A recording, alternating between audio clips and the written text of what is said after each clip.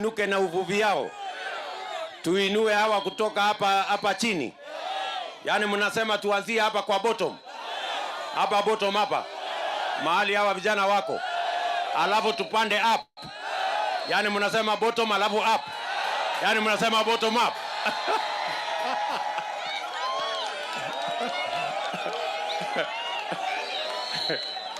Tumekubaliana ni bottom up. Tuanze hapa chini ndio tuinue kila mtu. Hebu nione watu wa bottom up hapa bottom. Tumekubaliana. Mimi nauliza nyinyi, tukibadilisha uchumi, mnataka tuanzie juu tungoje sijui itafika lini ama tuanze hapa chini? Tuanze hapa chini. Kwa hawa vijana ambao hawana kazi tuwashughulikie kwanza mpaka wapate ajira. Tuweke pesa ya serikali katika miradi na mipango itakayowasaidia wapate ajira. Alafu tusaidie wakulima hapa na wafanyabiashara wadogo tuinue biashara yao. Wavuvi tuwasaidie wainuke na uvuvi yao. Tuinue hawa kutoka hapa chini. Yani mnasema tuanzie hapa kwa bottom. Hapa bottom hapa mahali hawa vijana wako. Alafu tupande up. Yani mnasema bottom alafu up. Yani mnasema bottom up.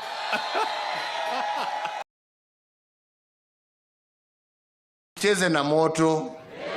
Si mumecheza na moto na mumeumia? Si mumecheza na moto na mumeumia? Munataka kurudi kwa moto ama munataka kuokoka? Munataka kuokoka? Njia ya kuokoka ni Baba. Nawaambia. Njia ya kuokoka ni nini? Njia ya kuokoka ni nini?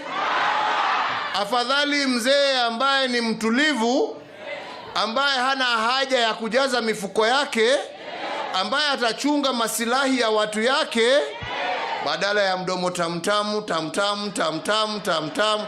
Lakini akiingia ni wale wa kufanya moja yako, nusu ya mwananchi, mbili yako na tano yangu. Na mnawajua nyinyi, mnawajua.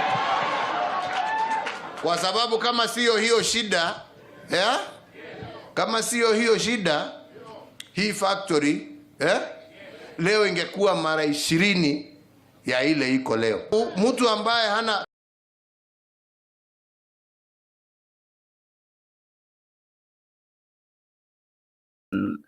Wonderful people, good morning, wonderful Kenyans, good evening, how are you? Habari ya leo, si tumewahata hapa kwa Mtembei TV, lakini karibuni sana. Thank you for keeping in touch with us. Asante sana. Habari ya Pasaka yenyu ilikuwa vipi? How was your Easter Friday?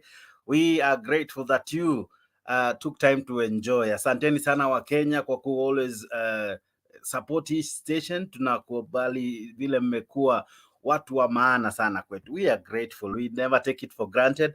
Asanteni sana sana sana. Nyinyi ambao huwa mnatusupport kupitia kutazama kila ambacho huwa tunapost, asanteni sana. Leo tuna mada moto kama pasi. Tuna discuss Raila was better. Kenyans angered as Ruto destroys economy. no bottom up na hakuna pesa mfukoni. Je, wewe hii likizo ambao umekuwa nayo ulikuwa na pesa mfukoni? Kulingana na wale ambao ulipo na serikali wanadai hakuna pesa mfukoni, MPs hawana pesa mfukoni, counties hazina pesa mfukoni. Wewe raia una pesa mfukoni. Je, was bottom up overrated? Wacha tusikie maoni yako. Leo tuna discuss issue ambayo tuko tayari kuichangia na njia zozote vile, na pia wewe uko karibu ili uweze kuichangia. Tuko na vitu mingi ambayo tutadiscuss. Pia hatutasahau kumkumbuka Yesu Watongaren katika hii show. So keep locked, we have a lot coming up. So zidi kututazama, tuko na mengi ya kudiscuss kwa hii show. Karibu sana. Tulielezwa, tuliwasikiza, tulisikia sera zao. Je, hizo sera zinafanya kazi sahi ama ilikuwa hot air? Let me know, let me hear you, let me have you in the show. Show ya leo tuna discuss was Baba better than what we have? I'm not saying that Ruto is bad, I'm just saying let's discuss, kwa sababu tulipewa ahadi nyingi tele, tuliambiwa mambo mengi alisemwa, sijui wewe uliyasikia. Tulikuwa tunaambiwa hivi, tumekubaliana. Mimi nauliza nyinyi, tukibadilisha uchumi mnataka tuanzie juu tungoje sijui itafika lini ama tuanze hapa chini? Walikuwa wabadilisha uchumi, sijui kama wamebadilisha, sijui kama walianzia hapo chini. Let me know your comments, let me know you, let me know what you're saying. Tuliambiwa wataanzia hapa chini, na pia Azimio walituambia wako na mambo mengi wangependa kufanya. So I don't know about you. Were we conned? Was it a long con? Who was conning who? Is it the government? Are we told so many stories that we didn't listen to the inner stories hapo ndani ya hiyo story? Tukaambiwa hivi, if you remember correctly, that kiongozi anaweza kuwa na lugha tamu. Wewe ulisikiza lugha ama ulipiga kura vipi? Ni nini? Njia ya kuokoka ni nini? Afadhali mzee ambaye ni mtulivu, ambaye hana haja ya kujaza mifuko yake, ambaye atachunga masilahi ya watu yake, badala ya mdomo tamtamu. Mdomo ilikuwa tamu ama wewe ulifuata sera? Wewe ulipopiga kura ni nini ulikuwa unatafuta? Tulichezewa ama ilikuwa vipi? Wewe mpiga kura ni wewe ambaye umefanikisha hii show, kwa hivyo wewe ndiye una sababu ya kubonga kwa hii show. Wewe ndiye tunazungumza na wewe ambaye ututazama kila wiki, wewe ambaye umefanya hii show ikakuwa kali, ikakuwa kubwa, na tunakushukuru kwa kuwa miongoni mwetu. Thank you so much for making Mtembei TV the great show that it is now in Kenya. Thank you so much. We are discussing this. Is the government broke? Hii serikali hii imefirisika? I don't know. It is not normal. And hiyo mistake ambayo Ruto anafanya ni kuchukua wanasiasa na kujaza kwa maofisi. Unaweza muombe hii serikali kwa sababu it is very broke. It is not good for a government to be broke. Serikali kukosa pesa, hadi wafanyikazi wa serikali hawapati kazi. Serikali imekosa pesa, sijui kama uko na pesa. Pesa zimeenda wapi? Serikali haina do, watu hawajalipwa. Pesa ziko wapi? Tuliambiwa pesa mfukoni. Labda iko kwa mfuko yako, sijui. Nieleze, let me know where you're tuning in from. Let me know where you are. Let me know what is your say concerning this topic. Was Raila better? Kenyans are angered as Ruto destroys the economy. Is the economy doing well? I don't know about you, but that's the show we are discussing tonight. Allow me to invite you to join in. I'll be telling you just now how to join in the show. So let us know what do you think? Tumesota kama nchi ama vipi? Tell me. To receive their March salaries. This every indication that the government is broke. Civil servants in different government dockets are yet to receive their March salaries. This cadre includes members of parliament. It has also emerged that county governments are currently on autopilot, I should say, strained with resources after a straight 4 months without disbursement of funds. Brian Obuya headlines this episode of NTV Weekend Edition. It began sometime in February when National Treasury Cabinet Secretary Professor Njuguna Ndung'u considered that the country's economy was in dire straits. have a resource constraint. Hatuna hela, lazima tujisaidie, lakini tukipata hela yote yatawezekana. Ndungu's concession dampened hopes of reduced cost of living for millions of Kenyans at the time, but little would be known about what was coming ahead. Now it turns out, civil servants including lawmakers and county government workers are feeling the pinch following the delayed payment of their salaries. By this Friday, teachers and police officers are among the few civil servants that have received their March payment. Reports have indicated that the government is facing a cash flow crisis, with spending demands failing to match up to lower revenue collection. In a statement, National Assembly Minority Leader Opiyo Wandayi has decried the situation, taking the President William Ruto-led administration to task over the delayed disbursement of funds to counties and delayed payment of salaries. Opiyo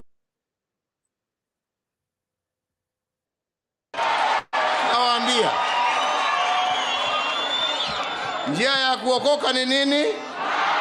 Njia ya kuokoka ni nini? Afadhali mzee ambaye ni mtulivu, ambaye hana haja ya kujaza mifuko yake, ambaye atachunga masilahi ya watu yake, badala ya mdomo tamtamu tamtamu tamtamu tamtamu. Lakini akiingia ni wale wa kufanya moja yako, nusu ya mwananchi, mbili yako na tano yangu.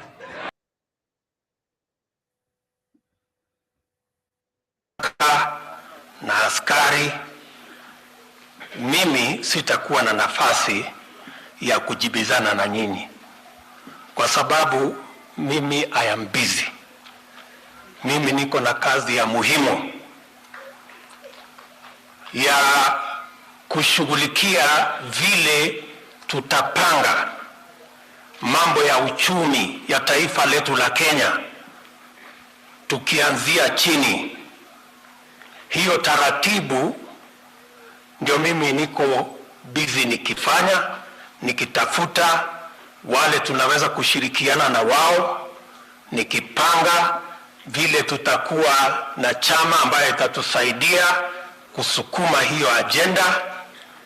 Na kwa hivyo mimi nataka niwaambie wale wengine, mtanisamehe kwa sababu I may not be available to engage with you on matters, sharing positions and sharing power, and who has security and who doesn't have security. Because I believe that before we discuss our positions as leaders, we must first have a plan on how to create jobs for millions of young people. Before we discuss how we are going to share power, we must first have a plan on the empowerment of ordinary businesses and farmers, so that we can lift them out and ensure they have the necessary support to produce and to do well. And ahead of discussing the security of us leaders, we must discuss the security, the well-being of ordinary citizens.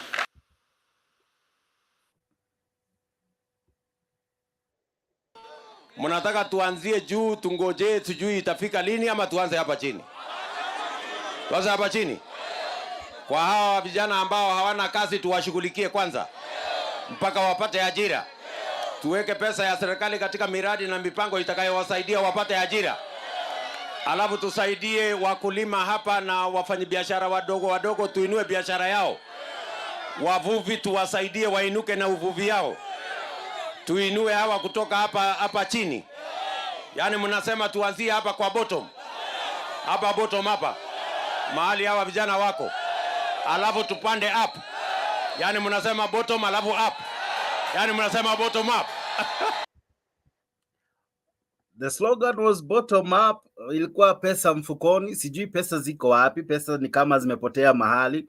labda zilijificha ziliposikia zinatafutwa ziwekwe mfukoni. Let me know what is your take, what is your comment, wewe kama mwananchi, wewe ambaye uko hapo nje, wewe ambaye unatutazama. Je, wewe umepokea mshahara wako ikiwa wewe umeandikwa na serikali? Je, wewe pesa uko nazo? How is our economy for you? Is it doing well? How are the promises given to us? Are they good? Tell us as we have this conversation. This conversation is for you. You who support the government, you who don't support the government, and you who are many who didn't even vote either for Azimio or Kenya Kwanza. Hii show ni yako. Hii show ni yako maana wewe ndiye mwananchi. Na hii at Mtembei TV, we welcome you to join us. Have a say in this conversation. Is the government broke? Are we struggling as an economy? How is the shilling against the dollar? Tell me, I don't know about you, but I know we are not in good places. Wherever we are, we need to have a conversation about our country. Kenya ikibomoka inabomoka kwetu sote, waliovotia Azimio, waliovotia Kenya Kwanza, wote kwa pamoja tunaumia. So let me hear you. Allow me also to notify you, or rather to identify you as you are joining us. Let me know who is joining this show. Naona tayari Evans uko kwa show, karibu sana. Namuona Evans Magondi ako kwa show, karibu sana. Let me see ni wangapi wamefika kwa comment section. Naona wengi washafika. Namuona nani hapo? Acha ninajaribu kupeleka hadi mahali tulianzia. Comments ni nyingi. Keep them coming. Let me know where you're catching us from, even as I invite you to participate in this hot debate making news headlines tonight. I see Victor Nyambane uko ndani ya show, karibu sana. Actually, you are the first one. I see Beatrice Namale from Saudi Arabia, karibu kwa show. Bernard Ombaja, asante sana. David Mushiri na kuona. Mutai Leonard uko kwa show. Alex Lucky Sanchez na kuona uko ndani ya show. Bernard Ombaja unasema destroy our economy they have. Okay, Jeff Makori na kuona. Alexi Lucky Sanchez na kuona. Moses Lemaleng na kuona. Sylvester Stallone na kuona. MJ Marege na kuona. Nani mwingine hapa? Daniel Kimiti uko ndani. Musyoka Wambua na kuona. Davis Kirui uko ndani. Alice J na kuona. Lagat Mike uko ndani ya show. Nani mwingine yako ndani ya show? Joseph Gituge uko ndani. Joseph Opanda uko ndani. Angela na kuona uko kwa show. Nani mwingine? Vibes Gala uko ndani. Daniel Kimiti uko ndani. Recep Imirik uko ndani. Newton Nwit uko ndani. Nani mwingine ako ndani ya show? Namuona Benson Nyaga uko ndani. Mbivi wa Manchester, na Manchester leo wameshinda. Pongezi kwenyu, karibuni sana kwa show watu wa Man U. Tuombeni sisi watu wa Arsenal, kesho ni kugumu. Namuona nani hapa? Namuona Gilbert wa Mukubui uko ndani. Nani mwingine? Dinsto Hans Kibe uko ndani. Peter Sabuni uko ndani. Alice J na kuona. Paul Fiber uko ndani. Bishop Dena na kuona. Musyoki Wambua uko ndani. Hussein Wamalwa uko ndani. Isaac Tono uko ndani. James Musyoka na kuona. Yasin Yusuf uko ndani. Ezekiel Musongi uko ndani. Meshak Masinde na kuona. Cleophas na kuona uko ndani. Cleophas Chumba uko ndani. Asante sana. Gladys Kimunto na kuona. Peter Ngugi na kuona. Wilson Lelei na kuona. Alice J asanti. Douglas Macharia uko ndani. Mko wengi majamaa mumejaja kwa hii show yenyu number 1 show ya Mtembei TV. Karibuni sana, wacha tubonge, wacha tuongee na wewe. Let me talk to you who watches us live from Mtembei. Wacha nijue unatazama ukiwa wapi. Send in your comment, greet us, let us know how you are enjoying your Easter wherever you are. Namuona hapa jamaa anajiita Kemani Ishungwa. Sijui kama ni honorable ama huyo ni nani. Karibu sana honorable Ishungwa. Namuona hapa Gideon amejaja. Nitawaomba kwa hisani yenu tafadhali muwashe kamera ili tuweze kuongea vizuri. Tafadhali tuwashe kamera. Namuona Mzalendo amejaja. Wesonga, kama utawasha kamera yako nitakuwa mtu wa kufurahia. Msimamo na kuona umejaja. Gideon vipi? Karibu kwa show na kuona. Naona nani hapa? Ninamuona Jafar Aizadik channel ako ndani. Abi Siraji ako ndani. Ramadhan Karim kwenyu wa jamaa.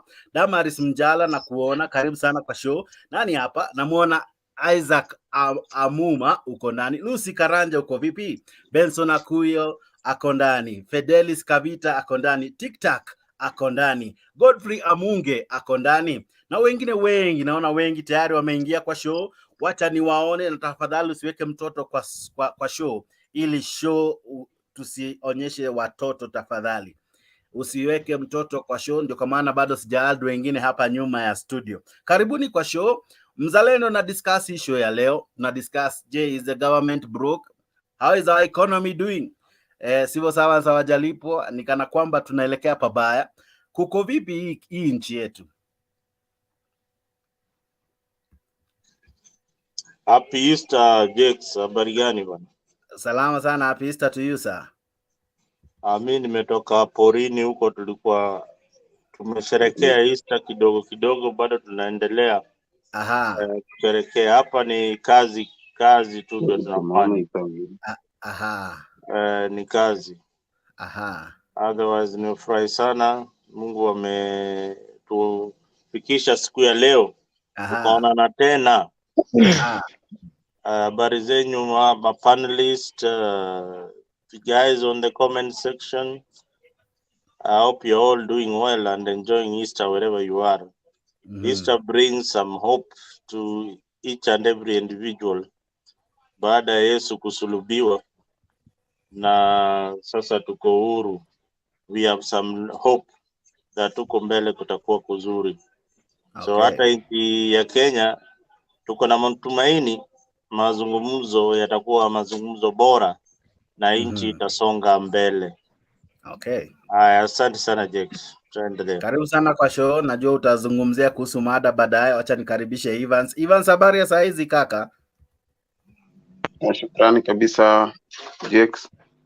Habari ya leo, pesa iko mfukoni ama ilikuwa ni maneno matamu tamu? Pesa siku hizi imepotea, sijui imeenda wapi. Hauna pesa mfukoni? Biashara iko chini sana. Ni kung'ang'ana tu kidogo kidogo. Na kushukuru Mungu kwa yale umepata. Karibu sana kwa show. Kila mtu.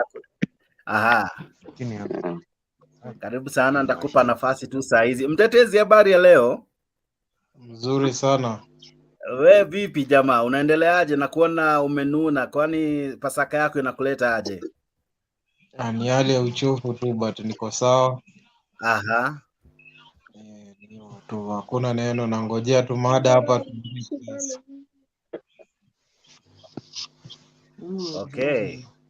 Asante sana, karibu kwa show.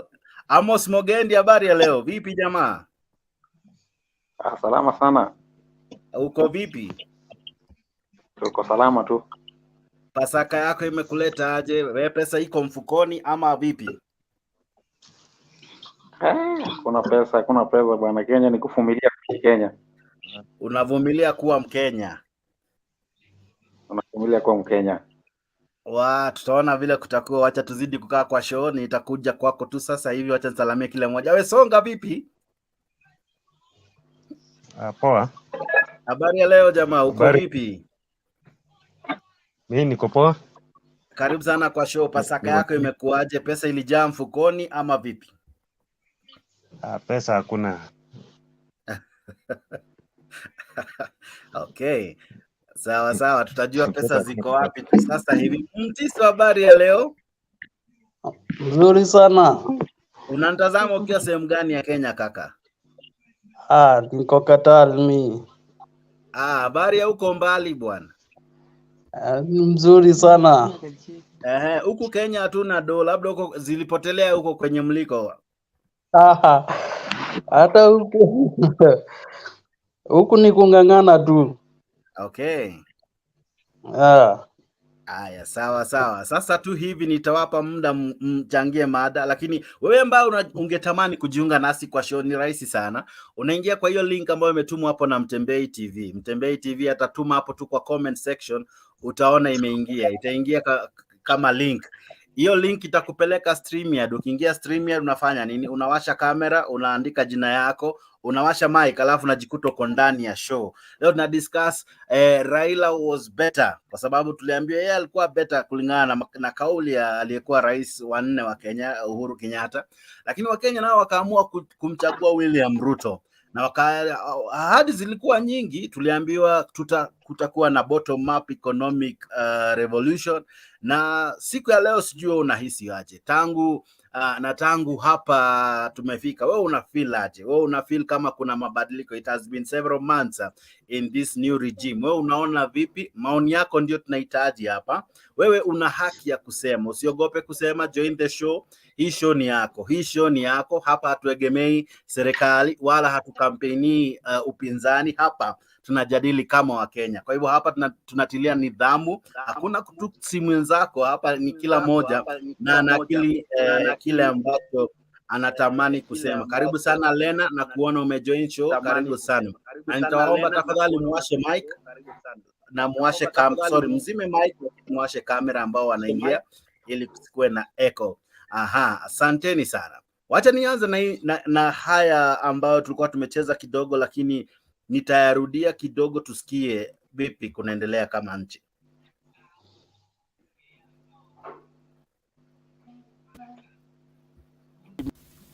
Muombe hii serikali kwa sababu it is very broke. It is not good for a government to be broke. Serikali kukosa pesa, hadi wafanyikazi wa serikali hawapati kazi, hawapati mshahara. It is not normal. And hiyo mistake ambayo Ruto anafanya ni kuchukua wanasiasa na kujaza kwa maofisi. Unaweza, you can put wengine, na wengine pia unaweka watu ambao wako na elimu.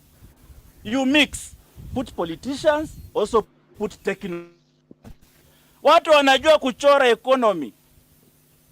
Lakini saa hii shilingi ya Kenya dhidi ya dola imeenda ikididimia.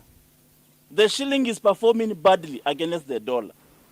We are importing virtually everything from petroleum products, machinery, wheat, sugar, rice, maize. We are importing. When Kenya shillings is performing badly against the dollar, when we are a net importer, then tuko kuna shida. The economy is going on a downward trend. The president is on accelerator. Amefinya mafuta kabisa, inaendelea na akaifinya. The co-driver anampigia tu makofi, twende kabisa, tuendelee. Yeye anamshangilia, tuko sawa, twende. Na inateremuka na wakati wa kublame Uhuru imeisha. Uhuru hata saa hii hata sijui ako wapi. Hata ukimblame inasaidia na nini? Do you know where he is? Umaimuona. So stop blaming Uhuru. You are now there. Ule driver alitoka alienda, si ndio? Siwe ndio kwa hiyo driver, siko kwa steering. Piga kona. You can never solve economic problems using political solutions. Economy ni tofauti na siasa. Ukraine na Russia ndio hiyo wanapigana. Mafuta inaendelea ikizidi ikienda juu. Bei ya mafuta inaendelea ikienda. Because we depend on them. Kila kitu ndio hiyo inapanda. Tunaleta kila kitu kutoka nje za nje. Because we depend on them. Kila kitu ndio hiyo with some government institutions attributing and thousands of civil servants have gone for the Easter holidays without their salaries, with some government institutions attributing the mishap delays by the National Treasury in releasing the required funds. With counties forced to do overdrafts in banks, Azimio minority leader in the National Assembly, Opiyo Wandayi, now wants Parliament to summon Treasury Cabinet Secretary Njuguna Ndung'u, officials from the Kenya Revenue Authority and the Central Bank to establish the status of the economy. Stimulator reports. As Kenyans celebrate this year's Easter holidays, many on government payroll have been forced to go into the Easter holiday without their salaries. The cash crunch that appears to be biting the national exchequer has seen various institutions plead with their employees to remain calm and wait for their salaries with no clear timelines. National broadcaster KBC, through its acting managing director Samuel Maina, sent a circular saying, "Management regrets to inform you that we are unable to pay March 2023 salaries before Easter holidays due to unavoidable circumstances. We are working round the clock, putting in considerable efforts to ensure that salaries are paid as soon as possible." Sources told Citizen TV that only a few KBC staff received their pay through an arrangement with the SACCO. Those who are not members of the SACCO will have to wait indefinitely. IEBC staff have also gone without pay. The office of the Commission CEO Marjan Hussein Marjan sent a memo saying, quote, "This is to inform you that the Commission has experienced a delay in processing and disbursement of March 2023 salary. The Commission requested for salary exchequer on 23rd March 2023, the same day when the e-payslips were disbursed." The IEBC memo to staff goes on to say that the delay has been occasioned by the National Treasury with no definite date when they will release the exchequer. The Commission regrets the inconveniences caused. Happy Easter and Ramadan Kareem. The salaries delay has exposed the national government, with the minority leader Opiyo Ndai writing a complaint directed to Parliament saying Azimio la Umoja is deeply concerned at the worsening economic situation in the country that has seen the government unable to meet one of the most basic obligations, which is paying its workers. Ndai adds that about 6 months into the regime, Kenya cannot pay salaries, leave alone finance its other operations. This is the sad state of affairs that the administration is hiding from Kenyans. End quote. Ndai claims that Kenya Kwanza, after scrapping subsidies, announced Treasury will save 9.49 billion shillings. Other savings will come in from the removal of subsidies on unga and school fees. Ndai is calling upon Parliament to take leadership and conduct inquiry on the financial and economic crisis building up in the country before, as he puts it, we collapse like other African countries that have gone that route. In addition, Azimio wants Parliament to take a close and thorough look at operations at the Kenya Revenue Authority, the National Treasury and the Central Bank, and ensure Parliament compels production of documents to establish what has gone wrong. Treasury is yet to issue a statement on what appears to be a crisis in the making. Stephen Leto, Citizen TV.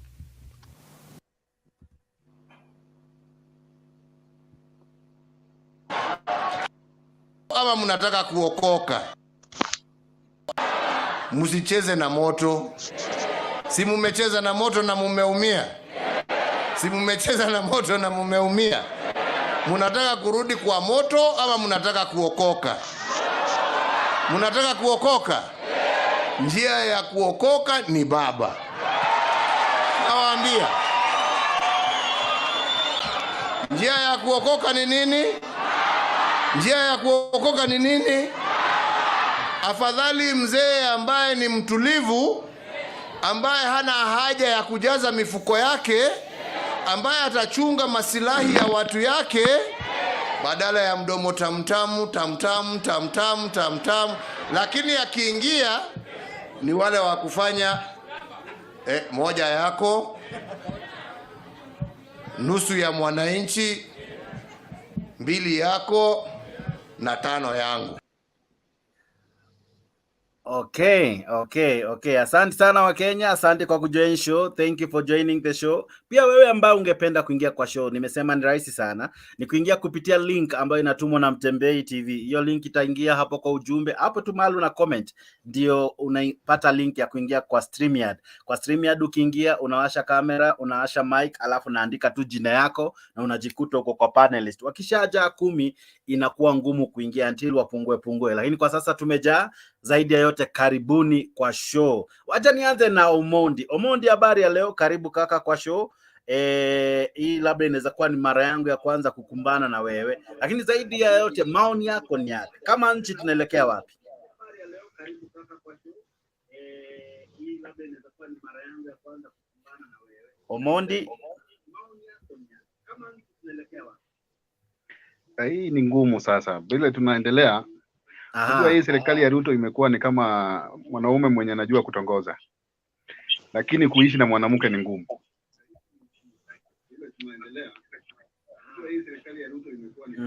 Shida inaweza kuwa inatoka wapi? Mbona nchi inasota? Sasa ukimpatia mwanamke aishi na yeye ni ngumu. Sasa kuishi ndio imeshinda Ruto na bibi. Lakini alijitokeza kama kiongozi anayejua ni nini anafanya na anajua kuongoza nchi. Shida inaweza kuwa inatokea wapi? Lakini alijitokeza kama kiongozi anayejua ni nini anafanya na anajua kuongoza nchi. Shida inaweza kuwa inatokea wapi? My friend, hii kitu ni eloquence ndio Ruto ako nayo. Eloquence ako nayo, lakini uongozi yenyewe hana. Sasa unajua wave ilienda ile wave ya kuambia waraia eti hii hapa hii hapa. Eloquence ako nayo, lakini uongozi yenyewe hana. Okay, Omondi, sababu tunakuwa na echo ni juu umeweka TV na bado umeniweka live, so inakuwa tricky. Lakini kwa sasa wacha tu niulize Mutiso. Mutiso ako ndani. Mutiso. Wacha nitoe TV. Mutiso, why are we having a challenge as a country? Where are we getting it wrong? Kusema acha niseme hii nchi Ruto venye anaipeleka it's like let's say anajua uongozi but ana ile nini experience ya kufanyia watu kazi.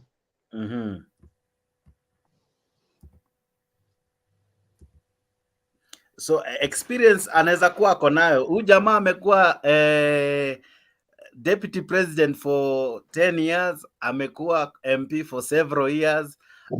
So experience, sijui unamaanisha nini ukiongelea experience? Sasa kama venye ameweka nini CAS 50 ni wa kufanya nini? Ni wa kufanya nini? Siange reduce ikue 25. Hiyo pesa atafutie nini kazi ingine. Hiyo ndio nilikuwa na maanisha. Sijui kama umenipata. Nimekupata vizuri. So shida wewe unaona ni vile ameandika watu wengi kazini, so pesa inagao mahali. Anaweka watu wengi kwa serikali na serikali inaendelea vibaya. Na nchi, economy ya nchi inaendelea vibaya. Maoni yako ni yapi Evans, wewe ambaye pia uko Kenya na tayari najua uko na mengi ambayo imekukumba kama mwananchi? Je, tatizo la Kenya liko wapi?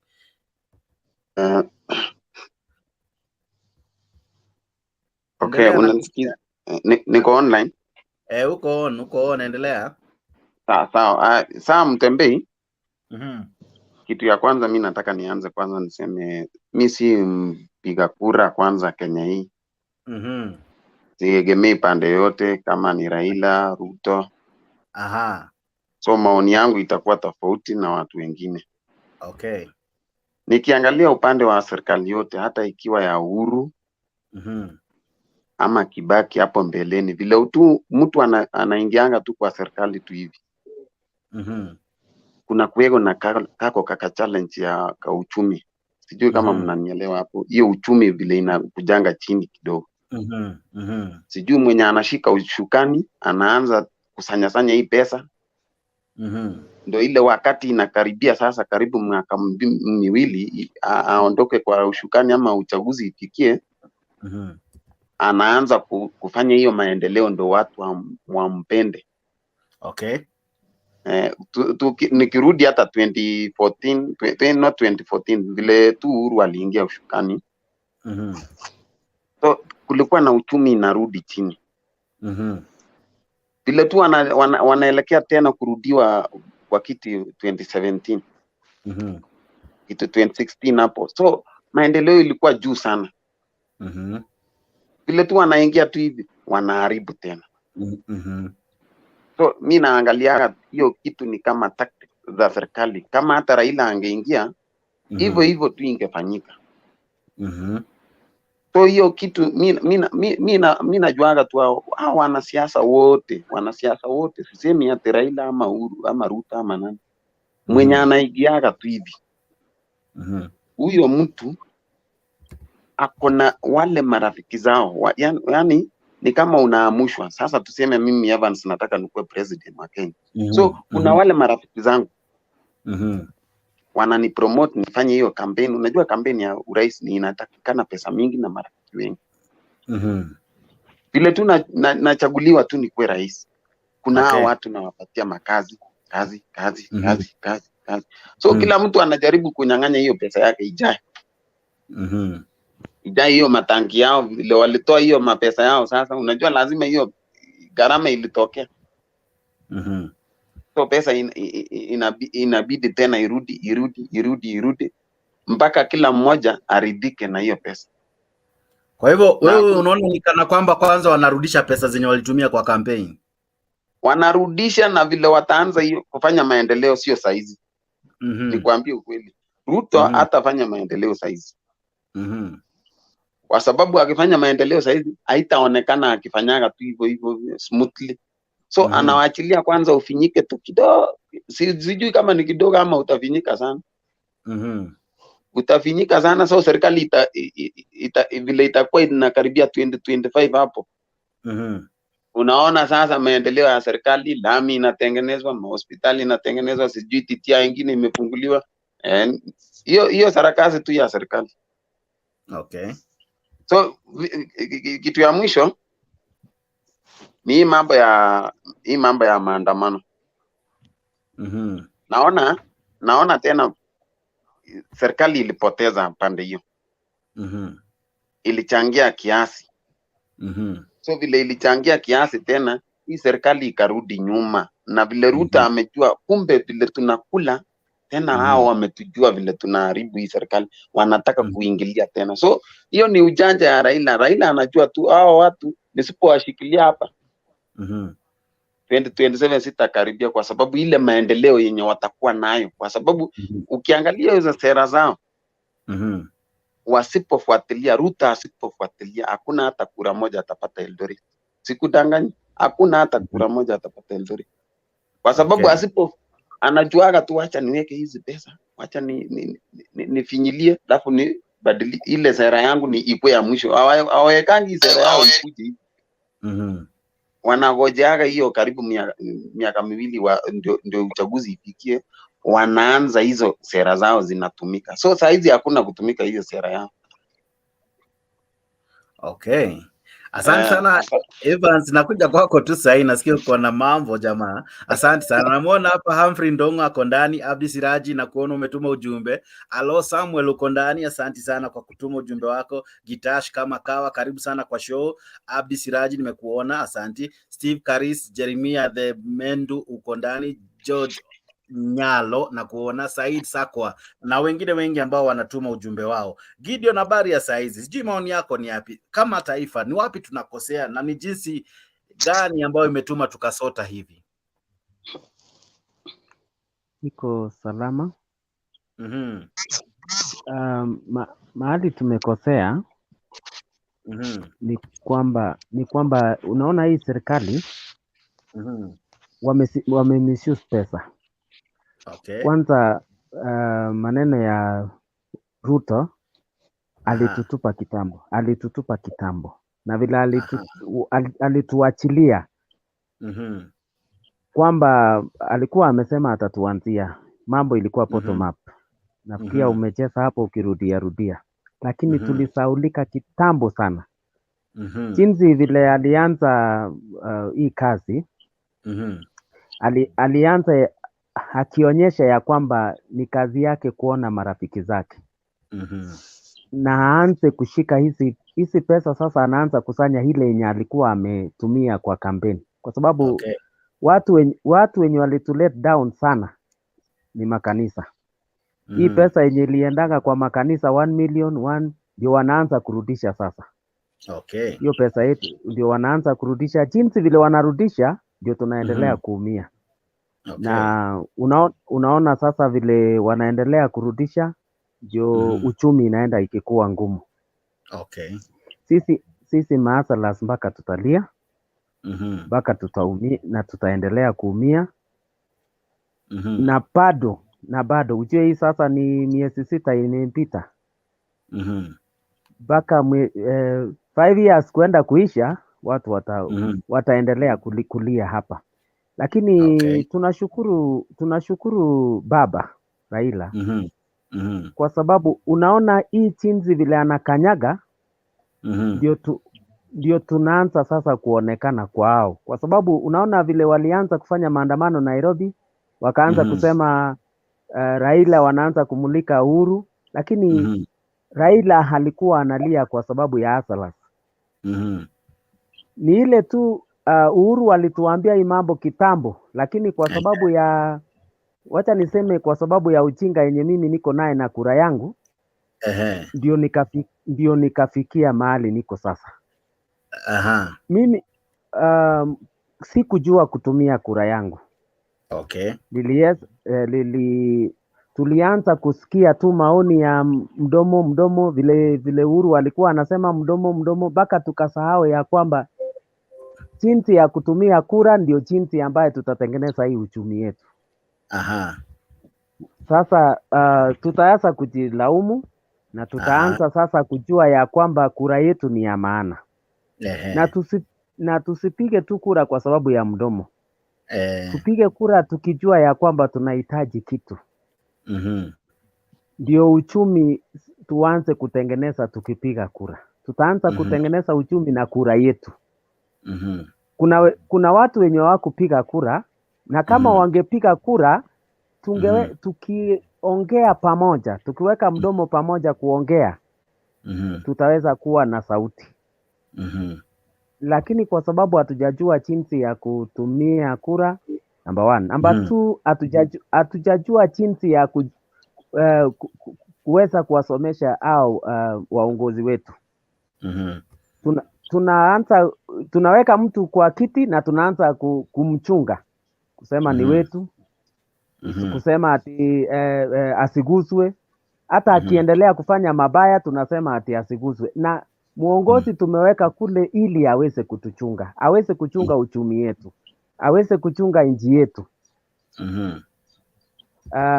Hiyo ndio kitu ambaye ninaona sana sisi wananchi tumekuwa naye na tuna mess. So shida ni sisi tulianza na kutosikiza vizuri, ama wewe kama sasa ungepewa nafasi ya kupiga kura tena, ni nini ungezingatia tofauti na vile ulizingatia last time? Kitu ambaye ningezingatia kwa sasa, ningezingatia historia ya mtu. Kwa sababu ninaona ya kwamba historia ya Ruto tulikuwa tunamjua. Na historia ya Raila tunamjua. Saa hii sasa nikipiga kura nitapiga kwa ajili ya tusipigie tu mtu kwa sababu ameongea kwa leo. Tupigie mtu kwa ajili ya historia yake. Anakuja kutukomboa ama anakuja kutuiba ama anakuja kutuangamiza. Hiyo ndio kitu yenye Uhuru alikuwa anajaribu kutueleza. Ndio sasa tuko katika uchumi mbaya. Ni kwa sababu ya kupiga tu kura kwa sababu ya utamu wa saa hii. Hiyo ndio ningependa kusema kwa leo. So kama we mwananchi, unaona kama sera ziliwekwa utamu sana kuliko utendakazi? Kwa mfano tuelelezo itakuwa inaanzia hapa chini ikikuja juu. Unaona kama sera ziliwekwa utamu mwingi kuliko jinsi zingefanywa kazi? Tulianza kuona utamu wa sera, lakini hatukuweza kuona ya kwamba huyu mtu mwenye anatoa hii sera alikuwaje huko nyuma. Kama tungeona kitu kama hiyo, tungeweza kuelewa ya kwamba kuna itilafu mahali. Hii maneno ni ya sahihi ili aweze kuchukua tu kiti. Akisachukua kiti ataweza kutuachilia. Hii kama hii maneno tungefanya, tungepiga kura kwa njia inayofaa na tungeweza kukomboa hii nchi kama tungeona maneno kama hiyo. Okay. Yeah. Unaona hasa shida ya ukosefu wa pesa imefanya counties zimechelewa kupata mgao wao wabunge, lakini kama wamelipwa tayari sasa, lakini ni kana kwamba hii shida ni shida ambayo itazidi kukua mbaya. Ni wapi shimo iko ambao pesa zinapotelea? Mimi ninaona ni kwamba hao waongozi wetu wana misuse pesa. Unaona kama vile walianza kuchukua viti, walianza kuchukua hii pesa, wakaanza kununua magari zao. Walianza kutumia kwa maofisi zao. Kama sasa ulisikia kwa deputy president alichukua pesa mingi sana kutumia katika ofisi yake. Kenye inafuata tena, unaona wameanza kuandika watu wengine ambaye hata hawakuheshimu katiba. Koti wameanza, hiyo ndio mahali shimo ambaye pesa zetu zitaendelea kuingia. Na hii maneno haitaisha hivi karibuni. Wakenya tujiandae, hii miaka 5 yenye iko mbele tutalia. Unaona hii maneno yenye inasemwa endelea. Hii maneno yenye inasema ya kwamba watu wanataka kukomboa uchumi ni uongo mtupu. Ni uongo mtupu sana. Ni kwa sababu kama wangetaka kukomboa uchumi ni kwamba anza kubadilisha. Unaona vile wanaongea, wanaanza kublame Uhuru. Uhuru walitoka kwa kiti kitambo. Wako kwa sasa kwa hizo viti. So inaonekana ya kwamba hii maneno wanaanza kublame wakiendelea kujaza mifuko zao. Wanaanza kusema maneno kulaumu. Hii malaumu ni kwamba watu wameshindwa na kazi. Walituambia wakiweka Biblia chini mambo itabadilika, imepita. Wakatuambia tuwapatie siku 100, hiyo 100 imepita. Wakaongeza tena wakasema wacha tuendelee kuwapatia time. Sasa zile tunaendelea kupatia time ndio wanazidi kuharibu sasa. So unasikia mshahara imekosa. Na sisi tunaendelea kuumia hapa chini, watu wenye sauti zetu hakuna mwenye ataweza kutusaidia. So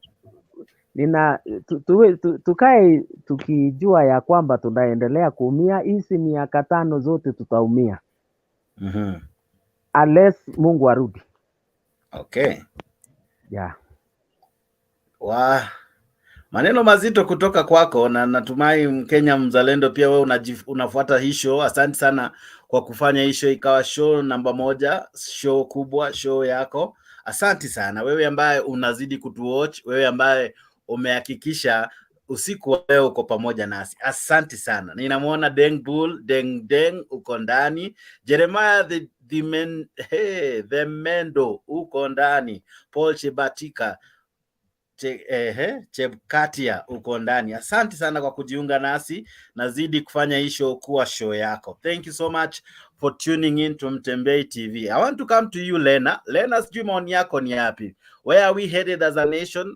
Are we broke to the level that we need to complain, or are we blowing things out of proportion but we are still okay? Lena, if you can washa your mic.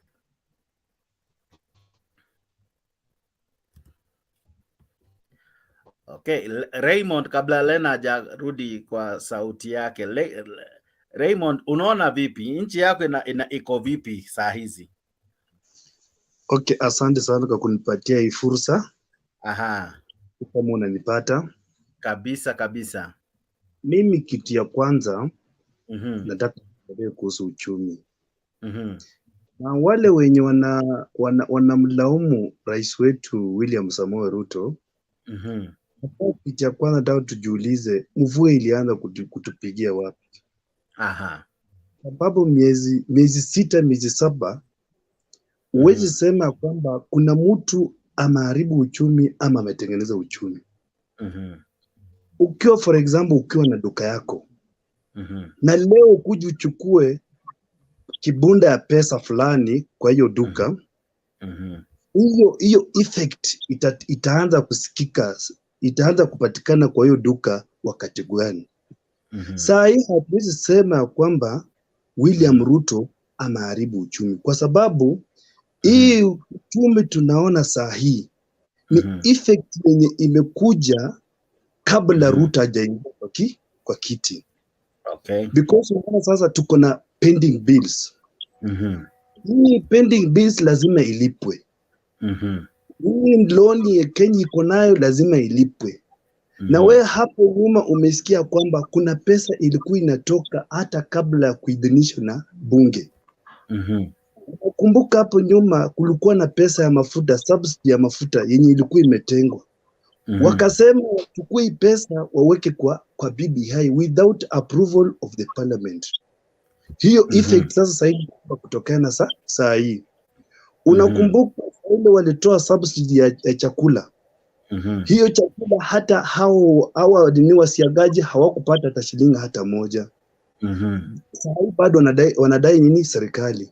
Na ni jukumu la William Ruto kufanya namna gani kulipa hiya. It doesn't matter nani alichukua, nini ilifanyika namna gani, lakini hao wanadai serikali, hawadai mtu binafsi.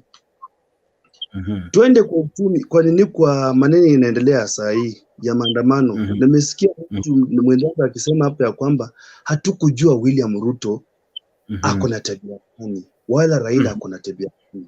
Raila amekuwa kwa sababu yenye ilipita. Tumeona ile kitu imefanyika kwa serikali. Ruto amekuwa kwa serikali iliyopita mwanzo. Tumeona ile kitu imefanyika kwa hiyo serikali. Ile kitu mimi ningeomba wananchi, uchumi ilikuwa kushika. Lakini sasa kwa hii maneno ya maandamano, hata watu wa kanisa wakasema kwamba uchumi yetu sasa imeanza imerudi. Tujiulize ya kwamba ni nini hao wanasiasa wanataka.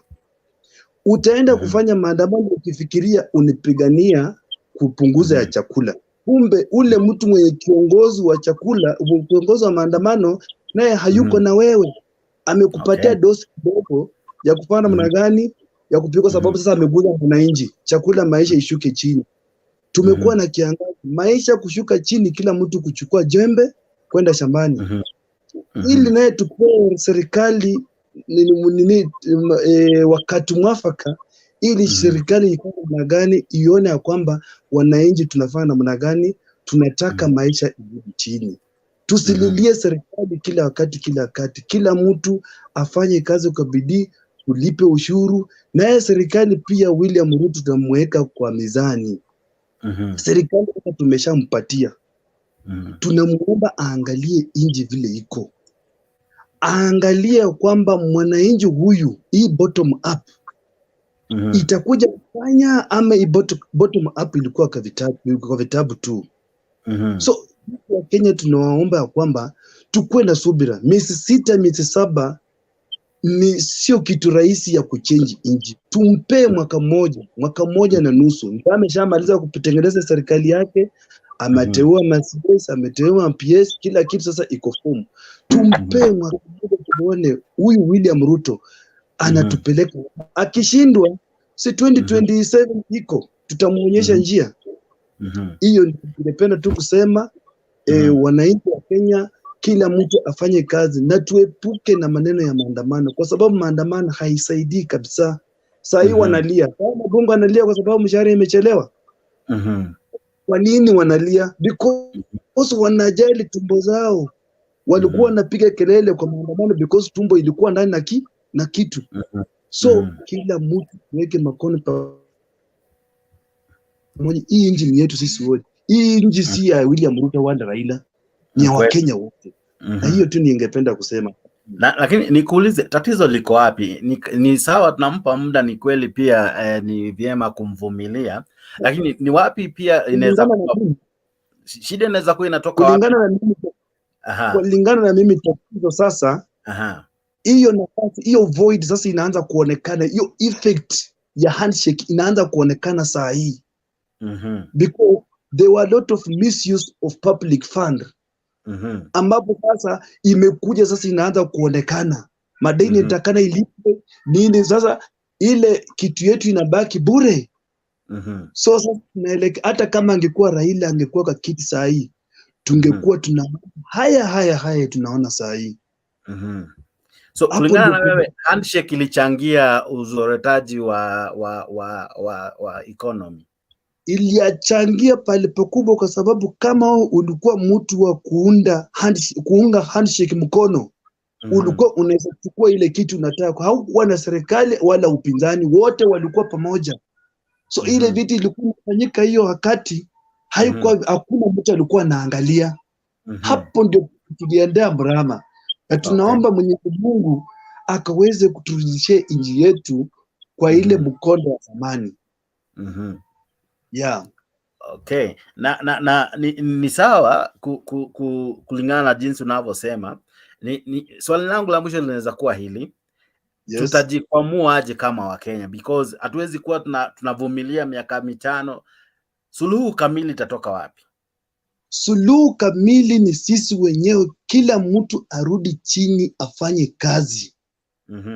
Tuachie serikali pia ifanye kazi, sisi wananchi tusingoje serikali unatoa pesa kwetu. Serikali haina mahali pa kutoa pesa, ni sisi ndio tunapewa serikali. Tusipofanya kazi serikali yenyewe itaanguka, sisi wananchi tutaanguka, tutalilia nani? Kila mtu arudi chini afanye kazi akijua anajitegemea yeye, na tuweke serikali kwa mizani. Mahali serikali pia iko, ijitahidi shilingi 1 sendi yenye inatoka kwetu iwekwe kwa maslahi yenye itasaidia wa Kenya. Yeah. Okay. Mzalendo, sijui imani yako ni yapi? Are we judging the government too early? Is it proper for us to consider that this government could be failing in very serious ways? That we are now seeing some loopholes. We are seeing delay in payment of salaries. We are seeing delay in remitting county funds. What could be the challenge, sir?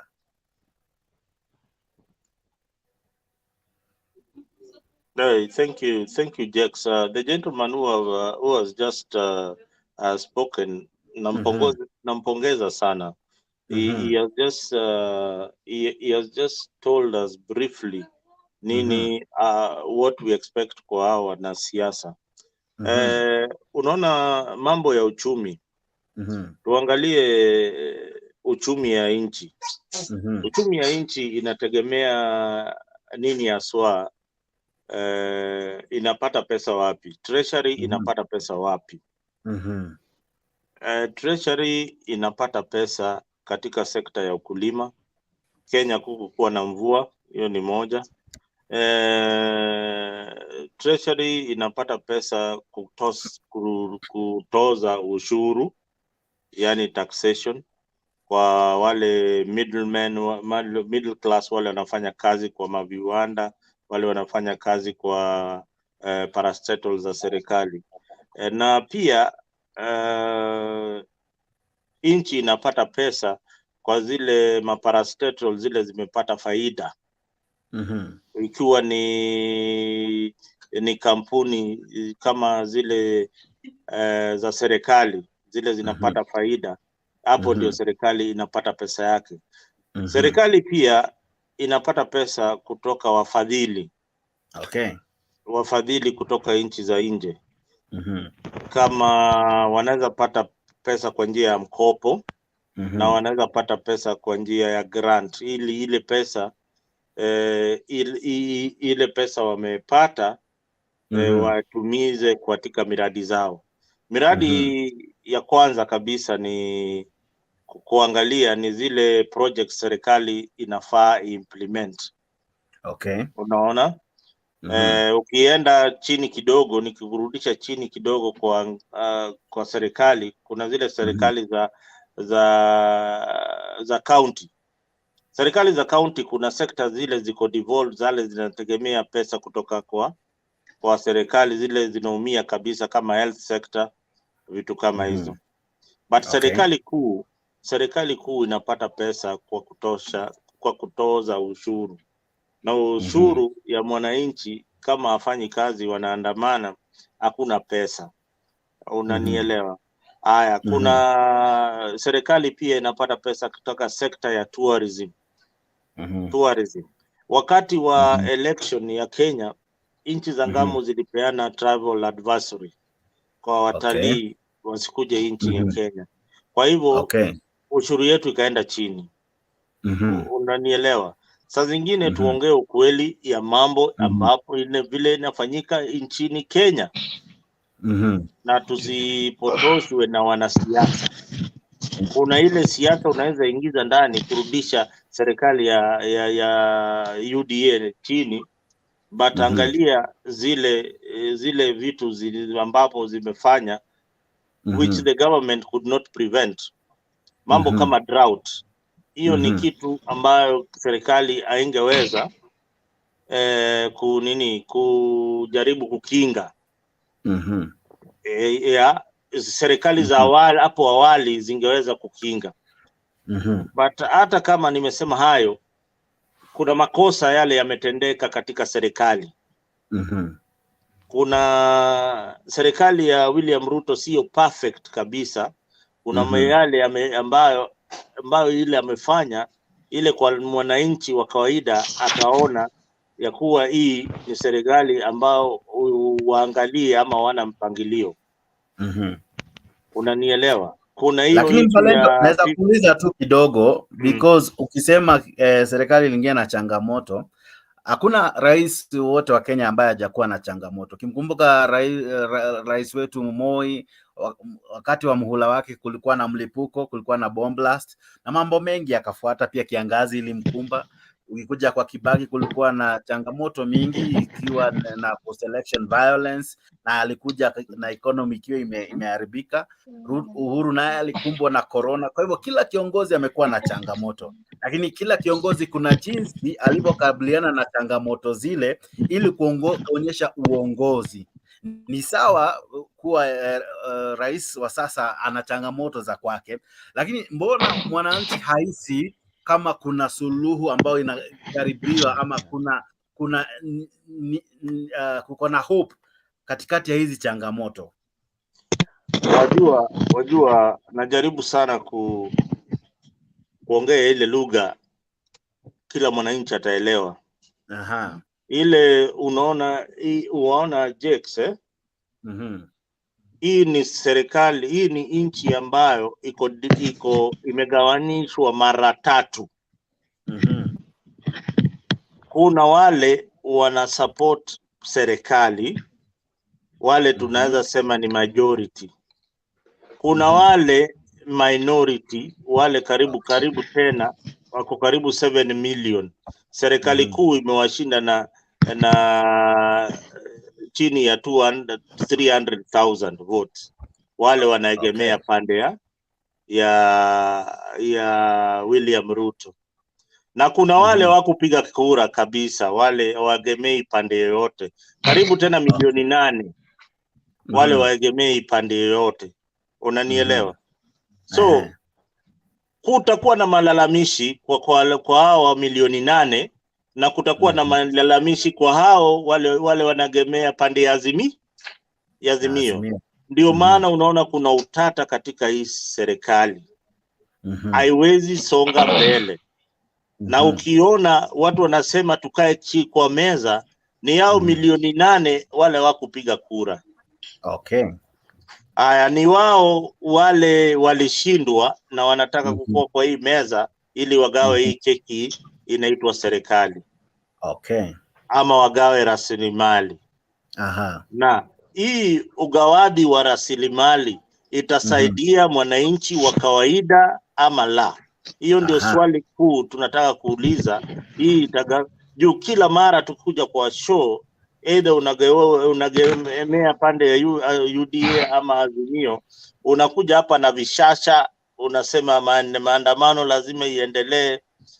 Lakini leta sera ya Azimio ile inaweza saidia serikali ya UDA kuboresha maisha ya wananchi. Bila hiyo hatutakuwa na nchi. Mimi naambia hao wanasiasa, ukiwa uko pande ya upinzani. Wajua Jex, Kenya hakuna opposition leader. Iliondelewa. So tunawaita minority. Ukiwa pande ya minority. Leta zile sera kama sahi unaona hii vitu wanafanya sahi. Ukikumbuka hapa awali tukiwa kwa hii show kabla hii vunjike, nilikuwa nimewaelezea ya kuwa serikali kama mko pande ya minority, leta zile vitu unaona ni muhimu kwa serikali waangalie, ndio wanafanya sahi. Waleta zile vitu mnaona ni muhimu pande yenu, tukae chini tujadiliane. Bila maandamano. Haya yote Bwana Raila anafanya sahi, angefanya bila maandamano. Leta zile vitu unaona ni muhimu, tuangalie kama sisi serikali zile tunaweza implement na zile hatuwezi. Lakini ukisema turudie yale kama ya 2008, hiyo mkataba tutoe kwa wardrobe tuweke hapa. The political situation and environment ya 2008 and 2007 na saa hizi ni tofauti kabisa. Unanielewa? Kabisa. So kuenda kwa mambo ya uchumi utosha kuwe ule jamaa anaitwaje, chairman wa Kenya KRA alisema aku collect revenue enough ya kuendesha serikali. Na ukweli ukijua hii ni serikali imekuwa hata inakopa nchi za ng'ambo kulipa wafanyekazi kabla William Ruto. Na ukae ukijua hii ni serikali ambayo hapo awali hizi makampuni hizi parastatals za serikali zimekuwa zikiitisha overdraft kutoka benki local za nchi za Kenya. Kama Standard, Barclays, kina Cooperative Bank, kina National Bank, hizo zilibuniwa kwa hiyo kazi. Inapatia serikali pesa wakati kama overdraft. Wewe una mshahara ya kulipa wafanyikazi, lakini mshahara yako ikitoka treasury inaingia kwa banki yangu ya National Bank, mimi nitakupatia overdraft. Ile ingine ikiingia tunaendelea mbele. KRA inaweza kuwa na projection, lakini projection ya kutoza ushuru inaweza kuwa imeenda either chini ama saa zingine ukoona kwa ile wakati wa Kibaki saa zingine napitisha. Unanielewa? Kwa hivyo tunahimiza, hii serikali inahimiza watu walipe ushuru. Au umenielewa hapo? So lakini swali la mwisho kabisa kabla sijamleta panelist mwingine, ni sawa kweli tax tunakusanya kila siku kuna pesa zinakusanywa aidha kwa counties, kwa serikali kuu, lakini pesa zinaenda wapi ikiwa bado hata hailipi wafanyikazi aidha wale ambao wako bungeni ama wale wako kwa county? Pesa zenyewe zi wapi? Wajua Jex, pesa ya serikali ni kama naweza sema ni kama kwa mfano ile inaweza kupatia ni gani ile rahisi. Natafuta mfano. Pesa ya serikali inaingia na kutoka. Hakuna mahali, kwa sababu serikali iko na mpangilio yake na kila kitu. Hiyo ndio maana kuna na budget. Ina budget ya pesa. So wanasema budget yetu ni trilioni sijui ngapi. Si ati hiyo trilioni wako nayo. Hiyo trilioni wewe lazima ukazwe kamba, ufanye kazi, utoshwe hizo ushuru na ulipe serikali. Ndio ili ifanikishe miradi zake. Okay. Unanielewa? So hiyo pesa inaingia na imeenda mara imeenda kwa subsidies, mara imeenda kwa education, mara imeenda ikalipa counties governments. County governments hailipwi kila mwaka, inalipwa kila mwezi. Okay. Unanielewa? Hakuna mahali Ruto alichukua pesa akaambiwa sasa kuna pesa hii 8 billion ama 300 billion za county niko nazo hapa, Okay. anza kuzisambaza kwa counties. Na ukae ukijua hizi counties pia zina collect pesa kila siku. Zina collect pesa kila siku. Okay. Na hiyo pesa inafaa iremit kwa national government. Okay. Lakini zingine pia hazifikagi, zinafanya kazi zao za kila siku, shughuli zile za kila siku pale kwa county. So serikali inachukua, ni kama wewe uko na mshahara ile itoshi. Unanielewa? Ukikuwa na mshahara ile itoshi, minimum wage ya Kenya saa hii salary ni between 25 and 22,000. Ya ile chini kabisa.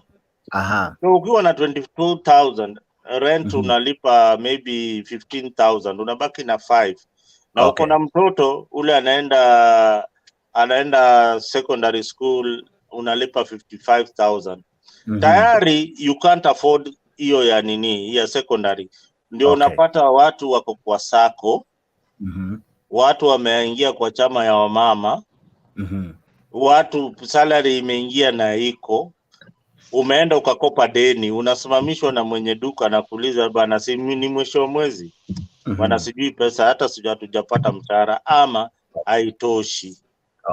Ngojea hiyo mwezi mwingine. Ndio mpata serikali inakuambia nyinyi counties ngojeni hiyo mwezi mwingine nitawapatia pesa, ikiingia tutawapatia. Ama unapata mshahara ziko backdated. Hiyo inafanyika mara mingi, unless we are too blind hatujui kitu inafanyika Kenya, but mara mingi serikali mingi hata ya Moi hata ya Kibaki ili backdate salary za wafanyakazi. Asante sana. Asante sana, na haja kwako tu sasa hivi. Lakini asante sana wewe Mkenya ambaye unajiunga nami, namuona Babylon Baby Love uko ndani, asante sana kwa kuwa miongoni mwetu. Namuona Gitashu uko ndani, Vincent Kandie uko ndani, asante sana. Na wewe ambaye unatutazama, wengi mnatutazama naona, na wengi pia mnatuma ujumbe zenyu, acha tuzidi kujua maoni yako ni yapi wewe kama Mkenya. Ningependa kuja kwako Orange J Sadwick, I don't know if I'm pronouncing your name well. Maoni yako ni yapi? Kama taifa tunaendelea vipi? Tumesota, na tuliposota tulianza kusota lini? Ni kabla uchaguzi, ni baada ya uchaguzi? Shida iko wapi hasa? Asante sana mandugu zangu wenye mko kwa studio na wenye mnanisikiza kutoka pande zote za nchi yetu ya Kenya. Mambo na hii shida ambayo imetupata saa hii, ambayo unasikia ati wafanyikazi wa serikali hawana pesa, njaa iko Kenya kila mahali. Hiyo nasemanga ni mpangilio mzuri ambaye hauko kwa nchi yetu. Ndio tuko na serikali, lakini ni mpangilio mzuri ambaye hauko kwa serikali yetu. Alafu kitu kingine ni mambo ya corruption. We have so many loopholes in our government ambayo inafanya hiyo pesa haitumiki vizuri. Angalia nchi yetu ya Kenya, serikali inaenda kuporo pesa kutoka nje, tena inakusanya uzuru.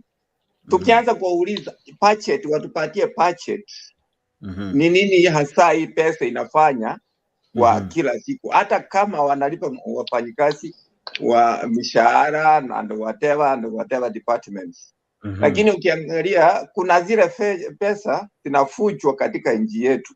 Unaweza kuta pesa inakusanywa lakini inaingia kwa mfuko maybe ya mtu fulani, ndio sababu hawa Kenya wenye wako hapa nje wanaishi hiyo njaa.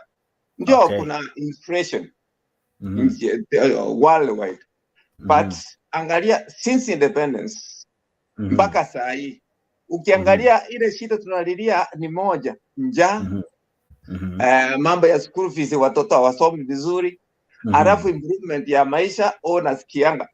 Hata I really thank the Prime Minister, the former Prime Minister, kwa sababu walileta hii mambo ya devolution. Kama sio devolution, saa hii nchi yetu kwa kusema ukweli, mahali tungekuwa saa hii, sijui tungekuwa katika dark ages, ama walikuwa wanapendelea upande fulani ama upande fulani. Angalia insecurity. Angalia insecurity katika nchi yetu. Hiyo inaleta shida. Njaa tuko nayo. Watoto wetu hawasomi vizuri. Ni kwa sababu ya kutokuwa na mpangilio, ama system yenye tuko nayo ni ile moja ambayo tunaendelea kurotate nayo. System moja. Kama saa hii kuna kwa nini tujiulize sisi kama Wakenya? Why watu wetu wanakimbia kwenda nchi za ng'ambo? Wakitoroka katika nchi yetu na wabaki kutengeneza. Ukiangalia the gap between the rich and the poor is so wide that we cannot be able to explain. Sasa ndio sababu nasemanga, unajua ukitaka kutawala wa Kenya watengeneze wakuwe maskini kabisa, hapo utaweza kuwatawala. Na Wakenya sisi wenyewe we don't know our rights. It is our right kuuliza ya kwamba wewe mwenye tulikuchagua tukakuweka pale. Tulikuweka pale. Umetufanyia nini? Ama ujui chenye unaenda kutufanyia pale. Ukiingia pale you compromise with those people and then mnaharibu pande hiyo nyingine, mjisahau huyo mwananchi wa kawaida mwenye anafanya nini? Anaumia. Kuhusu mambo ya budget. Budget yetu inafaa itengenezwe so that the expenditure ikuwe ndogo kuliko nini? Income. Lakini sasa unakuta expenditure ni iko juu kuliko ile income, mpaka tunaenda kuitisha. Tutakuwa tunaitisha msaada kutoka ng'ambo kwa muda mgani? Angalia saa hii nchi yetu tuna import mpaka the toothpick, ile kijiti yenye unatolea nyama kwa meno una import. Why? Have we ever sit down ndio tujiulize kwa nini yote inafanyika? Mpangilio ndio tumekosa katika nchi yetu ya Kenya. Thank you so much. Lakini huu mpangilio utatoka wapi? Maana yake kila kiongozi anayechaguliwa yeye huja na ahadi ya kuwa mimi nitafanya tofauti na yule aliyekuwa mbele yangu, mimi nitakuwa different, nitapeana the option ambayo mnahitaji, mimi nitafanya kazi, mimi mkinichagua mambo yangu yataonekana. Lakini baada ya kuchaguliwa hatuoni matendo yake, inakuwa kinywa kilikuwa kitamu kuliko matendo. So shida iko wapi? Uongozi tunaweza kuwa ndio shida, ama ni sisi ambao huwa tunawachagua ndio shida?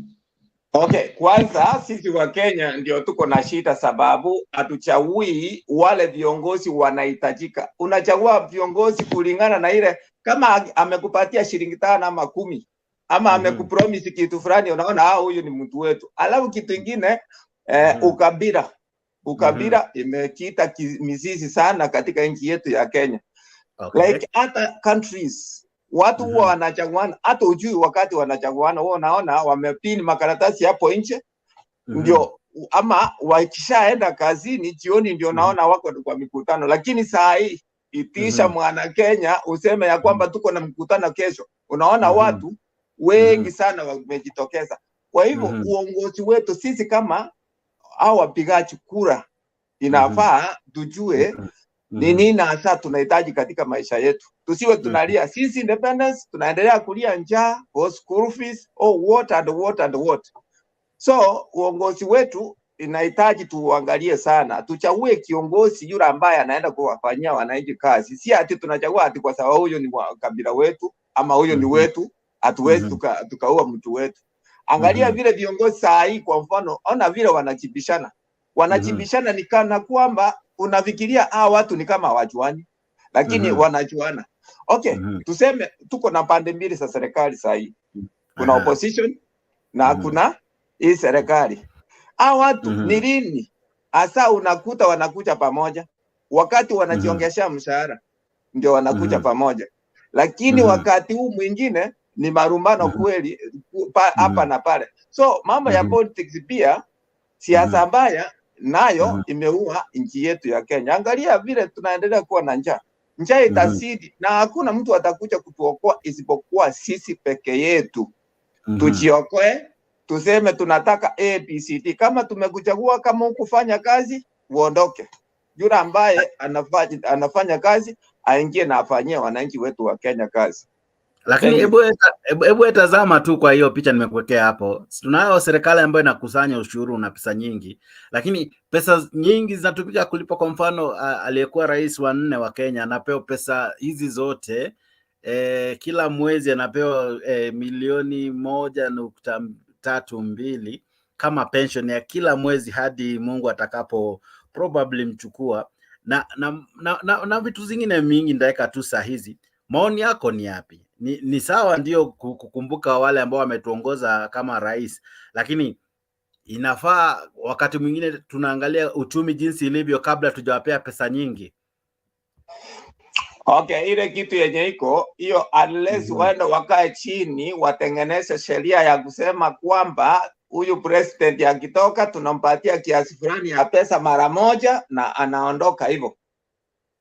Lakini kwa sababu tuko na pension, hata wewe ukienda retire saa hii pension yako utakuwa unachukua kidogo kidogo mpaka ile siku utaondoka katika nini hii ulingo wa ulimwengu. So unless wakae chini waseme tunataka tufanye ABCD, walekebishe kila sekta, ndio tutakuwa watu wa muhimu, ama ndio tutakuwa watu ambao tunaweza kuwa na program mzuri.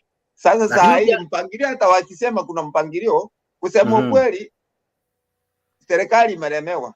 Angalia ni wapi umewahi kusikia wakisema ya kwamba wafanyikazi wa serikali wameanza kukosa mishahara, na wakikosa na ikikosekana kabisa kutakuwa aje? Itakuwa shida tu. Itakuwa shida tu. Tuseme tena kuna kitu kingine nilikuwa nataka niweka cross. Siku za nyuma mambo ya agriculture. Tulikuwa tunaona agricultural people wakitembea kila mahali, kama wakichukua mchanga wakienda wanaifanyia nini hiyo test analyst, alafu wanakuja wanakuambia kwa hii mchanga yako ile kitu inamea hapa ni kitu fulani. Right? Lakini saa hii hakuna hizo vitu. Unakuta tuna import fertilizer, wewe unadanganywa pale kwa sababu kuna hao makateli vile wanasemanga, unadanganywa pale wanaingiza fertilizer ambaye inakuja kuharibu mchanga yetu, na ikishaharibu mchanga ni hivyo. Angalia nchi kama Israel, they don't have land, lakini wanafanyanga ile ambaye ile economies ambao wako nayo mpaka wanakuwa na surplus. Hebu jiulize nchi kama Tanzania wako na nini sawa. Hebu jiulize nchi kama Uganda, wametoka nyuma lakini tena wanaendelea kutushinda. Saa hii hata ukiangalia mambo ya njaa Kenya na ukombea na Uganda, unakuta Uganda they fair than Kenya. Alafu kitu kingine saa hii hata ukiuliza hao watu wa serikali kuhusu hii mambo ya population, ni watoto wangapi watakuja kusaliwa siku fulani, mko na budget yao, unakuta hakuna. Vile huyo mwenzetu alisema hapo hivyo, unasikia ni budget inafanywa na hiyo pesa uoni ni ukweli. Mbona tusikiwekee surplus yetu? Alafu unasikia pesa imefujwa, unasikia mascandals mbalimbali. Surely tuko katika ile hali ambayo hata mimi mwenyewe nashindwa kuelewa hii Kenya yetu tunaelekea wapi. Lena, sijui kama asante sana, naja kwako tu saa hizi, kaa tu kwa studio, nitakuuliza swali 2-3, lakini kwanza acha nipate maoni ya hawa ambao pia wamejiunga nasi. Lena, sijui kama unanipata, ningependa tu washe mic yako ili uweze kuzungumza nasi. Maoni yako ni yapi? Kama Kenya tunaendelea vipi? Lena, kama unaweza washa mic yako itakuwa rahisi sana. Lena napojiandaa. John Jenga, sijui kama uko tayari? Naona John Jenga amehang. Vincent Kandie, nilikuwa nimekuona, sijui kama uko. Niko. Sijui kama unisikia. Kama unaweza rejea kwa kamera, nilikuwa nimekuona tu briefly, naweza furahi sana. Nimetoka mali nilikuwa, but anyway, I think muhimu ni point yenye nitapitisha. Nieleze. Kulingana na mimi naona kusema kweli Kenya mali inaelekea mali mbaya. Ukiangalia siasa, unajua, unakumbuka Moi aliposema siasa mbaya maisha mbaya. Wakati siasa inakuwa mbaya kwa nchi, basi uchumi lazima ni namba moja itaumia.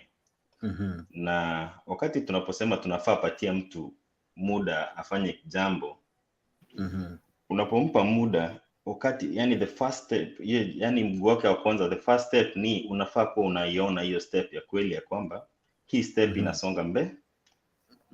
Nasonga mbele. Basi ukiangalia kama walipokuwa wanachagua, tuseme kama tuchukue kama Ministry of Interior. Hebu angalia Ministry of Interior iko na shida ya mambo ya banditry, hizo vitu. Lakini hebu angalia watu wangapi wako katika Ministry of Interior saizi. Tuko na CAS ni watatu. PAS ni watatu. Alafu uongeze CS mwenyewe hapo. Basi unaona hapo ni kama tuna waste pesa, na bado unaona bado shida inaendelea. Kama leo nimeangalia mahali kwa Twitter pale, nimeona kuna mtu alisema ya kwamba mtu alisema maandamano ni jambo la mzuri tufanye. David ndiye akamreplya ni saizi tu jioni, akamwambia tutanunua Raila na hiyo pesa yako wewe utaendelea kukaa njaa. Na huyo ni mtu ambaye ako State House. So ukimagine wananchi hapa chini atafanya nini kweli? Kwa hivi sasa mimi siyuko nchini, siyuko Kenya saa hizi. Lakini niko United Kingdom. Sasa hata niwapatie mfano mmoja ndio ujue siasa yetu inaenda mbaya kabisa.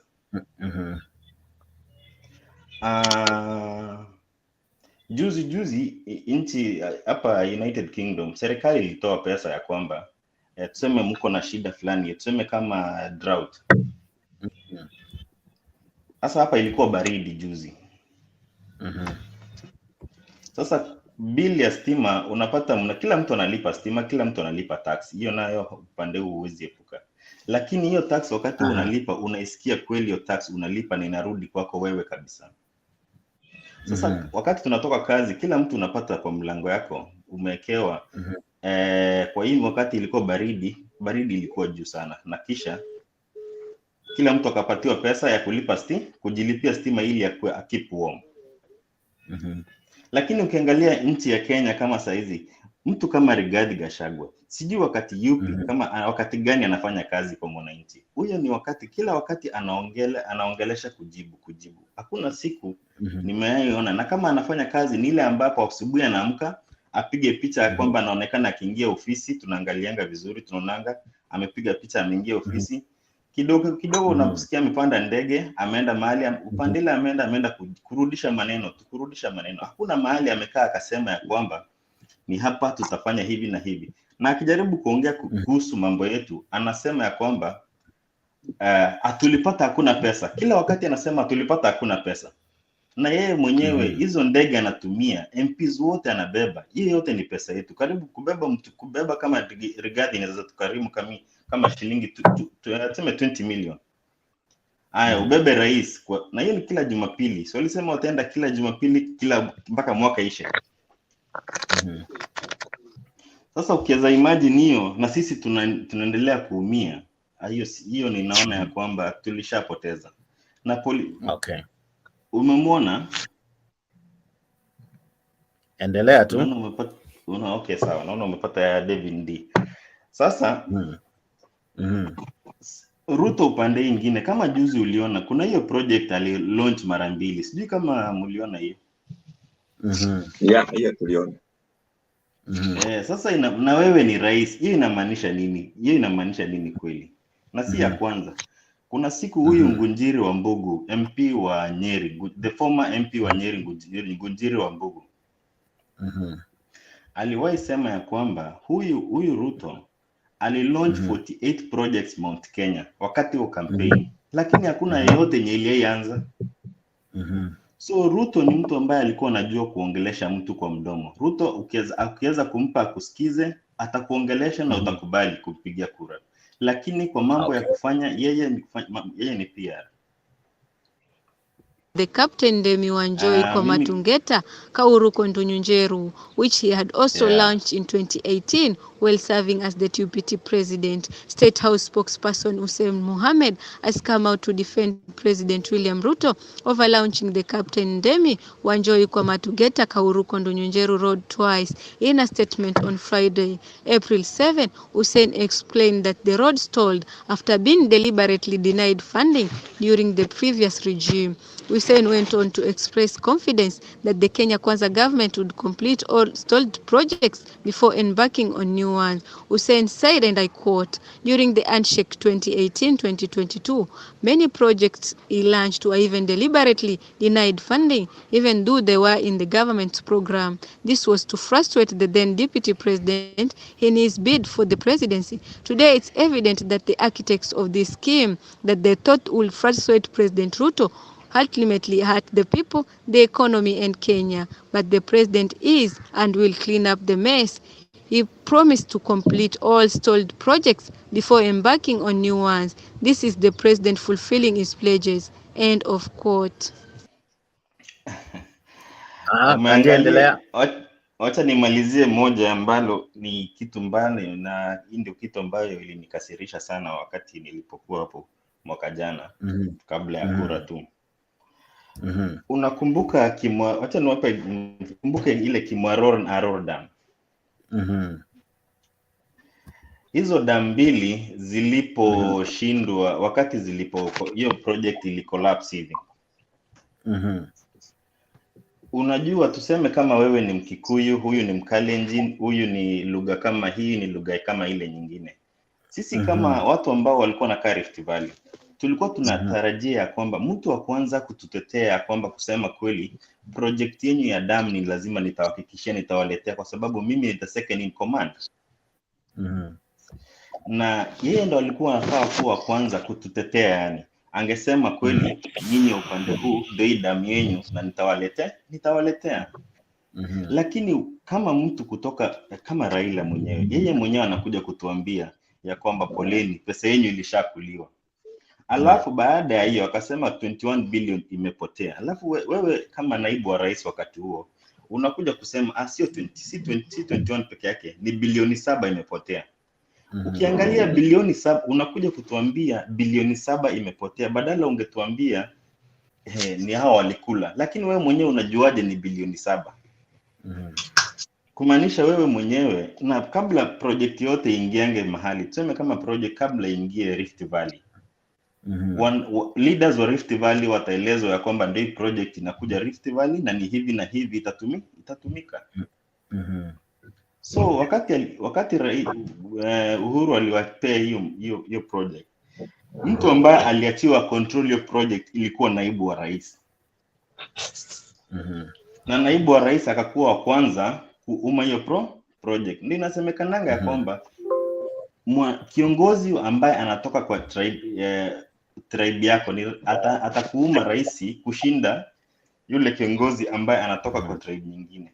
Unajua kwa nini nasema hivyo? Kwa sababu watu wako hawawezi kupeleka mahali, hawawezi kuripoti, hawawezi kufanyia chochote. Ungeulijiuliza ya kwamba kulikuwa na damu nyingine ilikuwa inaendelea wakati kama huo upande wa Murang'a. Hiyo damu ilimalizika. Mbona Ruto angeenda kukula ile pesa ya hiyo damu ambayo ilikuwa inaendelea Murang'a? Akakuja kukula pesa ambayo ya watu ambao walikuwa upande wa nini? Upande wa Rift Valley. Ndio maana tunasema kiongozi sana sana ananyanyasa, anataumiza watu ambao ni wake. Moi pia, ukiangalia Baringo County, Moi anatoka Baringo County. Lakini Baringo County ndio inahangaika kushinda county yoyote. Yeye alinyanyasa hiyo county kushinda county nyingine. Sasa tukimalizia nikisema ya kwamba hawa leaders wa saizi na vile ambapo wamenunua kina Jalango hawa na wengine, siasa inaenda mbaya. Na anataka wakati Ruto alipohint akiwa Kisii alisema ya kwamba alihint hivi akasema huyu Raila hata 2027 hata kuwa na agent. Hiyo inamaanisha kwamba yeye anataka kuingia Nyanza to punish you. That was cancelled for political reasons. For political reasons. Well, some of the allegations that have been made, by the DPP in court is that payments were made contrary to the law. They were not processed through the consolidated fund. That in fact, this was all done to ensure that there were kickbacks, that the government made advance payments, including 11 billion shillings in excess of unnecessary debt to, this is what they're saying, which prosecutors say were to go to, friends and co-conspirators of this scheme.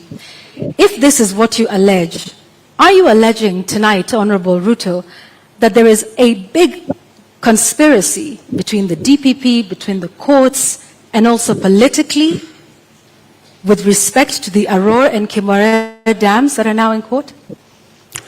For your information, Aurora and Kimware was signed at the same time with other government projects, signed by the same companies, funded by the same financiers, and they were signed not with me, witnessed by the President of Kenya. So these are not projects that were cooked at night or in some dark corner, right? How come that the only projects that did not go through is Aurora and Kimware? All the others went through. That's number one. Number two, today, the government of Kenya is in court because the contractor, with all those allegations that have been made, the contractor has gone to court to demand payment of another 12 billion shillings. I mean, that should concern everybody. There are also suspects in court, Honorable Ruto. Pardon? There are also local suspects in court over the matter. Forget about the court matter here. The contractors are in court in London, and the government of Kenya is already replying to the case in court, and they cannot afford to make it public because it's embarrassing. Why did the contractor not continue with the project? Because he denied the land where to set up the dam, and that was an undertaking by the government of Kenya, that we're giving you a contract, we're going to give you land, we're going to give you this infrastructure for you to carry out, for you to build the dam. And the reason given then was that, the dam was going to be in a forest. How many dams are in the forest? We have Yamo Dam. We have Yamo Dam in the forest. We have many other dams in the forest. So I think, we have to be honest with ourselves. And that's why I am looking forward to the day somebody will step forward and actually tell the country, how will the government of Kenya lose 20 billion shillings that was supposed to build Aurora and Kimware, and yet there is nothing on the ground? What was this? What was this sinister motive? Do you believe money was lost? I don't believe any money was lost. And even if money was lost, people should be taken.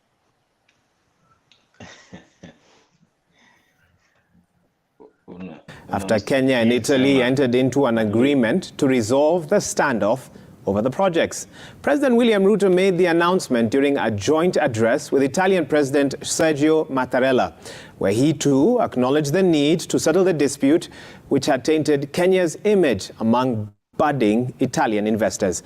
The two heads of state also signed two memorandum of understanding to boost the bilateral ties in various fields, including security, healthcare, and the economy. Chamutai Goin now reports. As is tradition with the visiting president, Italian President Sergio Mattarella was received at State House, Nairobi, and accorded military honors, including a 21-gun salute, as he kicked off his 4-day official tour of the country. The military also mounted a guard of honor, inspected by President Mattarella, before closed-door bilateral talks with President William Ruto, who was flanked by various members of his cabinet. Their joint address tackled the controversial stoppage of Aurora Kimware Dam construction alongside the Itare Dam in Nakuru County over corruption allegations, forcing the Italian contractor to seek court redress to demand for compensation.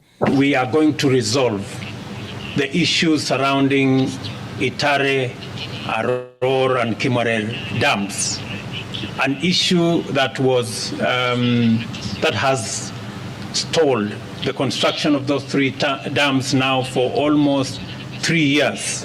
The building of dams, which are such an important project, and the Italian government wishes to contribute very intensely to their...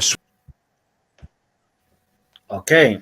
Malizia submissions zako. I've tried to explain what happened to Arol and Kimorel from the video. Yeah. Sawa, wacha nimalizie na hii ya mwisho nikisema ya kwamba Ruto ni mtu ambaye hasamii mtu, na Ruto ni mtu ambaye kwa siasa hapendi mambo ya ambaye mtu anaenda kinyume na yeye, hapendi hiyo. Ukiangalia I prefer, okay, I don't like but I prefer Raila kwa sababu, acha nipe example ndio unielewe. Ukiangalia katika Eldoret town yenyewe, kulikuwa na yule MP alikuwa anaitwa Mishra, kulikuwa na yule MP alikuwa anaitwa Alfred Keter upande ile nyingine. Hao watu wakati walipoenda against yeye kwa jambo moja ama lingine, hakuna mtu angepita hiyo nomination iwe hata ifanyike hadi. Lakini ukiangalia Kisumu kulikuwa na MP ambaye ni Mhindi, Kisumu Central. Inamaanisha ni democratic. Sawa, nikimalizia niseme ni hayo tu, lakini itabidi Wakenya wenyewe wakomboe nchi. Okay. Areba Charles, na kuona ukiandika sana, sijui unaandika mada ya leo, lakini karibu sana kwa show. Ni vyema kukuona, habari ya masiku, umepotea sana jamaa. Kani. Umezima tena, ulikuwa umewasha ukazima. Asante sana bwana Mtembei. Nimekuwa sana kwa muda hatujakutana, niko kazi already, ni kazi ninafanya bado. Chapa kazi brother. Ndio nafanya. Nimekusikia, nimeona show yako inanipamba, ina discuss vitu ya muhimu. Inatuchenga pia, sometimes tuna exchange knowledge kidogo, ndio mtu unaelewa ukisimama huko nje nini utaongea kesho. So kwa mada ya leo, kulingana vile nimesikia wenzangu wakisema, kuna mahali naweza changia 1 to 3 kulingana na mimi, kulingana na mafikira yangu kidogo. Okay. Unajua sisi watu wengine tumekuwa watu wa ODM kwa muda mrefu sana. Na tunapenda opinion ya kiongozi ya ODM ambaye ni Raila Amolo Odinga. Okay. Pia tukikosa huyu mtu kama huyu in Kenya inaweza anguka kabisa. By the way, mpaka saa hizi tunajaribu kutafuta successor yake mwenye atakuwa na overcheck or oversight the government vizuri. Hata hii maandamano 1 or 2 things itasaidia 1 or 2 things kwa kusukuma serikali. Okay.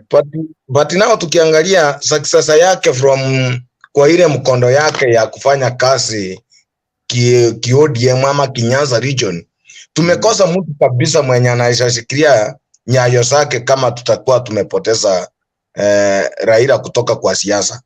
Okay. Not words, lakini tukiangalia kuna wakati election ilikuwa ikaisha, kuna watu bado ukisikia na maongeleshi wengine hapa hawajabadilika, hawaja accept kwamba siasa iliisha, na kama ulikuwa umepigia Raila alianguka, na kama ulikupigia William Ruto alishinda na akatangazwa mshindi. So kukosa ku accept hiyo inaleta sometimes unaona mtu hata mpaka saa hii bado hajaricognize Raila William Ruto kuwa president, ndio naona bado anaongea ill of the government. For example, now the government is only 6 months in place. In fact, government si kampuni ama organization ya mtu binafsi ama kitu yakaanza kamebeba watu 3,000. Government ni ile imebeba wananchi milioni 45 na ubusi. Which ndio certify these people, uangalie kila mtu maisha yake, na kila region ipate representation na ipate project kila region, mpaka president yakae chini na timu yake organize. Hizi project zingine vile wanasema wenzangu, kuna project Ruto wakiwa na Uhuru wali initiate wakafungua. Ukikumbuka walikuwa na agenda 4 ambayo ni water, electricity, health and affordable housing. This project ukikumbuka vile zilianza, na tulikuwa na stadiums. Ukumbuka kulikuwa na stadiums, kulikuwa kila county iko na stadium mzuri. Kulikuwa na project ya laptop kwa shule. All of these things zingine zilikoja zikamezwa na handshake. Okay. Ndio sasa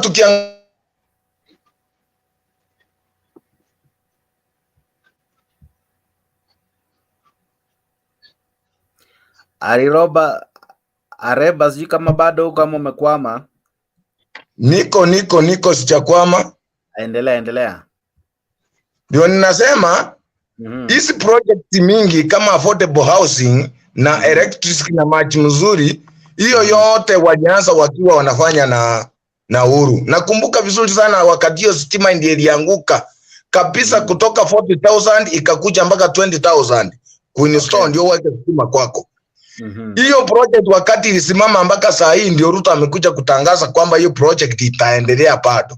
So kumaanisha hizi projects bado Ruto ata make sure hizi project sasa vile walianzisha mahali zilifika zitaendelea. Way round tukikuja hii mambo ya Kimwere Dam hii na mambo ya Hara Dam. Unajua hii project ukisikiza vizuri vile inasemekana hata DPP Hachi wakati alipewa file alinasula akatoa Ruto kwa hii project kabisa. Akasema hii project ilisainiwa na mbele ya president mwenyewe. So wakati alikuwa anatafuta uchunguzi kabisa ndiye aweke Ruto kwa mtego ya hii project ya kumpata kabisa. Okay. So tukiangalia kama hii mambo ya siasa iliisha, kama ndugu yangu amesema about Mishira walikuwa watu wazuri ndio wakatupwa nje na William Ruto. Imagine hata huo Nyanza saa hii ungesimama na UDA. Hata upata alipigwa mawe, Ruto alipigwa mawe. Akina David Ochieng ule mbunge alichomewa nyumba yake kwa sababu ya kusupport William Ruto. So kila region iko na mapendekezo yake na ule kiongozi wanataka. So if you don't go in line with the region, unaweza kuwa unajipata mahali papaya. So Mishira wakati walionekana wana support ya Kinare President Keteri, wanaenda mkondo nyingine, hawakoenda na community vile inataka. So inata way round tukiangalia, mimi tunakubalia kama hii maandamano yenyewe Raila tumemzoea. Kuna kitu pia Raila anafaa kuangalia. Kuna maandamano mengine imekuwa inafika mahali inakuwa monotonous. Maandamano mengine yanatakana ikuwe na value. Tumefika mahali tumeanza kukosa imani na maandamano ya Raila because tumekuwa tukitegemea maandamano kama check ndio inapiga check serikali mzuri inafanya kazi. Lakini imefika maandamano imekuwa monotonous. Why? Because ukiangalia Raila wakati alikuwa anaochiwa na au ambassadors ama wakati alikuwa anasitisha hii maandamano, yeye alisema kulingana na nia yao mambo ya IPC angaliwe na mambo ya sababu kuliwe. Hakukumbuka kuongea mambo ya upungufu wa bidhaa ama upleading the standard ya common mwananchi because nia yake haikuwa ya kuinua wale watu wadogo wapate bidhaa isongeze chini. Bidhaa ni kudandia kwa mgongo, alidandia the high cost of living ndiposa apate mahali anaweza kimbiza information yake isikizwe. Ambapo aliona the weakness part ni kutumia mwananchi kumweka kwa barabara kwamba high cost of living iko juu ndiposa yeye asikizwe na mambo ya saba. So tukiangalia vizuri some other times tunatakana tuelewe vizuri. Serikali tungeipatia kama miaka 2. Watu waingie maofisi vizuri, minister wajoliwa juzi, CS ndio wamekuja, mara koti inasipoza mambo ya CS. Hao watu waangaliwe vizuri.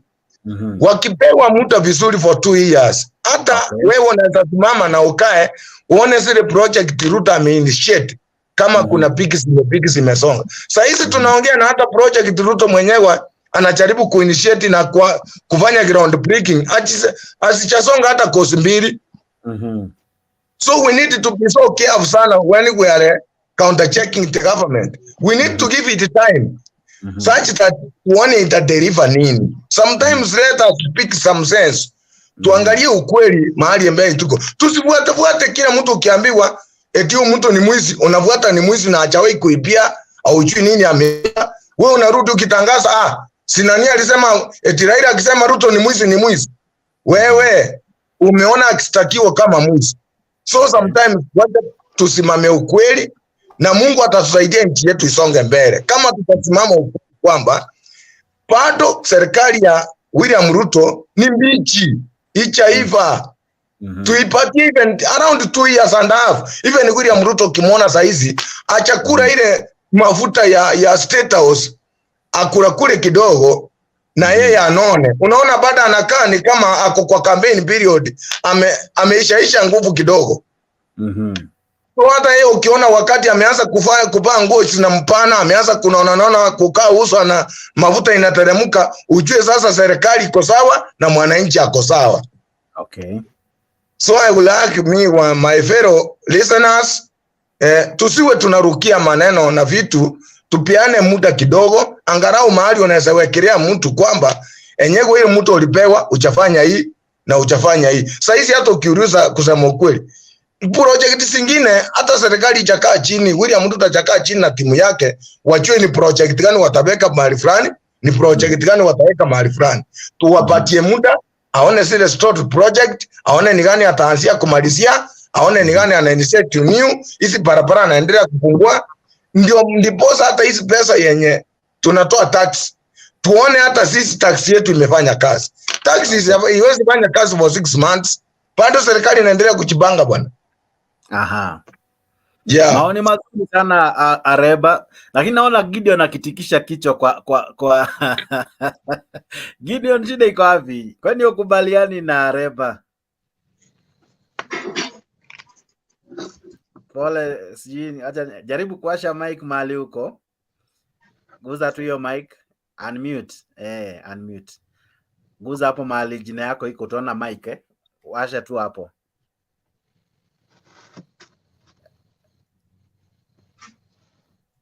Aha. Gideon amepotea. Asha unapoendelea kumtafuta Gideon, I'm very sorry kukuja. Ni sawa, endelea Orange. Ndugu yangu Aleva, kuna vitu zingine amesema hapa za ukweli na kuna vitu zingine nasikia ni kama kana kwamba hata kama ndiye amesema asiingia vizuri. Kuna kitu kama hiyo yenye anasema ati Ruto apewe muda. Yeye mwenyewe Ruto akiwa kwa kampeni alikuwa anaambia Wakenya in 100 days. Aha.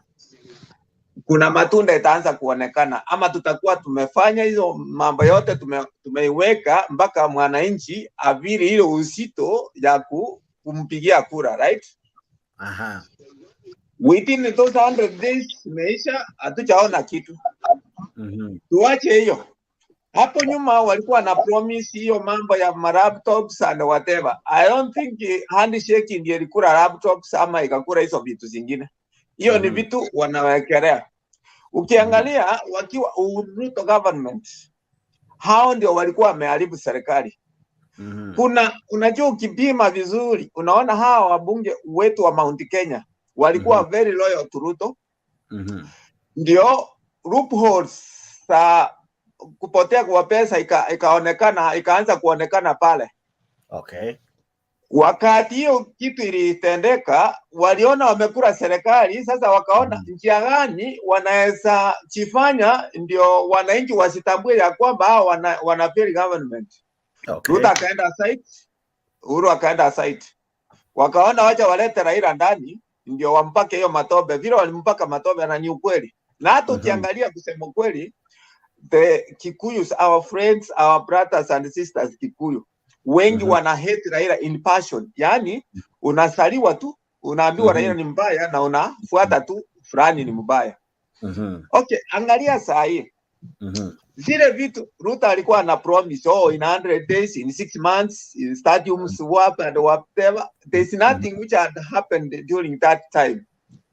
Na ukiangalia hata kama Raila alikuja kwa handshake, Raila nikuulize, payslip ya Raila ilikuwa wapi hiyo wakati wa handshake? Lakini payslip ya Ruto I'm very sure ilikuwa, sababu wakati alijitoa baada alikuwa anakula ile mshahara. Na hiyo muda yote for 4 years he was in campaigning period, right? Hakufanyia Wakenya chochote. Ni vile tu mtu amekuwa mwerefu ama alikuwa mwerefu akarudi kwa wananchi kuwadanganya na kuambia ya kwamba unajua ya kwamba wale watu wa pale juu au manini ndio wamefanya nini, wameharibu serikali, right? Okay, interior sense, watu wote ukifuata, kila mtu wako na kasoro yake. Maybe Ruto, Raila ama Uhuru, wote wako na kasoro. Ile kitu ambayo nafanya nchi yetu tunarudi nyuma ni kutoelewana kwa viongozi. Hata hii sheria tuko nazo, we have tuko na law, right? It's not 100% good. It's not 100% good. Kuna vipengele zingine inafaa tuondoe. Ndio at least isituruhusu kuweza kufanya mambo zingine. Okay, kama saa hii kwa mfano tukikusanya ushuru, mwanzo ushuru ilikuwa inakusanywa kutoka kule mashinani inaenda national rate. Kutoka pale serikali inapeleka mahali wanataka. Walikuwa naacha area zingine bila development. Vile devolution ilikuja, we wanted equal distribution of resources to other parts of the country, all sides of the country. Angalia saa hii counties zinaenda asiendi kufanya kazi sababu kuna zile pesa ambazo zimeanza kusuiriwa zenye zinafaa zirudi kwa counties siende mpaka kwa mwananchi wa chini. Vile Ruto alikuwa ameambia wananchi wa chini ya kwamba yeye ataanza na bottom up. Ukiangalia saa hii alileta hustler fund, right?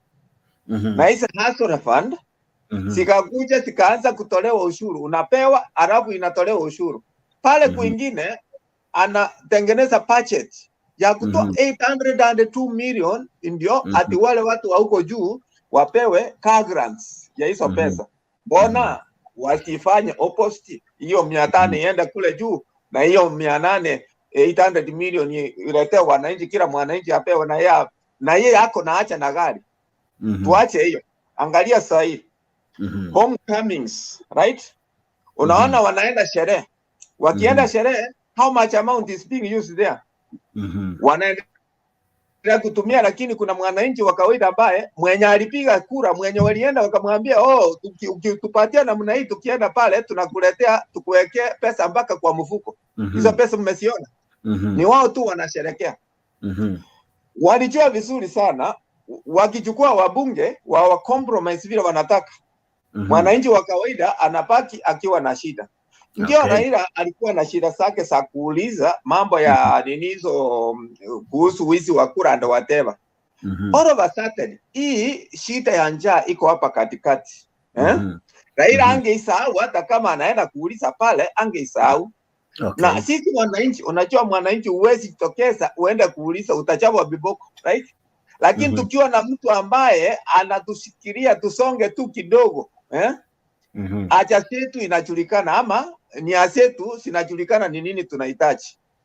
So hii mambo ya politics and development and economics and whatever, tukiangalia politics imechukua misisi hata zaidi kuliko mambo ya maendeleo. Angalia saa hii wanaenda makanisani, right?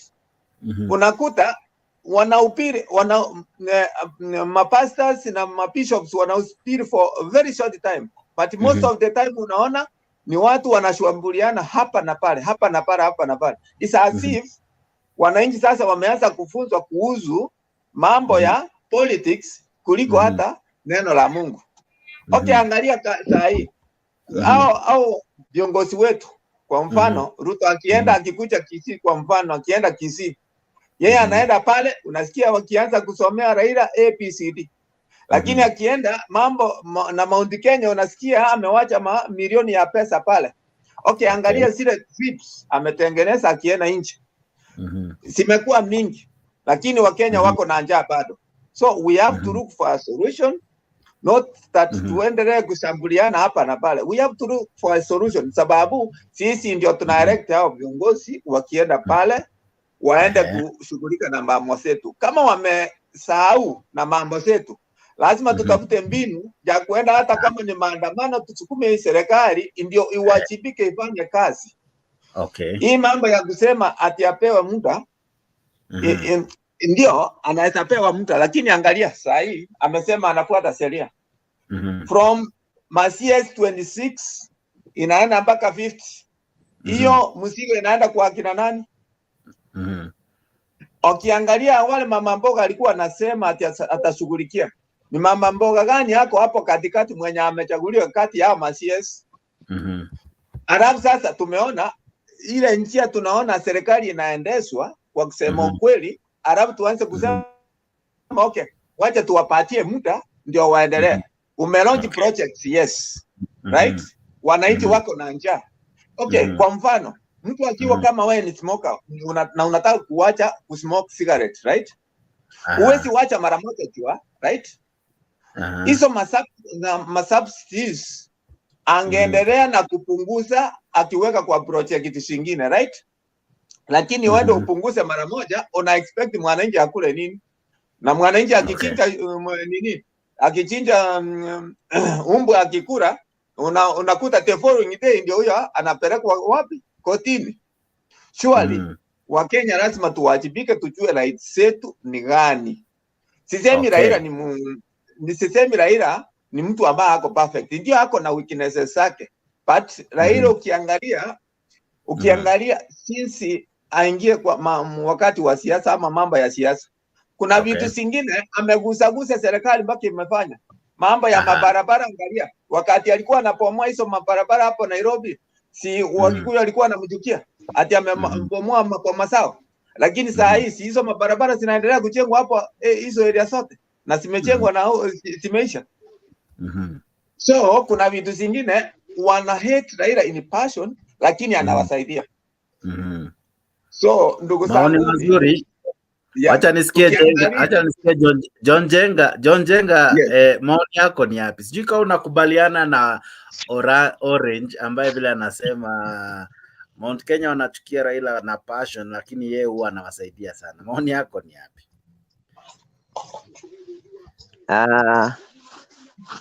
Habari zenyu na wakati huu ambao ni wa Pasaka.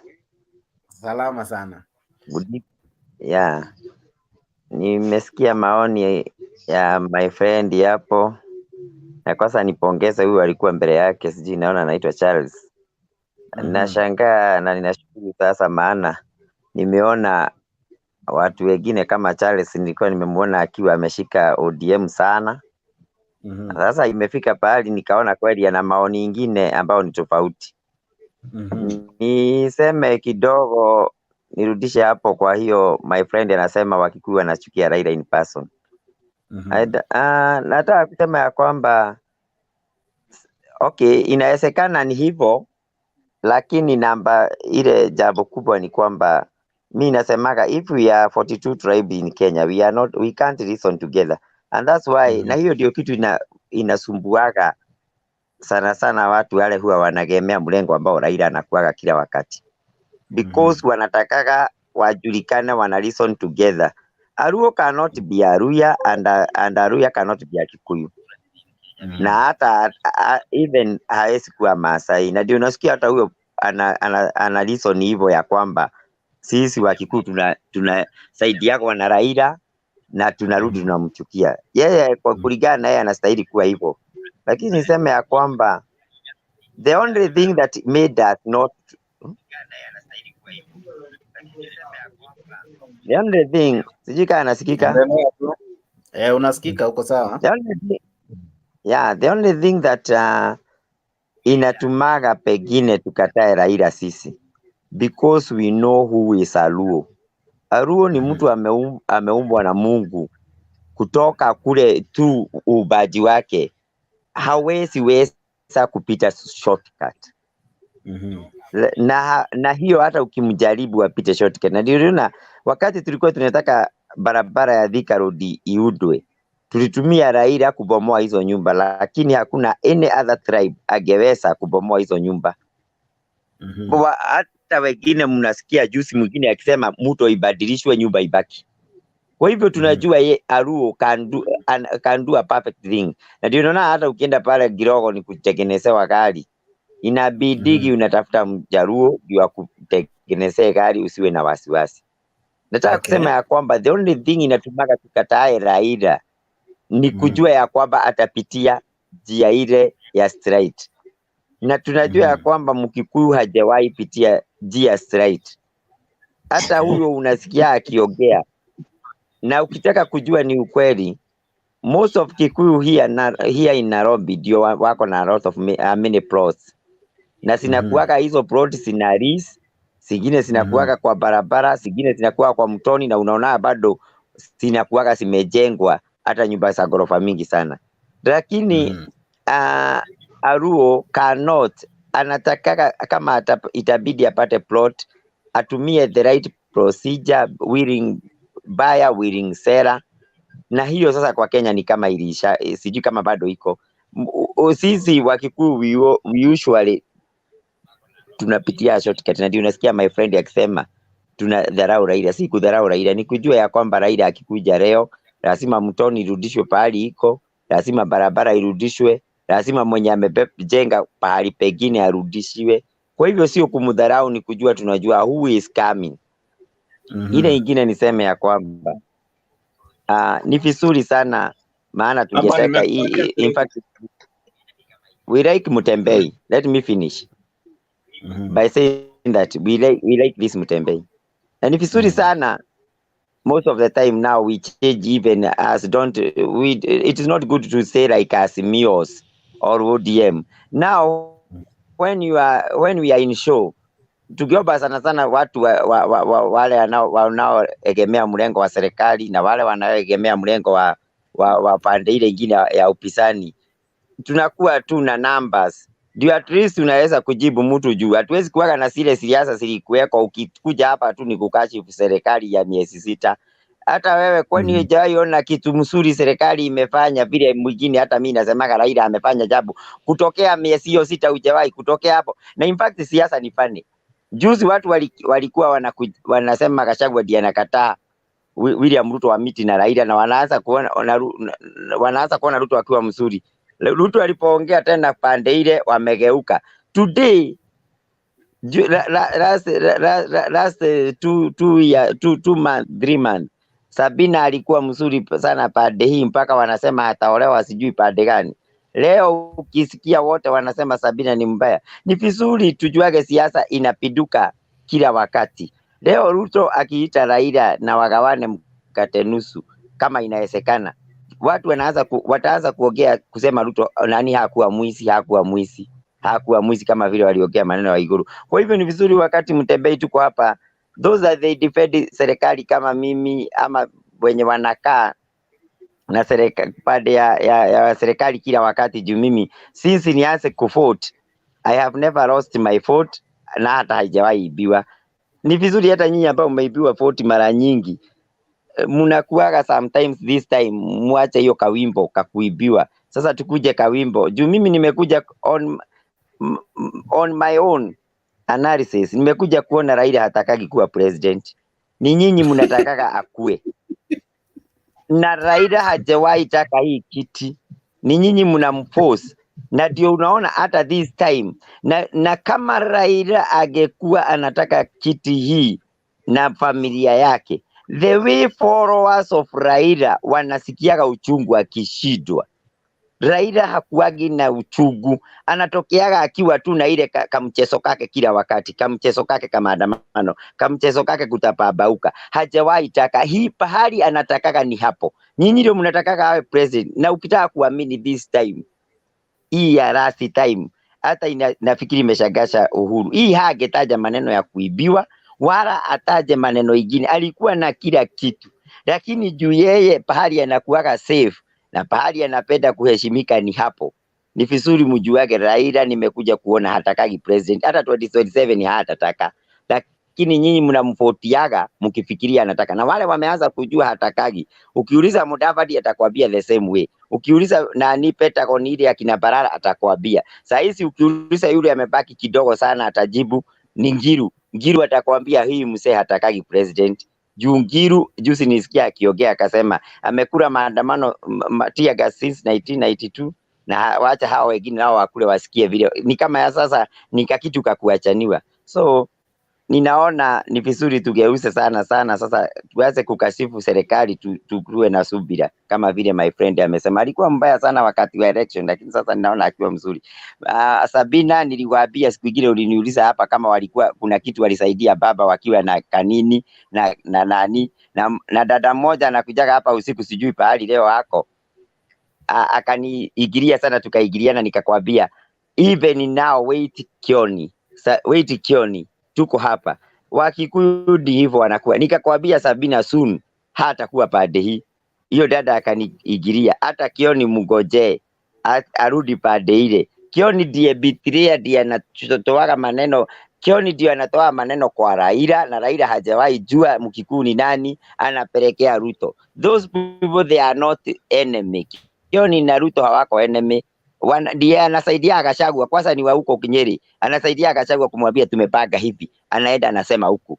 Sabina ndiye alikuwa hapo, wakamwaza kumgudua hiyo. Hata wakati ya Raila kushindwa, Sabina ndiye alikuwa anapeleka pande hii, tumefika hapa, tuko hapa. Anajifanya hako vibaya sana. Yule mtu sijamini sana ni Uhuru, lakini if Uhuru is a Kikuyu typical, isipokuwa tunasikia wamechanganyika kidogo na Wamasai na Wakamba. If is typical Kikuyu, he is the one who betrayed Raila. Like the way I know those people mlikuwa mna depend now, wali betray. Hata ukiona Mkikuyu kama mimi hapa, nisikudanganya ati nikuja hapa nianze kukwambia mimi ni wa Azimio. Hiyo ni kuwadanganya na kuwadanganya. Sisi wa Kikuyu hatuwezi pea Ruo kura juu Ruos ni watu watakatifu na watatuma tuagamie.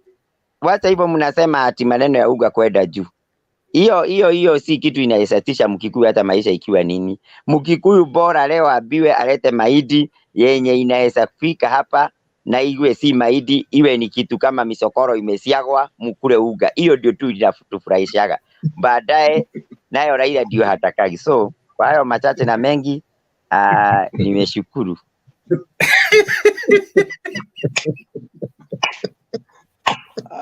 Wow. Huyo ni Kikuyu ya wapi? Jenga, ameitwa Jenga. Jenga akikuja kwa hii show anasemanga ukweli yote, hata fichagi. Jenga hata uogopi. Yani wewe auogopi uko. Huyo ni character ya Kikuyu huyo. Siogopi. By the way, Mutembei,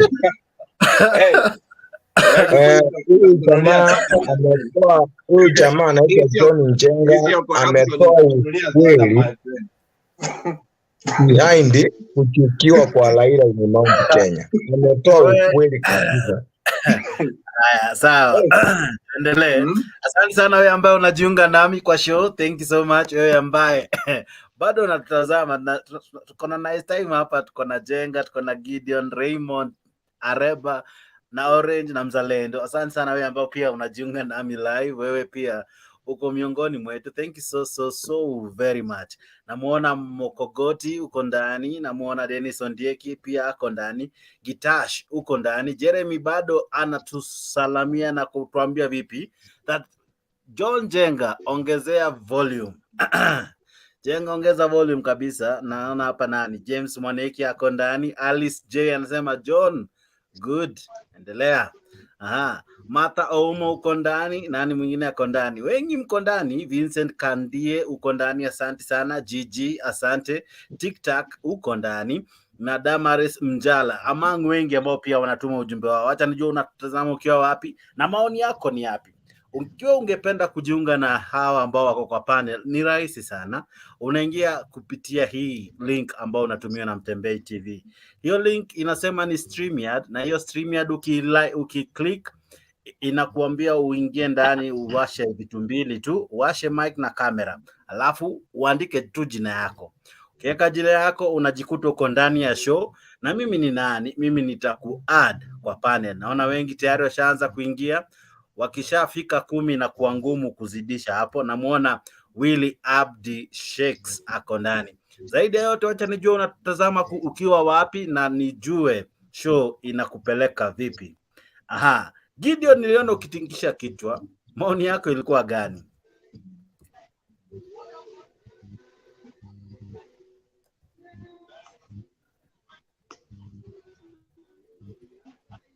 Asha Mike. Washa mic yako Gideon. Okay. Raymond, sijui kama uko kwa show. Raymond, uko kwa show? Okay, Gideon anapotafuta mic yake na Raymond pia anapojikusanya.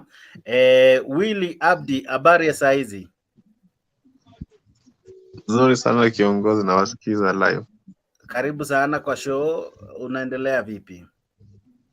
Naendelea poa sana. I'm just following up. Just continue. Aha, karibu sana. Now, Araba umetajwa sana. Sijui maoni yako ni yapi kuhusu jinsi kiongozi John Njenga ameongea? Kulingana na mimi nilikuwa nataka kuwekelea kwamba kila community iko Kenya iko na desturi yake. Kuna vile wanapasivu. For example, vile John Njenga amesema, kuna ukweli kabisa amesema, because watu wa Mount Kenya ukingo yao ya kuleta maendeleo kwao ni biashara. Ambapo hii biashara most of the time Raila akiingia maandamano, biashara ndio umia. Na biashara ikiumia, Mkikuyu hatapata ile pesa ya kuenda aende kwake kukula, so itabidi aone yule mwenye amemmaliza hii kitendo ni Mjaluo. Alafu tena John Njenga amesema vizuri sana. Nakumbuka hii barabara ya Mombasa Road. Barabara ya Mombasa Road wakati ilipimwa ilipatikana kwamba mpaka kina hii nyumba Samia, kina Panari sote siko kwa barabara. Okay. Sasa ikawa Raila anasimama ukweli kwamba hizo barabara lazima hizo nyumba sianguke chini ndio tupate expansion ya Mombasa Road. Okay. So ukweli ni ile kwamba Mjaluo ni mtu anajiamini na ile kitu Mungu amembariki nayo. Anasema kama Mungu amenibariki na akili, airuhusu hii akili yangu ndio nikule kutoka. Ndio naonanga tuko na maprofessors, maengineer, madoctors. Ukienda kwa serikali ya Moi kitambo, hauko unapata China ingine kuliko China inaanza na O kama doctor, engineer inaanza na O. Hii vitendo ndugu yangu amesema Njenga imeanza kuambukisha hiyo ugonjwa mpaka kwa Wakisii nowadays. Wakisii ndio wale wanafuata Mkikuyu pega tu pega. Okay. Because hii njia za mkato pia zimefurahisha Mkisii, ndio apate mali haraka, lazima kimbie njia za mkato. Alafu sasa tata tukiangalia vile John Njenga amesema, kuna kitu Mtembei nataka unisaidia hapa na mimi nielewe leo tu.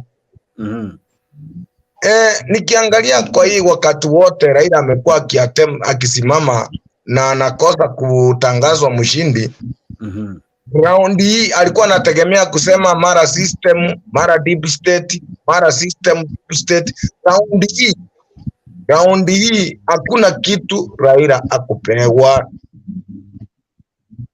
Imagine serikali alipewa yote, resources ya serikali akapewa, mpaka akaanza kukaribishwa State House, anakunywa chai State House, ndiye aanze activities zake za siku akishatoka State House kunywa chai.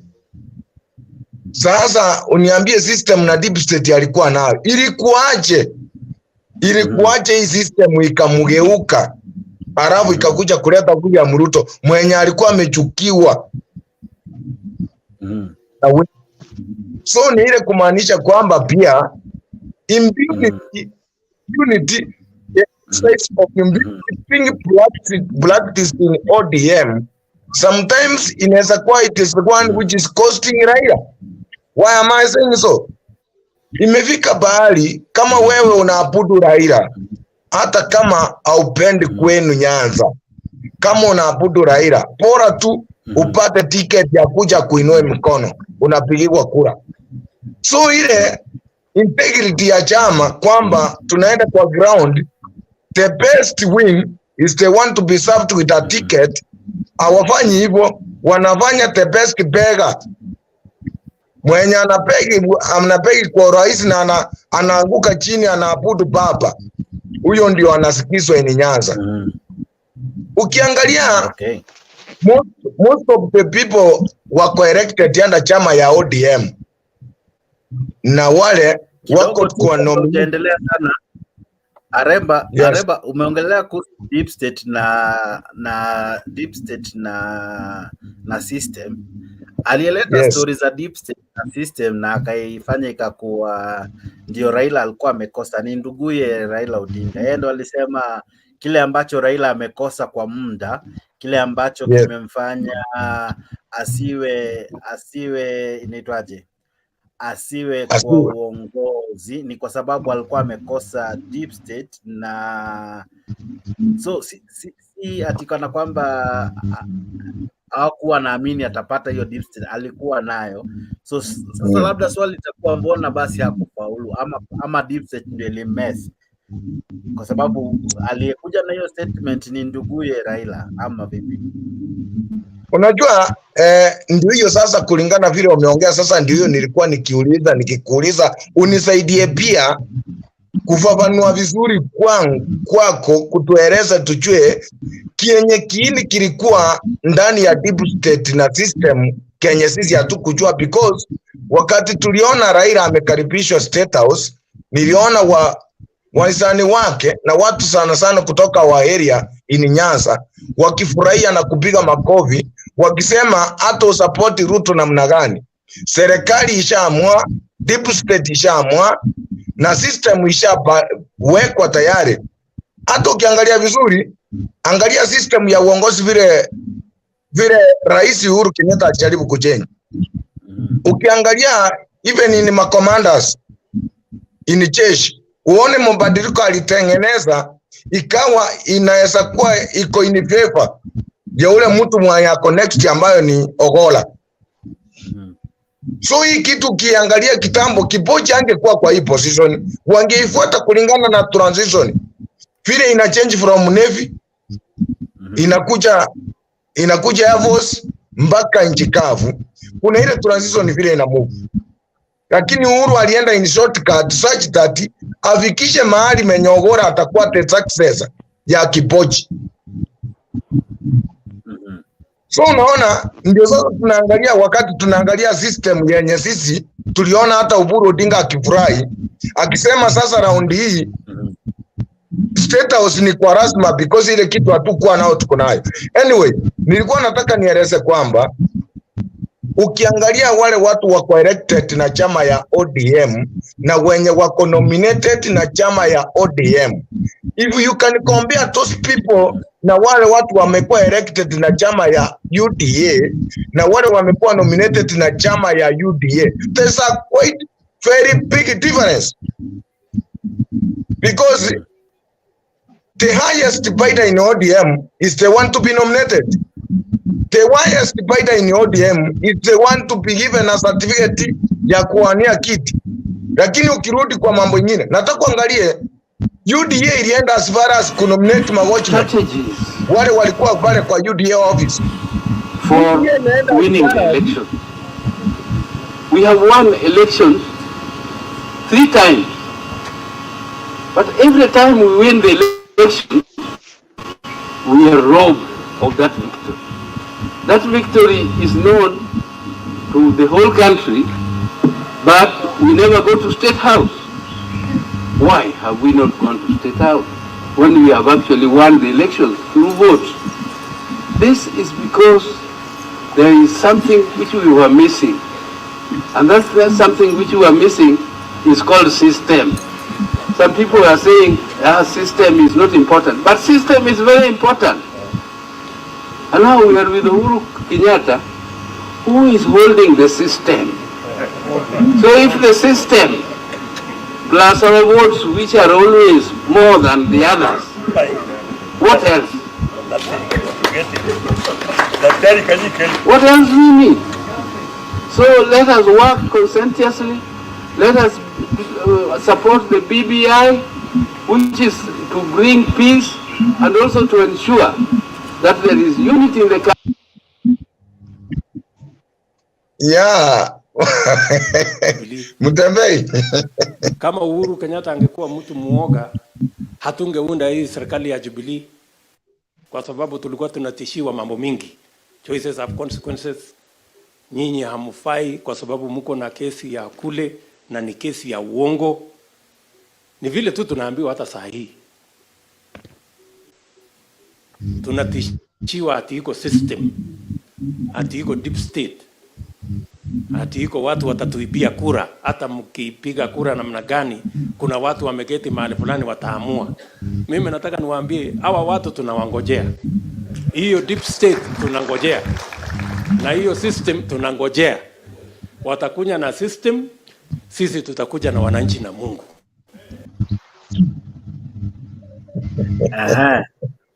Sasa bwana Mtembei, ukiangalia vile ni vizuri sana unatukumbusha, because that's the matter tuko nayo.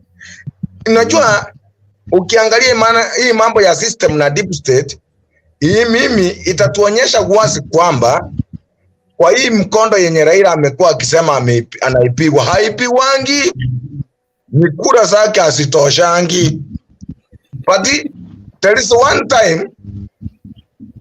time mimi naweza simama ukweli niseme Raila alipita kura na akachukua vizuri, ni kutangazwa hakutangazwa. It was on 2007.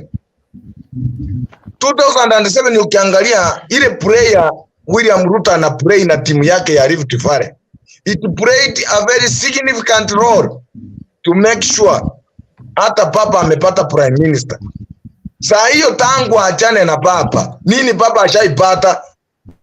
Nini ashaipata kutoka 2013 ndio hiyo, 2017 ndio hiyo, kupata handshake tu. Lakini angekuwa na Ruto maybe angepata handshake ya prime minister.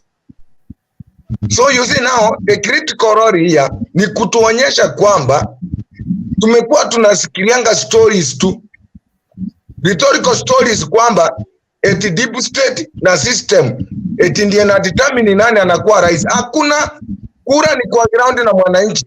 Sasa unataka kuniambia William Ruto alitoka from a side ya opposition yenye alikuwa ametengwa na serikali akakuja kuchukua kura kwa serikali ndani yenye inaongozwa na Uhuru Kenyatta na Raila Odinga?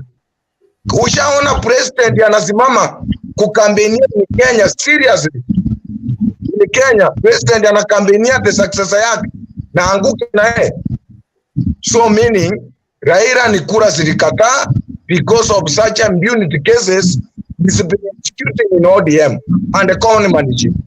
Let Raila himself achitoe kwa mbele ya Mwenyezi Mungu, oshe mikono yake na Mungu amwangalie, Mungu atambariki. Lakini mmecheza na moto na mumeumia. Mnataka kurudi kwa moto ama mnataka kuokoka? Mnataka kuokoka? Njia ya kuokoka ni baba. Nawaambia. Njia ya kuokoka ni nini? Njia ya kuokoka ni nini? Afadhali mzee ambaye ni mtulivu, ambaye hana haja ya kujaza mifuko yake. Endelea tu, najaribu kukumbusha watu rais akikampenia baba. Exactly. So that's why tukirudi pamoja wakati tunaongea ukweli, ni ile kitu tu tukisema kwamba ukiona president mwenyewe akasimama, deep state iko, system iko, na yeye mwenyewe amempatia serikali yote na ametoka nje ya State House office, ameanza kukambenia baba na wakaanguka na yeye pum. So hapo iko kitu. So sisi wananchi tunachuanga kuangalia tukijua kwamba why is these things happening. So is only Raila himself will go openly kwa Mungu, Mungu amuelezee ni nini inamfanya. Sio sisi. Ndugu yangu Njenga amesema sisi ndio tunajaribu kusukuma Raila akuwe president. Raila hataki kuwa president. Raila anataka akuwe mahali ya maandamano ndiye aendelee kuwa relevant kwa Kenyan politics. Sasa akichukua kura amekuwa president, si akimaliza tamu yake anaenda kulala, story inaisha. So anataka aendelee kuwa relevant even more than 20 years coming. Ndio naona sasa hizi is even preparing himself for 2027 na anaanza siasa namna hiyo. Mnasema eti William Ruto alianza siasa mapema. Nani anaanzanga siasa mapema kuliko Raila Amolo Odinga? Ndio tulete even the 2010 constitution. Angalia mali tulianzia 2005. Wakati waliingia tu na Kibaki 2002 hivi immediately. Alianza mambo ya ikaleta 2005 ndizi na chungwa. Ndio hiyo 2007. Ukitoka 2007 ndio tukuje 2010 constitution ndio hiyo inaendelea. So hakuna siku Raila ako nje ya siasa. Ndio naiko nasema mtembei hapa tukisaidiana vizuri. Raila ni mmoja wao, tunaweza mwekea makosa ya kufanya economy yetu inaenda chini. Because at the time now, angekuwa amepatia Ruto muda wake mzuri na tajika. Ruto angekuwa amesonga step moja mbili. Lakini sasa hii mara anasiambia watu msilipe tax. Biashara ya watu ikifunguliwa inasimwa, sio ya maandamano inafungwa. Hiyo tax ingetolewa hapo iongeze serikali ipate mapato ya kuleta project kwa mwananchi. Sasa imestopishwa pande hiyo. So even hizi tear gas zinanunuliwa na serikali. Pia ni tax inafanya zinanunuliwa. Sasa yeye anafanya tax mingi badala ilete project inaenda kwa tear gas. Mara maaskari wanafaa kulipwa matoko yao wakati wanaenda kwa maandamano kuzuia. So unafikiri the extra hours out the extra duties askari anaenda kuperform kwa maandamano kwa barabara, unafikiri alipwi apart from his normal salary? So hizi pesa zote ni Raila na cost serikali. So angekuwa ameacha serikali itulie vizuri, ingekuwa tumeanza kuona even the 6 months tunaongelea, tungekuwa tumeanza kuona chambo yenye Ruto ameanza kufanya na serikali yake ya Kenya Kwanza.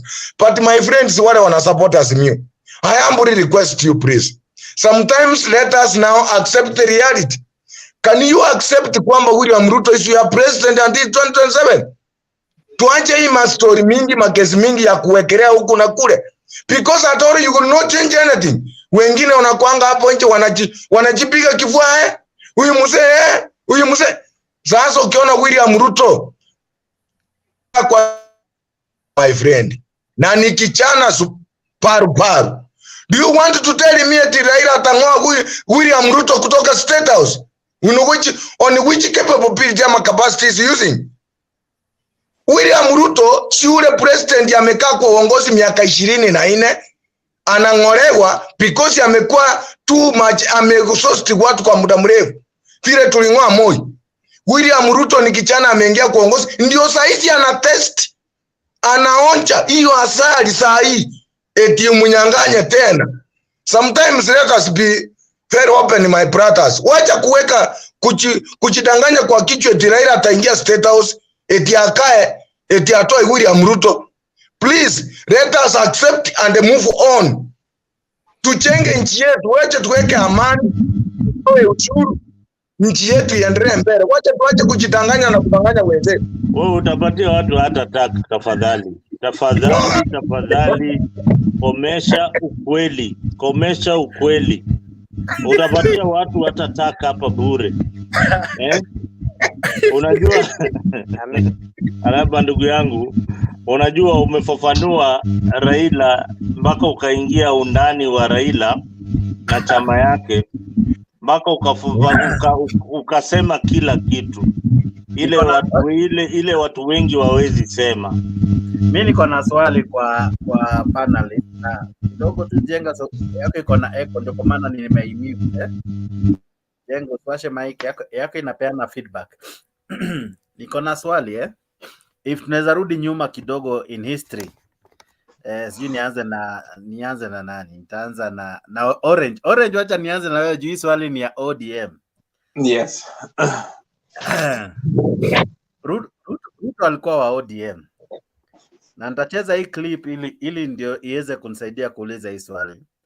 Alikuwa wa ODM na kuna wakati ilibidi atoke ODM. Na ni kama alipotoka hadi wa leo bado ODM haijaiweza kurudisha ile haiba iliyokuwa nayo. Sikiza hii clip kidogo alafu nikuulize swali.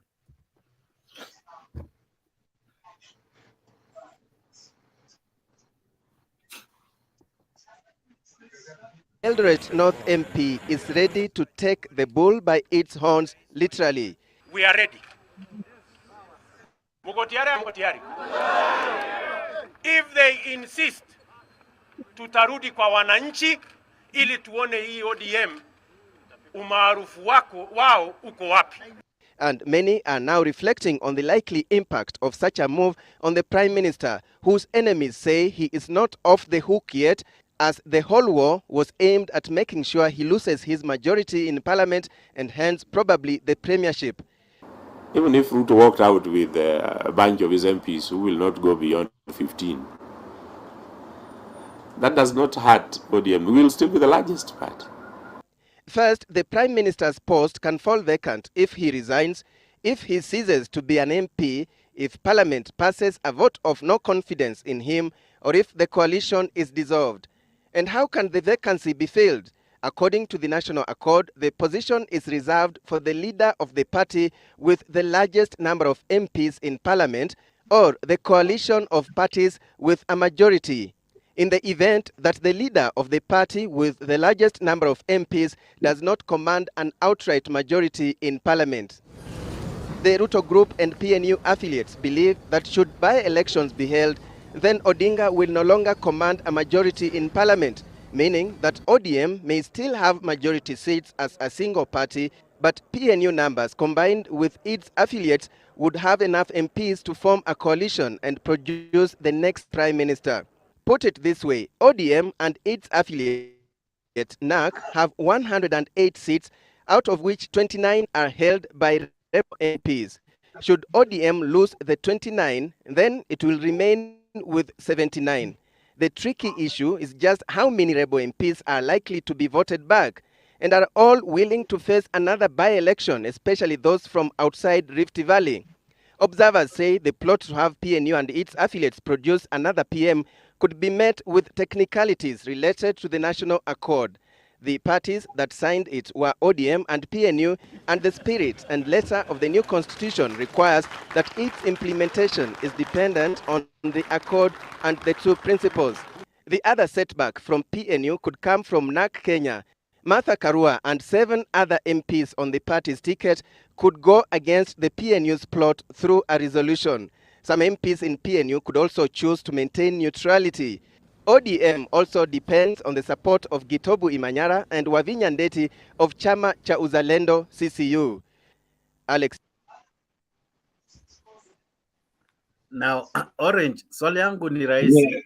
What happened ya kuwa that time kinara wa Azimio alikuwa mkubwa na nikana kwamba with time alishrink. Ilifika wapi, ni wapi alipitwa mpaka Ruto ameweza kugrow na yeye nikana kwamba alishrink?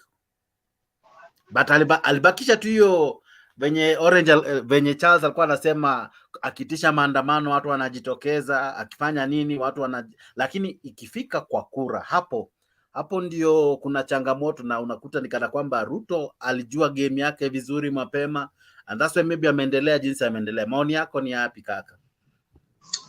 Okay. Nilikuwa nasema hivi. Unajua ile kitu ambayo imechukua mizizi katika hii politics ya Kenya ni ile hali ya watu kusema ya kwamba huyu ni mtu wetu, huyu ni mtu wetu, huyu ni mtu wetu. Tukitaka kuenda tunaenda na mtu wetu, tukitaka kurudi tunarudi na mtu wetu. Sasa hii angalia ile kitu ambayo ilifanya wadive hapo hivyo. Kuna wakati walikuwa wanataka kuenda election ya ODM, right?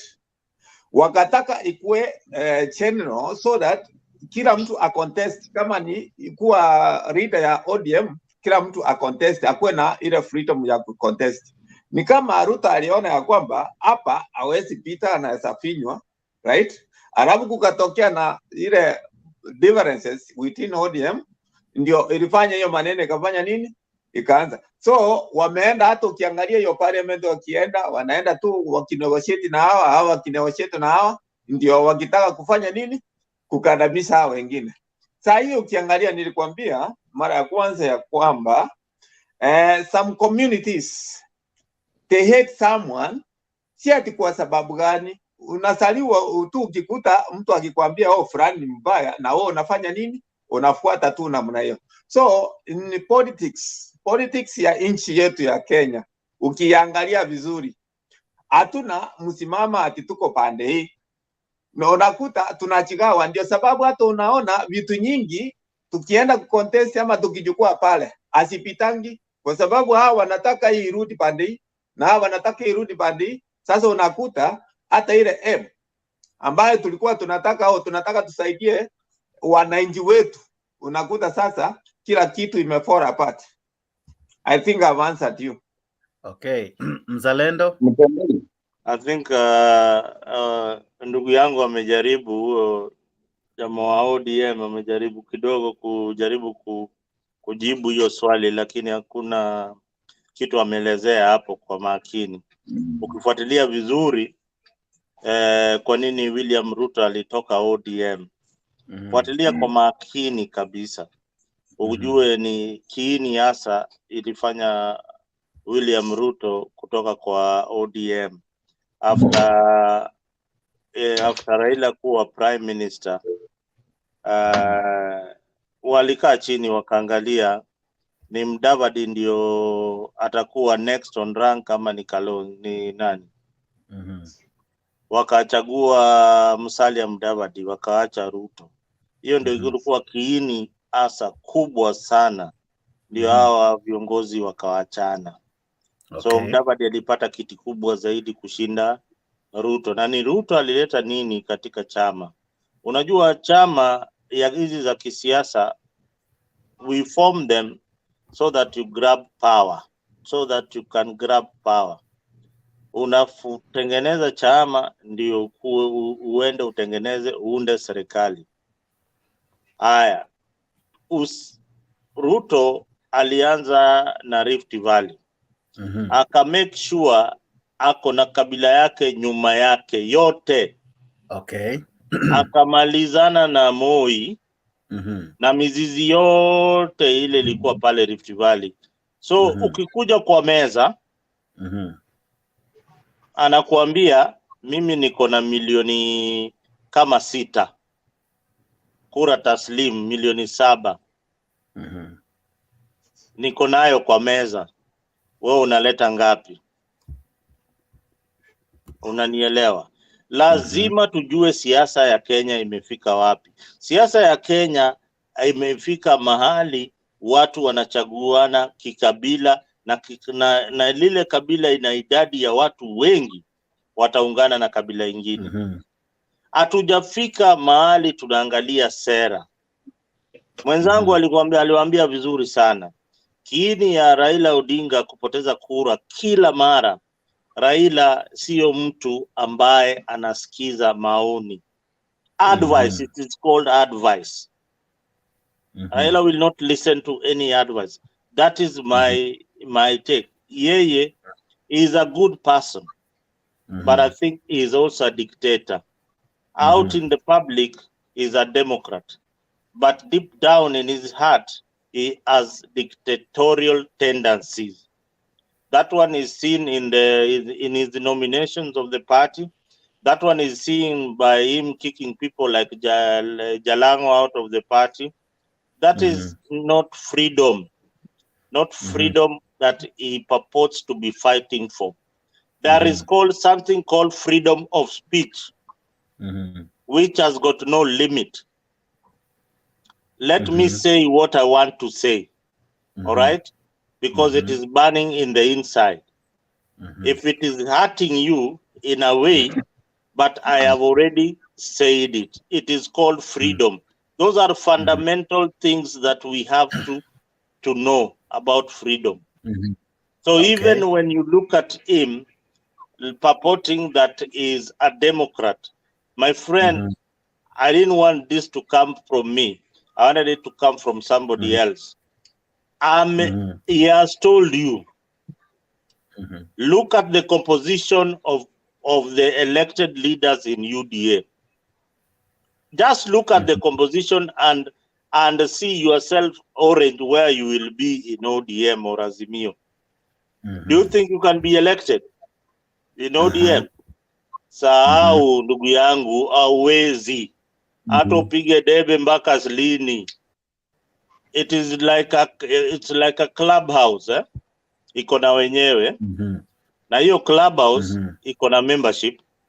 Na hiyo clubhouse iko na dressing code. Unanielewa? Ukiingia hapo lazima uimbe Raila ni baba, Raila ni mwana, Raila ndio kila kitu. Have you ever seen any ODM leader going against Raila Odinga? Does it mean that he is this perfect human being? Nauliza tu swali.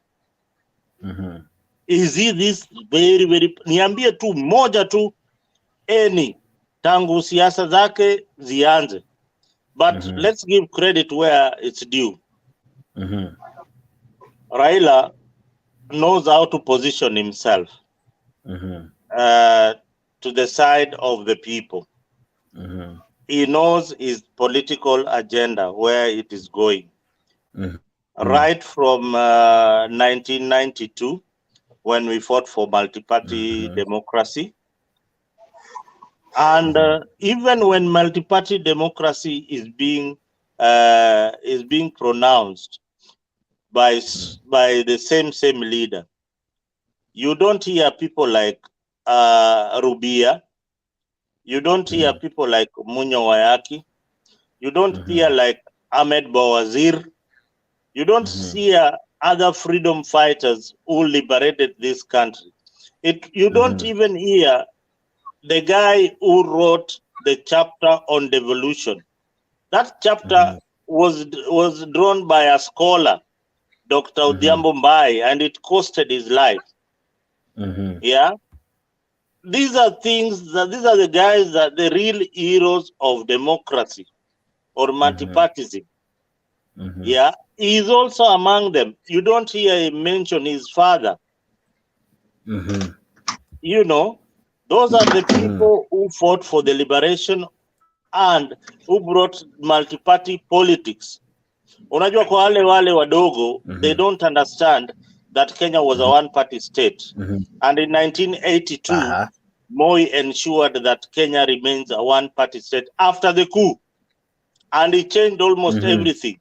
Tutakuwa tukipigia KANU ndio mama na KANU ndio baba na KANU ndio kila kitu. Na tukaenda even the electoral process we changed. Tukasema we are now going to Mololongo. Ile nikipenda Jex na panga line. Na mpinzani wako pia napanga line pale, mnapanga, tunahesabu, tunamaliza, story inaisha. Unaelewa? Then we came to this other phase of our democracy. Fighting for multi-party Section 2A to be repealed from the Constitution. Then the promulgation of the Constitution. But look at how our Constitution has been tampered with.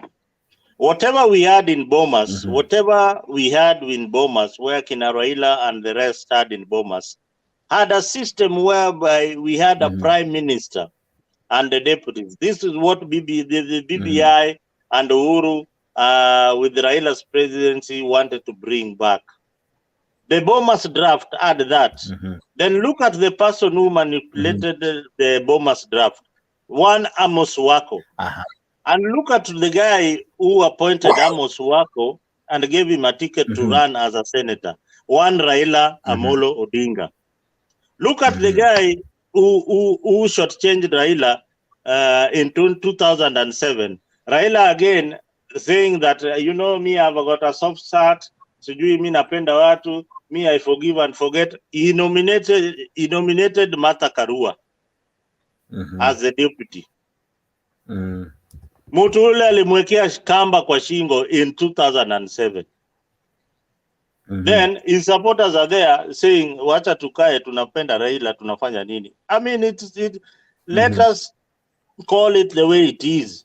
It is high time people see the reality. Raila is a good leader at some extent, but what it lacks is the advice.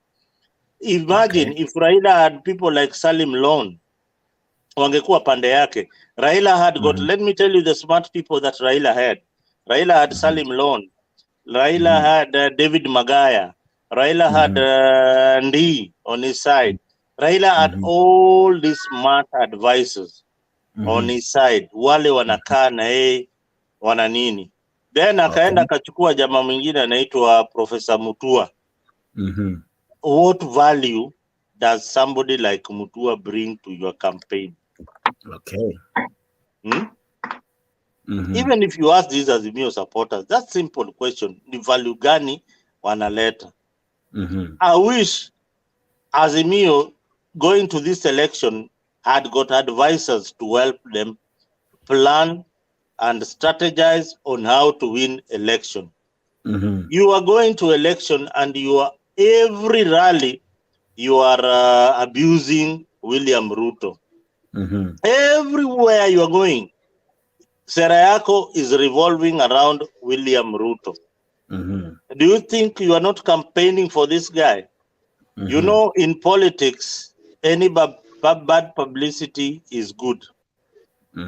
So they made sure they campaigned for Ruto. They made sure that they talked about bottoms up everywhere they went. So that message sank in. And was bottom up a bad idea? It was a good and a brilliant idea. Very brilliant idea. Anybody who would come with a policy that affects the poor and tells them that, you know, and gives them some little hope, hata kama ni uongo ama ni ukweli, was going to win the elections. And with the numbers in Rift Valley and the numbers in Central, there was no way. And this is a leader who is cutting across your base. Ameenda uko Western akachukua Wetangula, somebody you had in your team as an advisor. Yeah. Aya, apart from just taking Wetangula, akaenda akachukua Amos Kingi, somebody you had in your team. And you are just okay. Aya, mimi niko na watu. Aya, akaenda tena akachukua kina Aisha Jumwa. Somebody you had in your team. Ati ya mimi niko na watu au watu wa pwani wako na mimi. Akaenda tu polepole akachukua watu wako kina Musalia Mudavadi, even if they were not even bringing 5 votes, but you have lost 1. And you don't, that 1 vote is what makes the difference. Okay. Na hawa watu wangekuwa na Raila mpaka wa leo. And imagine these Azimio supporters up to maybe a month or 2 months to elections, they didn't even want Kalonzo Musyoka in their team. You could see on the charts and the platforms wakisema Kalonzo hata anaweza enda huko. Right now we have the deep state, sijui tuko na nani. Upuzi na uporojo mtupu. Right now the same umewasikia Uhuru Odinga akiongea. Right now they don't have the system. They don't have the deep state. The deep state and the system is with William Ruto. Watapenyea wapi? Watapenyea wapi? They don't have the system. The system and the deep state is with William Ruto. The majority vote is with William Ruto. You have bunge la wananchi.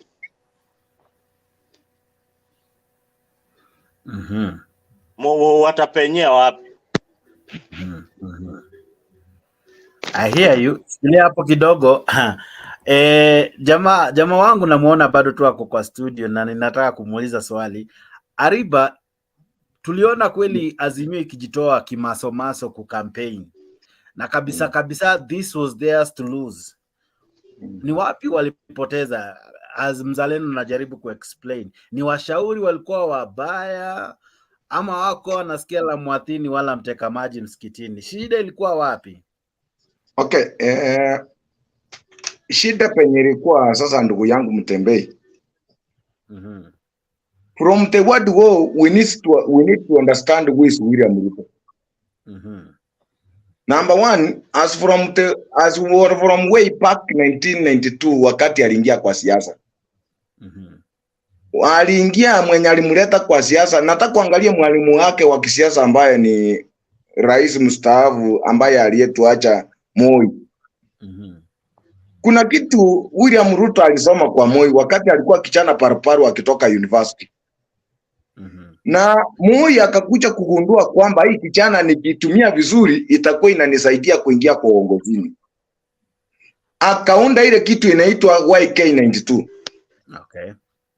Sasa wakati yeye akitembea, William Ruto alikuwa anatembea kwa viatu ya Moi pole.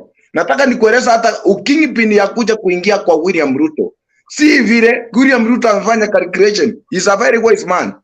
Wakati Moi alikuwa anapatia Gideon, anamwambia you just call the parliamentary group ya KANU uiongelee hii na hii, anampatia mpaka speech ya kwenda kuongea.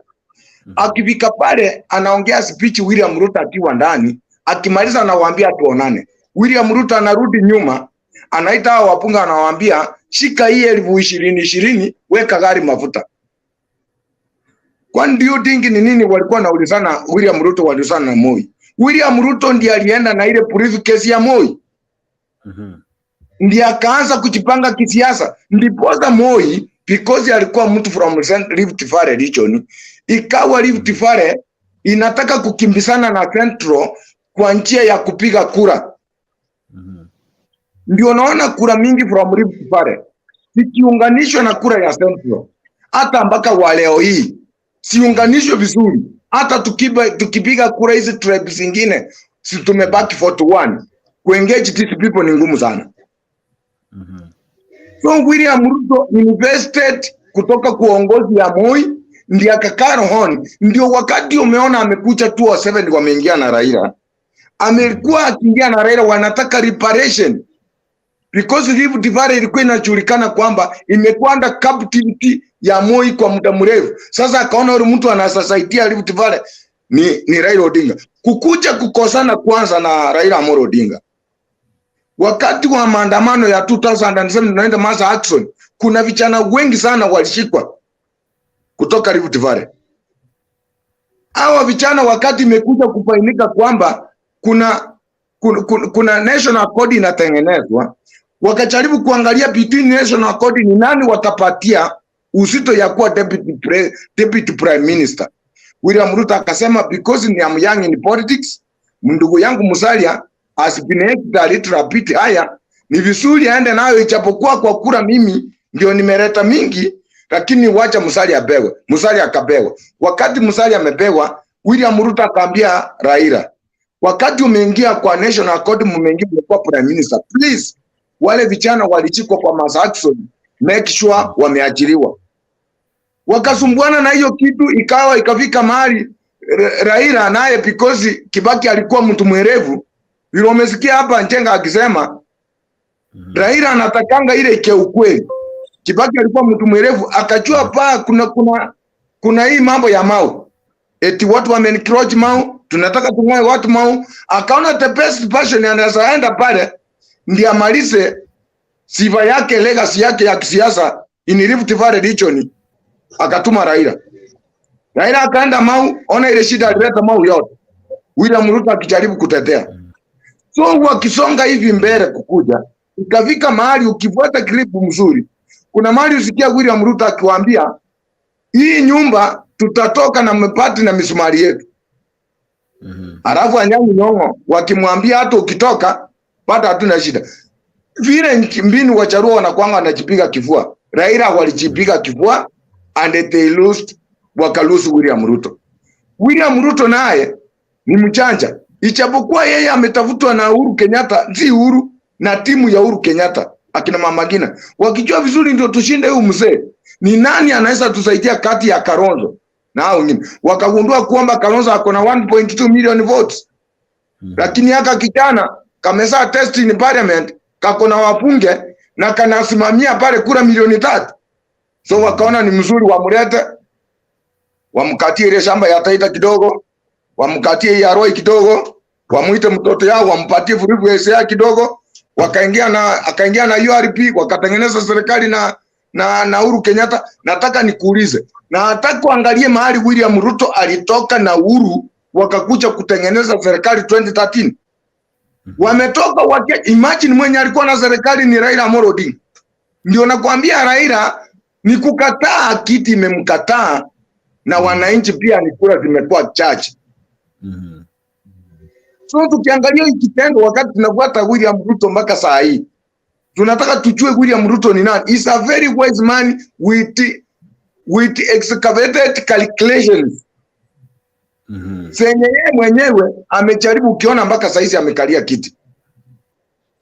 Ndiposa unaona nataka kuangalie wakati tulikuwa kwa kampeni ya hii 2022 nataka kuangalie mahali William Ruto anasimama ameambia Uhuru Kenyatta, enough is enough. I don't need your support. You just support mtu yako, but leave me alone. Kama ni watoto yangu unaweza uwa, please uniachie tu, lakini mambo mengine hatutawezana, hatutashindana na wewe. William Ruto alikuwa amefika mahali amefanya calculation ya Central na Rift Valley ameweka kwa mkono.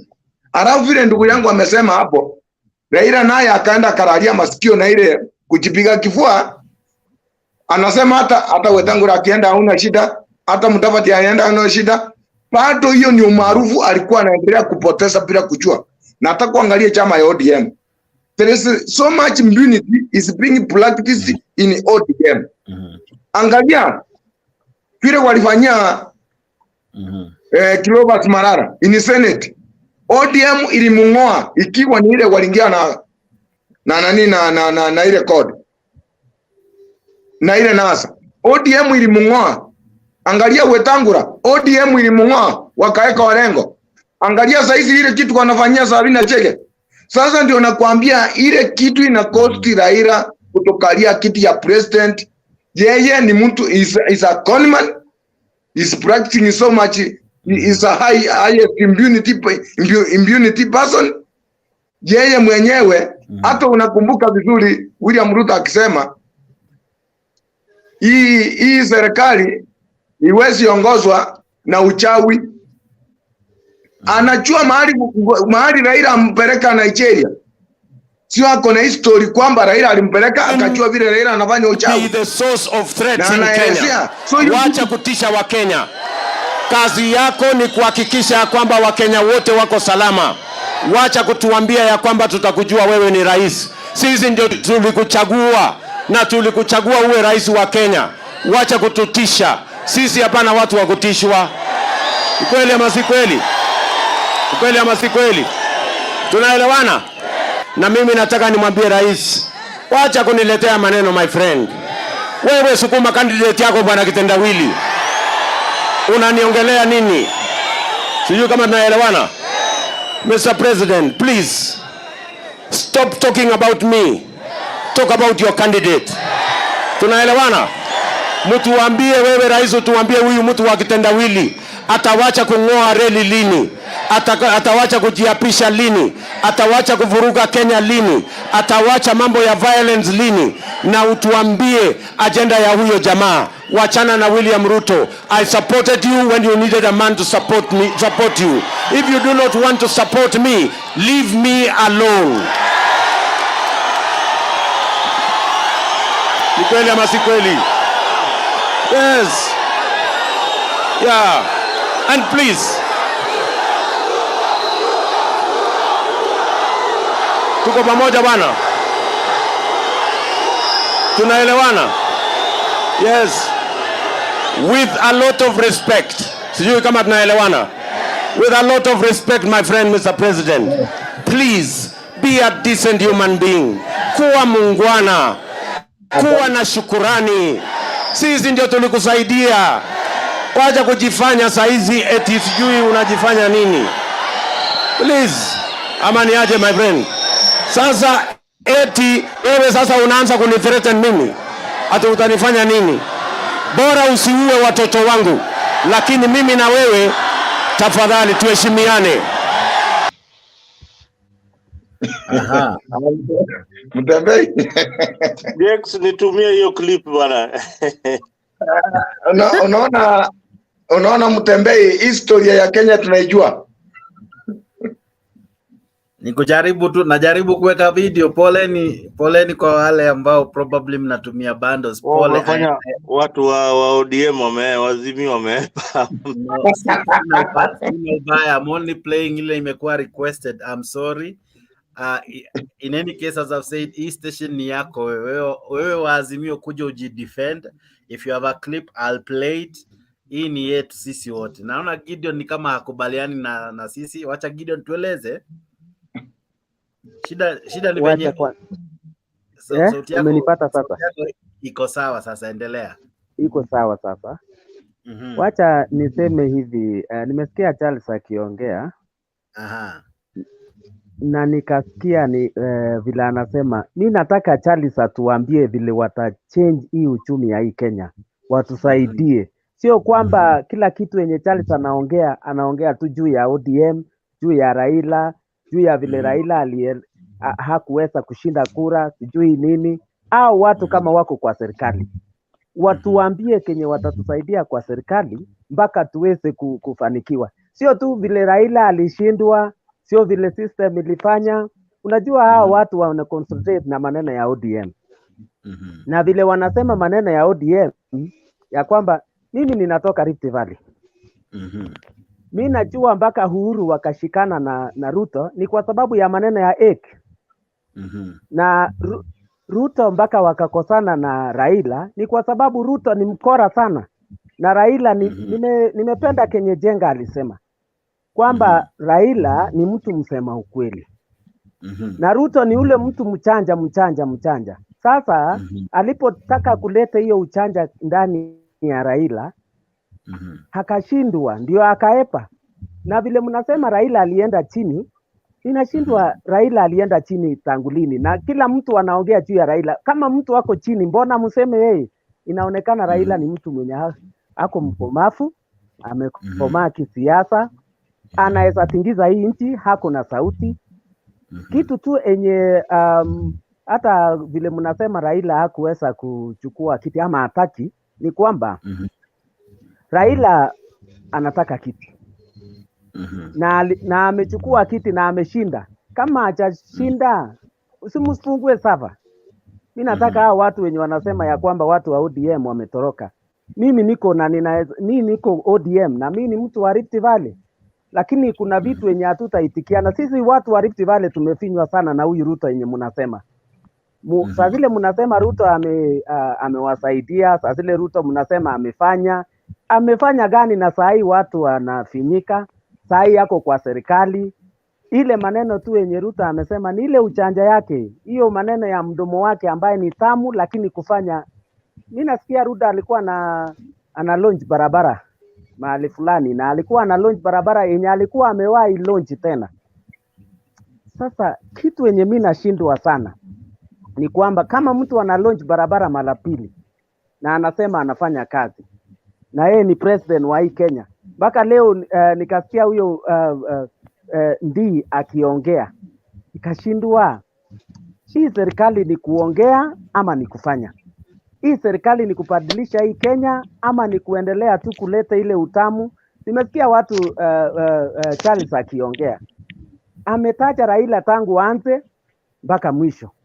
Anasema Ruto anaweza ni mtu mwenye amefanikiwa, ni mtu mwenye anajua nini na hako kwa serikali saa hii. Wacha ajue atubadilishie hii unga saa hii imeenda juu, maisha ni ngumu, mafuta ni juu, na huyo Ruto mwenye mnamsifu wako kwa kiti siabadilishe sasa.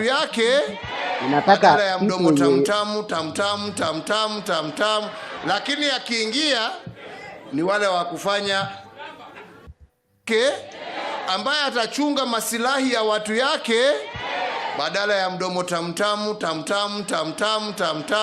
lakini akiingia ni wale wa kufanya chunga masilahi ya watu yake badala ya mdomo tamtamu,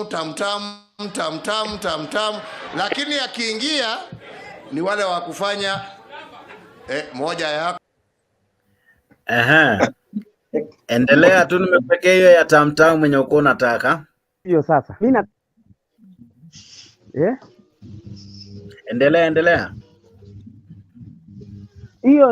Hiyo kazi yenye ya mdomo tamtamu hiyo ndio tunataka kuona sasa, kwa sababu unajua vile alisema hiyo maneno yote tunataka kuona. Sio kujifuna tumechukua, sio kujifuna ya kwamba tuko naye, sio kujifuna tunajua kushinda. Hata Raila alikuwa na wabunge wengi. Tukiongea saa hii Ruto alienda akanunua kwa Azimio. wabunge. Aliponunua kwenda upande ule, anaanza kusema tunataka upinzani ambaye iko strong. Upinzani yenye iko strong njia gani na anaendelea kununua hao? So mimi ninasema naungana na hiyo maneno ambaye Jenga alisema ya kwamba Raila ni msema ukweli, ni mtu mwenye hataki hata hiyo maneno ya Mau yenye Charles amegusia. Ruto akasema ana defend watu wake wakae kwa Mau. Ruto ndiye amekuja akawahamisha watu juzi, akasema watu waame, na alikuwa anapinga Raila ile siku. Sasa ninasema hii Ruto mwenye mnasema ana defend, anachunga sisi, yeye ndio ametunyanyasa. Mtu akiamuka hapa Rift Valley aweze kusema ya kwamba anapinga Ruto ama analeta ukweli, Ruto anakasirika na anamfukuza na hataki kusikia sauti yake. So kama mnasikia utamu wa Ruto ni hapo kwenu, lakini hapa kwetu tunaumia. Tunaumia kwa maneno yenu ya mdomo tu, tunaumia kwa maneno ya Charles ya mdomo ya kusema Ruto hivi, Ruto kumsifu. Tumechoka na masifa yenye mnampatia mtu na tuoni. Tunataka matendo, tunataka mtu ambaye hii ni 6 months. Mtu anasema tumpatie nafasi aendelee kumisuse serikali, kumisuse vitu, kumisuse pesa, kupatia bwenyenye watu wake. Ametoka nje mara ngapi? Kazi yake tu ni unasikia ametoka. Hakuna Kenya analete, unasikia ametoka. Hayuko Kenya. Sasa Charles, hebu tuambie vile tutaweza kuonja utamu wa hii serikali. Wacha kusema maneno ya ODM. Gideon, nina swali. Wewe unatoka Rift Valley. Bei ya fertilizer ni pesa ngapi? Hakuna hata hiyo fertilizer, nimeenda saa hii hakuna. Ni bei ni ngapi? Ni 6,000. In the good old times, they often prayed together, literally helping each other with the word of God. And when the going got tough, one among their numbers would help them seek divine intervention. Appearing together in public functions was the norm rather than the exception. In those days when the election wasn't going too well for Raila Odinga, the Eldoret North Member of Parliament was his defender-in-chief. Yes, ma'am. Now the honeymoon is over. The former political soulmates whose Mapambano chorus was the source of much agony among President Kibaki's trusted lieutenants are engaged in a bare-knuckle battle for political supremacy. Raila seems to have lost all his strongest allies in the Rift Valley. His decision to sidestep members of parliament from the region only succeeding in hardening the hearts of the voters. Sasa mimi si mwendo wazimu au umbu ambaye anazaa watoto anachukua na kula ingine. Kwa hiyo mimi siwezi kwenda kudhuru watu yangu. Just 2 years ago, Raila Odinga was the darling of the Kalenjin community. They then called him Arap Mibei. But now, he has not only lost the name, but their political support as well. Cracks began shortly after the Prime Minister shared out the cabinet seats allocated to ODM as agreed in the power-sharing deal. However, analysts point out that the Ruto-Raila axis was nothing but a political marriage of convenience driven by a desire to fight a common enemy in President Kibaki during the 2007 general elections. The reality is we are still a country that still wants to attach itself to its political shiftings. So there's a possibility that he could lose politically. And so, as a wise politician, he must look to the future and say, if I lose this constituency, where else can I fish for some support? The question of what to do with suspected masterminds of post-election violence has further strained relations between the two political heavyweights.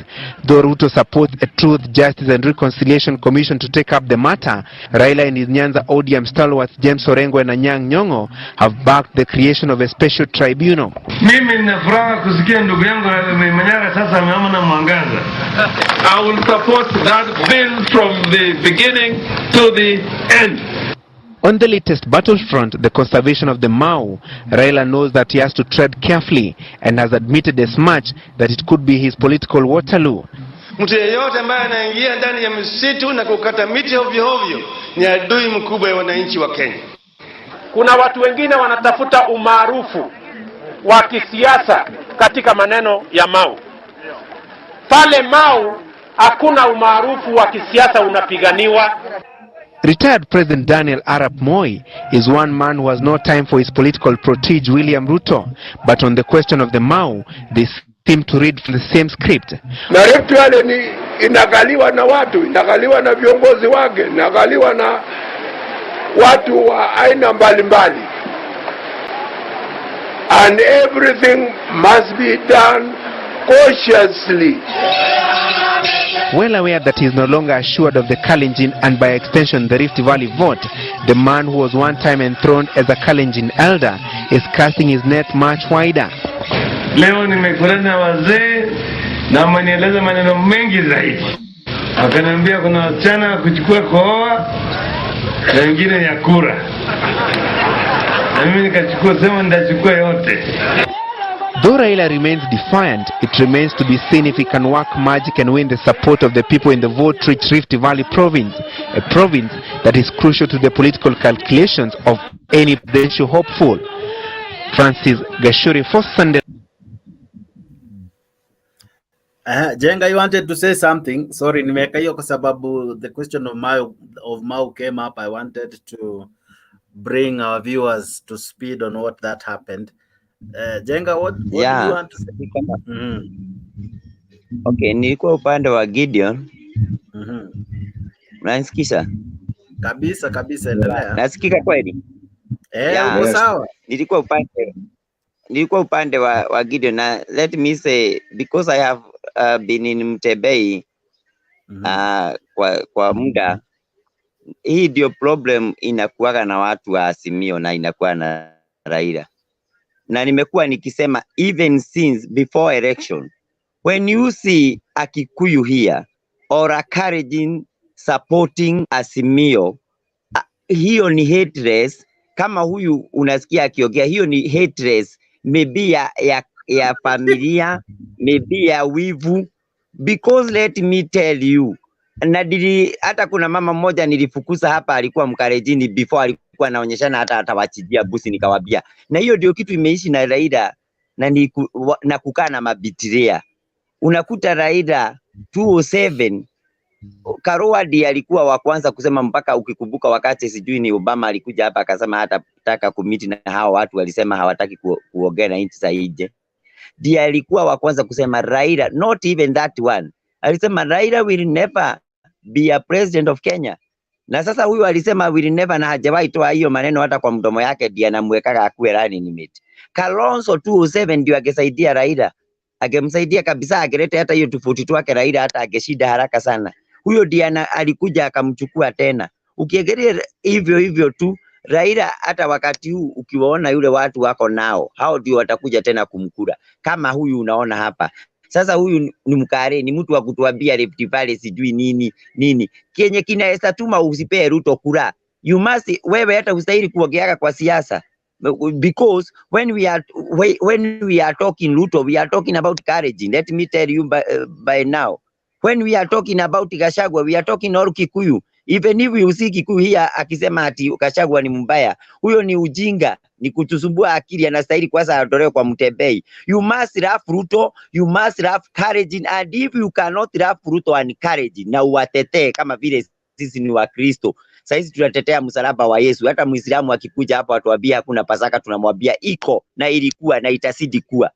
Hata kama ingekuwa na dosari, hatutaki kuona dosari, sisi ni Wakristo. You are encouraging. Ruto is doing good. He is a president. He is a president of Kalenjin, and he is a president of Kenya, and more so, he is a president of Mount Kenya because walimchagua. Mbona unakuja kutuambia hapa ati sijui ati Rift Valley ati nini hamusaidiki?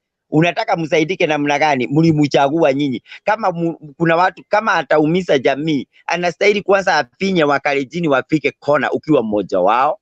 Akuja nifinye mimi Kikuyu nikiwa mmoja wao.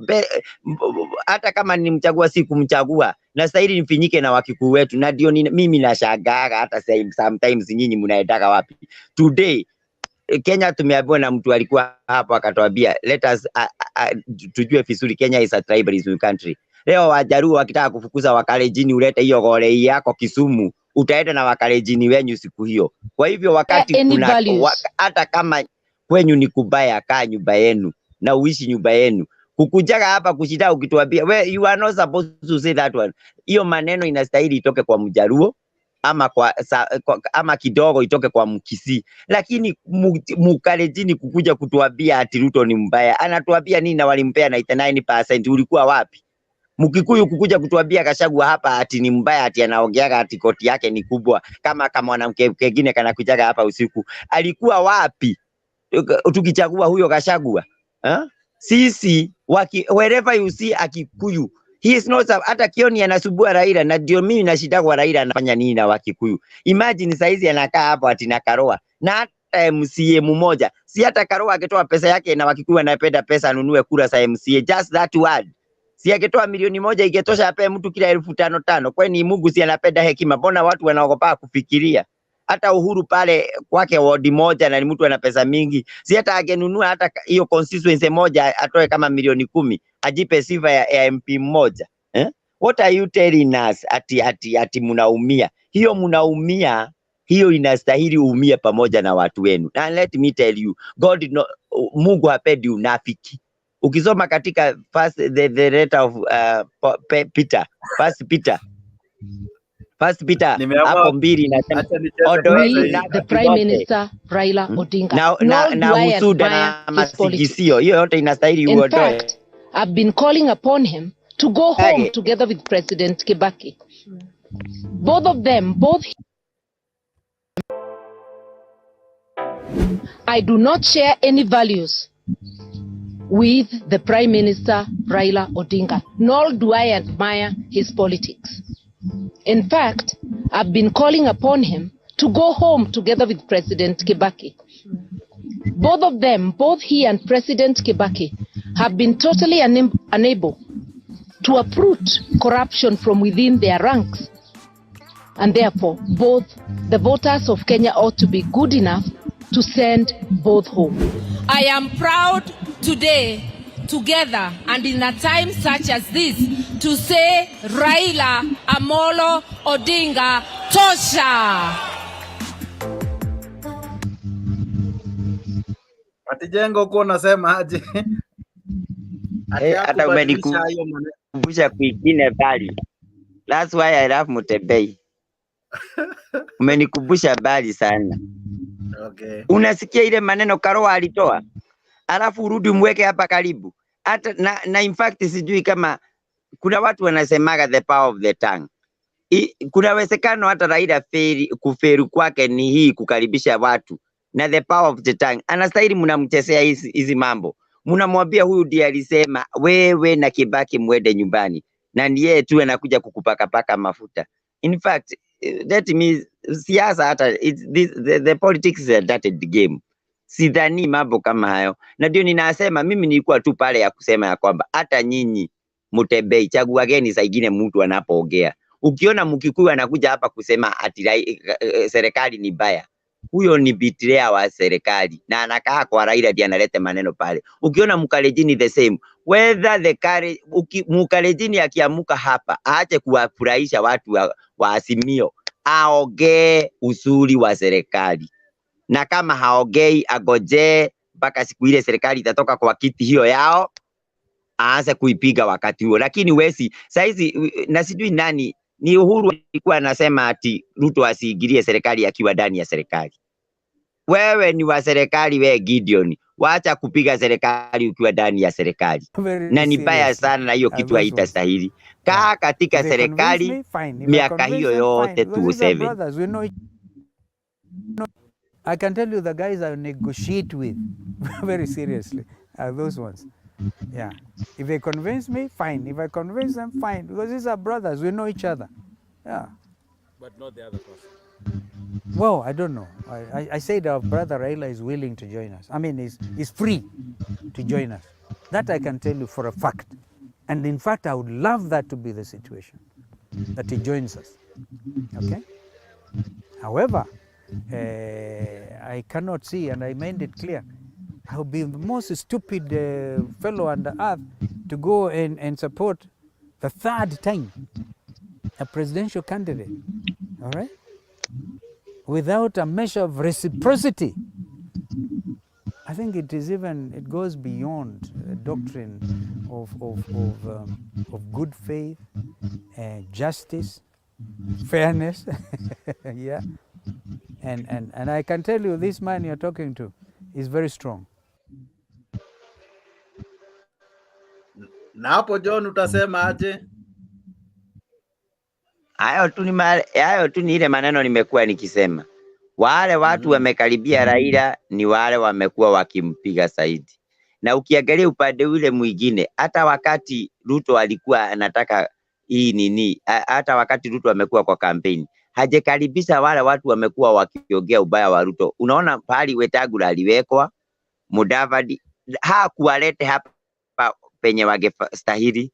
Hapo walilete mtu ambao wamekula na yeye wameonyeshwa wamenyang'anywa, walikuwa wamedhiritheniwa na Uhuru pamoja, aliwalete hapo. Lakini Raila analetaka yule mtu amekuwa amemkashifu.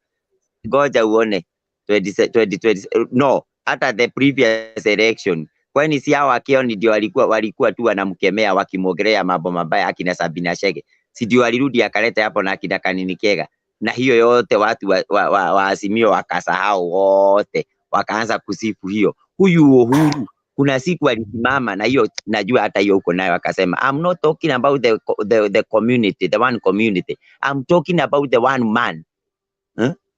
Mwenye amekuwa akisumbua hii serikali sisi 1982. Hata hiyo clip najua utaipata tu. Alikuwa anasema haongei kuhusu one community, na huyu Uhuru ndiye tu alikuja tena akamleta na akaanza kuonyeshana yeye ni msuri. Huyu Raila amekuwa akituonyesha mashamba ya Uhuru penye iko mingi na penye familia ya Kenyatta imetuhahama. Huyu yeye tu ndiye tuliona tu hapa akisema mali ya Kenyatta isiguswe, na yeye ndiye tu tulikuwa tunatarajia pengine atatusaidia tukawagawe hizi mashamba. Hata nisagaa kusikia hapa Nairobi ni 11,000 acres. Na hili hali ati mnarudi kutuambia ati huyo mtu ndiye msuri. Mtu hata kama ni mimi Raila naweza kubalia mtu akiwa na 11,000 acres na Raila shamba yake ikiuzwa yote huko Bodo, itanunua plot moja Rwaka. It is what I think the plot now Rwaka is almost 150,000. I mean million, 150 million. 150 million ukienda Bodo utanunua karibu Bodo mzima.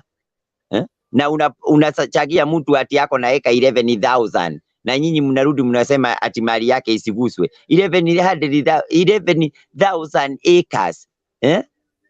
Na mnarudi mnasema ati mali yake isiguswe. Hiyo hata si ati kuguswa. Hiyo hata Mungu anastahili aiachilie kidogo, watu angalau hata wapate just 1,000 acre. In fact, na ni Nairobi. Alafu mnarudi mnamchagia. Hiyo ndio inatumaga mfelu. Juu leo mnaongea hivi, kesho mnaongea hivi. Kesho unakuja hapa Isaac Ruto ni nani? Amekuwa akionyeshana ni mzuri sana upande wa Raila. Sasa hizi alikuwa wapi? Hata anataka kusikia Ruto nini? Raila hata kidogo. Na hivyo ndivyo huko kama Isaac Ruto wewe. Toka wacha kupiga serikali na usirudi kusimama hapa kutuambia ati unaulizwa bei ya fertilizer ni ngapi Rift Valley na hata hujui. Wacha nikuambie nimetoka Narok kwa saa hizi, na jana nilipata viazi na fertilizer ya 3,500.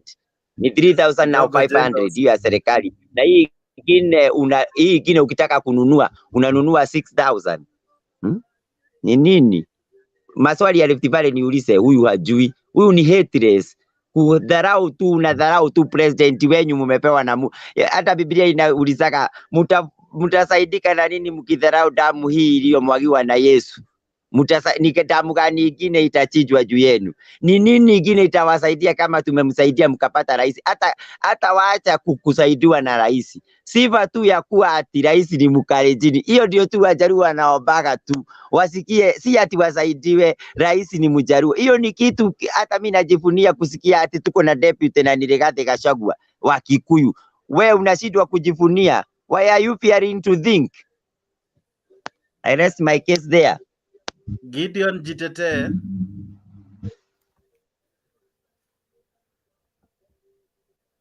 Gideon.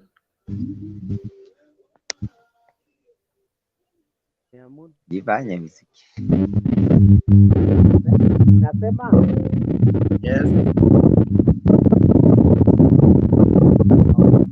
Jonjenga zima maiki hapa Jonjenga.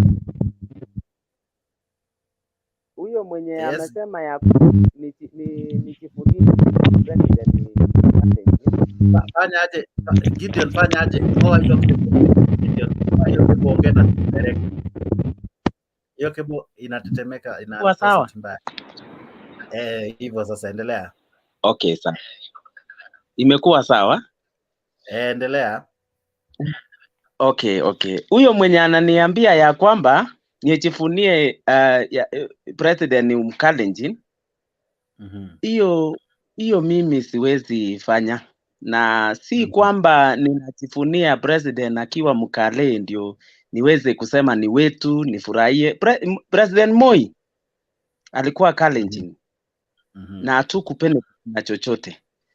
Yeye mwenyewe amesema mimi ni mlagai, ninadanganya, ninafanya nini. Akasema ya kwamba sasa zile mtu ni wewe umsupport. Siwezi support kwa sababu ni wewe. Hata yeye amesema ya kwamba Uhuru Kenyatta ako na mashamba, na yeye akasema ya kwamba Uhuru Kenyatta ako naye Nairobi maekas na anafaa kuguswa. Sasa nikajiuliza huyo ni si Mkikuyu wake hata yeye. Yaani yeye anafukua right akisema zake, alafu mimi ninakuwa wrong nikisema zangu. So aone vizuri vile anasema, kwa sababu mimi nikisema yangu ni demokrasia, ninaweza sema na nina support mwenye mimi namuhitaji, sio kwa sababu ya ukabila, ni kwa sababu ya maendeleo yenye yako naye na kwa sababu ya msimamo wa neno yenye yako naye. Ni kwamba hata tukipiga kura, si lazima saa zile mimi napiga kura ninapiga kura kwa sababu ati mtu ataweza shinda. Nitapiga kura yangu kwa sababu ninataka kuelekesha mahali inayofaa. Hata kama huyo mtu hatashinda, nitajifunia ya kwamba kama fulani angeshinda angenisaidia hivi, na kura yangu haiko na ile yenye imemess ama yenye imeenda kombo, iko na msimamo mzuri. So hapa tunaongea ya kwamba ninataka nione benefit ya huyu mtu mzuri, ninataka nione benefit ya huyu mwenye mnamsema, na kwamba sasa tunapiga kura. Kuna mwenye ameniuliza ya kwamba mbolea iko shilingi ngapi hapa. Ya serikali ilikuwa 3,500, lakini ukienda haupati. Hata saa hii tukiongea, mimi nimeenda mara mingi, mimi niko na shamba napanda mahindi, lakini sijapata hiyo mbolea. Na serikali wanasema iko, lakini hakuna, sijawahi pata na sijawahi ona. Na saa hii nikiongea nimenunua ya 6,000 na niko naye na nilienda kupanda naye.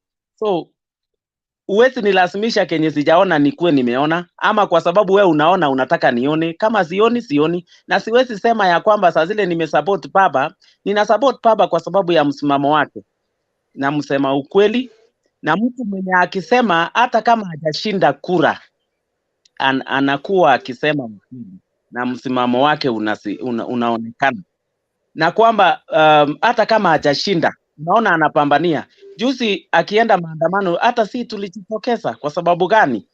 Sio kwamba kwa sababu yeye amesema, tunaona kenye anasema inafaa. Kuna mwenye alisema tena ati baba alipotoka hivi alisema tu ya servers, juu ya mahitaji yake. Tukiongea juu ya servers, hatujaongea juu ya mahitaji ya Raila. Pengine asiombe 2027, lakini mwingine ataomba, na anataka hiyo servers iwekwe vizuri ili akiomba na ameshinda kura anaweza.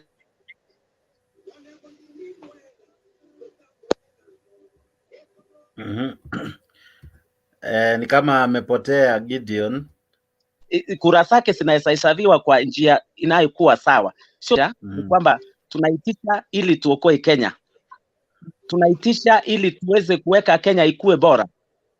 Ruto anajifunia saa hii kwa hii katiba. Alikuwa deputy president ya kwanza kwa hii katiba, lakini from the NCPB depot Eldoret in the county of Uasin Gishu, and following the announcement by President William Samoei Ruto that now 5 million registered farmers are ready to access the subsidized fertilizer. Earlier today in the morning, could realize long queues of farmers here at the NCPB depot. Now I'm now joined by NCPB regional manager Gilbert Rotich, just to understand what has been happening here. We spoke to wakulima pale nje, mambo yako namna gani? How's the situation so far? Okay, thank you very much, Elvis. This exercise of long-range distribution of subsidized fertilizer started yesterday here in Eldoret and Kitale. We managed to supply over 4,000 bags of fertilizer for the 2 counties. The farmers that we were able to collect yesterday in Eldoret was about 350. Kitale, we also managed about 400. Today we've started, as you can see. We expect to register close to registration house idea is for the queuing purposes. We expect to register about 2,000 farmers today, and also expect to serve over 500 farmers. Today, distribution exercise started in Mosoriot, Meteitei, of course, the Eldoret and Kitale. By Friday, Thursday, we expect to have received fertilizer in all our depots within this region. That is Kipkabus, Ainapkoi, Kapsawar in Elgeyo Marakwet, Kapenguria in West Pokot, Kipkaren River, still in Uasin Tarbo, Kipkaren Salient in Nandi, and Lesos in Nandi County. So I can say so far we are doing well. We expect to receive fertilizers that shall be enough for all the farmers.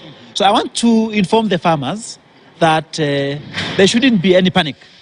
We still have 1 month to go before we start planting. So we expect by end of this month, we should have really supplied all planting fertilizer to all the farmers in this exercise. Lastly, kindly explain to farmers which varieties should they expect, any challenges you've encountered so far, and will there be a grace period? Okay, fine. For a start, we have 2 types of fertilizers. We have Yara micro planting, and also we also have Kinomase from ETG. So, all of them are NPK. Basically, that is about what do you call it? The fertilizer. It's there. It's there. I didn't want to participate in that argument, but the fertilizer is there. Maybe haijakufikia batiko. Mr. President, karibu kwa show.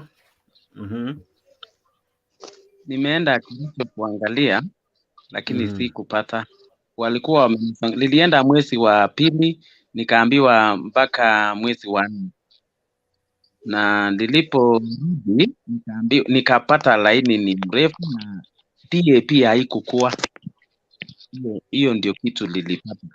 Na ninasema kitu yenye nimeenda, sio kitu yenye ninasema tu kwa sababu ya siasa.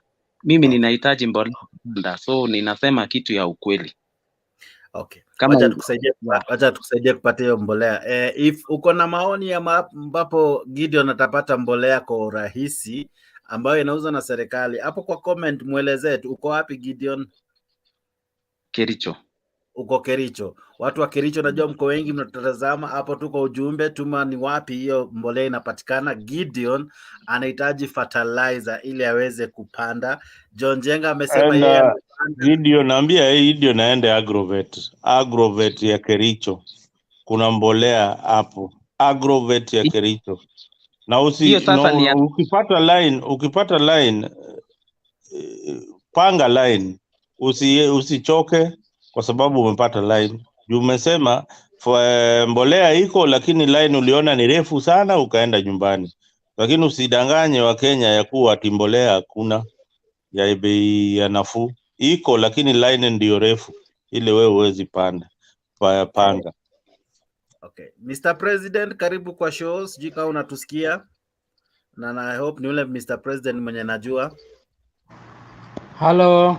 Nawasikia vizuri sana. I know you, sir. Good to see you. Yeah. I'm happy to hear Happy you. New Year.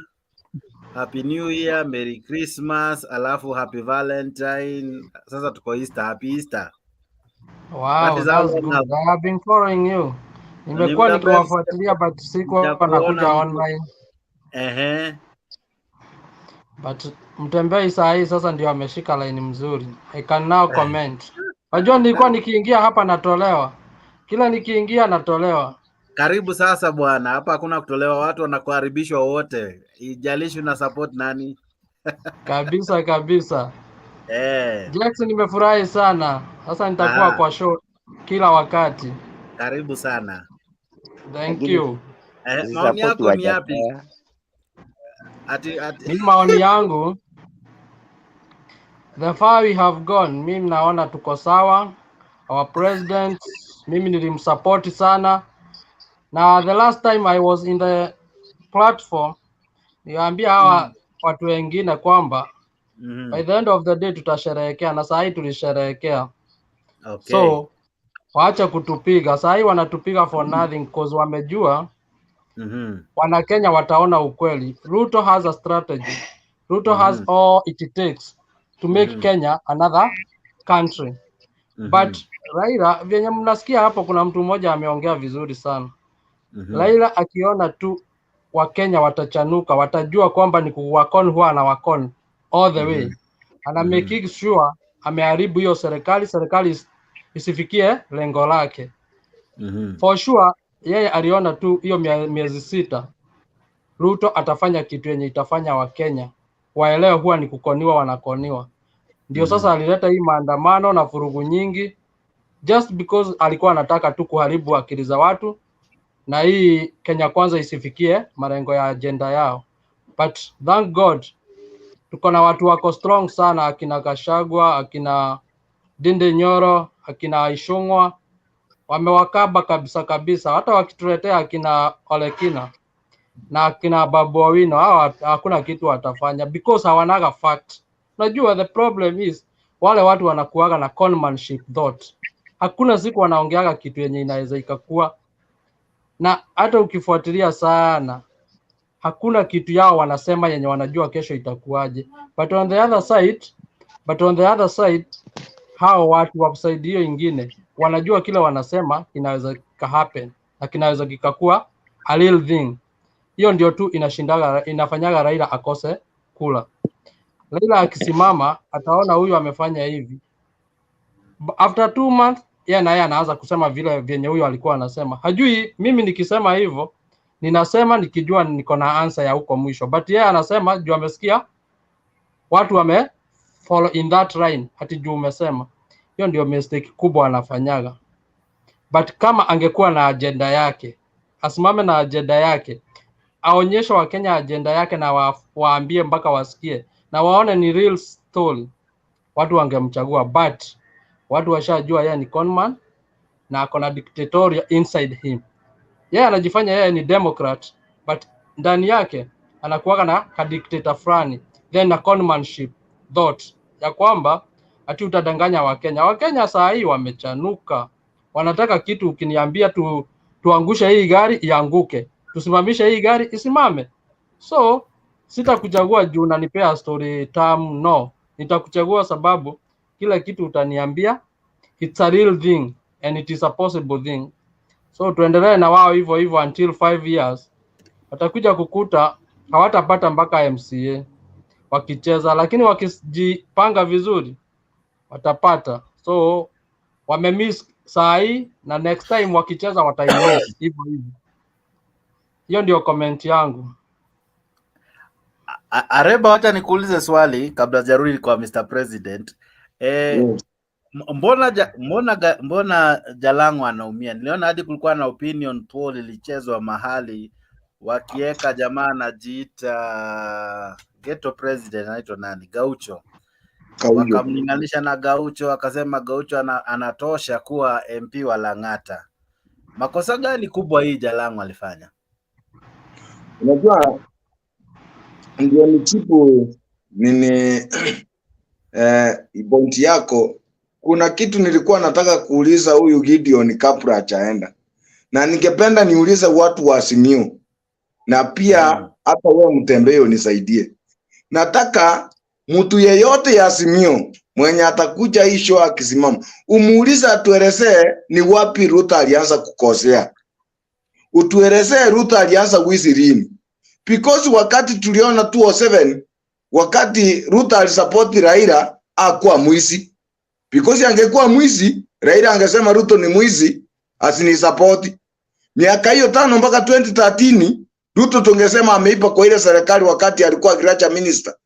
Ikifika 2013, Uhuru hakusema Ruto ni mwizi sababu ameipa kwa agriculture sector, asinisupport. Ruto alisupport Uhuru akiwa ni ndugu yake, akisema my brother yangu William Ruto. Kutoka 2013 mpaka 2017 hatukuona mahali Ruto anasemekana ni mwizi. 2017 ikifika akasupport Ruto Uhuru vizuri bila maneno. Imefika 2022 ni tamu yake. Sasa ndio tumeanza kusikia Ruto ni mwizi, Ruto ni mwachi, Ruto ni hivi na hivi. Na hiyo maneno yote inatoka kwa Raila, inatoka kwa Uhuru. Wale watu wenye Ruto amesaidia kuingia uongozini. So we need them to specify kabisa ndio na sisi tujue mahali Ruto alianza kukosea, ni wapi mvua ilianza kumunyesea. Na sisi tuwe tunachukia mtu tukishachua information. So from here tunaambia watu wa Azimio wamese their pride, wa recognize William Ruto as their president for the next 5 years. Atuchehesabu kwanza ya 2027 to 32. Ni 5 tu, na wakisipomeza wengine watapata hospitalini bila kupendwa. Wengine watakaa miaka 5 wakisononeka. Watu wakubali, wa accept, wakula hata sukuma wanone. Nikuje kwa point yako. Chalango kumia kwa Chalango ni ile kukuwa na individual opinion. Kwa chama ya ODM hakuna kitu inaitwa individual opinion. Kwa chama ya ODM unaenda na opinion ya ule mtu mpapa, king. What the king has said is what you abide by. You don't have to go against. So wakati Chalango alikuwa na different opinion kwamba anataka kurecognize kwamba serikali iko in place, the legitimate government, ameitwa State House, ameenda kukutana na rais. Ilikuwa yeye kabla ajenda State House angeita Raila mwenyewe, aende kwa Raila muinform. Aende kwa Raila muinform kwamba nimeitwa State House naenda kuzungumza na William Ruto. Hiyo ndio kitu. Ule mtu ni godfather. Ule mtu is a king of property we have here in Kenya. Ule mtu ni king ya kuabudwa.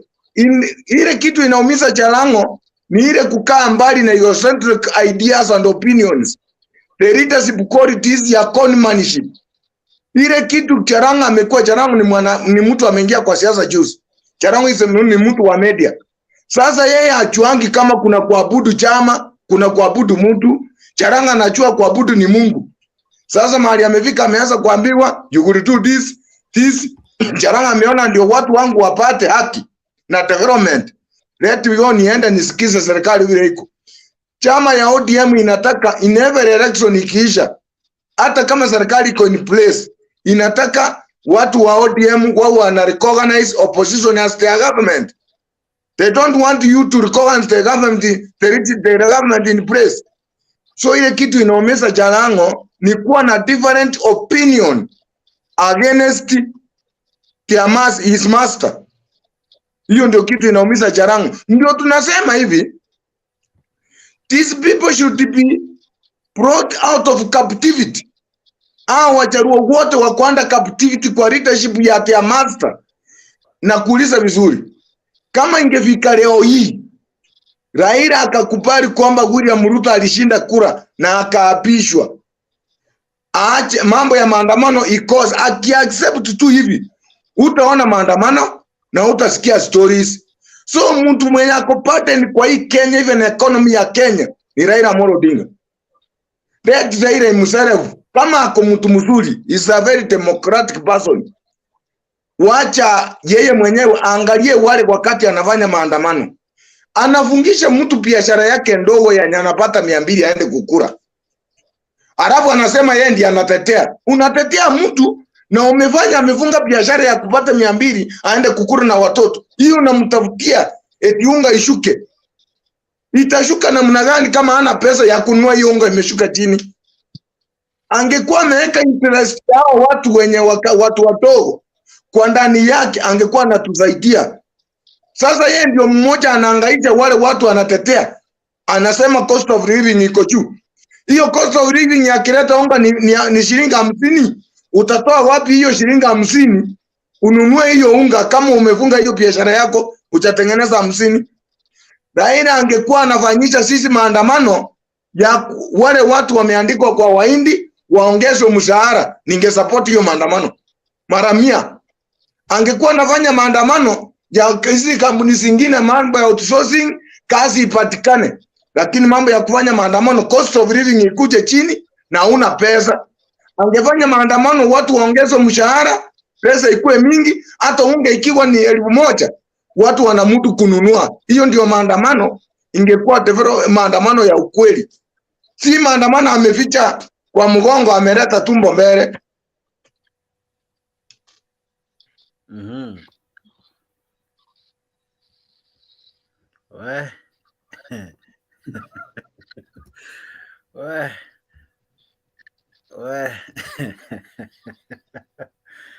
Kidogo tu acha tutazame jinsi Jalango alivyofanywa baada ya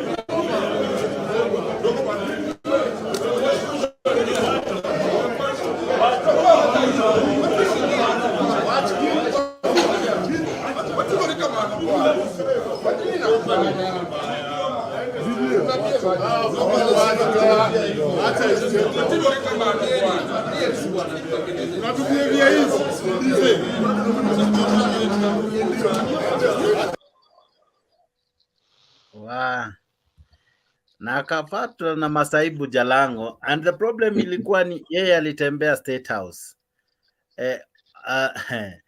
My brother, let me ask you, brother Remba, sasa kwa sababu kuna uwezekano baada ya hii bipartisan maybe kutakuwa na mahali ambapo kinara wa Azimio na kinara wa Kenya Kwanza watakutana na labda watazungumza na labda watakutana kule State House. Mbona basi watreat mtu hivi ikiwa Jalango alienda tu, ilikuwa tu ni innocent meeting na anasema alienda kwa sababu ya maendeleo. Mbona walimtreat hivyo? Unajua most of the time ukiangalia scenes mingi zenye zimekuwa heritage na watu wa ODM, zimekuwa na furugu. Ndio kile kitu unataka kwa ODM mane vitu zao mingi unataka kutumia kifua. Such that hata Jalango kama angekuwa na wasi wake wa nguvu pale, hata wangepishana na hao tena ingie ndani vile ameingia. Ndiposa nimekuambia hivi, imekuwa desturi kwamba chama ya ODM ina put his master. Ukiingia chama ya ODM, if you don't bow down ndio pata pressing kutoka kwa master, then wewe unakaa enemy. And Jalango, if at all these people, Kenya Kwanza, the administration is going to meet with the opposition, which is Raila, imagine mtu wa kwanza kumia ni Jalango. Sasa wale watu watakemewa na kuumia ni Jalango. Because the ODM, Raila mwenyewe ana practice what we call impunity at a high class and a high level. So ile kitu yenye iko Jalango kitu ina mcost. Jalango ni hilo kakamufu yake vile alisoma, hakuna mahali aliambiwa utaputu binadamu. I came here because I'm a member of ODM, a member of Azimio. And when we walked in, the boys who blocked me and said I would not come in. And after that, I was allowed in. When Baba walked in, one of his close security asked me to walk out. And that's what happened. I walked out. Yes. How do you feel? How does that make you feel? I feel bad because I love Baba. I'm a member of ODM, and I really feel bad. Do you regret meeting President Ruto? I can't regret meeting President because I'd go there as my own capacity, and it's because he had called me for development issues. And I still repeat, I feel bad that I can't attend the meeting when Baba is here, and you know very well what I've done for the party myself, the journey we've been, and I'm happy that it has taken a different turn. What next? What next? What next? For your apology, would you be willing to apologize? To apologize, having met the president, there's no apology about it. I went there for development. You don't apologize when you've gone and you've been called. Does this interfere with the relationship between you and Azimio? Oh, maybe it will, but I'm still in Azimio. I'm still a member of ODM, and this is politics. There's a letter that has been written by Eddie Okech asking that you be kicked out of the party. What will be your comment about that? I might not be the first. Aremba sika unakumbuka hii? Historic. Nakumbuka vizuri sana. And the party's elections board commissioner Peter Kuguru called in the security officers to take their strategic positions. ODM, nataka kuongea na watu wa security. Watu wa security, men in black. Tunataka men in black. Sasa wafanye line upande ya nje ya boxes, wafanye cordon around the voting area. Men in black was the code name for the party's security personnel, and indeed they stood guard around the ballot boxes. And all appeared well and secure. And just before the exercise began, there emerged a hitch.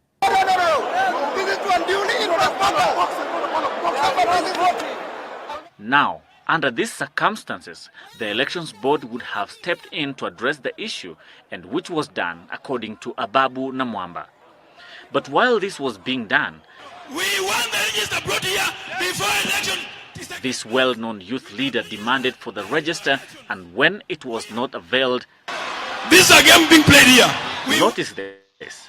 The men in black who were supposed to maintain order and protect the ballot materials joined the frenzy. The register brought here. We want the register brought here. They broke the ballot boxes and overturned tables and brought the exercise to a halt. Order. So, who are these men and who are behind their actions? Otieno Kajwang, Ruben Dolo, Georgia Ladwa, and the likes who hired these people, and even a whole Senator Elizabeth Ongoro. They could sink, how could they sink so low? But the said persons say they don't know anything about it. Nataka kuambia Babu na wenzake, hakuna mtu mimi nilihaya kuja kuharibu mkutano wa chama cha ODM ambao mimi naipenda. Yeye kama na hayo madai ambayo nimesikia akisema, nataka apeleke kwa kituo cha polisi na polisi wachunguze vizuri na pia hao wachunguzwe. Nimeshaongea na wakili wangu na nimeshamwambia na ameniambia nimuone Jumatatu ili niweze kumpeleka Babu kotini, kwa sababu ni lazima aeleze katika court na approve kama ni kweli mimi nilihusika nayo mambo na kuharibu jina langu. So, could they have been hired by the secretariat? What exactly was their role? Why didn't the Orange Secretariat just use the services of police officers who had been deployed at Kasarani, only to be called in when things fell apart? Shame on you, you do not deserve to wear orange colors. They are known, they are always whose security detail. I want all that information to come out and these people will be arrested to face the full force of the law. Question to the Orange Fraternity. Can you identify these people? Will they pay for the actions which have brought shame to an exercise by the leading opposition party in the country? Kendago. Well, and the journey for ODM continued and continues. Pole nimecheza hiyo kakaraba. But maoni yako ni how has ODM fared over the years? I've told you particularly kwamba ODM, when you need something in ODM, even in nomination, you must go for your own with your power. You must use force. Vitu yake ODM mingi ikujangi eti kwa generate ni line umepangiwa unahesabiwe. Unachukua kinguvu, hata watu wanaweza kuwa kwa line wamepanga, ushachukua ticket kwa ofisi umeweka kwa mfuko. So hata hii men in black wakati ilikuja hivi you can see, na kuna kitu mmoja Mtembei ningependa uangalie. Wale watu wenye Raila amechagua kushika mkono anainua. The moment they go against Raila, even an inch, wanaisha kipolitically. Wanaisha flat kabisa kisiasa. You calculate from the word go. Jaribu kuhesabu. Even akina Papu na Mambo walikuwa watu wako wa maana. Imagine Papu na Mamba ni ile secretariat kwa decide kwenda against maono ya Raila vile alikuwa anataka kupanga ofisi. Raila alikuwa anataka kupanga ofisi, hasa nicho alikuwa ameleta ule madamu senator alikuwa anaitwa Saini, ndiye akwa secretary general. So watoa ya Babu, ndiye Babu alitumia na kwa kiwa pamoja na nani. Babu alitumia mbinu yake na yeye wakasimama mpaka wakaenda mpaka kotini. Ndiye ikabidi aregeshewe hiyo secretary general. Babu alikuja kuacha hii secretary general akarisaini, ndio Sifuna akaingilia. Ndio Sifuna akachukua. So chama ya ODM bwana Mtembei imejulikana kwa uhalifu, imejulikana kwa conman, imejulikana kwa impunity. Hakuna si chama ya kusemama unaweza simama ukweli na ujitetee mwenyewe. Chama hii inatakana ujue unaabudu nani. Kama you don't abudu mtu yeyote wa ODM mwenye pigwi mwenye akona na link na Raila uwezi. Mimi najua vizuri sana. Nimekuwa kwa ODM wakati tulienda kuchukua tiketi ya ODM kwa chama ingine, chama rafiki yangu kabisa. Tukienda kwa Raila ndio hiyo chama ipatie huyu chama ticket. Ndugu yangu chama aliambiwa deposit 2 million ndio apewe hii ticket. Na imagine mwenye amepita hiyo ticket ni mwingine tofauti. Na akapewa hiyo ticket tukalete, kasemekana tumetoa ticket kwa paika ya mama. Inajulikana wazi mwenye ametoka hiyo sehemu ninaongelea anaijua vizuri hapa Embakasi. Ilikuwa namna hiyo. So chama ya ODM imekuwa chama ya biashara. So sijawahi ona chama kusema kweli vile nimekuwa ODM nimejaribu. Chama ya ODM huwezi kuwa hata secretary hata youth leader wa ward uinuke, hakuna siku. Angalia chama kama UDA imekuja juice. Ona hata wale watu nimekuambia nominate. Hata ule mama tulikuwa na yeye kama coordinator.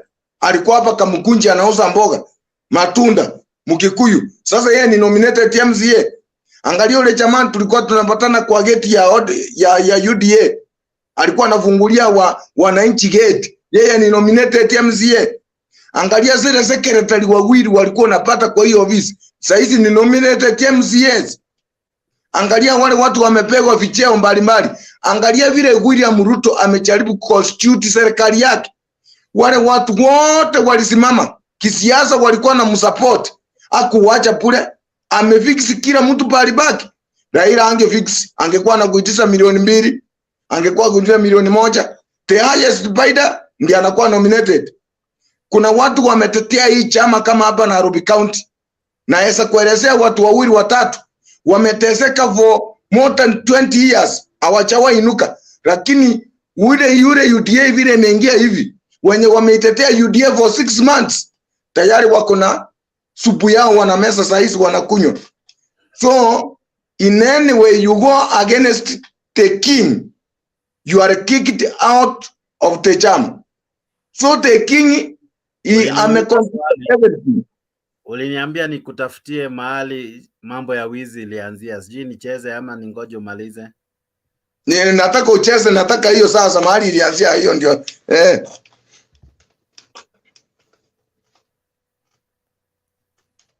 William Ruto, who are facing crimes against humanity charges at the ICC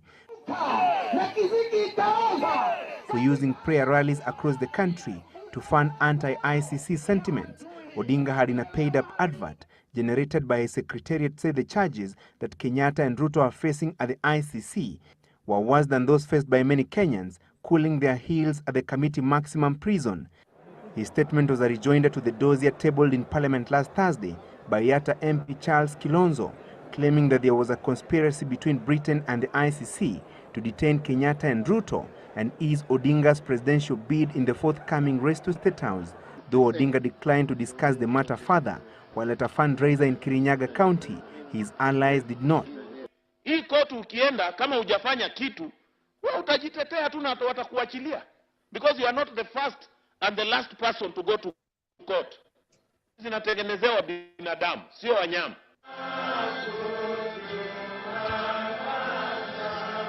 Reactions to Odinga's statement came in fast and furious, mainly from its two targets. Ruto, while attending a Sunday service at the St. Matthew's Anglican Church Cathedral in Eldoret, said Odinga had no moral authority to call for the arrest of post-election violence suspects. How come a man who is the chief beneficiary, the principal beneficiary of the election violence, is the one to point fingers at others that they should be behind bars or they should be in jail? Kenyatta, in a statement sent to Citizen TV by his spokesman Munyori Buku, termed Odinga's remarks unfortunate and uncalled for. Kenyatta added that the Prime Minister should not be allowed to polarize the country. Odinga, in his statement, had pointed out that the table in Parliament last week was a forgery and part of a smear campaign fabricated by people with political interests.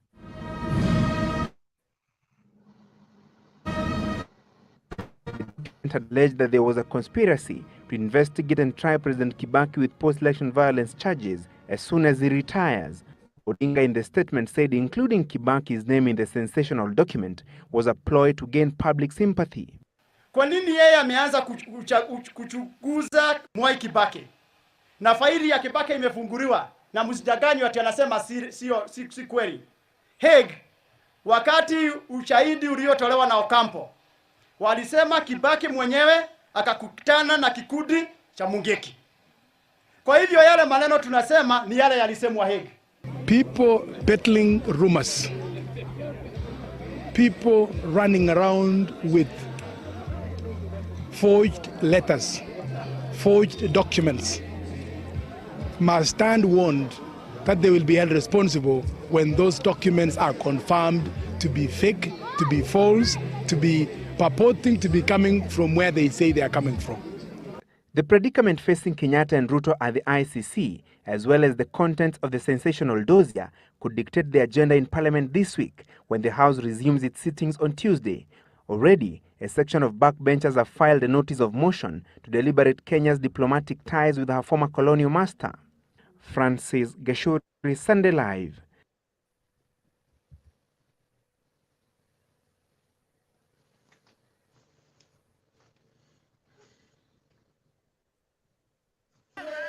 William Ruto's colourful stint in cabinet has come to a halt this evening after the president announced his suspension as a minister.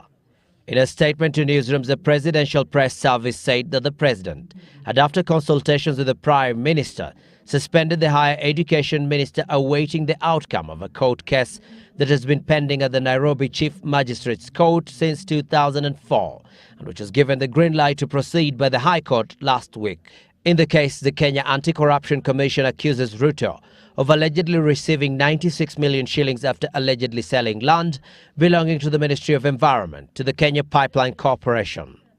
But Ruto had moved to the High Court to challenge the charges, arguing that they were discriminatory and that the case was politically motivated. The Constitution did not change the principle that you are innocent until proved guilty. But the High Court declined to grant Ruto his plea and instead gave the green light for the case to proceed. According to the Economic Crimes Act, any public officer faced with corruption or criminal charges should either step aside or be suspended by the appointing authority. Not a single shilling was paid to William Ruto. And that is exactly the decision that the President and Prime Minister took today after Ruto declined to quit on his own. Ruto's place at the higher education docket has been taken by Professor Helen Sambili in an acting capacity. Sambili will continue serving as the Minister for East African Cooperation alongside her new duties. There have been a number of changes in the government too. Embakasi MP Ferdinand Wai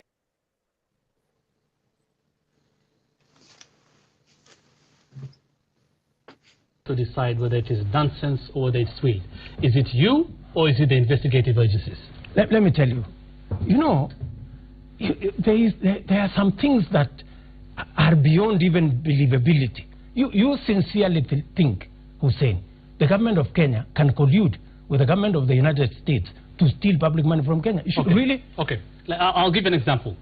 On this Eurobond, when this issue came up, and you talked about it and we've talked about it before, the Cabinet Secretary Treasury, Cabinet Secretary Treasury, Henry Rotich, promised a blow-by-blow account on how this money was spent. He did an about turn. He never did it. He asked the former Prime Minister to go to his office. But he promised. He promised even journalists. The former Prime Minister never went. But he promised journalists he's going to do it, but he did not do it. What questions have been asked to Henry Rotich and he has not answered? That is one. That is one which he promised and he did an about turn. What questions?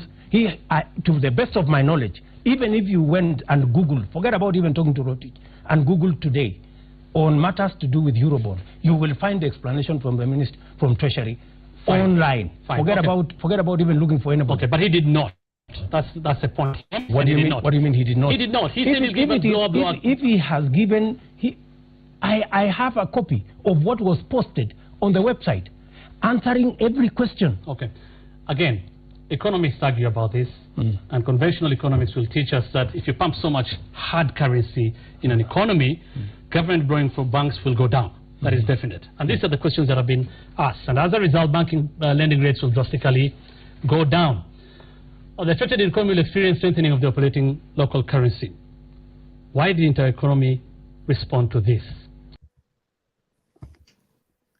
So those are some of the allegations of corruption, of scandals, ambazo zimemguza former vice president, or rather former deputy president, now president. So uliniuliza about those scandals, I've tried to pick here and there. So hapo ndo zilianza na ndio zimekuwa zikidefine our politics. Malizia ndio nipe Messi time kidogo. Endelea tu Ariba. But ukiangalia vizuri master ya hisi, hata hii mambo ya hii corruption na Eurobond, mwenye anatacho kabisa, mwenye unaona anasingizia kabisa ni huyu master wake. Because you can't tell me bwana Mtembei tumesaidiana na wewe, umeingia kwa kiti, uanze kurudi kuniua mimi. Meaning you need to kill my spirit yenye itakuja kuongosha baadaye. Umeanza kuhisi kwamba huyu nikimwacha akiendelea hivi atakuja kuninyang'anya kiti. So you must have means and ways ya kushut mimi down. So this is the trend which has been going on with our master. Yes. Aha. Mise, hi, how are you? Good to see you. Naona bado na drive. Sijui kama unaweza kujoin? Mise. Mise is busy in a conversation.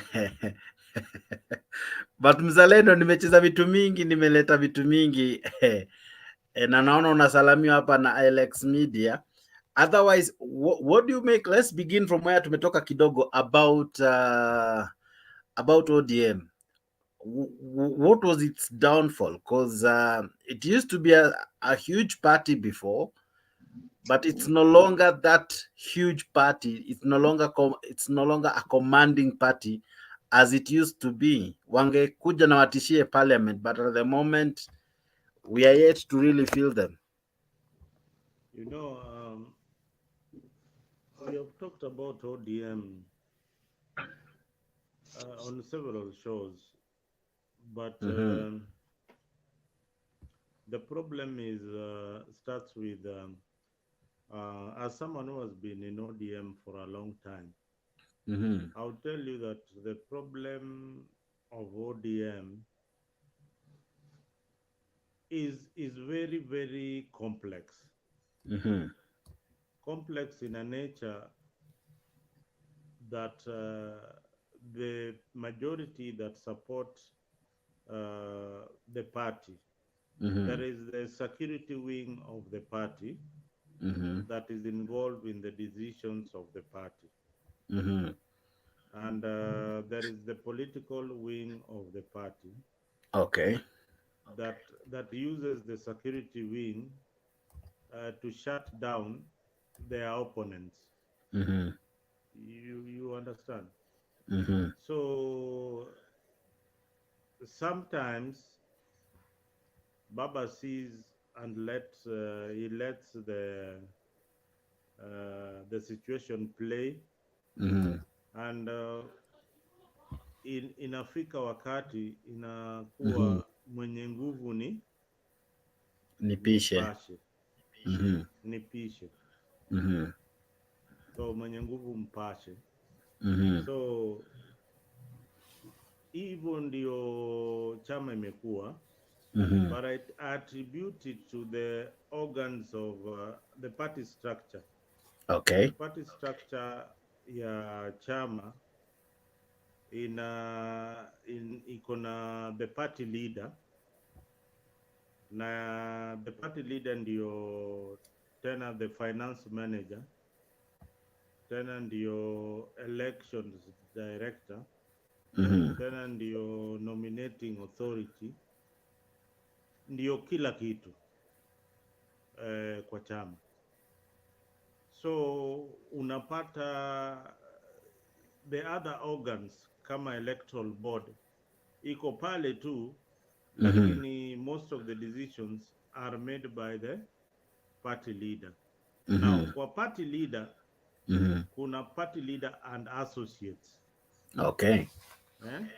Ni kampuni kama ile Gachagua ile sema party leader and associates. Kwa hii hapa party leader and associates, there are people who have invested in the party in terms of finances and in terms of giving up whatever they were doing. And some go to an extent of saying that they gave their life. Their life has been on the line for the party. So these are the people that also help in making decisions in the party. So you as an outsider umependa ODM kama vile ndugu yangu alipenda ODM, akaona hii orange color lazima nifuate, na hii sera za Raila nimezipenda kabisa. Raila ukimsikiza sera zake, they are the best. And Raila is one of the most intelligent people that you can sit around with. He knows each and every issue. Kitu yote Raila atakwambia vitu vingine hata wewe mwenyewe uko nadhani anaweza kuwa anajua. So he also enjoys being around people who are as intelligent as he is. Unanielewa? So mambo yake ina revolve around people who he thinks are part of the struggle. So wewe kama Jakes hawezi sikiza mambo yako mbele ya mtu kama Professor Makao.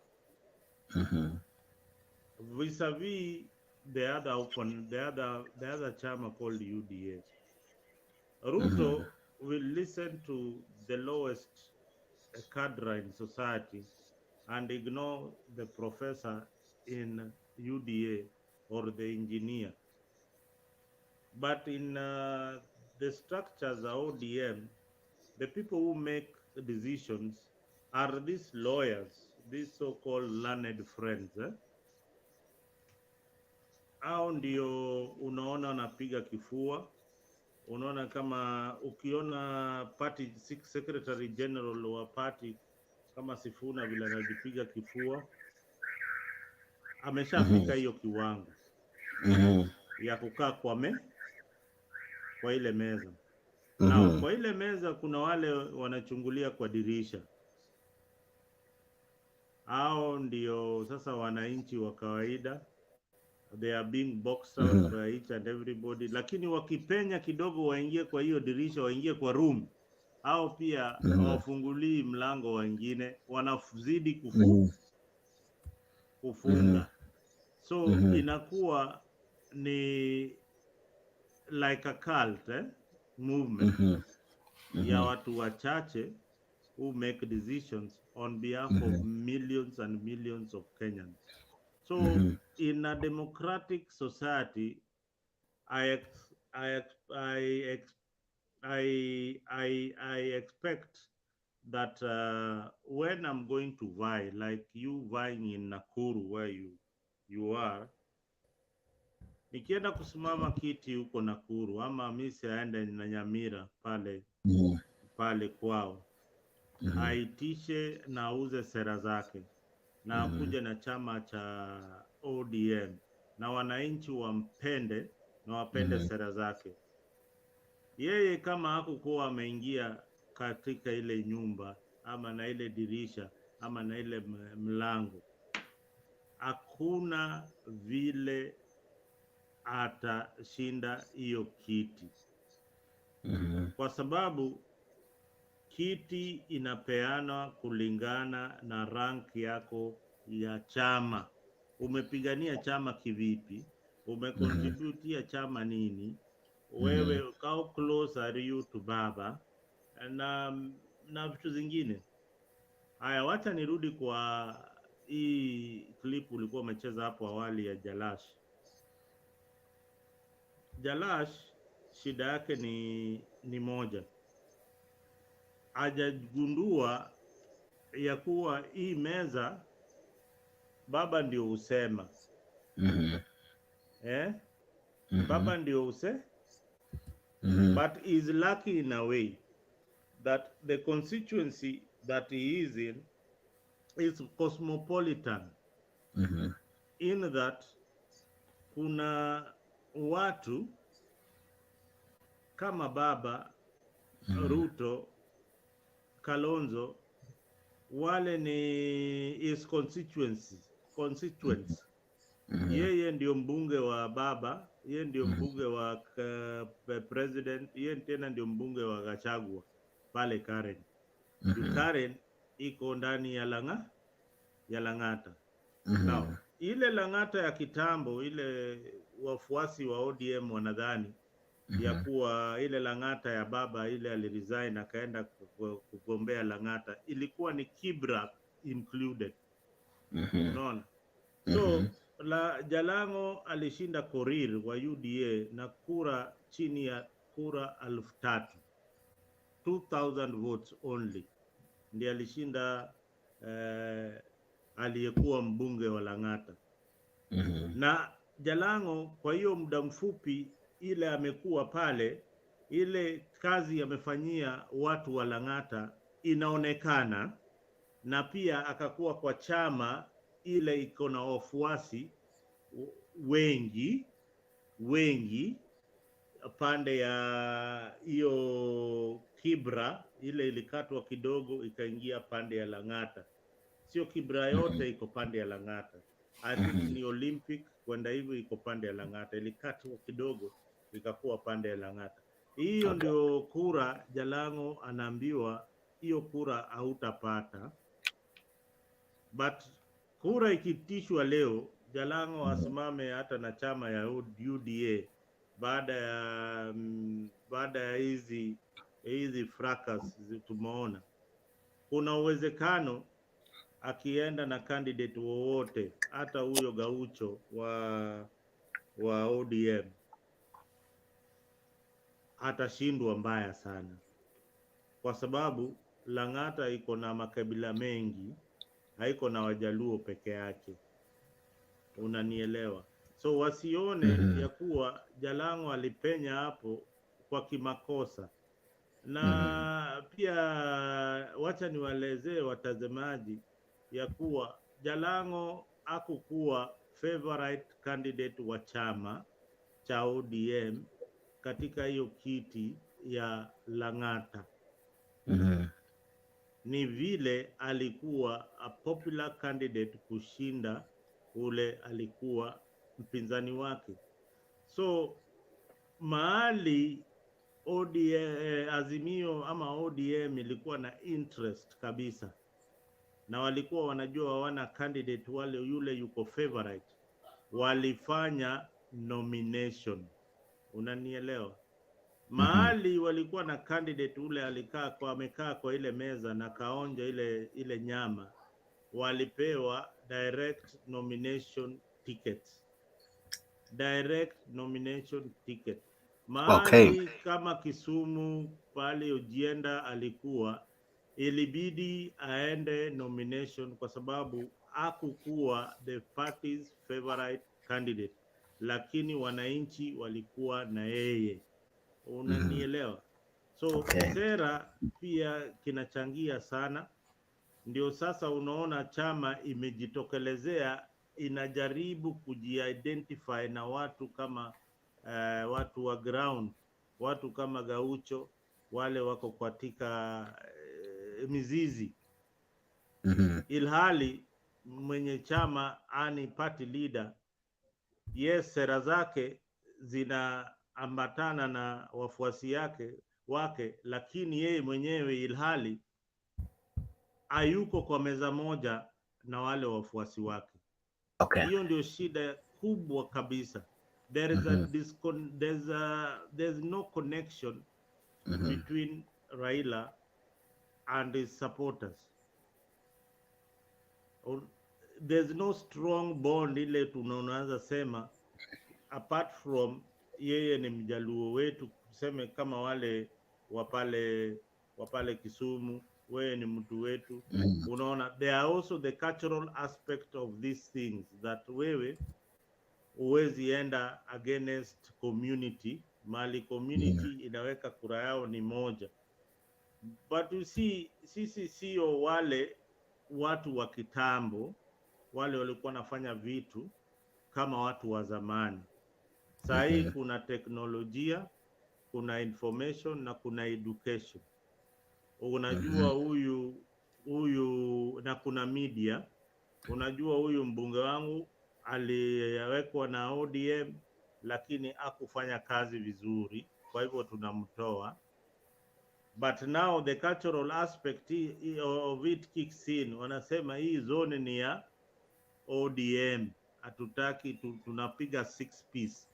So unapata wanapiga 6 piece ya sio ya maendeleo, lakini ni 6 piece ya kupeleka baba pale mbele.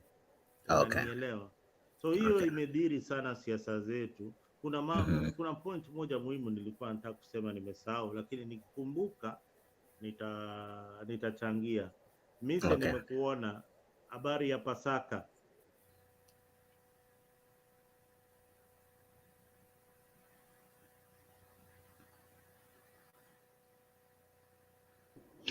Mzuri sana. Habari gani? I think Jax anataka kucheza kitu hapo. Hata nilitaka video mpaka tumechoka nazo. Jax. You play too much video. Mahali kuna utata. We are all in agreement. And Mr. Today you have been a member of ODM party and also an aspirant. Karibu kwa show leo. Leo karibu kabisa. Nimeona Alex Media hapo anachungulia. Nimekusalimia Alex. Dogo too, let me clarify something, we are not just on YouTube, ladies and gentlemen. Maybe there are people here saying we are many. If you only entered and saw how many, We are many. We are on live on Mtembei Official, Mtembei Facebook, Mtembei YouTube. So join in and be part of the conversation. I see many, hata wengine wanachongwana tu kwa comment, but ni kwa raha zenyu. Asante sana wale ambao wanajiunga nami, naona Berean uko ndani, asante sana, thank you. Gitash uko ndani, Alex Media uko ndani, Black pia uko ndani, na nani mwingine hapa. Kuna wengi ambao wanatuma ujumbe zao, ninazipokea. Arap Hatem na kuona, asante sana kwa ujumbe wako. Au ni wale ambao wametuma kwa, wacha niingie kwa Facebook kwa haraka tu. Namuona nani hapa wa Facebook, Brigita Azimio Dam ako ndani, ana comment. Namuona nani, Francis JK uko ndani, asante sana. Namuona nani MD Annex from Facebook uko ndani, kamnao na kuona, asante sana. Namuona Jeremy the Mendo uko ndani, asante sana. Na wengi ambao wanatuma ujumbe kwa Facebook, kwa YouTube, endeleeni, nazidi kuona. Namuona Daniel Karanja, namuona nani hapa, namuona Safe Stefan ako ndani, asante sana kwa ujumbe wako, tumeupokea. Namuona Mildred Wesonga ako ndani. Nani mwingine? Namuona Dinkens Ahasin ako ndani. Asanteni sana kwa ujumbe wenyu, zidi kufuata. Namuona kakangu Miss ameingia kwa studio.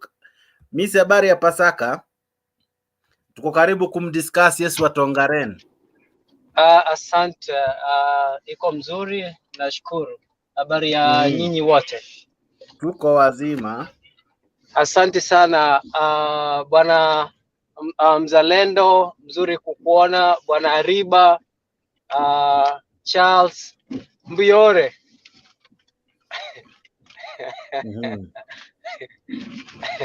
So and the other one I can't see because I'm driving, but first of all, let me start congratulating and thanking Bwana Charles Ariba for exposing and roasting the ODM party for what it is, and calling it out for its hypocrisy of what it is, masquerading as champions of democracy, of which they are not. I think my friends like Alex Media, who I've heard now, I hear, who have been champions of storming State House, which we all knew that it was wet dream. It has come to pass to be that even when the president came out and said bipartisan in the reconstitution of the IBC, the Azimio party have taken it and thinking that it's a wholesome bipartisan discussion or engagement. So I think I'm provoking Alex Media to come to the studio, because they have been harassing us in every. He's too scared. He can't come. They have been harassing us. You guys can go ahead. Okay. Yeah, I'll come. Here's the key. Oh, okay, great. So they have been harassing us everywhere, on the floor, in the air, from the sea, harassing us and telling us how they are going to storm State House. And we all told them that it was a wet dream, and it has come to be proven that it's gonna be wet dream all through. But ndugu yangu Charles Ariba, umesema ukweli mtupu, na wengine wetu ndio maana hatupendi hii chama of hii chama ambayo ni kama umbwa mwitu, kwa sababu inatuambia ni mapingwa wa demokrasia, ile hali si mapingwa. Wanatumia hiyo njia ili kufanya ama kupopea kwa wananchi na kufanya wananchi kuamini kwamba wao ni mapingwa, ile hali sio mapingwa. lakini wacha nisingatie yale ambayo umeyasema kwamba hakuna usawa kwa chama cha ODM. Chama cha ODM vile umesema, nami ningependa kurudia, kwa sababu we have to have this strong narrative come out so that people can know that chama ya ODM ni kampuni ya Raila Amolo Odinga, na hii biashara kama hauamini ama kama utaenda kinyume na matarajio ya Raila Amolo Odinga, basi wewe si kitu. Tunajua aliyekuwa anaitwa huyu jamaa jina Tuju. Tuju alipoenda kinyume na matarajio alinyanganywa mpaka bibi, na ikawa alikuwa very humiliated. Alikuwa anaitwa Orengo, hata wakati mmoja Orengo pia alijaribu na akawa amefanywa kuwa si kitu chochote, na wengine wengi, hata Kidero, angalia hata Kidero, wale ambao wamejaribu kujimudu. Kwa hivyo vile umesema, kama unataka amani na kuendelea katika chama cha ODM na kisiasa, lazima Yesu wa Tongareli katika chama kile ni mmoja, Raila Amolo Odinga. Kwa hivyo lazima aabudiwe yeye. Kama hautamwabudu, basi wewe uwezi ukaona ufalme wa mbinguni ambayo ni ambaye ni kwenda bunge ama kwingine. Namuomba ndugu yangu Alex Media aje hapa kwa studio, awache kurusha mateke huko nje, akuje hapa atuambie kwamba kuna usawa ama hakuna usawa. Ni kweli mimi nilipoenda kutafuta nomination ama certificate, mimi nilipewa certificate, na baadaye nikapata certificate mwingine ako nayo, na hivyo na pia nililipia Alex, wewe wacha leo nikwambie ukweli. Mimi nilitoka Marekani nikaenda kwa hiyo chama kuangalia, nikaona wameniweka Secretary General wa Muungano Party, na mimi napiga kura kule Kibra, na nikaona ya kuwa tayari wako na agenda na watu wao wale wameweka pale mbele. So sikugombea kiti yote, so usiwahi danganya wananchi hapa nigombea kiti. Niliona mpangilio ilikuwa ni ya ujinga na singeweza kuwa pale. Nilitoka mimi niligombea kiti, mimi ni chini ya muungano ule wa kwa hivyo anyway, niko kwa parking lot hapa, nataka kuingia kwa nyumba niingie kwa studio. Kwa hivyo kama mngeniruhusu ndio niendelee kutoka hapo. Jax, ukinipatia dakika 2 nitoke alafu niingie, lakini niitie ndugu yangu Alex Media. Wacha nimwambie kwa ile lugha anayoifahamu ndio aingie hapa. Aya Alex, tikakonya gwaka masakume.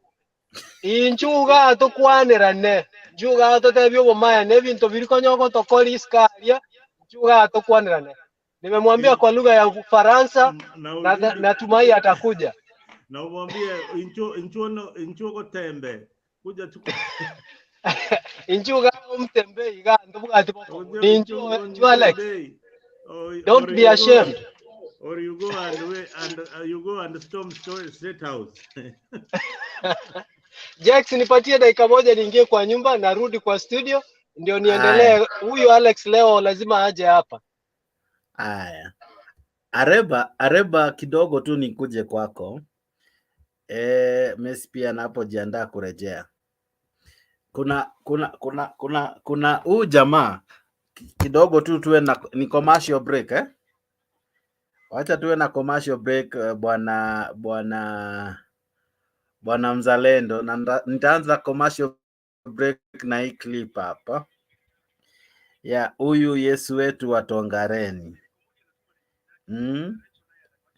Na hii ilinibamba yangu yote.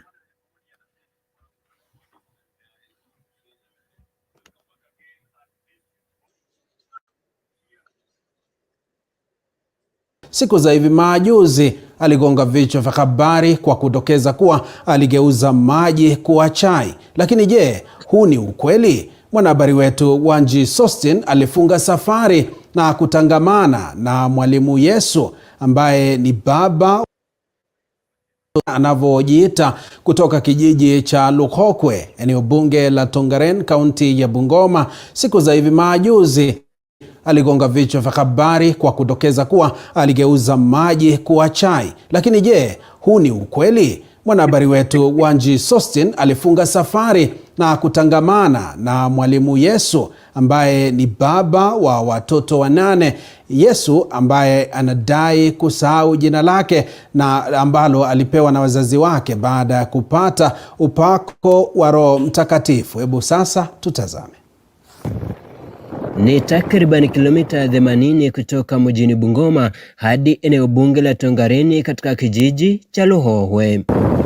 Hapa ni kwa boma la Yesu wa Tongareni anavyofahamika. Amegonga vichwa vya habari mara si moja. Anaendeleza mafunzo kwa manabii ambao walikuwa wamefunga kwa siku kadhaa. Katika boma hili kuna mijengo tofauti, kila jengo likiwa na maana yake. Kama ilivyo kwenye maandiko matakatifu ya Biblia, Musa aliweza kuamrishwa kuvua viatu kwamba amesimama pahali patakatifu. Na hapa kwenye boma la Yesu wa Tongareni, kabla ya kuelekea kwenye kanisa kufanya maombi yako, ni sharti uvivue viatu kabla ya kuingia kanisani. Ndani ya kanisa hili, Yesu wa Tongareni akiwa kwenye madhabahu huzingirwa na manabii 12, kulia wa kiume 6 na wa kike 6 upande wa kushoto. Hapa si kila mtu anayeruhusiwa. Kuna wale ambao tunaketi nao kule mbele, wanafunzi ni 12 wa saa wa Yakobo. Na kuna sababu, maana ni majira ya mwisho. Baada ya mahubiri, Yesu huongoza waumini kuzunguka kanisa mara 7 kwa nyimbo wakifanya densi. Nikiona malaika akiwa ni malaika akipo, sauti ya Mungu iseme, tazama malaika akipa amesimama na tarumbeta. Akipo wa duniani, sunguka mara 7 hema. Acha watupe mshale pembe 4 za dunia. Wananiambia ngoja ngurumo. Lakini je, huyu Yesu ni nani? Macho yangu haya sioni kanisa ambalo linaweza simama mbele ya Mungu.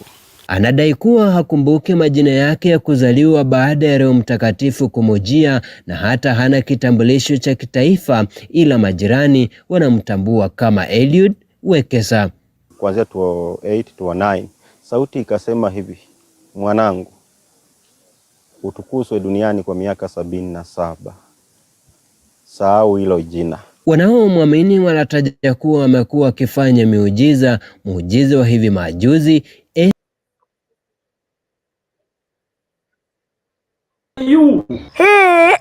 nini waruya mtatufanyisha? Sasa uzongo walio tumefanya nini tena? Unajua mlikuchanga na Yesu anaitwa Yesu wa Nyonyi. Alikuwa anaitwa Jehova wa Nyonyi. Jehova wa Nyonyi. Jehova wa Nyonyi. Yes. Tena sasa mmekuja.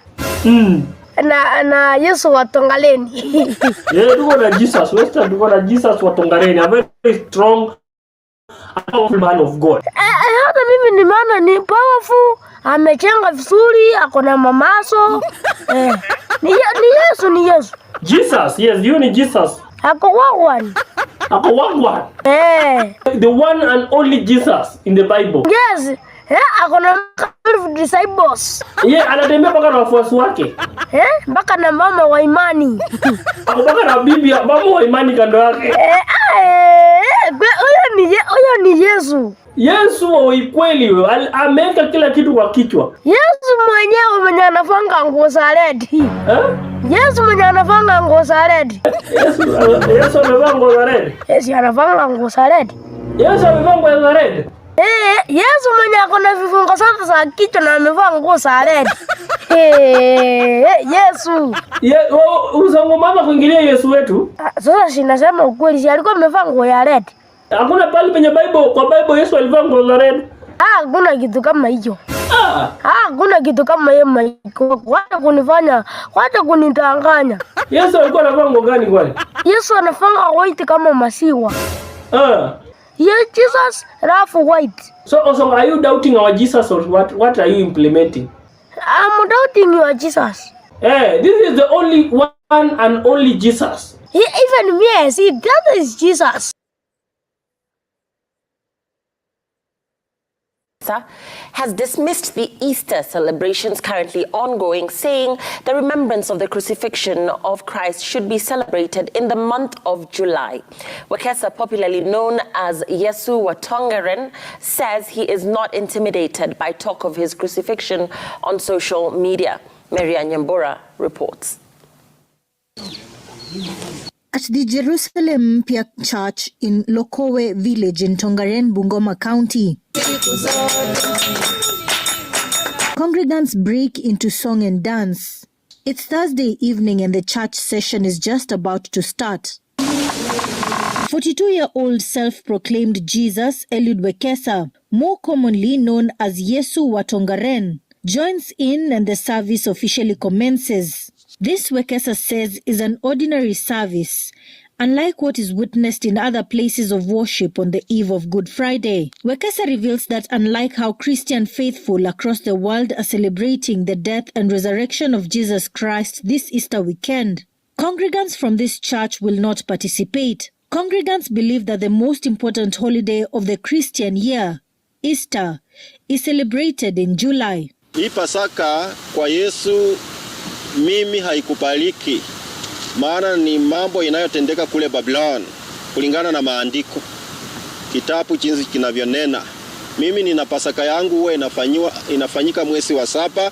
As Kenyans celebrate Good Friday amid social media banter that Yesu Watongaren will be crucified as described in the Bible, Wekesa says he will stay put and is not intimidated. Ama misemo ambayo watu wanasema ya kwamba wanataka wawe katika ya hali ya kupepa miti kwa ajili ya kutaka kumsulubisha Yesu.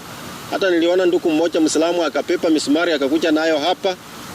Na ikapiti nimwambie ndugu, ukisoma Wagalatia 6:7 inasema Mungu afanyiwi dhihaka. Na kama wewe unasema Disemba 25 msikizaji, Yesu amesaliwa ndani mwako, mbona wewe unataka kumwangamiza tena? Hapo hivi ni kinyume. Utakuwa umetenda vizuri mbele ya Baba Mungu. Asa hii Pasaka si halali kabisa. The 42-year-old says he has forgiven those who want to nail him to the cross, even as he continues to preach the message of Christ to his congregants since he transitioned to Jesus in 2009. Maria Nyambura, Citizen TV.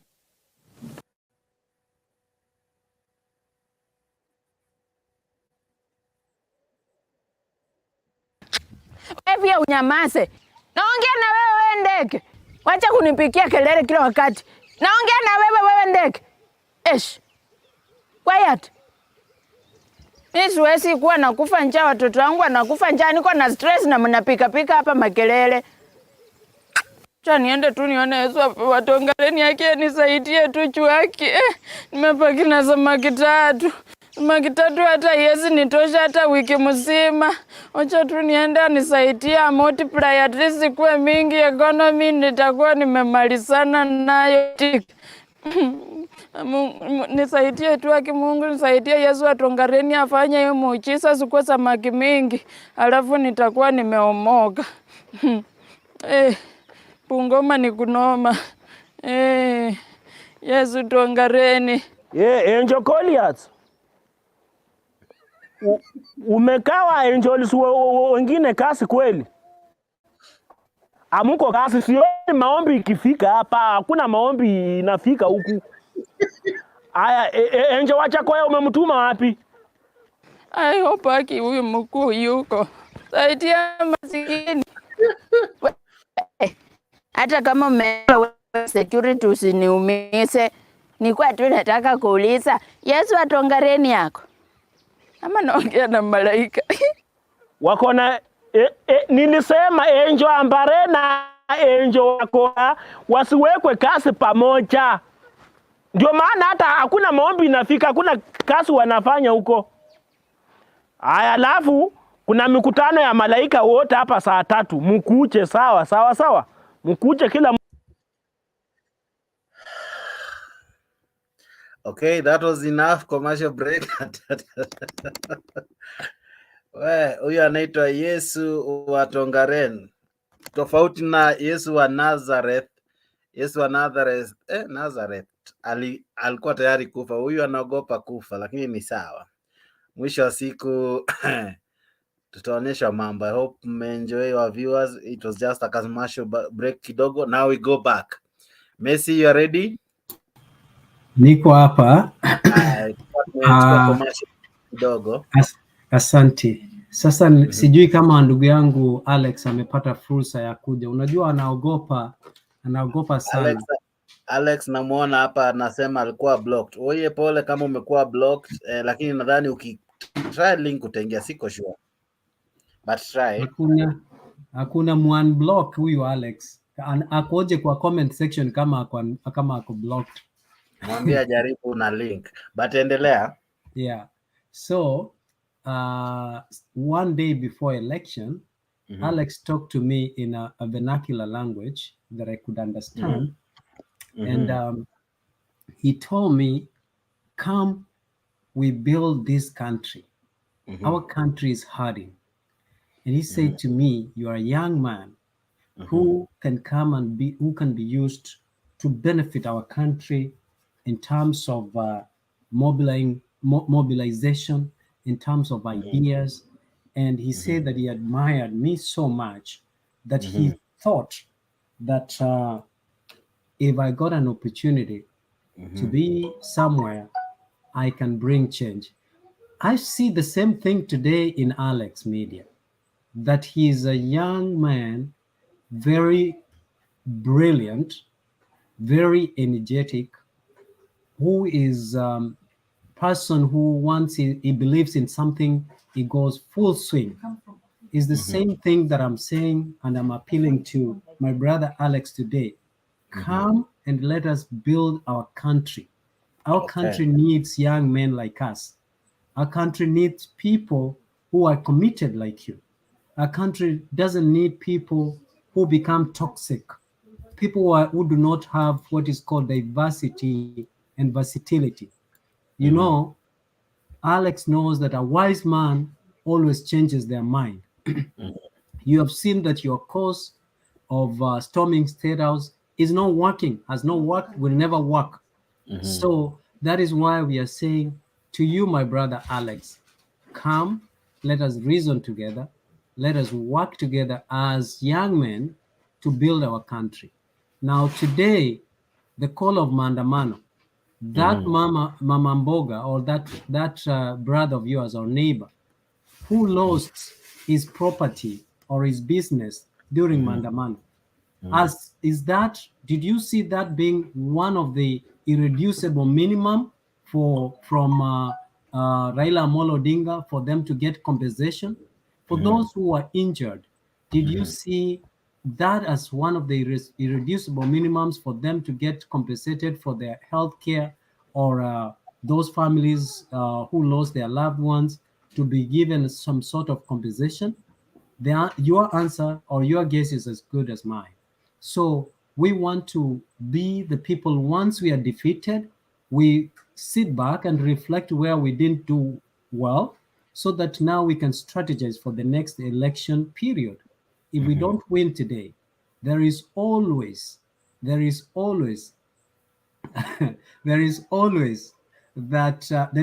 next time.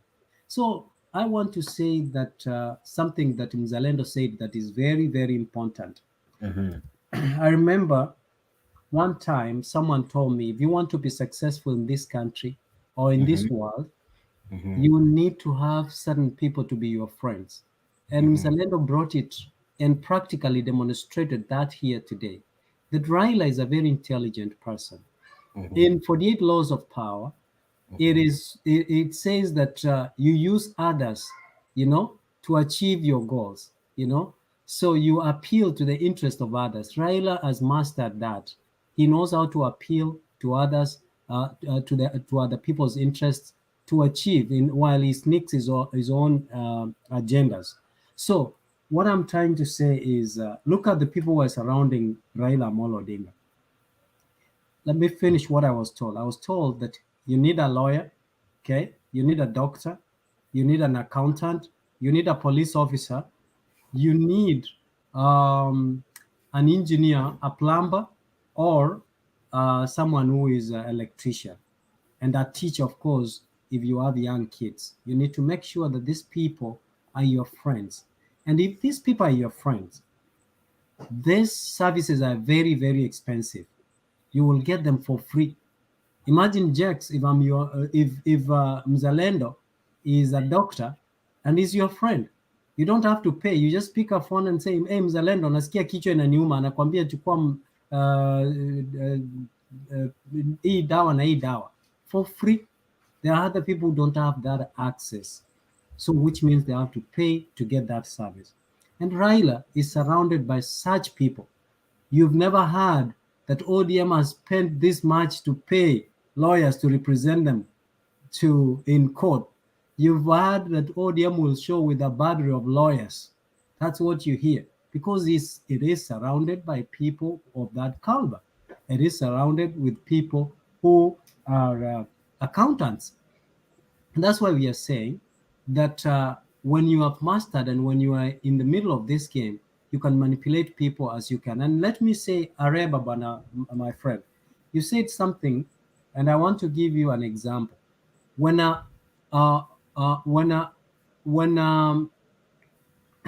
you are a governor with a ticket of ODM, na wewe you are corrupt, who is supposed, nani anafaa kukuita akureprimand wa kwanza?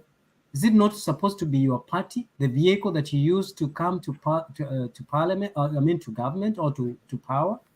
Why is this? Why are we seeing a lot of ODM governors or officials who are corrupt, and the ODM has said nothing? How come when Raila was the prime minister was quick to fire William Samoei Ruto when he was implicated on some scandals? So we have to be very honest in our struggle and quest of fighting and streamlining our country, and that's what we are lacking. It's just like I'm sick when I hear people talking about the party politics of ODM. I am equally sick with seeing William Ruto appointing 50 CAS as a priority when people are hurting. So we must be in a position to criticize both those whom we have given responsibility to lead us. And we cannot be selective in our thinking and in our questioning. That is where we go wrong. If we come and if you go to another set of people that you need in ODM for you to succeed, you must be a sycophant, right? You must be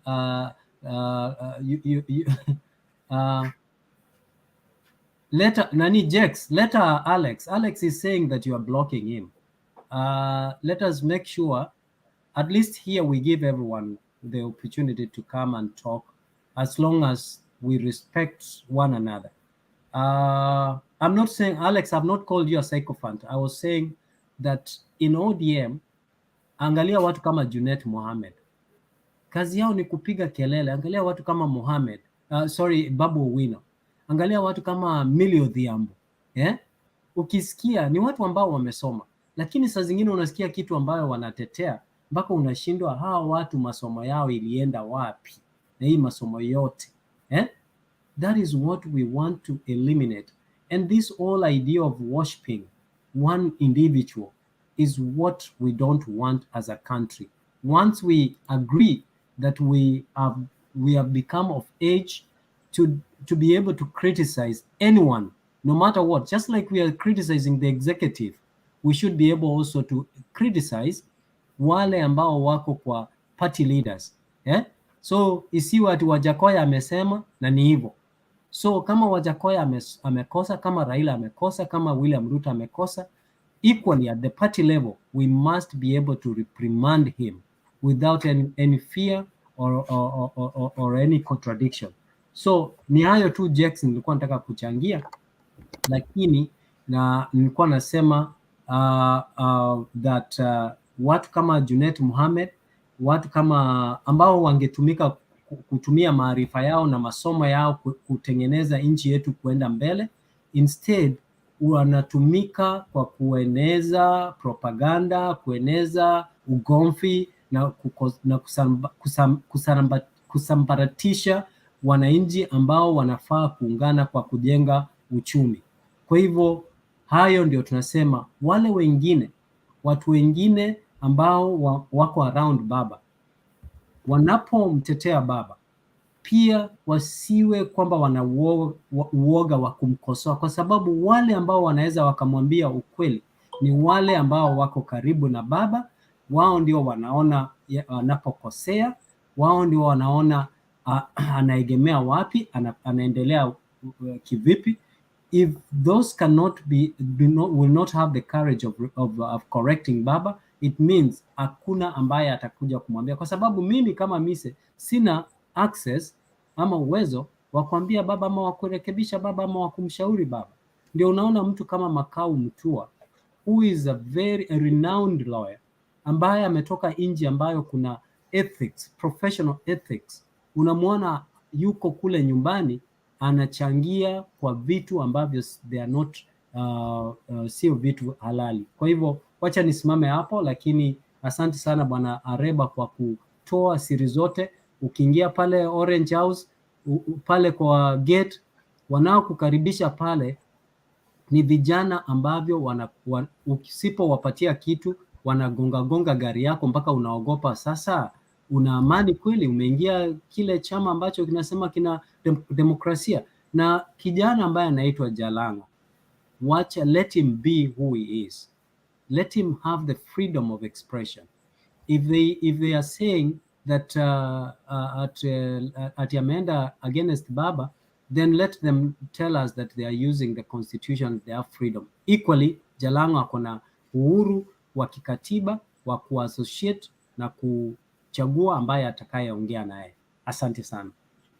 Kabla tu uondoke Bwana Mise, Wakenya leo wameelekeza lalama zao kwa wingi, wakilalamikia gharama ya maisha na ukosefu wa pesa. Je, economy yetu inaendelea vipi? Je, hii historia ya bottom up ilikuwa tu ni kasumba ama ita happen?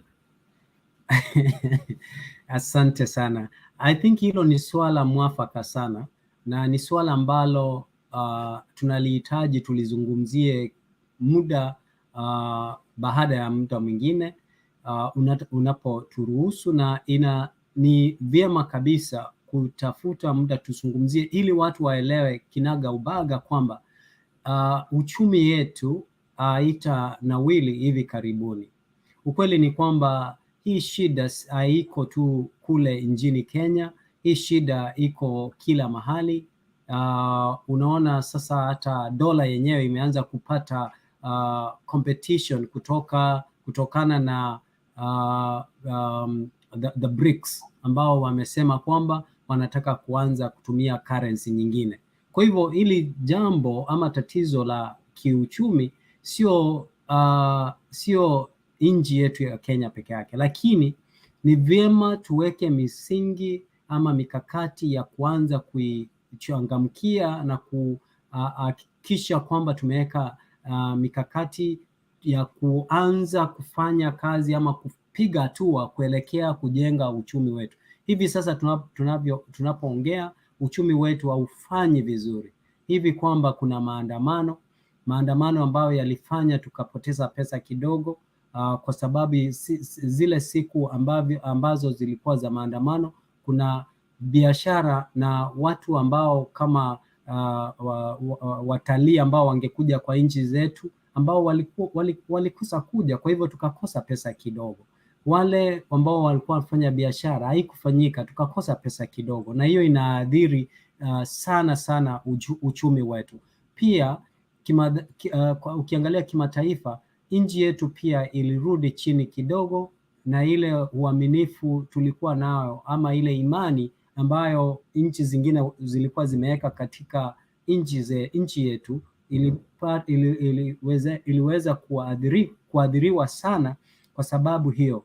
Na sababu nyingine pia ni kwamba wale ambao ni waegezaji ambao wangependa kuegeza ama walikuwa na mipango ambayo ya kuegeza katika nchi yetu ya Kenya, nayo pia walikuwa wamesusia kidogo, kwa sababu hawajui nchi yetu inaelekea upande gani. Kwa hivyo hawangependa kuweka pesa zao ama kuegeza kwa nchi ambayo hawajui mwelekeo wake.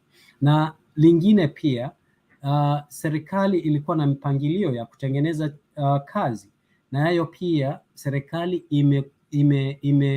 ime delay katika ku roll out those programs ambazo zingeleta kwa ajira kwa vijana, na hivyo basi itachukua muda sana ili kuja kufikia ama kuwa na balance ama kustawi katika uchumi. Lakini la muhimu, umeuliza hii serikali ya bottom up, walipokuwa katika siara za campaign waliahidi wananchi sana, na wakasema kwamba watakapowekelea Biblia chini, pindi tu watakapowekelea Biblia chini, wataanza kushughulikia uchumi. Lakini ukweli ni kwamba hawajafanya jinsi walivyowaahidi wananchi.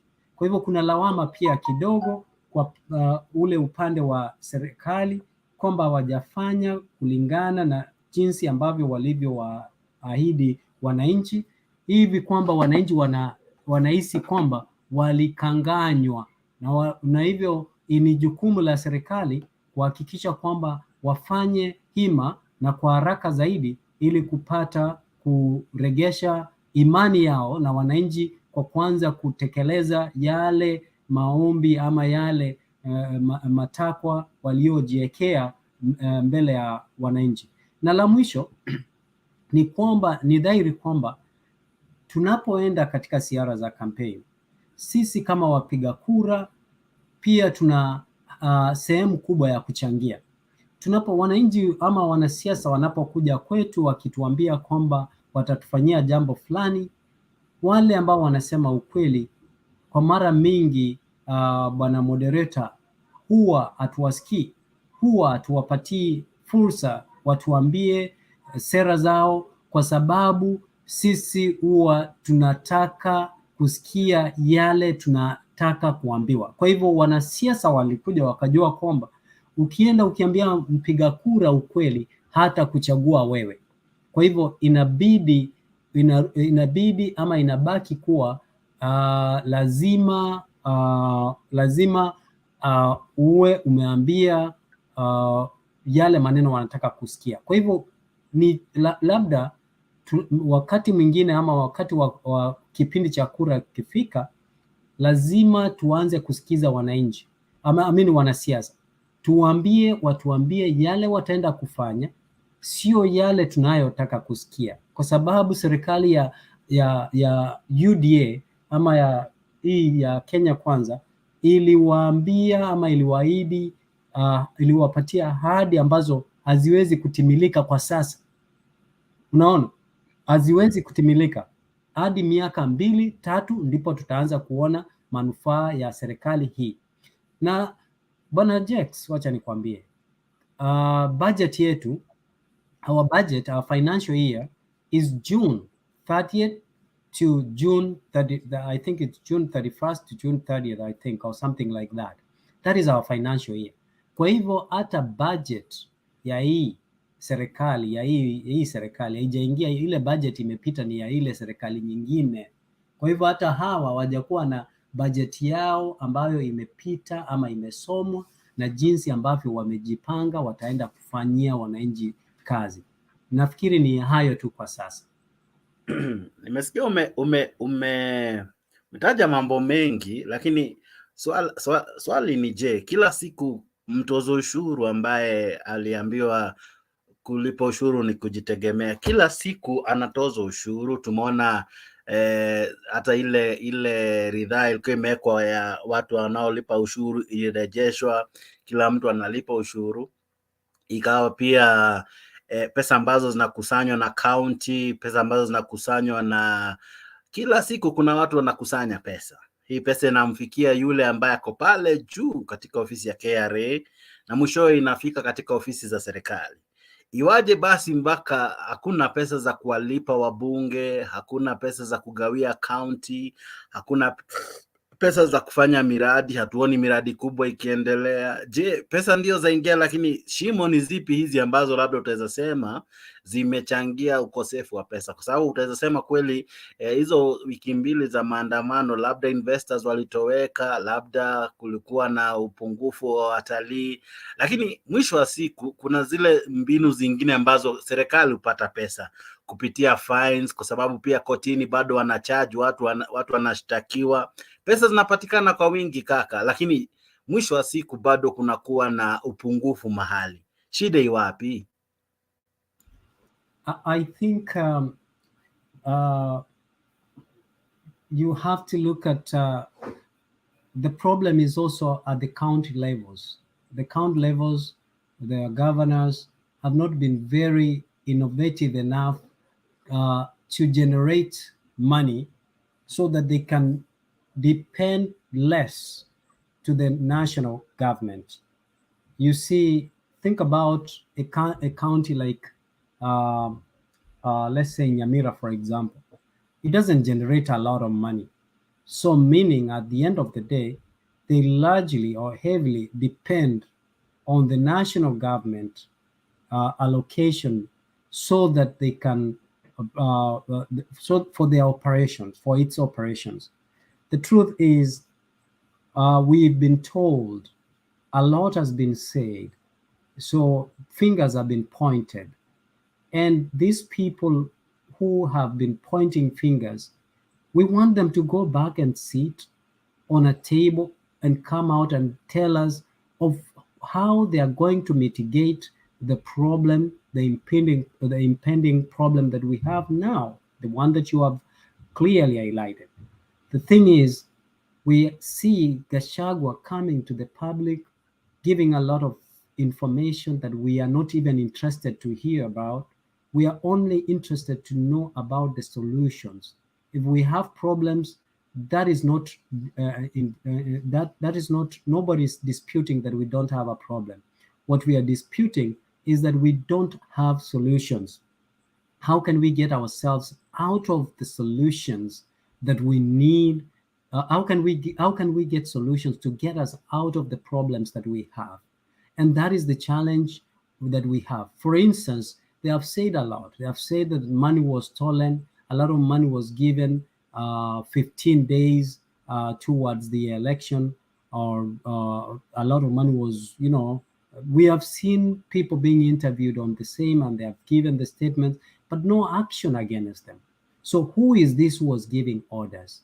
Who gave orders that 2 billion or this X amount must be dispensed or must be given out to who?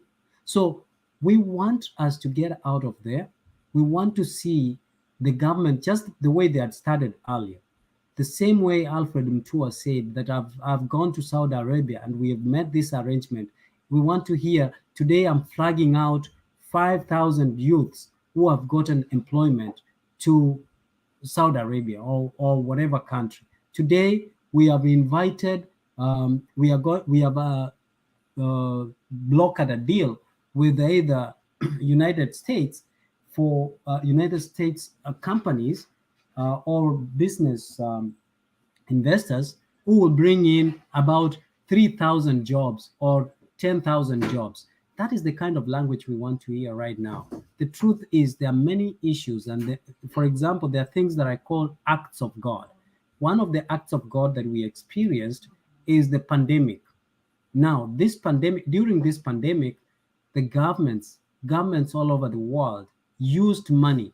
Those governments who are well organized, they use money that is used for emergency preparedness, mitigation, for acts of God, pandemics. They spend that money. Now is the time they have to recover that money. For instance, Kenya maybe didn't have that kind of money set aside. They used money, maybe they borrowed. That doesn't stop us from continuing to pay. So what happens? They have to try and squish around and try to make sure that they are balanced, paying who they owe, at the same time running the country. So we're in a very awkward situation. And besides that awkward situation, we see the Azimio very determined to do what is called actually the next thing you will hear is civil disobedience, where you will hear Raila telling people, do not buy this product, do not do this, so that the government can suffer from, government and individual or investors can suffer from the civil disobedience. So economical sabotage is what, these are distractions, these are digressions, so that the government cannot focus in delivering on their mandate, so that at the end of the day, we will point them the fingers and say, we gave you the mandate, you are the one who was the president of the Republic of Kenya, the buck stops at you. That is where we have a challenge, and I don't know how we're going to handle it, but we are asking the Prime Minister, the former Prime Minister, to give us time, relax, sit back, so that we can work on his pension. We need him to retire. He has done a wonderful job for this country, but a time has come when he must retire, go home, have a coffee. We need to give him enough security. We need to give him a good package, retire. Tutampatia hata ranch huko mahali kwenye anataka, so that he can be a good man who can give us a peace of mind. Hiyo ndio tunataka tufanye kwa sasa. Paul, nakuvamia na maswali saa hizi kwa sababu umeingia saa hizi pia. Now, we normally say indicators of an economy that is doing well, or pointers to something that is working. If the last 6 months is anything to go by, I wish Mboro was here. Mboro prides himself in saying he's an HR and he has a way in evaluating performance contract and all. But in the last 6 months, what we have seen are serious appointments that increases the hemorrhage of funds, or of that little coin that we are getting. Different from what the promises were during the campaigns. In fact, the words were, kwanza tuanze hapa chini, tutengeneze mwananchi wa hapa chini, ama kwanza tu deal na viongozi, tutafutie viongozi vyeo. That was the clarion call then, and it was so clear that the presidential candidate of Kenya Kwanza really wanted to focus on the mwananchi.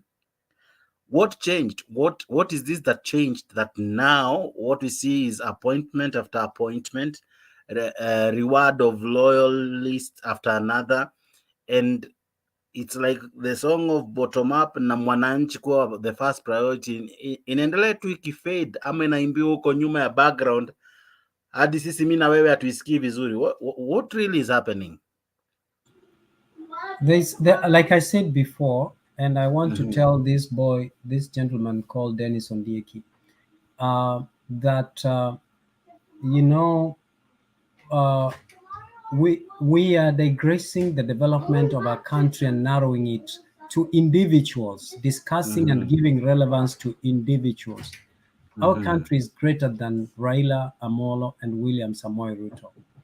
William Samoei Ruto, Raila Amolo Odinga will come to pass, but our country will constantly remain here, and different leaders will come and will take it to different levels.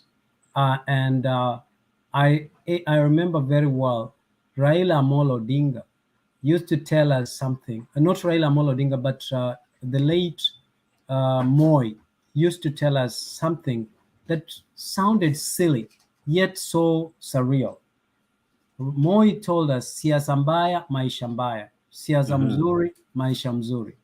Now, siasa mbaya ambayo tunaona hivi sasa ya kupatiana ama kufanya lawama ndio inatupa maisha mbaya.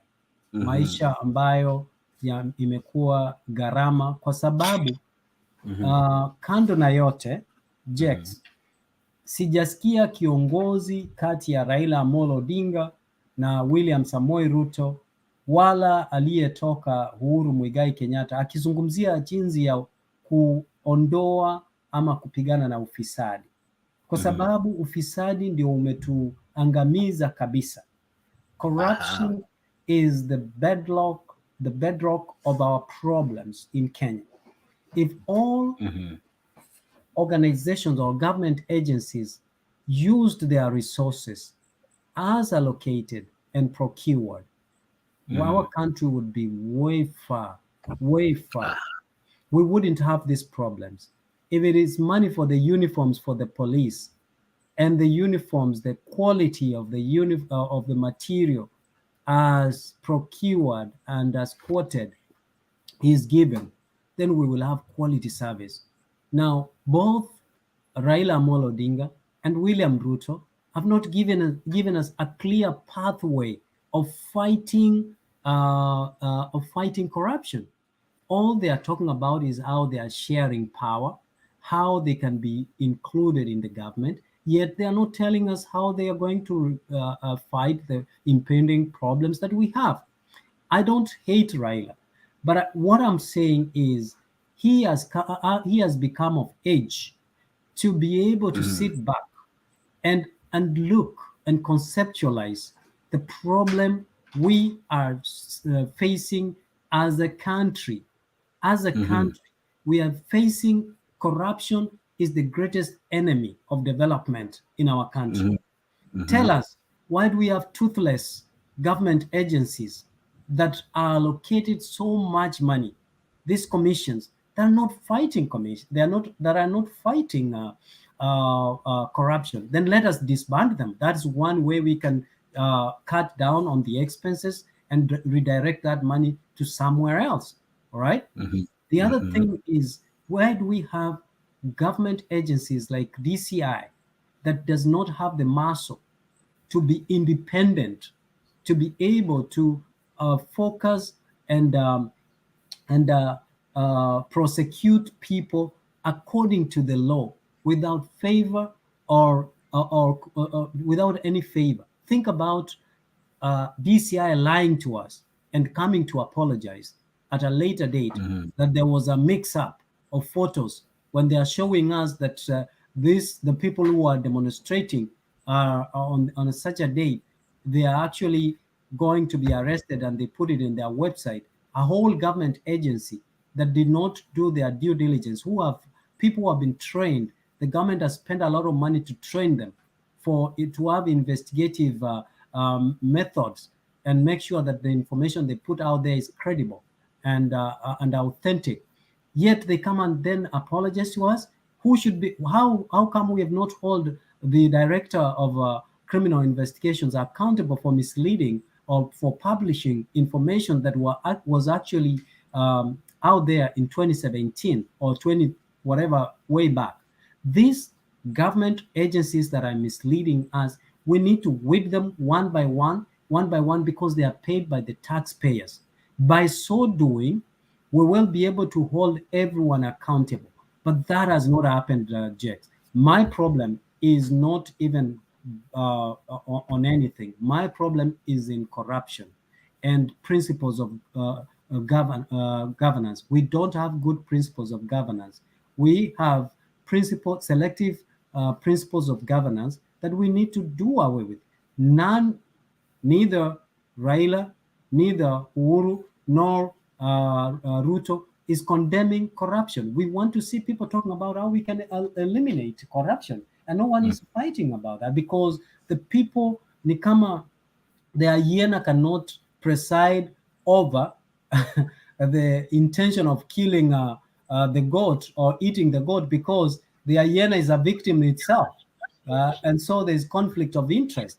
So that is why we want to make sure that the people who come there are pure and zero interest in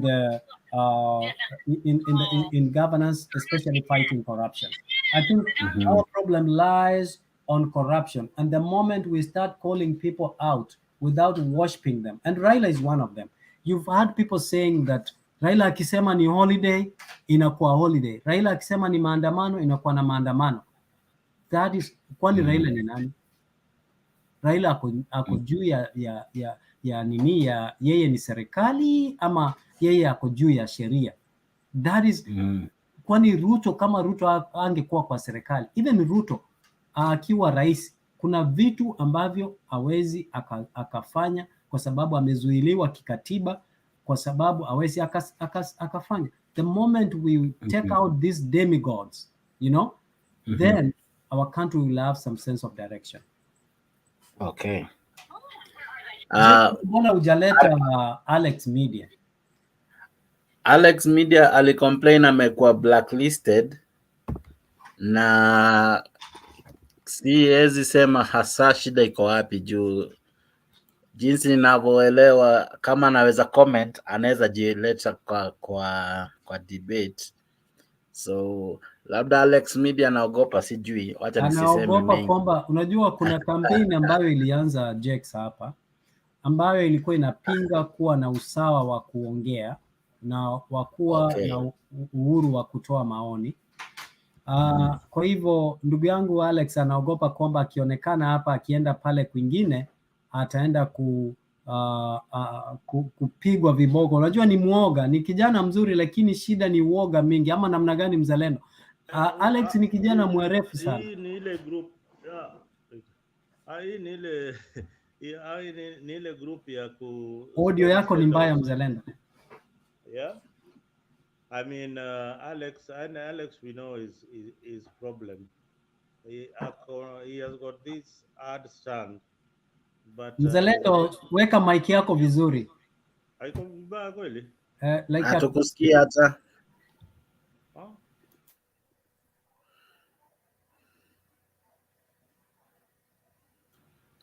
Anavojitayarisha kurejea. From a distance. Oh, from a distance. Can you hear me now? That's a little better, but you need to do something with your mic. Is it okay now? Yeah. Very good. Oh, okay. I was trying to connect some other funny gadgets here. Unajua, Alex, we know his problem.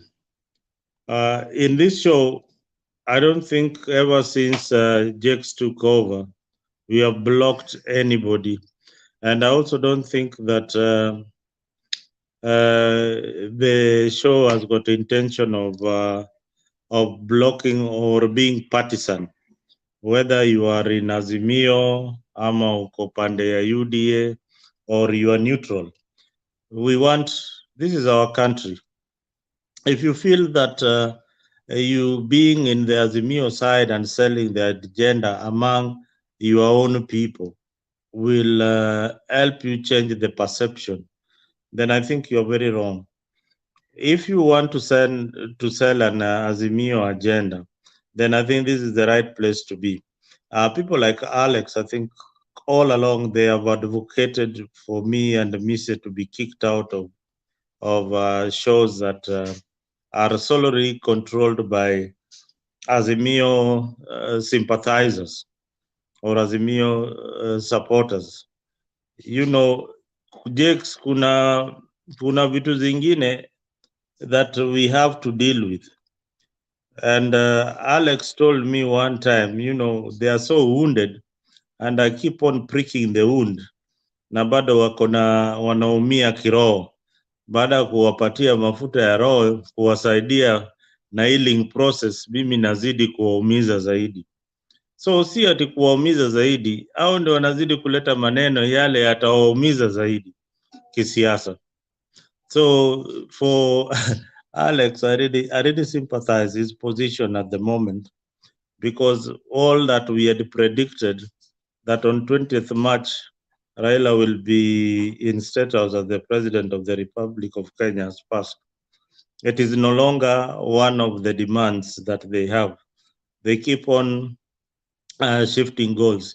Perhaps the most important thing to tell Alex, probably they need to be discussing this in their forum, is that hao vinara wale wamechaguliwa na Azimio to negotiate on behalf of the people of Azimio, are they capable enough to negotiate, or have they negotiated anywhere on any settlement? Then you'll come to an answer that when Baba was told to negotiate with Kibaki in the last time, he came out of Sagana Lodge and said, hata mkia ya ng'ombe ni nyama, and Kibaki took everything. All right. So you have the right position. For me, it is annoying that Baba lost the election when he had everything. He had absolutely everything. He had no reason to lose this election. And the people around him messed him up. Today, Baba is running up and down the streets of Nairobi. Wale magovernors, wale wanategemea Baba all the time to endorse them, wako kwa maviti. Simbarati yuko kwa kiti, haendi kuandamana. Ule wa Mombasa ako kwa kiti, haendi kuandamana. Na wengi wale wamekuwa wakitegemea bwana Raila na chama cha ODM. It is only a vehicle to your destination. Ukishafika destination, unaweza chukua basi yoyote ufike mahali ingine unataka kwenda. So Raila, the father of democracy in this country, has helped so many people. Na watu wengi sana hata huko makaunti ukienda wanakuambia sasa hivi wanakula mshahara juu ya Raila Odinga na Devolution ile alileta pale.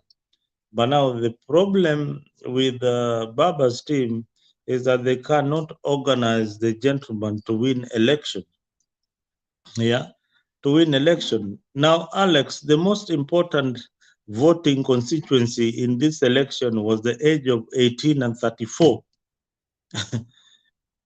I mean, how long did it take you to realize that the 18 years and 34 years were the most important in this election?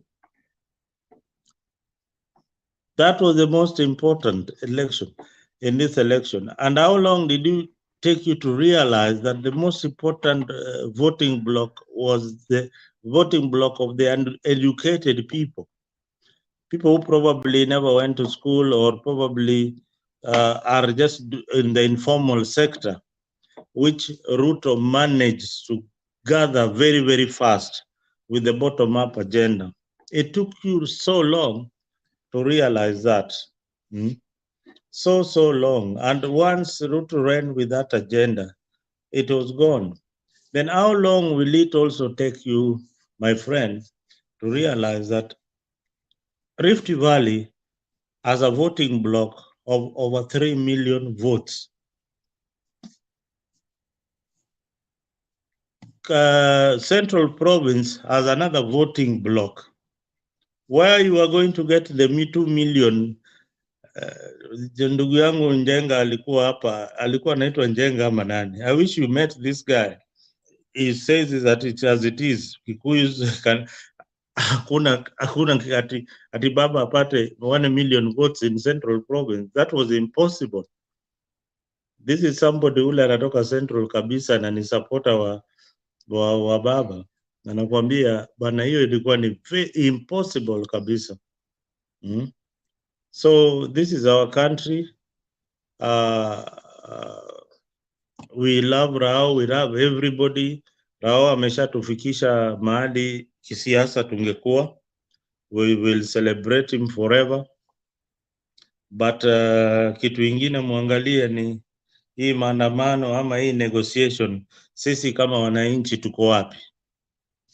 That is very, very important. Whether you are in UDA, whether you are in Azimio, whether you didn't vote for any other in either political party, look at yourself and what you represent, whether you are going to have a chance in this negotiating table. That's why Haji Mutembei, sisi pia tutapeleka memorandum yetu. We want to be part of those talks as participants in those talks. Tuko na matakwa yetu ile tunataka serikali ya Dr. William Ruto itimize.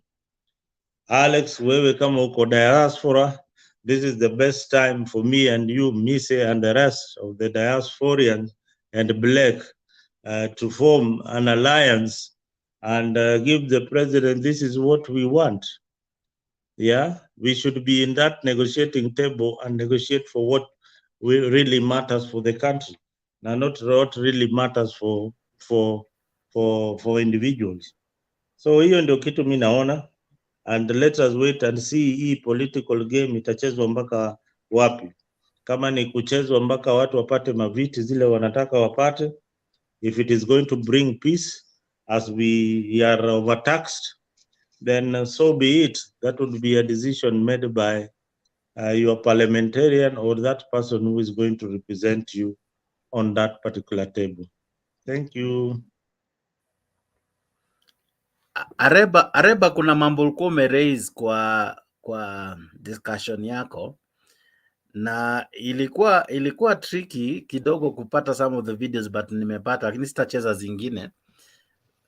Ulisema watu wakiachana na Raila baadaye wao wanafaulu na wengine wao wanafaili kabisa, na mara mingi wana na yeye huwa wanaambiwa waende, hawako wa dhamana. Na kumbuka Msali alipoenda walisema buy one get one free, wakimaanisha anaitwa nani huyu jamaa, anaitwa Wetangula, yeye alikuwa the free thing that you get.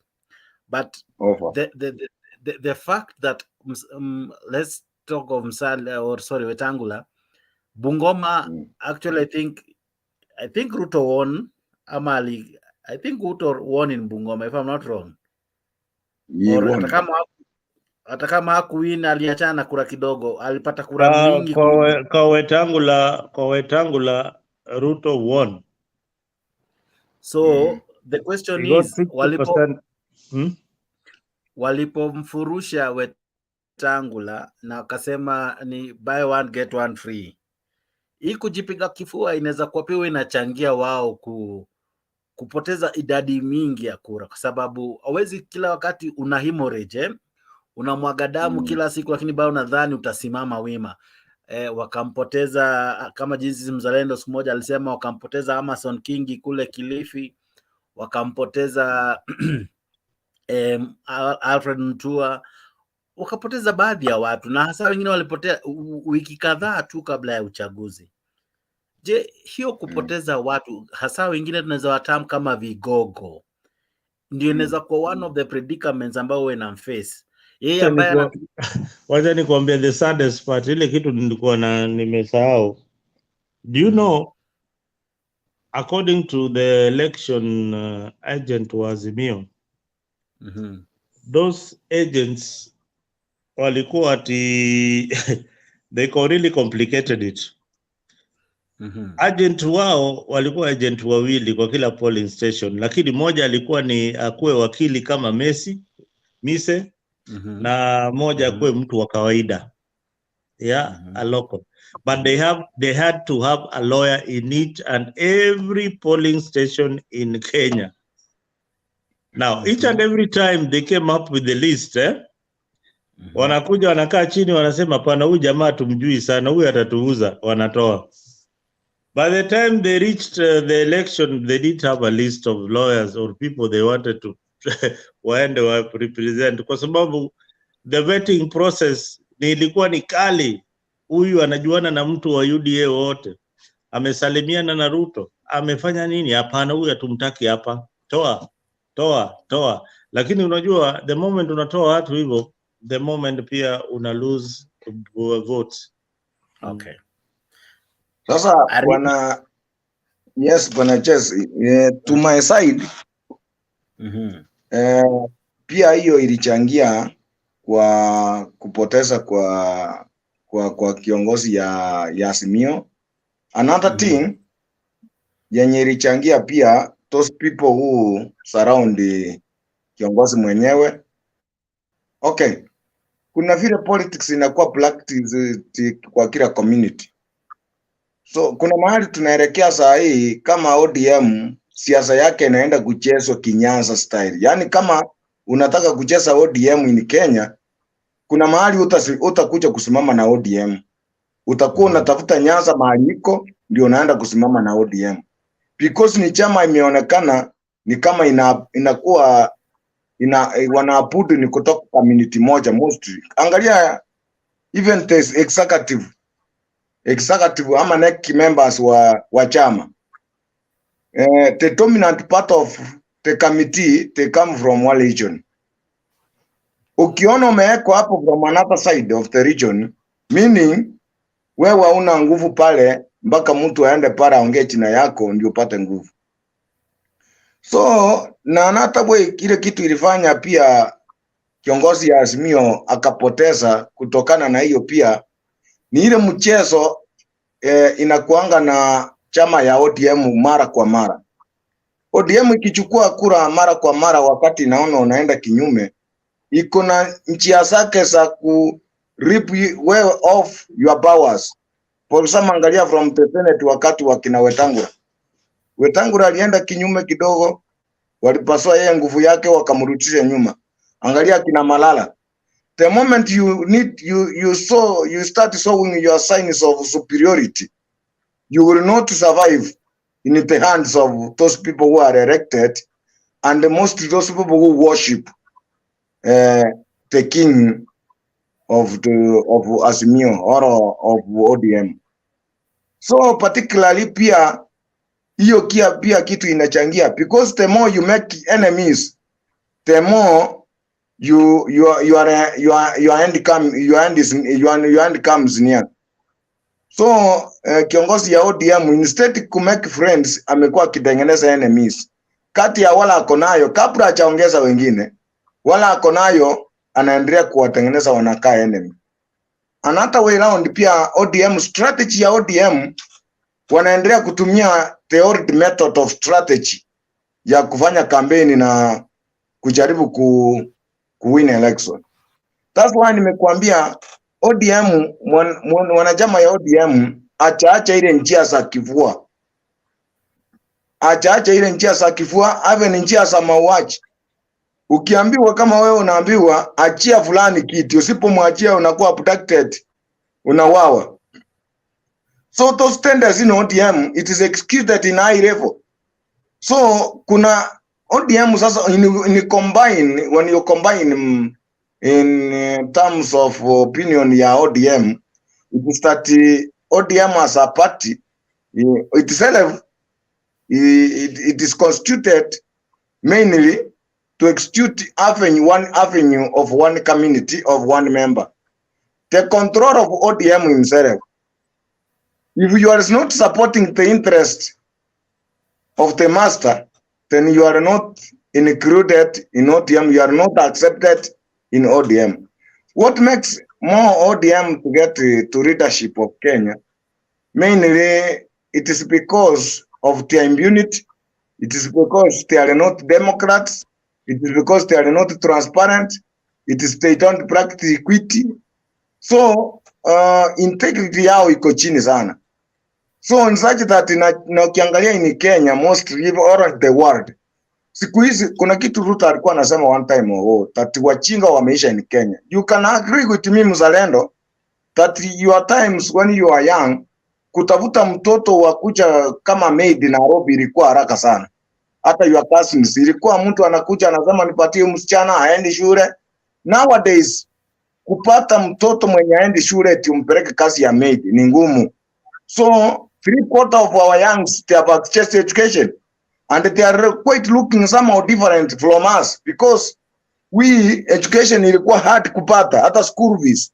Nowadays shule zingine ziko free, zingine NGO zimeingilia, zingine ma sponsors wamepata, zingine well wishers wamepata. So kupata mtu acha access education in a certain society, it is 1 out of 100. And this 1 out of 100 is only one who can, this is the only person who can now succumb, who can adhere, who can agree with the opinions ya mtu kama Raila. But those people who have access to education, ni ngumu sana kuwa sycophants wa mtu mwenye anapeana mambo ya uongo. Na most of the time, kama watu wa Azimio, they rely on propagandas in terms of giving out their manifestos. Instead of giving a clear manifesto to what we are going to do for your people, unakuja hapo ukiwaambia ule vile ako, ule vile anaendelea, hata kama alikuwa amelala wapi na pipi yake. That's the narrative ODM members they use. It is all cascades their interest ya kupata uongozi ndio wa support watu yao. Sasa unakuta mtu mwenye ameenda shule anajiuliza hivi, atoro unakuja kuniambia juu ya pipi fulani, juu ya mtu fulani na watoto yake. What else are you going to assist me wakati utaingia kwa power? That's why they will end up. Now angalie vizuri, most of these people from our side ya ODM, most of them they don't vote. Ikifika wakati wa election, wanakaa kwa mlango kwa ile gate ya kuingia polling station, polling center. Wanasimama wakiongojea every aspirant akiingia, wanamsindikiza mpaka ndani, wanasimama nje, anapiga kura, anakuja na wao wanatoka. Angalia kama last election 2022. Angalia wakati Raila alienda kupiga kura Kibra. Imagine alisindikizwa na watu zaidi ya 300. Tena wakafika akapiga kura, wakatoka bila kupiga, wakamsindikiza mpaka nje. Watu walikuja kupiga kura saa ngapi? Na line vile ilikuwa mrefu namna hiyo.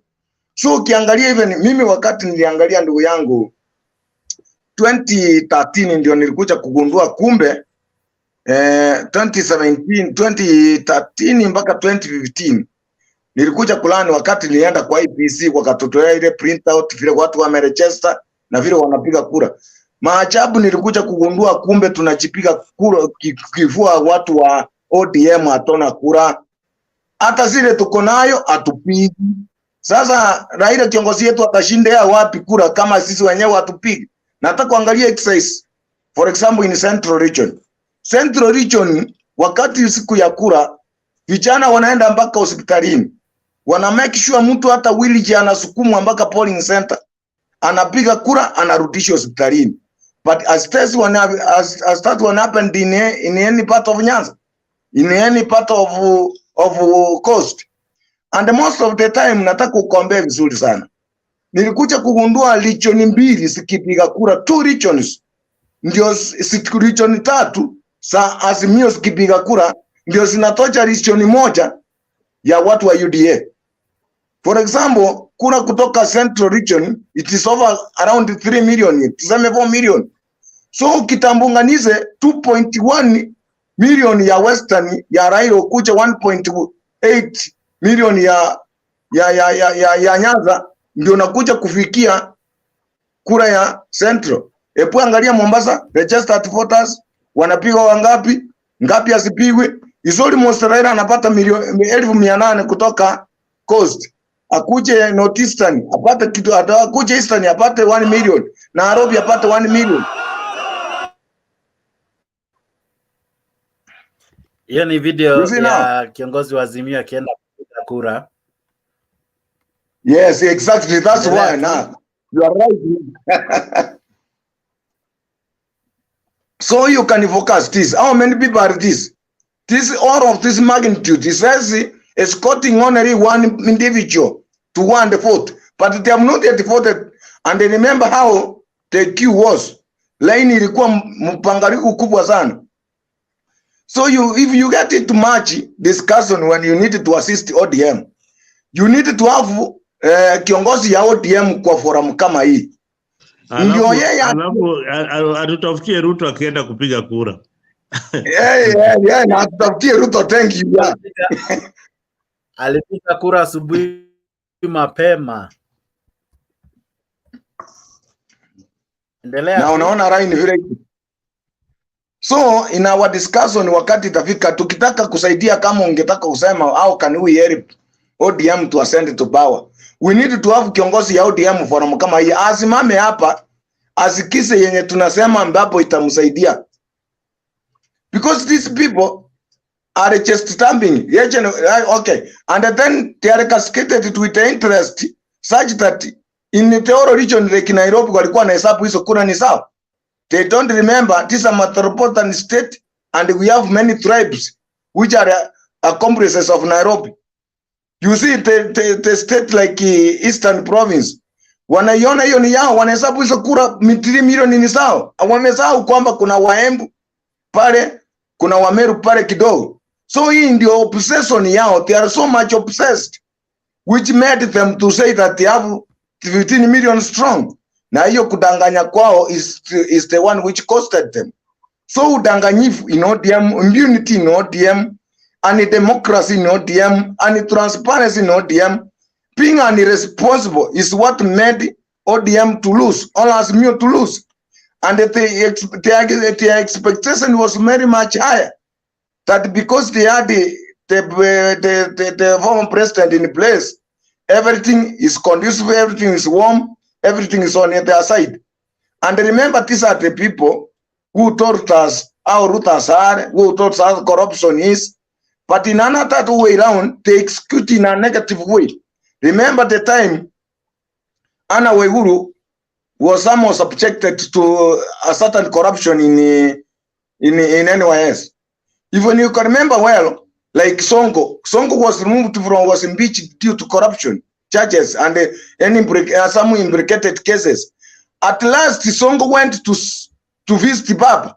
After visiting Baba, Sonko came out being so white like Bamba. So is this the man who needs to fight corruption where he in power? Or is the man who is going to execute corruption? Or accelerate corruption or donate corruption to his kingsmen?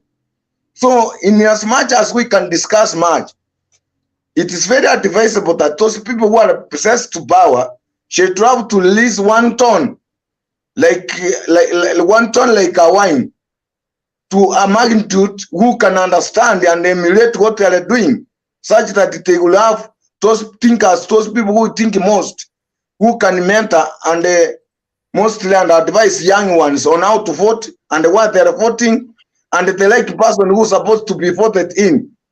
Remember, we have been in ODM most of the time. We have spent ODM more than 20 years. And we have learned how ODM disorders, it disputes. This is William Ruto. He went to vote. I think you are seeing out. You can see.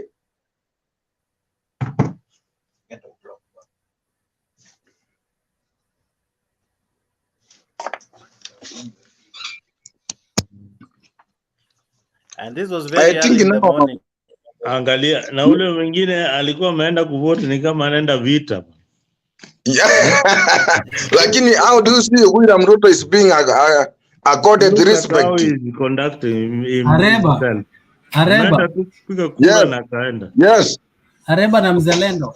You know, if you look at Raila Amolo Odinga, he believes in grand entry in everything. Akienda kwa mazishi, lazima aingie in a way, yaani hakuna vile anaweza enda kwa mazishi it's called making a statement to attract attention.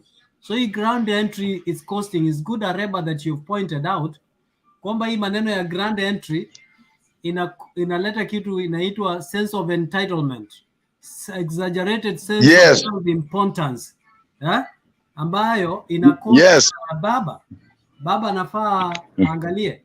Na kitu ingine umesema ati tulete mtu wa Azimio hapa. Sasa unless you are gaucho ama Okanga mwingine, you cannot advise baba, you cannot advise baba unless wewe ni gaucho, unless wewe ni ule jamaa mwingine anaitwa nani, nimesahau jina yake. Okanga, Nuru Okanga. So those are the likes, those Zalendo, are the... I don't know if you are noticing. Mzalendo, are you noticing that Ruto did not displace watu kwa laini? Yes. Like watu waliendelea tu kupanga laini, but ile ingine watu walikuja wengi, watu wengine wakatoka kwa laini. Hata wengine walienda na yeye. Na kabla apige kura akaomba, unaona aliongoza maombi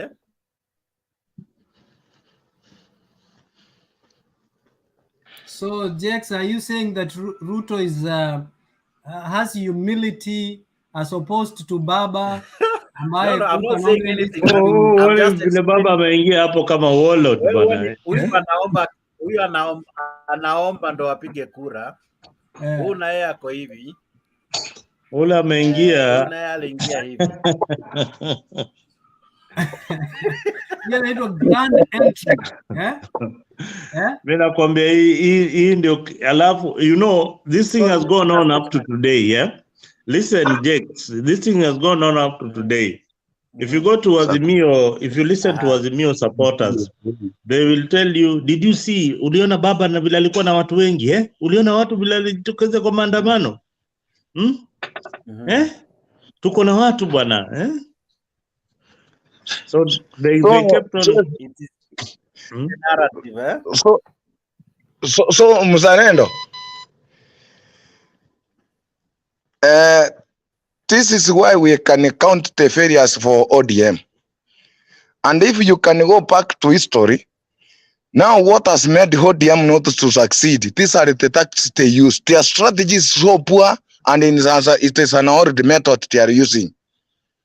Even voting itself, ulisikia wakati walikuwa nasema we need your 27 around 27 to 27 200 around 300 guys to protect the voting area ama kituo ya kupiga kura.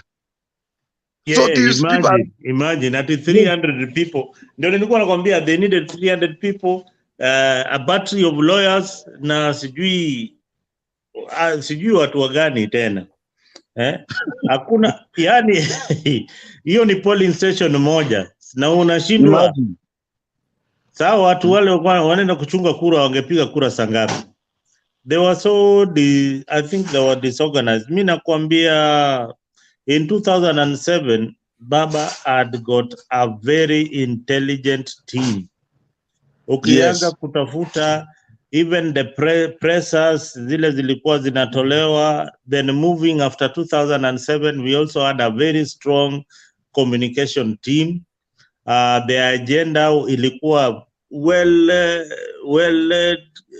drafted. Everybody was speaking with the same voice. Then when Baba now went for the handshake, that hiyo ndio limharibia kila kitu. The donors, the western countries, wale walikuwa namchangia pesa, they all took off.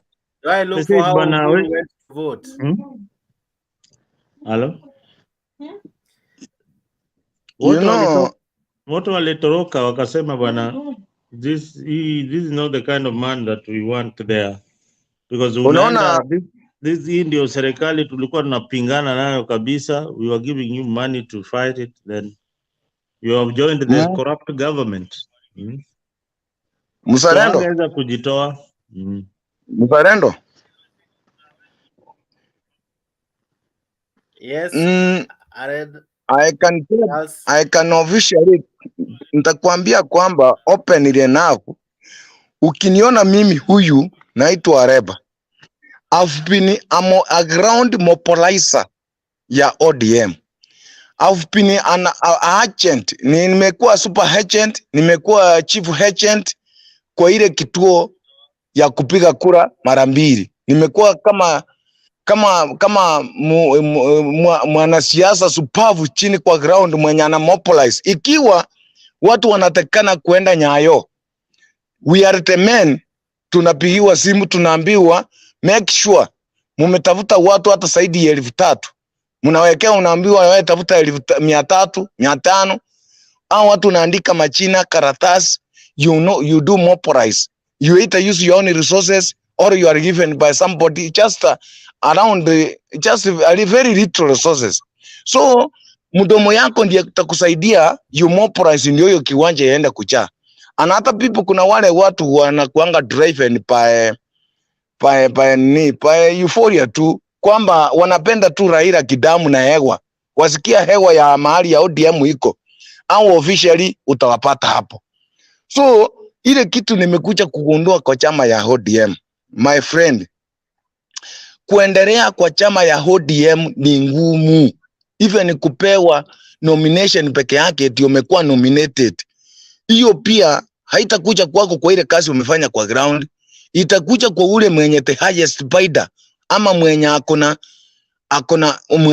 mtu ni nani akonaye. Unaweza kuwa mimi niko na Nairobi, lakini niko na roots mpaka huko kwa akina Raila huko, niko na mtu wanajuana na yeye.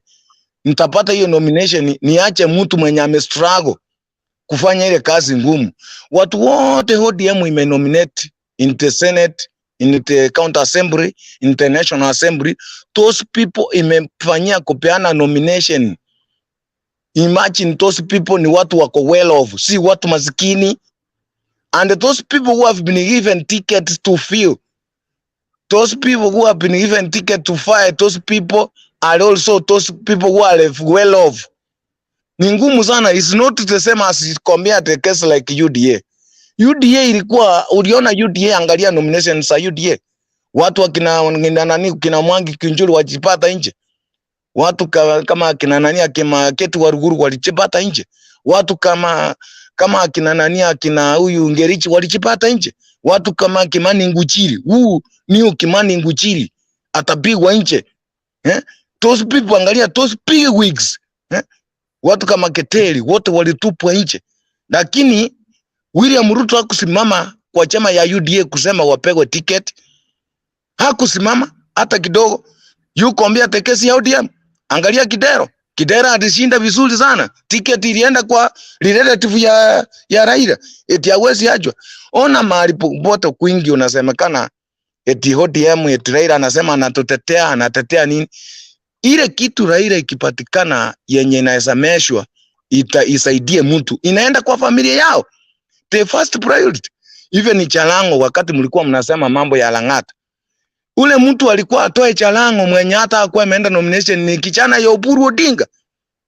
Ndiposa wakaona haya kwamba kukimbizana na Chalango is a very popular guy na wananchi wanampenda. That's why nakumbuka Jesse ukisema kwamba Chalango he has already sold himself. He has marketed himself. So watu wapare wanampenda from his from my own observations. Chalango has been exposed before being a politician. He has been in a media houses. He has been in a press. Amependwa na watu before. He's like Churchill. Wezi leta Churchill kwa politics yoseme wewe ndio unamuuza. Churchill already amejiuza. Ile kitu inategemea ni kusimama ni wapi. So the kind of such impunity being practiced in ODM is the one which has made ODM to lose some elections. Imefanya ODM imelose vitu mingi. Hata imefanya Raila amefika mahali amekuwa irrelevant. Amekuwa sasa I can call him a madman. Amefika mahali anaropoka vitu anaongea sasa kama Sava. Wakisema Sava ifunguliwe. Aende ana ODM guy ama Azimio guy. Aniambie kama Sava iko yafunguliwa. Court nini Supreme Court will give directions and those people who were chosen by Azimio they access the Sava. Now narrative ya kufungua Sava ni gani hii wanataka? Can they be open tuambie ni Sava gani ama kuna Sava hii nyingine ilifunguliwa nyingine kufunguliwa? Those people access the Sava ni ile kusoma maybe walishindwa kusoma. And let me ask now, ikiwa Ruto ndio alitamba the Sava, let me ask now, do you want to tell me hiyo Sava kama alitamba nayo before election and after, even now ukienda kufungua hiyo Sava utakuta ametamba nayo? Kwani mahali hao watu wako kama akina Mutua, Makao Mutua, those people who are very good mind, wanaweza advise papa namna gani wakimwambia tuende tufunguliwe Sava yenye maybe wanasema iko guarded na ideas za Ruto na upongo ya Ruto. Au sure they will meet the system ikiwa compact vile wanafikiria wanataka. Alafu hapo wanatanganya Sava ifunguliwe. These people are joking with our brains. Let these people have an agenda. Let these people have an objective kwa mwananchi. Wasikuja kwa tundengia migongo yetu kutusumbua. Yes, that's what I can talk about.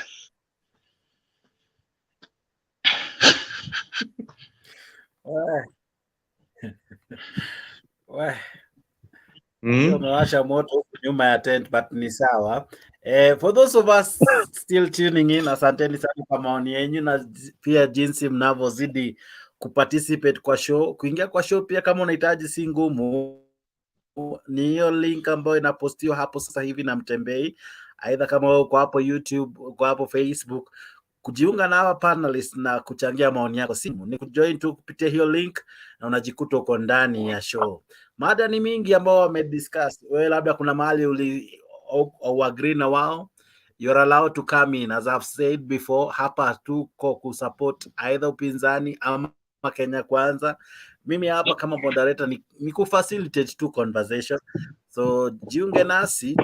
Namwona Gitash bado yuko ndani, Steve Mkono na kuona uko ndani, Blake asante sana kwa kuwa part of the show, Alexi Media na kuona na asante sana, Dennis Ondieki uko ndani, Arap Pep na kuona uko ndani, asante sana. na wengine wengi ambao mnatuma ujumbe zenyu. Naona Liliana ako ndani. Asante sana kwa kuwa sehemu ya hii show. Tribal discrimination na kuona uko ndani. Nani mwingine hapa? Nani mwingine kwa show?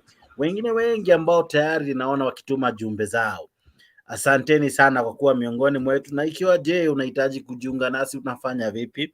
Una click to your link ambao nimetuma hapo, na hiyo link inakutuma kwa StreamYard. Hiyo StreamYard una create nini? Camera, unawasha mic, unajikuta uko ndani ya show. Charles ameinua madakali ya kuwa wakati hawa viongozi wanaenda kufanya kitu, na pia Mise alijaribu kugusia, wanaifanya kwa bwembwe, tamasha kubwa, inakuwa overhyped. Labda ni kuzindua tu hisia, lakini mwisho wa siku walioletwa hapo juu mara mingi wamekuwa wakisema Ruto alikuwa kiferi crowds, and then Raila akona organic crowd. Swali ni mbona hajaiweza kutransform the crowds to voters? Mzalendo, nitaanza na wewe. Hiyo crowd ya Raila, you know that crowd, I was part of that crowd at some point. So he has been losing that crowd because he doesn't know how to put that house in order. So hiyo crowd imeenda kama aiongezeki, imeenda kama inapungua. And Jakes, unajua what you have been assuming is that ukiangalia map ya Kenya, I wish you could get for me the map ile ilikuwa ina paint Kenya blue, sijui na yellow. You see, hiyo map you need to look at it critically na uangalia hizo area ambapo Azimio wanasema walichukua. Ukiangalia coast region, yes, unachukua kila kitu, unaweza chukua, but kuna watu wawili watatu wanaingia na UDA in Mombasa. Ukienda Kilifi pia unaweza chukua kidogo, but watu wawili watatu wameingia na UDA. Hivyo ukienda Northeastern, ukienda Eastern, utapata watu wameingia. Hata Kisii nafikiri kuna watu waliingia na UDA. So kuna watu waliingia na UDA. Ukienda Nairobi, ukienda mahali kama Nairobi, iko na constituencies zingine zilienda na mtu wa UDA na zingine zilienda na mtu ule alikuwa independent na zingine zimeenda na Azimio. Na ukiangalia composition ya MCA pale kwa county assembly, nafikiri Azimio imeshinda na pengine kama 2 ama 3 viti. So unaona hiyo area inakuonyesha sio blue. Hiyo area ni ya mixture ya rangi ya blue na yellow, which I think gives you blue and yellow gives you purple. So hiyo area ni purple. It is not a zone ya Azimio na sio zone ya UDA. It can either tilt either way in the next election. Same to Langata. Langata constituency. If Korir if Korir was only beaten by 2,000 votes, it means that majority of the votes are mixed up. So it is leaning towards the blue side, but ikona yellow pia. Unaona? Ikona a sizable amount of yellow. Hiyo constituency iko hanging in the balance. It can go either way in any election. So they have not had the capacity to look at the constituencies like that. Ukiangalia hizo constituencies critically, na if Baba had got the best advisors when they were sitting in that boardroom, wangewambia Bungoma, we don't have Wetangula, but what is the size of what is the size of vote in that constituency, and what is the influence of Ford Kenya in that politics of Bungoma? Look at that that look at how they have been voting historically in Bungoma. Are we able to penetrate in a place like Bungoma? Then unapata, they would have come up with an answer and said, you know, we need this guy at all cost. Uhuru, huyu jamaa tunamhitaji, hata kama ni kumnunua, we need him in our team. That alone would have won Azimio the elections. That gesture alone ingewapatia, lakini hii kiburi, if you see the kind of comments, you don't even have to go to very far in Azimio politics. Look at their supporters and their comments. Either watakuambia mambo ya matusi, either watakutukana, ama they will come to anywhere alafu waseme huyu alikuwa Azimio but he lost elections. Oh, sijui alikuwa nini, but they are losers. They cannot talk.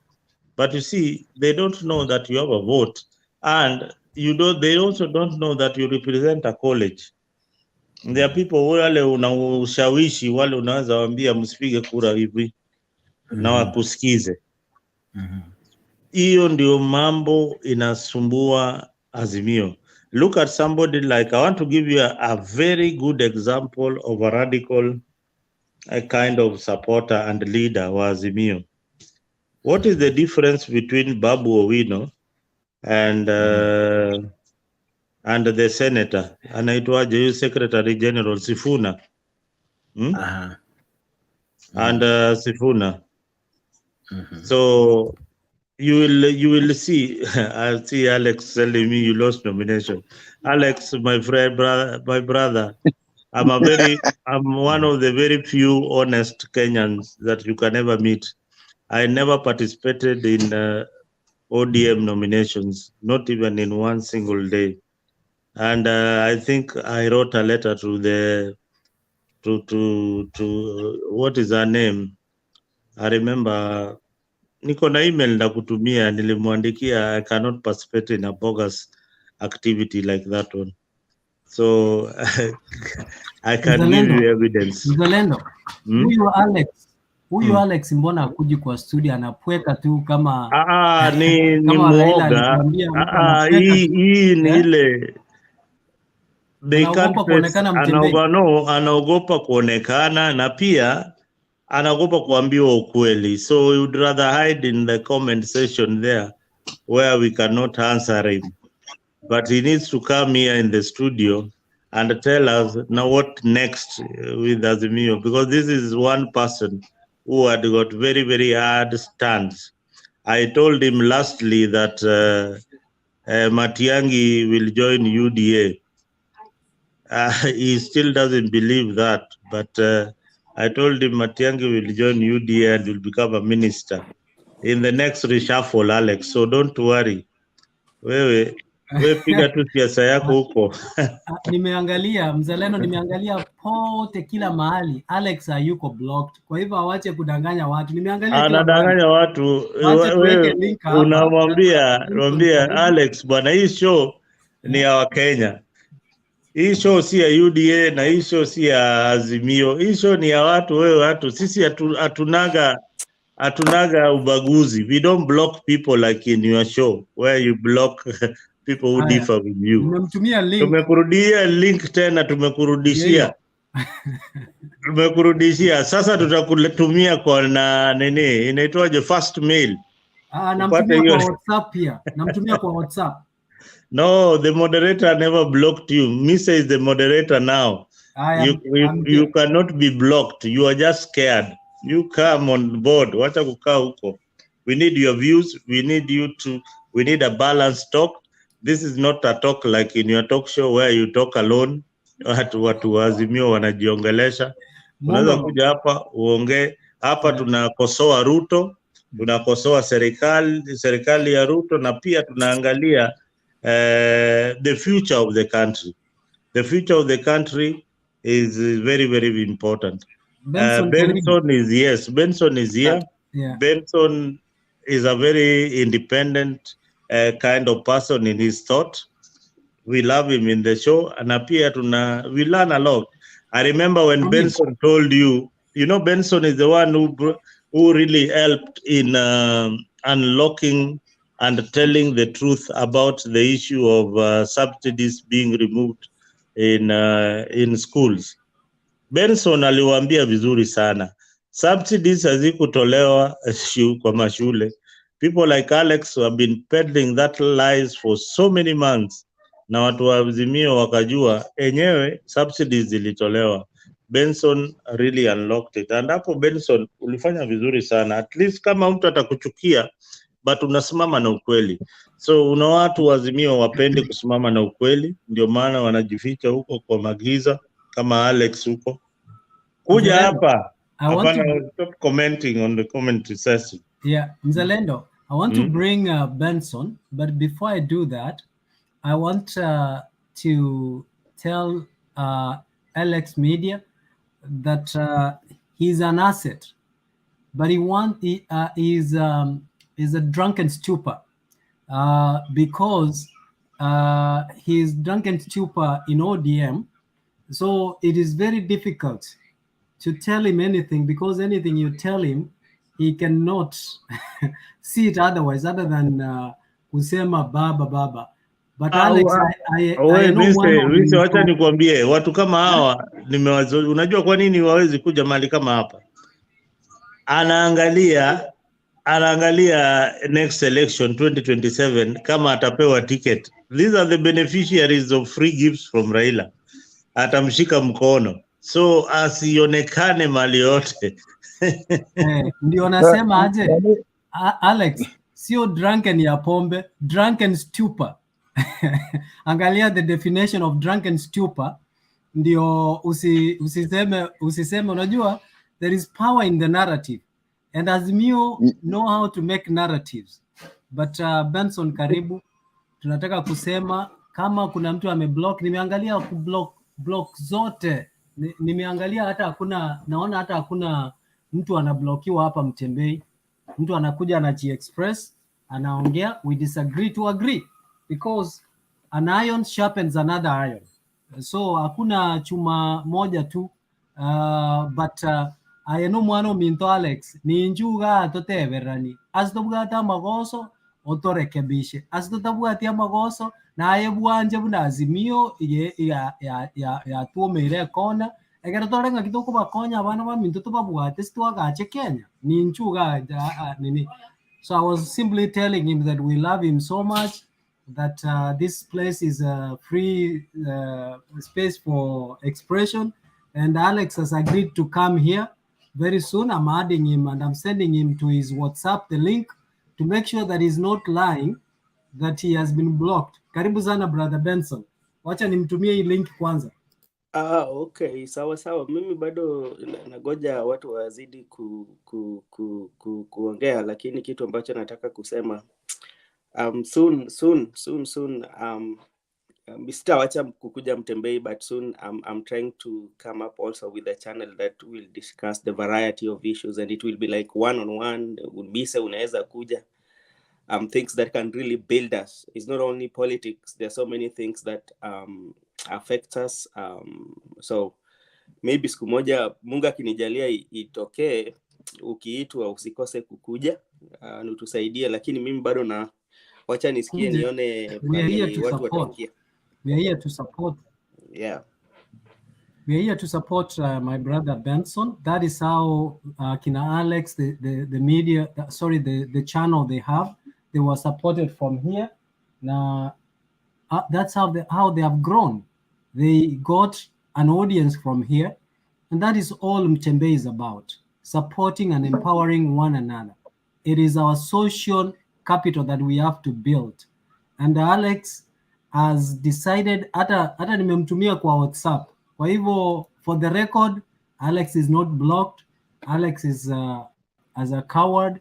So, but you want to sawa tu. Pia it's a choice to come and not to come. Go ahead, Benson. Black, karibu sana.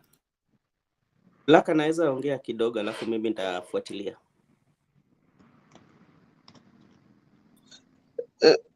Benson, umenitangulia. Black, umeogopa leo kuongea? Sijaogopa, ila naona umenitangulia. Naona itakuwa No. What nilikuwa nasema nimekubali hiyo, lakini kenye nilikuwa nimesema before niongee, nimesema tu na plan kuleta a channel yenye will discuss so many things, not only politics but like only where we can have a conversation on so many things that affects us. Not only politics, is that is what is driving us back in the country. There are so many things apart from politics, yeah. And this kind of like will be a channel of one-on-one. I can invite you as Black. You share your view on a topic if you see that. And okay. So we grow together and we come to learn. And the reason why I was thinking to bring this, because like kuna vitu ambazo mimi naona inaendelea Kenya, hata si Kenya, hata around the world, that like sometimes we would share, should learn from the audience, and the audience also should learn from us. It's a matter of us expanding our knowledge and getting information. That is what. But like before I contribute, you can contribute, then I will come after. Okay. Nimekusikia Benson. Thanks. We'll be glad to support you anytime. First of all, hello to everybody else in the panel. I hope you're all doing fine. Watazamaji na wasikilizaji, I hope you're all doing fine. Kama kawaida, nawapenda nyote. Kazi ni kazi. Now, why I joined?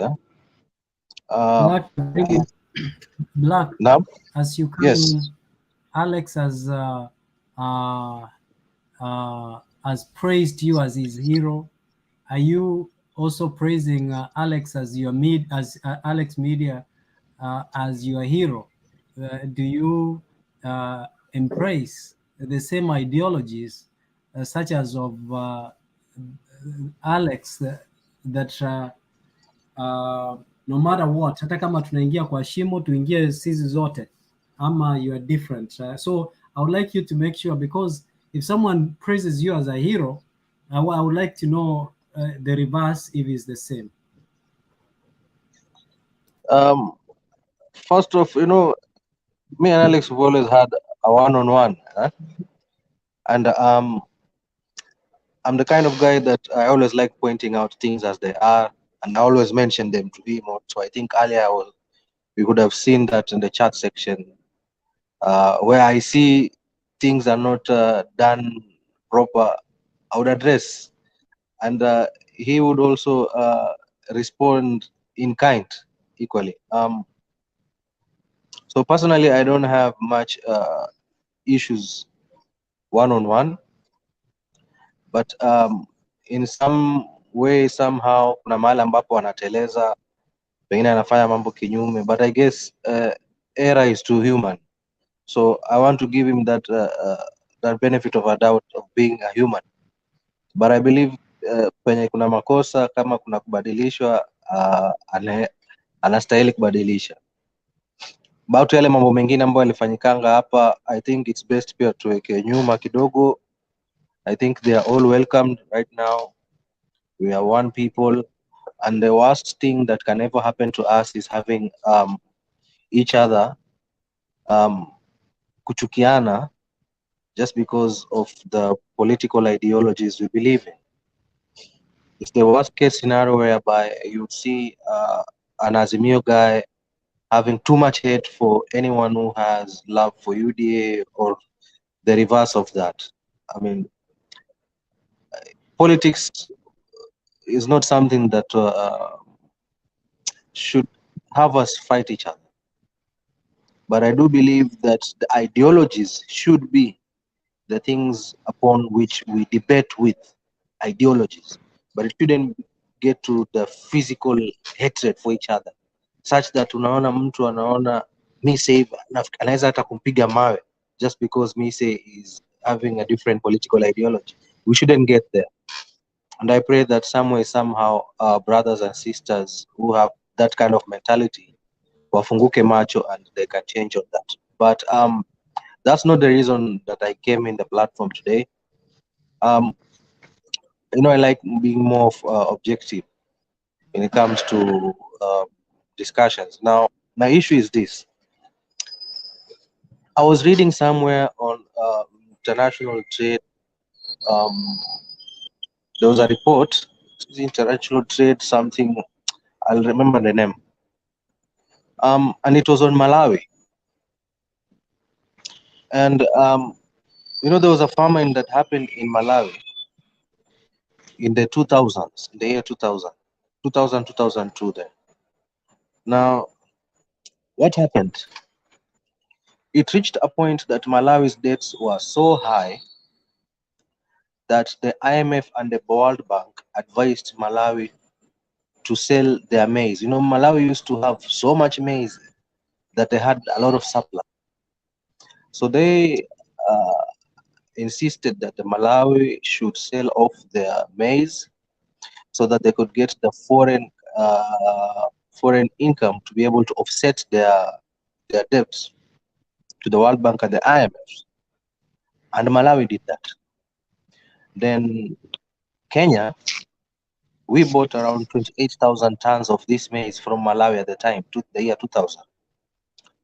What happened next? The IMF froze and the World Bank froze their money to Malawi and told them that they would only then would they give them the funds if Malawi stopped subsidizing agriculture. And Malawi did that. So the Malawi government stopped subsidizing agriculture. And what happened next? The World Bank and the IMF told the Malawi government, let the prices of commodities in agriculture be determined by the forces of demand and supply by itself, without subsidy.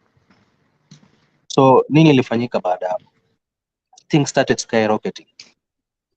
Now, you should put in mind that the ones that are telling you not to do that, in Chizao, let's say US, they heavily subsidize the agriculture. The farmers there are heavily subsidized, right? So you'd get to realize that what happened next is they would have to again now import food, which they would have initially grown by themselves. Now, fast forward, Malawi went into a drought, and we know what has become of Malawi up to this point. Now, what am I trying to say? Nchi yetu sasa kama Kenya sisi. The minute I saw that budget being read last year, when I saw agriculture being underfunded, I knew there was going to be a problem at some point. I knew we were going to have issues with food at some point. Now, it's about time that as a nation, we start really scrutinizing this issue with our budget. Are we placing our funds where they matter the most, or are we not prioritizing correctly? Now, this is a question that I leave it to you, my fellow panelists, and anyone out there that is watching. I would like to leave it at that,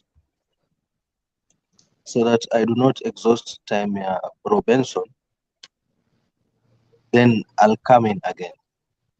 Bro Benson, acha nikupe muda wako. But that's something just to ponder. Okay. Brother Benson, do you want to go, or we give Charles Areba? Or Charles Areba, Jack, welcome back.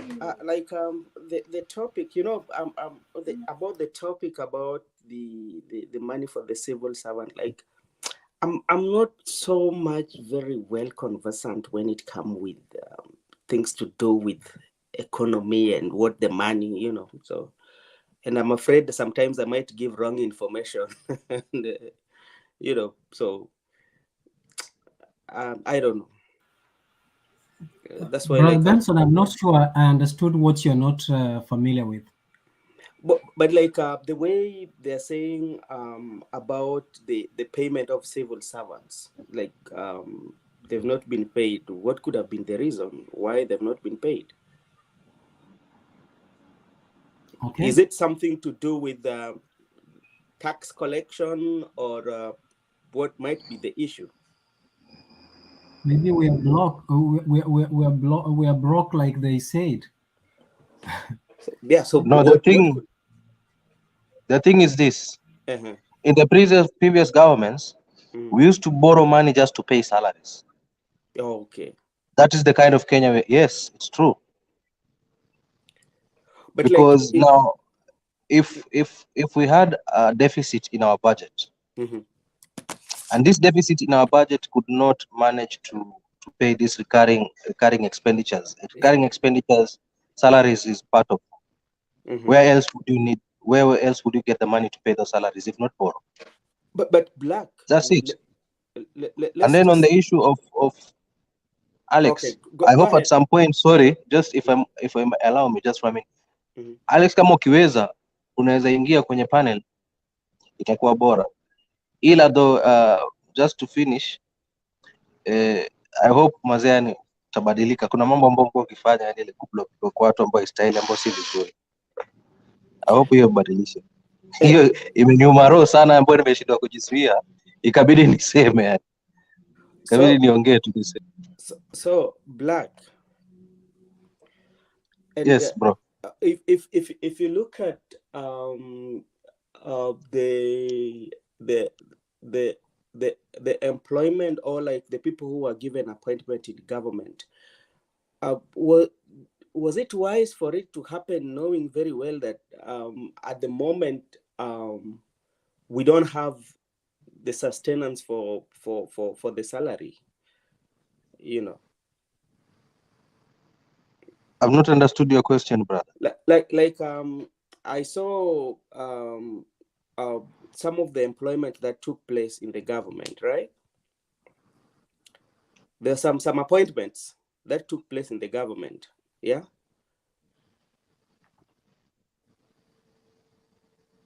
Black when?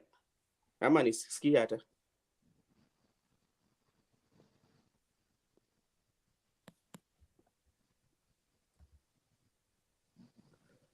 Oh, hello, Black Amanda. Jex? I'm here, I can hear you. Sikuwa nimekusikia vizuri. Nakuuliza. Yes. There are some appointments that were made in the government. Was the government considering that they did not have enough funds for it, or what was happening? And what can the government do right now for that payment of civil servants? Because these are the people who are driving the government. If you don't pay them, they can go on strike, and like services might not be delivered to the people of Kenya. You're asking if did they take that into account? Yes. With the appointments. Yeah. Of course, they must have taken that into account. Now, you know, as it is right now, I believe the government is operating in the other previous government's budget. As to matters of how that will be funded, I mean, that I think that is how you're asking me that question directly. Is how will the government then manage to pay these appointed state officers with the current situation as it is?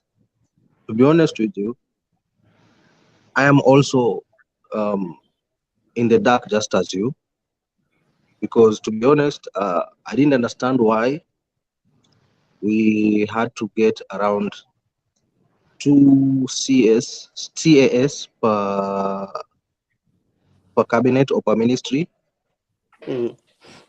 But in my view, I would only want to believe that it's just to increase efficiency, but to the cost which that will come that with the government and the burden, in matters, the current expenditure, I don't understand how that will be met.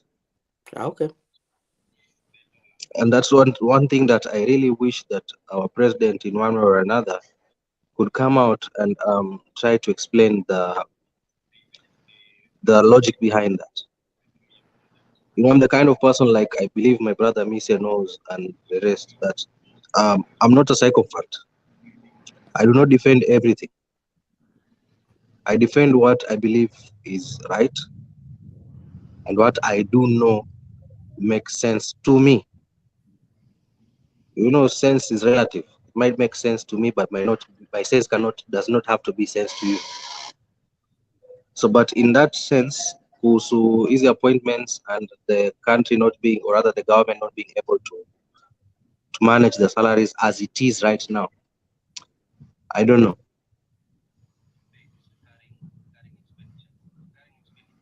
Maybe Misa can elaborate further if he's in a position to.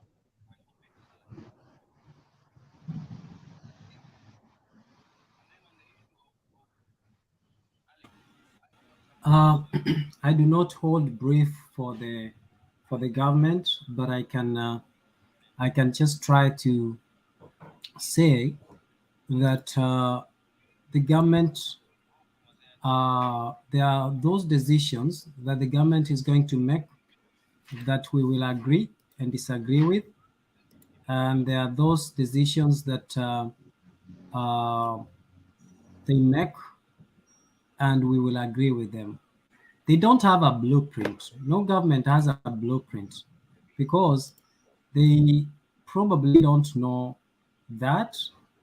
But I think they were quick to come up with another burden on top of what we have. And I think they did not. They were not cognizant. They were not cognizant of the impact because they are trying to reward people in the process of legitimization of the Ruto government, because they panicked that if they don't have stability and people and food soldiers of this government from every region that will champion the interest of Azimio, I think they thought that they will sink. So through panic, they probably decided to reward people, and by rewarding people, they make mistakes in the process. So let me tell you something. What we need to see from the government is what is called sustainable plan. And in the sustainable plan, that plan will give us an idea of what is not sustainable plan, but strategic plan. It will give us an idea in the next 5 years. What is the plan of the government? How are they going to roll out their projects? How much is it going to cost? Who will be involved? If it doesn't work, what is the plan? What is the objective? How are they going to realize the objectives? So those are some of the things. Now, which throws us back to what is called policy or drafting of a policy. Now, if you come to think about it, there are stages. There's something called policy cycle, which we should see in every docket or in every ministry. They should have what is called a policy, and that policy has stages. It has the first stage, which is a problem definition. You know, you set the agenda. You know, after setting the agenda, you consult. After consulting and constructing and drafting the policy, then you look for the formulation, and then after which you decide which policy or which one that will fit the problem that you have, and then you design the policy, and then you implement and monitor the policy, and then you evaluate. Is this policy working as we want it to work. If it doesn't work, then you have the option of either retiring the policy or not retiring the policy. Now, in consulting in stage 2, you have to have what is called budget allocation. So I think this is where we, Benson, we need to come up and understand, or maybe to try and answer your question. When they were appointing these CAS, in their policy of appointing the CAS, there is an issue or an item called budget allocation of these people. How are they going to be paid? After they are being paid, their dispensation of their duties and obligations will live up to the realization and dreams of this government to achieve that which they promised people. If the answer is to the negative, then it's not worth it. If the answer is going to cost the mwananchi and then the input is zero, then it's not worth it. But if the answer is to the positive, then they can go ahead and roll it out. So we don't have any document to read from. They need to put out something called strategic plan, just like we have Vision 2030, where we were able to see what will be realized and at what phase.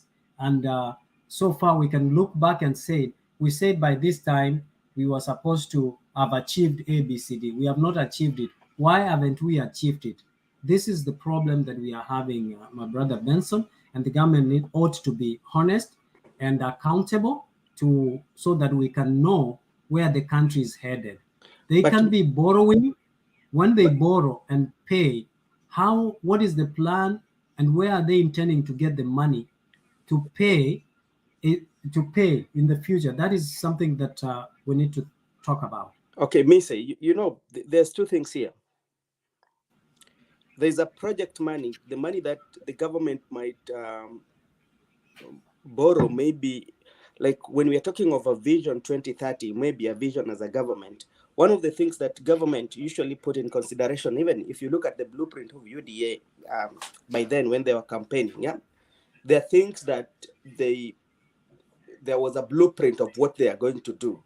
And this blueprint of what they are going to do, this was not inclusive of the civil servant salary, because a civil servant salary is something that you cannot put on a blueprint. You know, it is something like, for instance, as if you have your organization, and I know that I have 10 employees, right? And I know as an organization, there's things that we want to achieve in our community. And how are we going to achieve it? It's something that we have a project. We allocate the funds for that project, knowing very well that the salary for our employees are guaranteed. But like a situation whereby where we are right now, whereby like as a country, we cannot manage to pay the civil servants. You know, it requires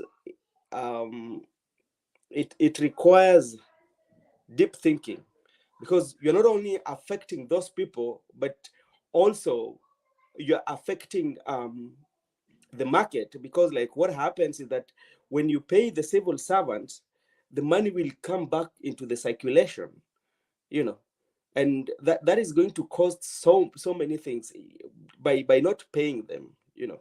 So for the project, I agree with what you are saying, but for the civil servants, you know, I don't think it should be on a vision 2030. No, I just said just the way vision 2030 was stretched and you are able to evaluate step by step.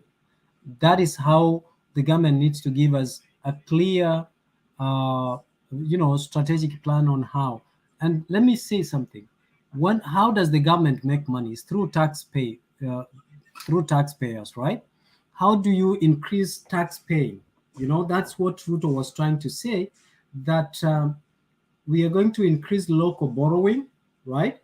By empowering people and many people into entrepreneurship and micro business and all that, so that if everyone is doing something and paying to the government taxes, then all of us are able to have enough money that is circulating locally, as opposed to borrowing and paying salaries, which means there's no return. So that is what he was trying to minimize, and that's what he said, that he was going to start by borrowing. It was going to start minimizing or cutting down the borrowing. So I don't know if you remember that, Brother Benson, him saying that. But that being said, if all Kenyans, like, think about the time of Kibaki, there was every Kenyan was doing some sort of business, and in one way or the other, they were empowered, and by so doing, people could easily pay their taxes, and paying tax, so the government can collect money, generate enough, so that they can now be able to pay salaries, and salaries does not become a problem. It's very dangerous for a country to borrow money to pay for taxes. That is a very bad economy. And when you look at the economic indicators, then you will start seeing a problem, because you're looking at the real gross domestic product, the GDP, the non-farm payrolls, and the unemployment rate, which means if unemployment rate goes high, then the government is not going to collect more from the people, which means there will be issues of how the government generates money, which leaves that government vulnerable either to borrow in order to bridge the gap, or to be able to increase taxes, despite the fact that the wananchi wanaumia, but they increase the taxes and wananchi have to pay. That is the only way the government can do that. So there are other things like consumer confidence and consumer confidence, retail sales, and durable goods of orders, and so on, that a government that are the key indicators, economical indicators of our country. And when you look at our country right now, the cost of living is very high, and that is the kind of challenge that we are having. You are on mute, Benson. Okay, even if you're saying by government increasing the taxes, that's okay, but when you increase the taxes, for instance, what happens is like this: the money that the hawker somewhere is going to pay tax on is coming from a civil servant, basically. Not really. No. Why is the business class? Yeah, we have, for instance, we have what we call corporate tax. The people who are working in the corporate. Exactly. Exactly. The people who are working in the corporate is okay, but we have the majority of people who are working in government. Yeah. No, the government employees do not exceed the number of people who are working in the private sector and self-employment. Yeah. Yes, but yes, that one I agree. I'm not denying that. But even if you say you want to use the corporate tax or any other, but when you look at the people who are in the corporate category, the majority of their shopping is not on the small scale or small retailers. Let's say the majority of people who are working in Safaricom, most of their times they go to supermarkets to get everything. But what about maybe compared to somebody who is maybe a secretary in government office, who may be not earning a good money, who would only buy skuma wiki from the so-called mamamboga? How will that one work? I think it used to be most people go to the mamamboga pale because it's affordable. And yes, even those, here is another example. Even though it's a trickle-down effect. A trickle-down effect is that goes from top to bottom, right? So if you are buying in a supermarket, there are people who work in the supermarket who cannot afford to buy in the same supermarket they are working in. And probably they earn less because they are underpaid. So where are they going to buy after they get their salary? They go to the local mama mboga there to buy. And even most of these corporate people that you have said, it's not that they make as there are people who are in civil servants who are making more than those who work in corporate institutions or some other areas. So at the end of the day, it depends where you live. I'll give you a practical example. If you live, for instance, in Kibera, so there is no need for you to go to the supermarket because Kibera there are a lot of estates. There's Ayani, there's Olympic, there's Jamhuri, right? There Joseph are many. Kangede. There is Joseph Kangede. There is Woodley. There's Fort Jesus. Now, a lot of people who live in those estates do not even buy stuff there because they can't afford technically. They come down to the other side, the other side of Kibera, number 8, number 32, number 42. That's where they buy their food. Why? Because it's affordable and cheap and quality anyways. Come to think about it, it's just the environment. So that is the trickle-down effect that we are talking about. Because if you can save money somewhere, where you save money is where you go. The same people who go to who live in Feather, they go to Pipeline, and the same people. I mean, in Kibera, they go to what is that? Toy market. Toy market to buy their stuff there. The people who live in Umoja Eastlands, they go to Mtindwa market. That's where they can afford. So that is what we are talking about. That at the end of the day, mwananchi, the trickle-down effect, if we invest more and create employment, self-employment, corporate institutions, they get some rebates and tax exemptions so that they can hire more people. So these people can go ahead and pay taxes at the end of the day. That is how the government generates money. But like I've not heard like the government is trying even to float the bonds, because that is another way they can raise money to pay. Or what is happening? Floating the bonds so people to buy, or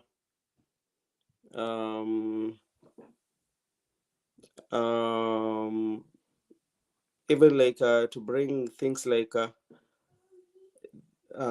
follow up on the property taxes. Because by the way, I think like what government should do, especially government, I know that majority of the larger population of Kenya usually evade property tax, and that's where the money is. So I think like those are the ways, like right now the government can try and raise the money through property tax. They should also float the bonds so those who have money can buy, because I know the majority of people can buy that. And yeah. So how can we deal with those who are evading to pay taxes? Billionaires, millionaires who are not paying taxes. These are the people who are actually hurting the people who are in the lower class. So that is where the problem lies. You see, the problem with the Kenya, I think the problem with our Kenyan society, it is like to get rich quick, and whereby like the employee, or like the citizen who are entrusted with the job, they don't do their job as required of them. And this comes whereby like somebody will just come, there's somebody who has been evading tax and he hasn't a large sum of money that he has not paid the tax, and this guy is ready to give you something to benefit you. Then there's a way in which you work in, and this guy like so there's so many loopholes, that makes people to evade the tax, including the people who are working on the tax Kenya Revenue Authority. So those ones also kills the government. Let me tell you how, and probably you will agree with me. Other countries, the government service is supposed to be carried out. Let's say if you live in Nairobi, the people who should serve you and process your taxes should be in Kisumu, right? The people who live in Kisumu, their taxes should be processed in Mombasa, okay? The people who live in Eldoret, their taxes should be processed somewhere else. What does that mean?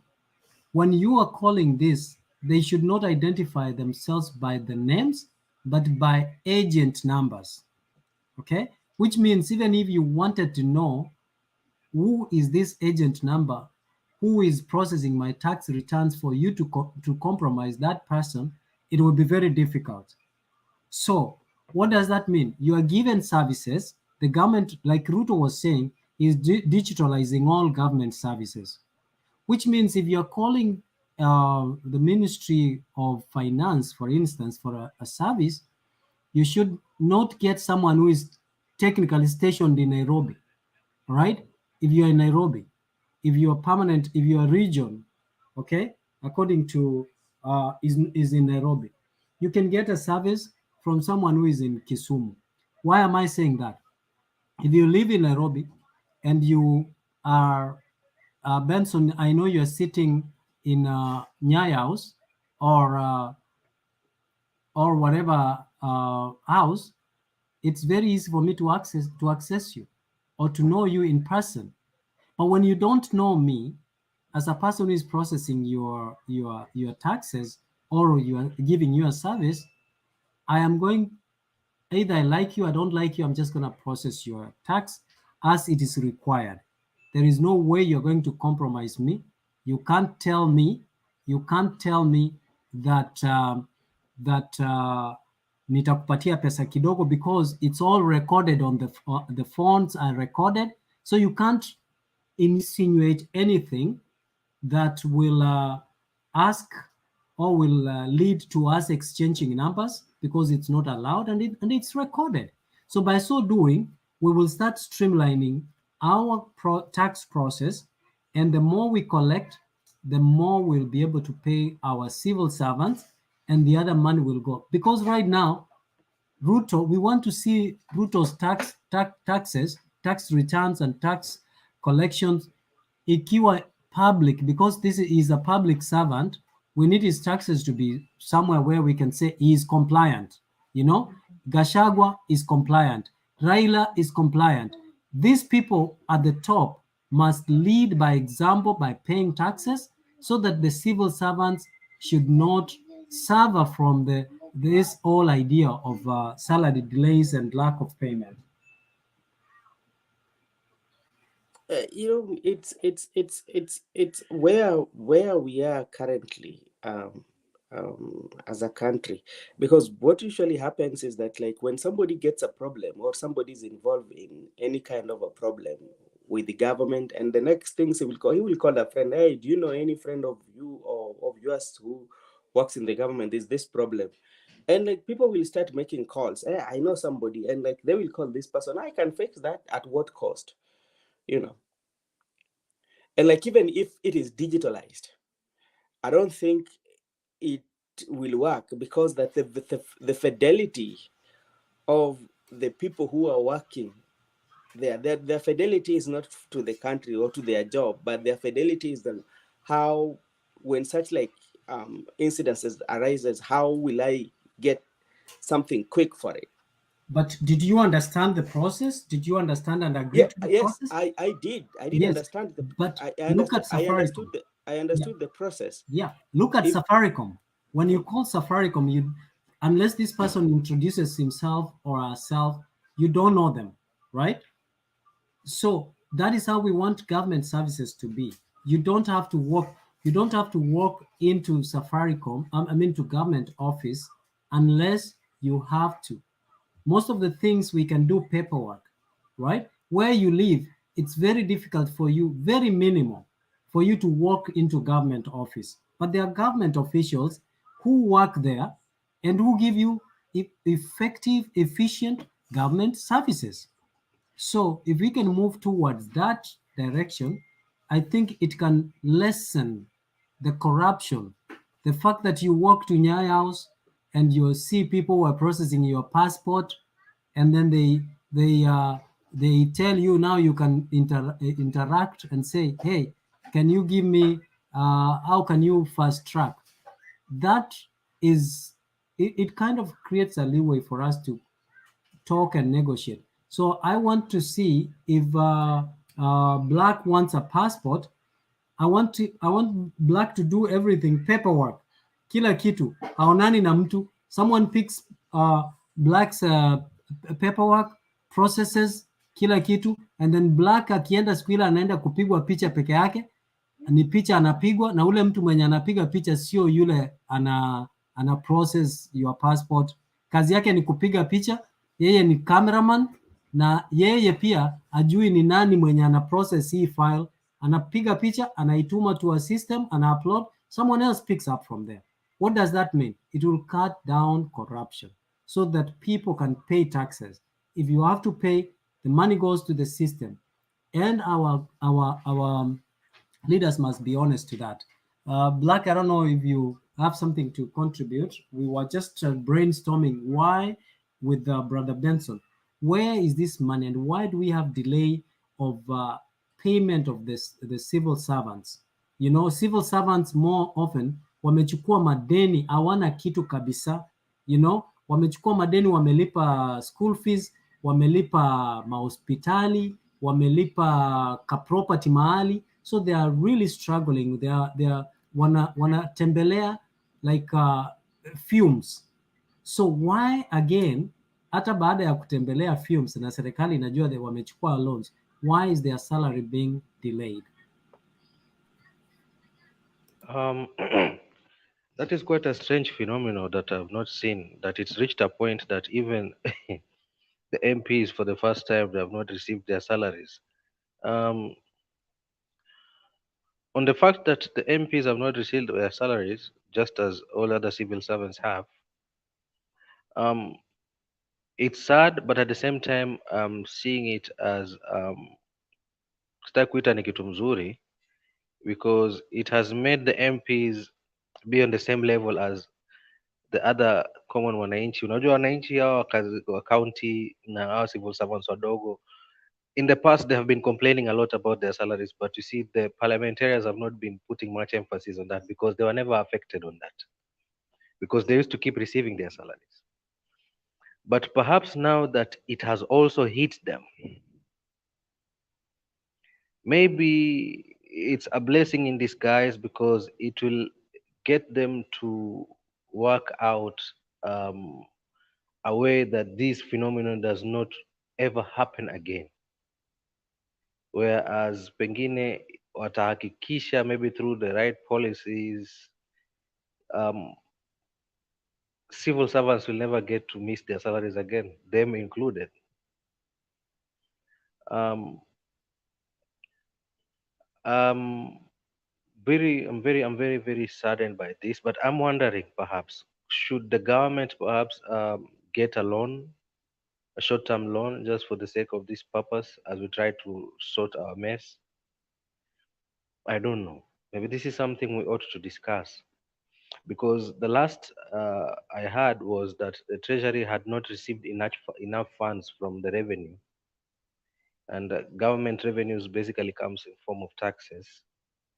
And I don't see how these mandamanos are doing any good for it, because you see, when these shops close, it means the taxes don't get to collect taxes, and because these businesses will not be able to trade, and thus their income will go low. And if their income is low, it would mean the government would get less taxes from these guys. So now already tuko na hizi shida, na shida zingine naongezwa juu. I don't know where we are heading right now, to be honest. If I was the president right now, I would just want to sleep and not want to wake up until everything is sorted out. So if you sleep, that's going to create chaos. Another that is going to be very chaotic. I know. But point is, I wouldn't want to be the president right now. You know, Black, I know this is out of topic. There was like other day we had a conversation with somebody, and I might be wrong. I think as a country, we had a very good vision with the county government, but we were selfish. We were selfish of ourselves, that we did not think it very deeply. Because just imagine that Kenya, the way Kenya is, has like 47. All right, there's 47 counties. How? And if you look at 47 counties, I think like the 8 provinces, if this is just only my thought, if the 8 provinces could have stayed and those provinces could have been changed to counties, we could have done well. And what we could have done, we could have maintained 8 provinces, but like we look at areas with larger population, then we give them more presentations in terms of parliamentarians, and the wage bill could have really been down as compared to what we have.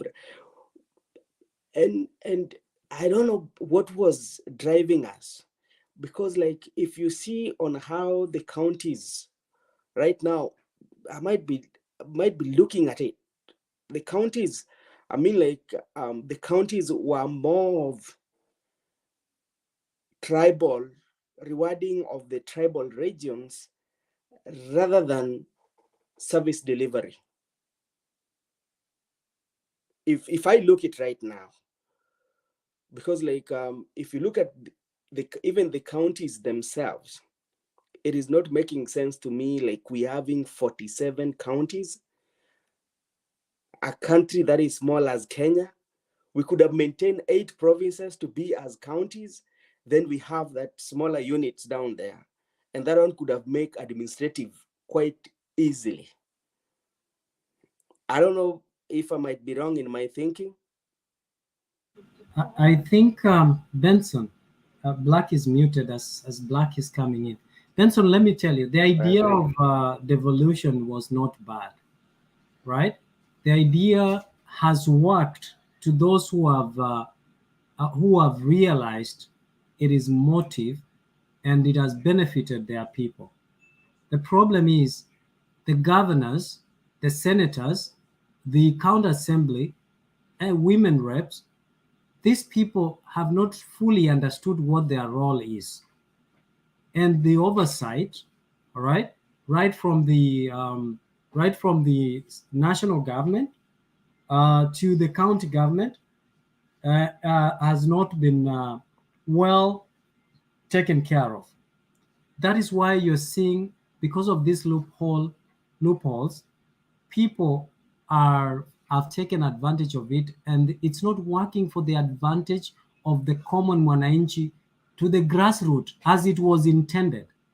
You see, let's go back. When we talk about procurements, right?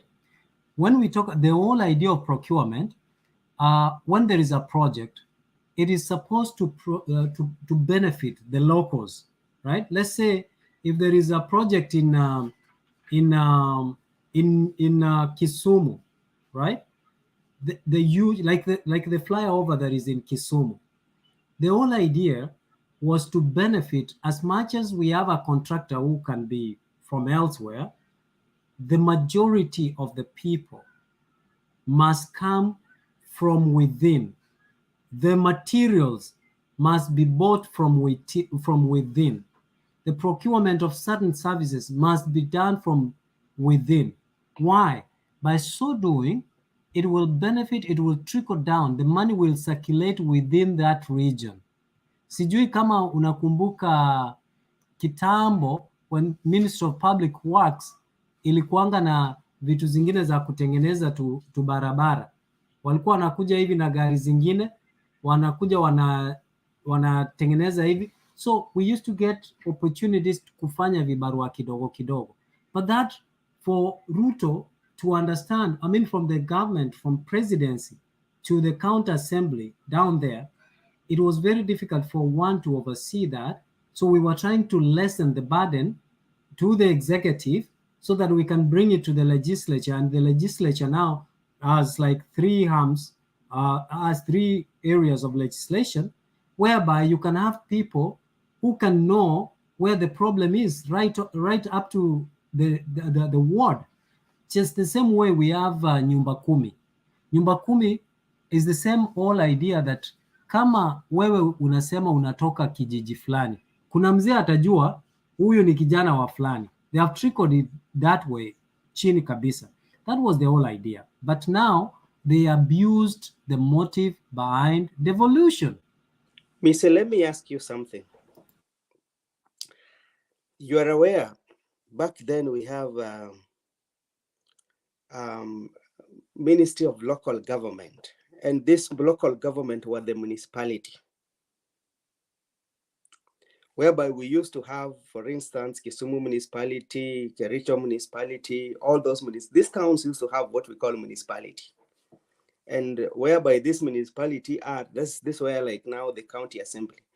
But if you look at the collection during those days from the municipality, the revenue that the Ministry of Local Government was bringing by then, even like the municipality as Kisii municipality, the collection alone, the money that was coming from municipality was more as compared to what now the county government is collecting. What is the reason? To be honest, Bro Benson, if you come up with figures, it would be easier. Maybe perhaps a report of what you are saying. Maybe it would be easier now to deduce what may have been the reason. But in my view, I would think it would be otherwise.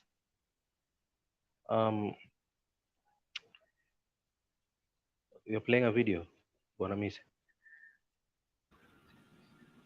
Go ahead after you finished. I wanted to show something to Brother Benson.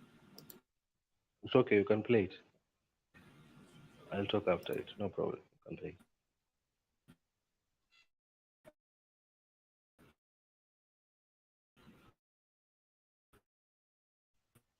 Yes, you can play.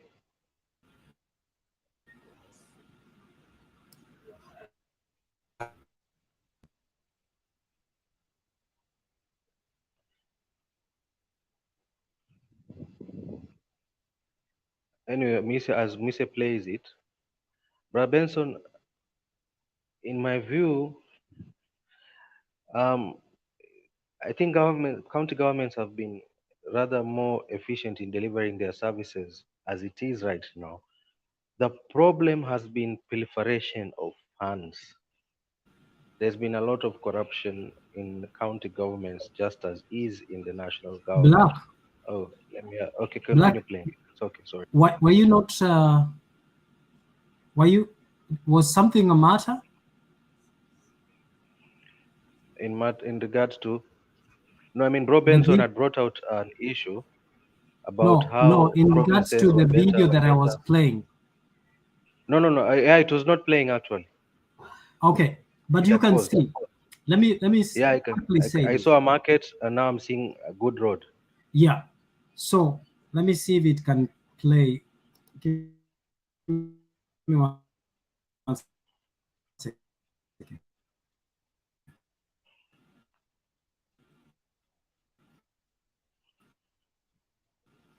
It enhances. Okay. You allow me. So government. This in the country. You know all these things.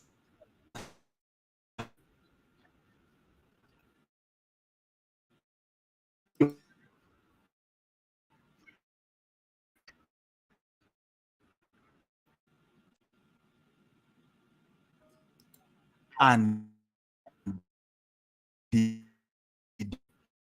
you know, this state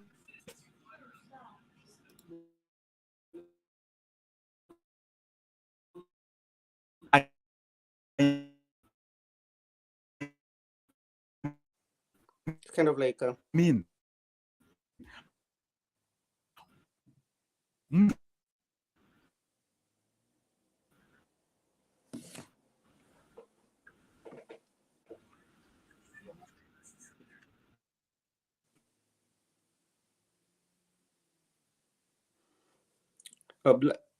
Misa is not playing.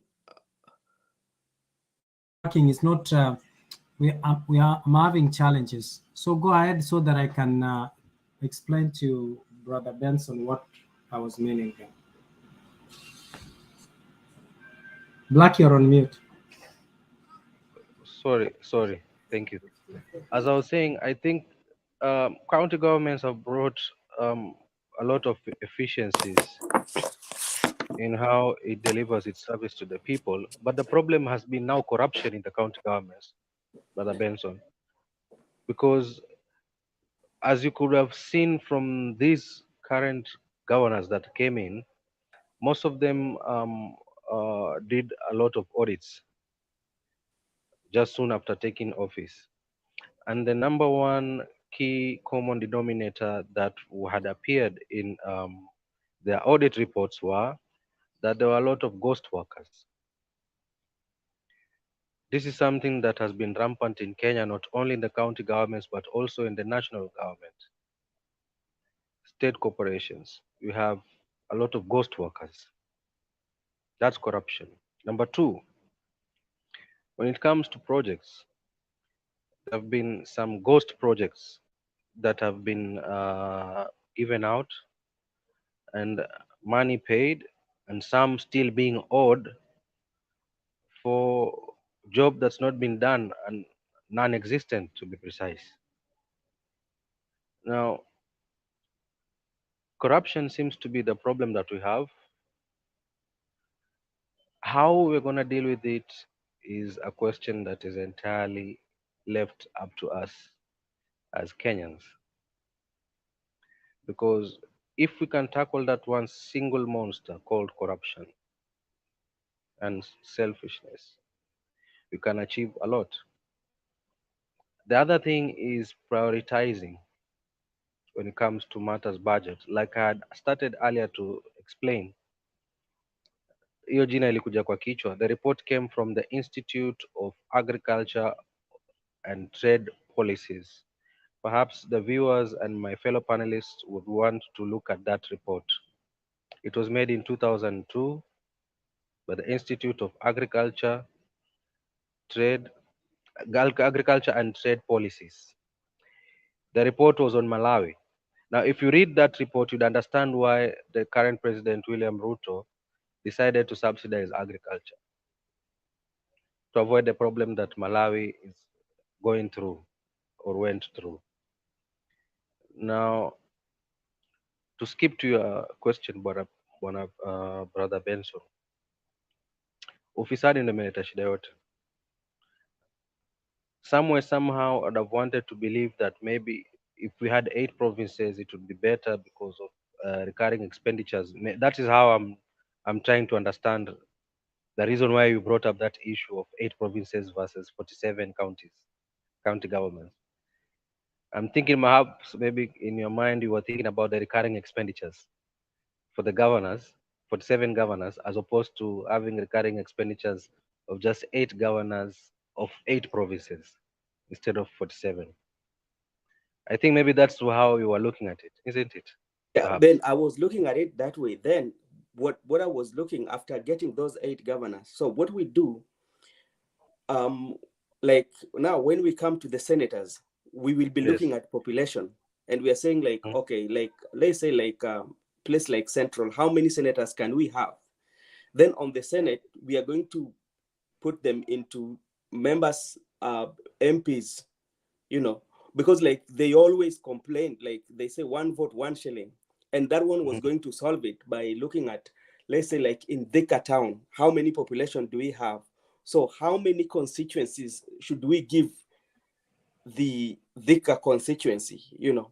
And that's like, after looking at it like that, when you'll be giving the CDF, you know, you will find you are giving a CDF that is more of a representation of people who are there based on the population, you know. But you see, I would like to agree with you, but at the same time, I'm thinking about the other communities which have less people, or rather a low population. You see, historically, some regions have been marginalized. How do I say so? For these other people to have their population so high and the other ones to have so less, it means that the factors and the environment around their areas must have been made favorable for their populations to rise, whereas the reverse was the case in other populations. Now, if you go to northeastern, let's say Garissa and the likes, yeah, they don't have hospitals, and if they do, they're not properly well stocked as much as we have in the most populated areas, let's say in central region, in Mount Kenya region, or other regions that have that are densely populated. When you look at schools, so many things or other factors that would encourage population growth had been missing in these other areas. So these areas were purposely, I don't know if it was purposely or not, but they were disadvantaged from the start. Now, having been disadvantaged from the start, and then at this point right now coming to tell them that one man, one shilling, I would think it would be unfair. Unless now, when they're talking about the equalization fund, whereby this would be extra money given to these marginalized areas to be able to try and give them what do you call this, some leverage where they're disadvantaged, then that would be fine. And when you look at it the way you're saying, the way I'm looking at it is this way. Even like, let's say like look, you're talking about Garissa, and Garissa, you'll be looking at the schools, yeah, or let's say like take an example like educational sector. What will happen? You will find like the population of the people who will be going to school in Garissa will be less as compared to the population of people who, like, for instance, I took Thika. The Thika will be having a larger population of group of the people who will be going to, like, the people who will be in school, yeah. So when government will be doing allocation, the government will be doing allocation based on the statistics, what they have, you know, yeah. And let's say when the government will be giving like they're allocating funds for Thika, you know, let's say they're giving Thika 100 million based on the population, because they have a larger population, and you cannot give like Garissa the same amount, yet they have less population. You're just going to give them the money that is equivalent to what they have, and it will do the same thing. Because you might find that you'll only have 10 students who might have qualified to go to the university, and you give them the same amount that will cater for the education in the university, the 10 of them, as compared to 100 that you're giving to the Thika people who has like around 100 students, and give them the same 100 students that have qualified for the university. So all of them will be going. And also something that we will all to be looking at, and like now when it comes to the province, you know, when you come to the provinces now, you will be looking at what revenues this is the county collecting. Because, like, for instance, something that I still also need to understand, when you come to all our counties, they collect revenue, right? But when they collect revenue, but you still find like the national government still wants to wants them, there's a certain percentage that the government wants to give them. What if the county government collect a lot of revenue, but they still want government to give you because they are government of their own? You see, the only, because like what I think what should happen is, let's say if you have a budget of 10 million as a county government, you say like our budget for this year is 10 million. That in the process that you don't get the 10 million, the government should give you the central government should give you that deficit for the 10 million. How does it work? I'm listening. I'm Because trying to digest that information. Let's say let me give you this example. Yeah, you find like, let's say a county like Nairobi. Yeah. Yes. Like Nairobi, the area that is covered by the county government, whereby they collect their own revenue. They collect a lot of revenue, like Nairobi County. There's no any other county that collect a lot of revenue like Nairobi. Yeah. But you will still find that maybe sometimes the national government has to give money to Nairobi County. I mean, like, yes, Nairobi County, yet they might have surpassed their revenue. How does that one work? So, question would be, I'm asking you. Yeah. What about Northeastern? Yeah, so that's where I'm also coming to, because like when you will be looking at Northeastern, one of the things that you will be looking at Northeastern will do like this. They will sit down as a county Northeastern and they say, based on their less population and the revenue they are collecting, they are saying like this year, our projected revenue is maybe 10 million, right? That is what they are projecting to collect. And this one will pay the workers of the county. Yeah. In case something happens that they don't hit their target, they did not hit 10 million, but they may be less with the 200. So that's where the national government will come in and give them that less to make their budget fully. And in the event, yeah, in the event like they collect and they collect a lot of money, then the national government should not give them, and national government should fund only the projects that belongs to national government. That is an interesting way to look at it. The idea of the 8 provinces to be turned into counties, that sounds enticing. Yeah. On the matter of revenue share, ish on that, because my approach would be different. My view, I think decentralization of development would be far much more better for me.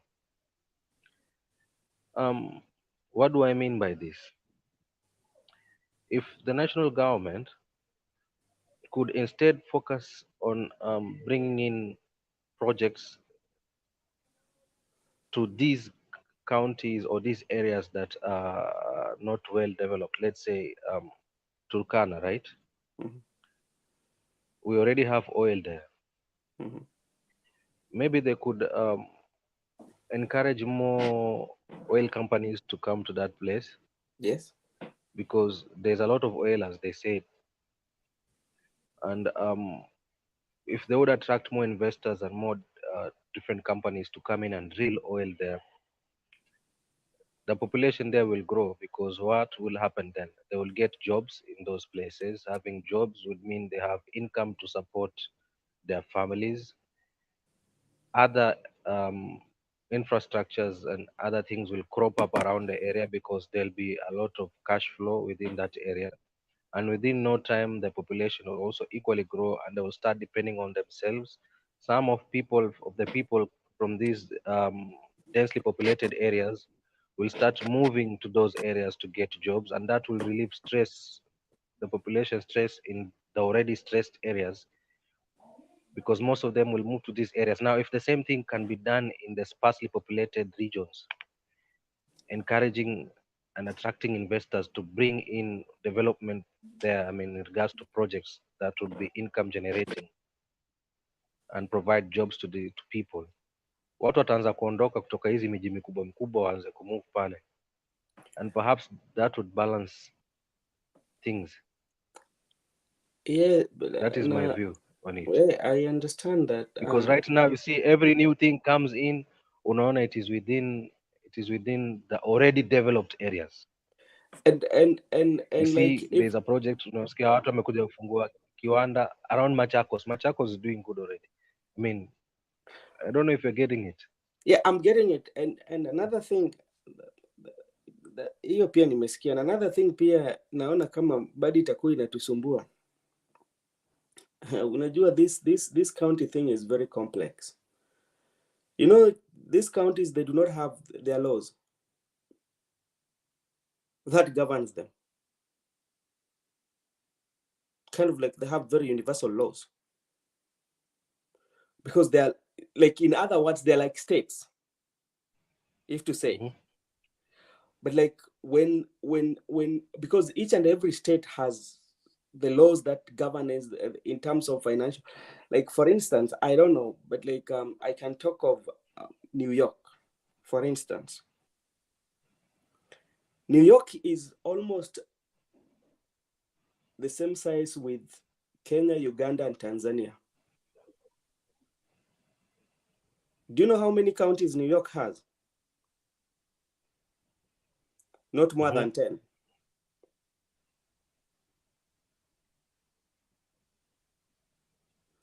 And what happens when you look at that, do you know how many senators New York has? 2. Then, after that, you come to the counties themselves, whereby you have the New York state, whereby you have the governors. When you come to the counties are working kind of like very independently as a county. They have their own collection of their revenue as a county, not even the state, where they fund the county themselves. Like, this is the money from the county. Then when you come to the county, you come to the smaller towns. The towns will also fund themselves. So that's why, like, I was just comparing this. Like, I was saying, like, why did we not even like borrow a leaf from them and say, like, how comes like the size of the country and the population we have and the government we are creating? I think we are more of a monkey see, monkey do population. Monkey see, monkey do kind of leadership, because I think it's about time we start customizing solutions. Yes. Tailor fit for our situations as for our Africans situations. as a whole. Yes. For Africa as a whole, and in our case, Kenya as a country, instead of copy pasting these things. And I think that's where we've been going wrong. We copy paste a lot of things. Instead of custom making things to fit us or to suit our situation. And I want to agree with you. And the same thing, I'm telling you, there's a guy here was telling me, I don't know whether he was telling the truth. He said before even the colonization came in Kenya, every community had their way on how they used to govern themselves. And what happened was that, like, when they came, they kind of like brought us together like this. And what happened, those who collaborated and those who resisted. And one confusion was like, we were put in a way that we started to fight one another. And that is what we have until today. You know, that hatred. The hatred did not even start with the political the political parties that we form, the hatred we have between these tribes. This did not start today. This is something that started way back. And how it happened was that the people who collaborated, they ended up being more richer than the people who resisted. And the people who resisted saw those people as traitors. And that's how, like, that hatred for us came.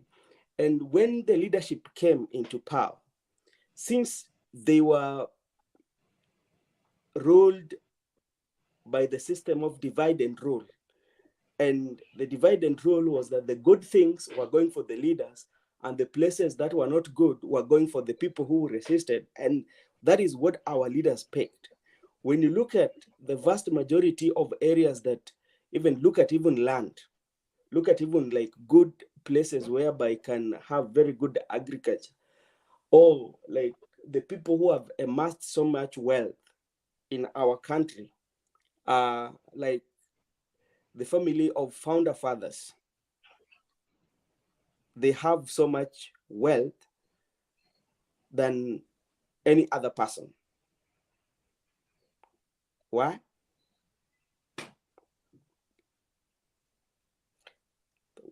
Like when you come to issue of land, you find like the first family has a big chunk of land. Does it mean there were no Kenyans by then? If somebody comes into power, if you have money, you go for even like a little piece of land from the poor. Like the rich will always continue to have, as the low class will continue to live low class. So where do we go, or where?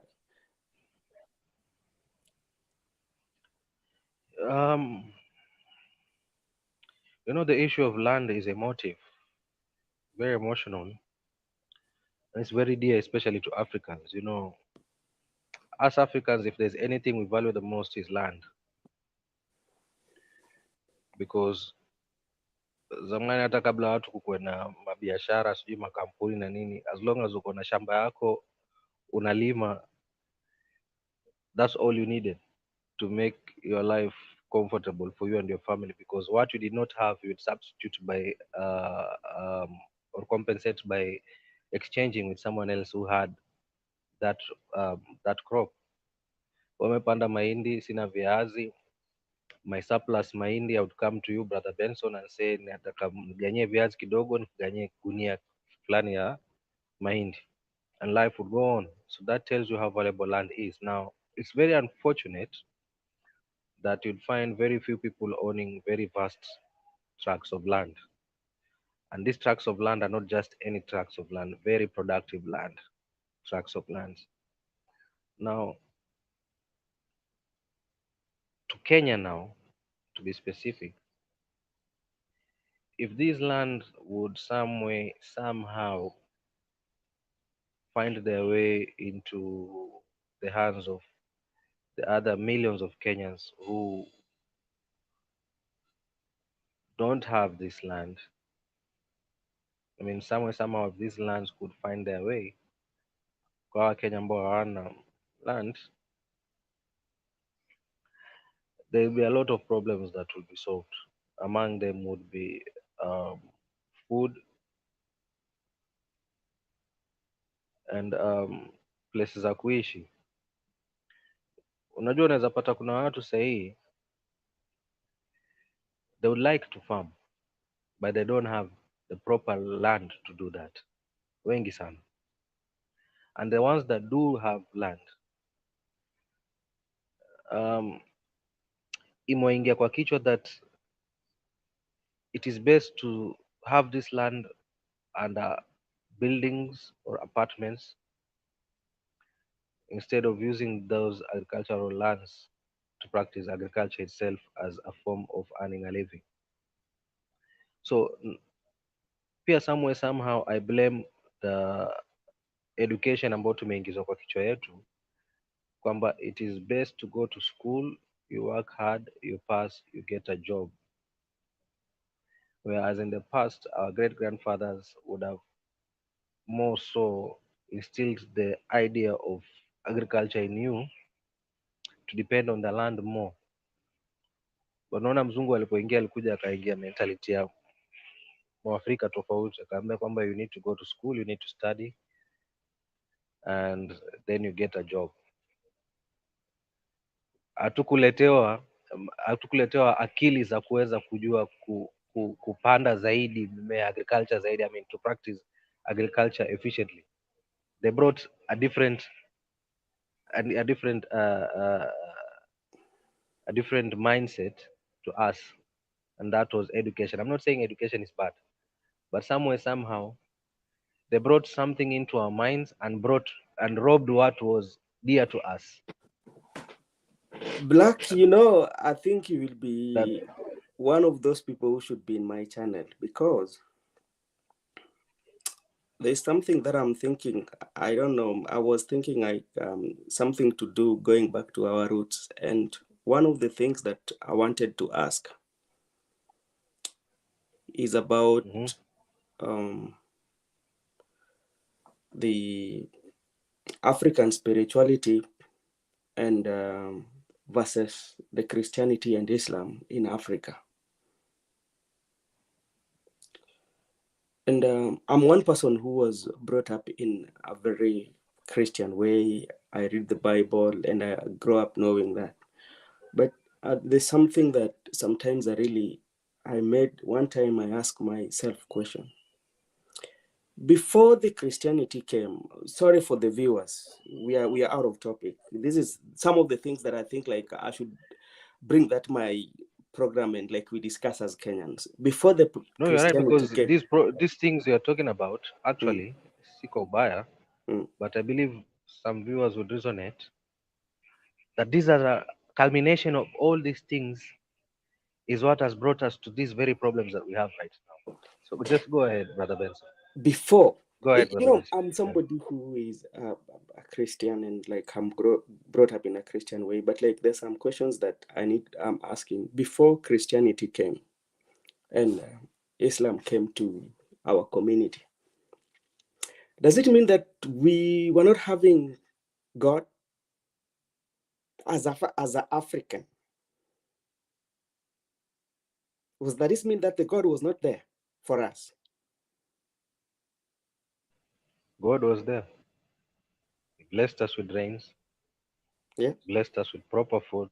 We hardly had droughts like we do now, because we still had our agricultural lands intact, productive agricultural lands intact. Now we have skyscrapers in them. But what happened that our God, because as a Luo, when I listen to my originality, the God that used to be there, it used to be called Weri. And what happens when we see something like in Luo, when things were not going, like there were no rains, there was a way in which we would go and pray, and the prayers were done through our ancestors to pray to God. Yeah, and the rain would come. If you do something in the community that we called abomination, something that was going against the community, there's a way in which you would be cleansed, you know, and this one will kind of, if you're cleansed, then you're back, you can be accepted in the society after going through the African ritual. And I usually call it the African spiritual designer, you know. So when Christianity came, this was taken away from us, and we believed in, or we were told on everything about the Christianity and us, and we left that. You know, I still can't comprehend it. So that's why, like, I want to start my channels. Maybe majority of the viewers could have the ideas, and like these people would help us understand. That is like how I'm trying to think as an African. We Africans, we loved one another. We Africans, we had our own art. But what happens is right now, like the things that were really dear to us, sometimes we say they're not good, like they're passed by events. And when you look at back in the days, right now we are not being taught the mother tongue.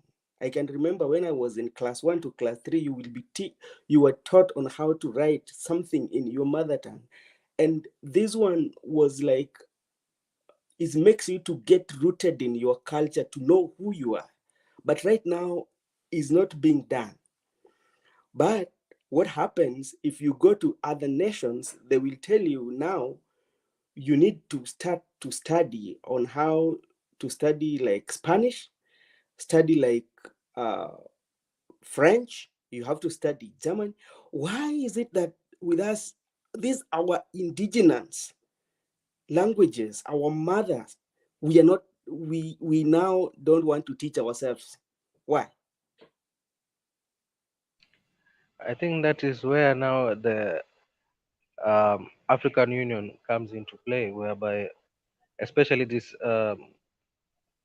regional unity, for example, now that we have East African community, whereby we can integrate amongst ourselves and trade within ourselves, perhaps get educated within ourselves,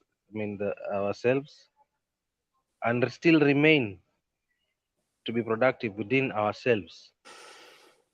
You know, because now when they tell you need to learn French, it means, in short, what they're telling you is learn this so that you can go work in France or in French-speaking countries, right? So you're taking this good talent, well-educated Kenyan or African, to go to be productive in a foreign land, instead of retaining this smart individual to be productive within their own land. Now,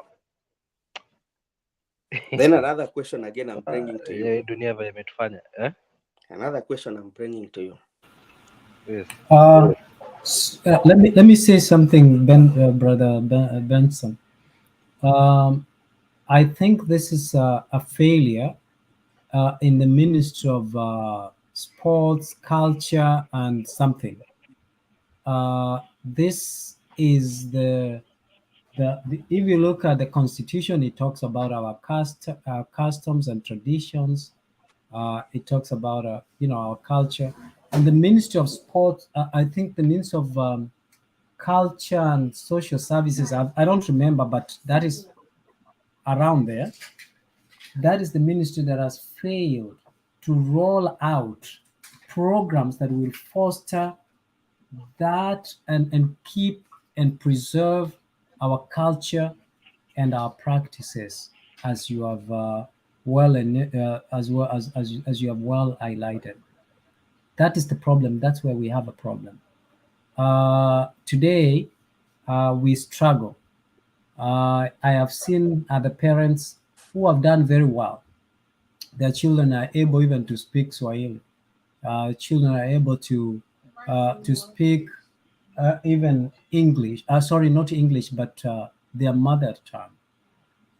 But I must admit that sometimes circumstances have made us it has made it difficult for us even to make it easy for our children to embrace our culture, because where we live, it is very expensive to take a plane to go back to Kenya, for example, to be able to teach your children to understand that our forefathers, our ancestors have to go to the forest and sing and dance for rain to come, to appease the gods.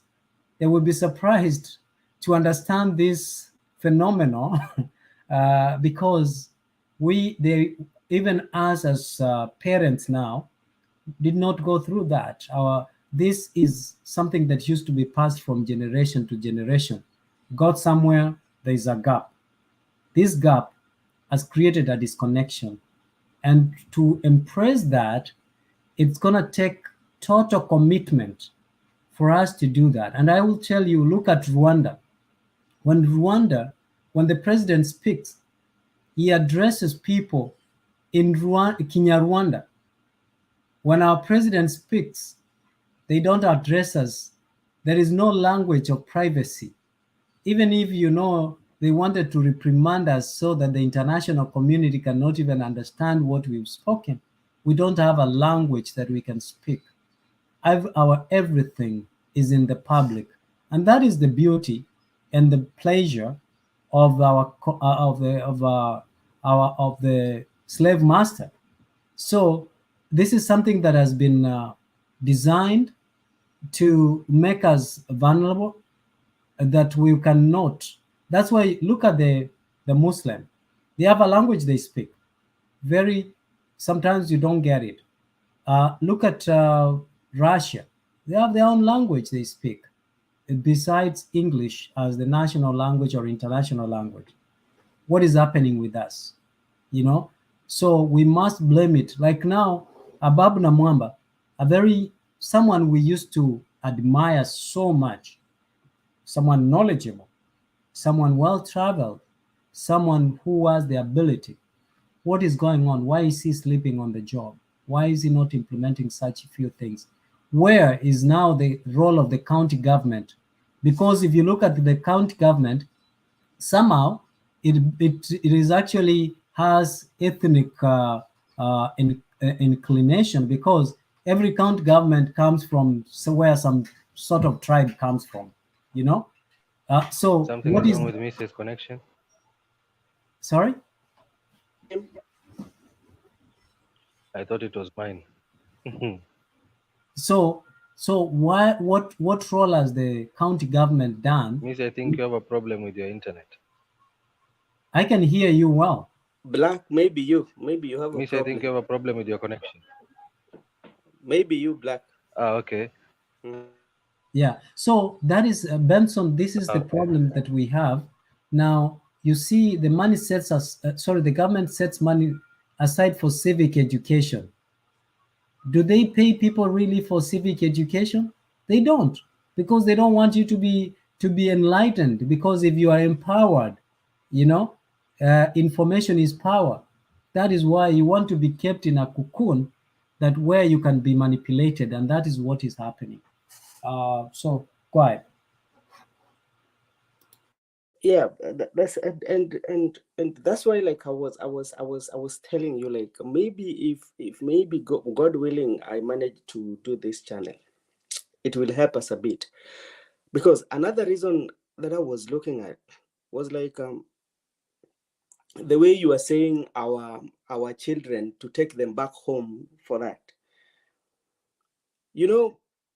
When you look at us, some of the things that we used to do, there's no documentation to show, written in our own language, that how we've evolved where we are. These stories used to be told by the old guys, and the old guys, some of them died, and the people who had those history decided maybe not to pass it to another generation. So even if you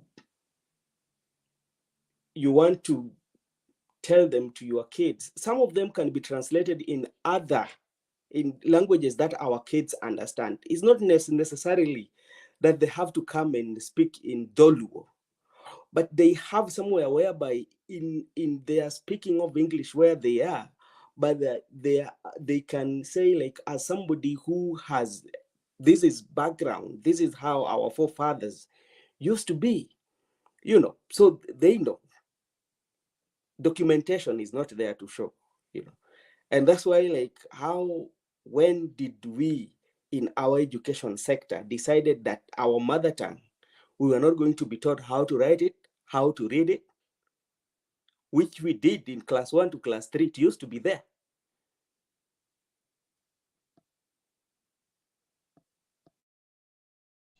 That could be part of the documentation, how to write your mother tongue.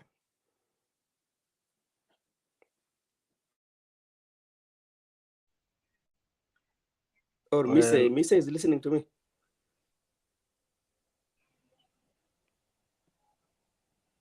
Misa is gone.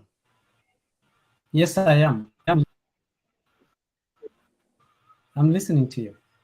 So I don't know. There's so many things that sometimes I do think, and like I think like maybe one time if it open up, like we will discuss and maybe to know more.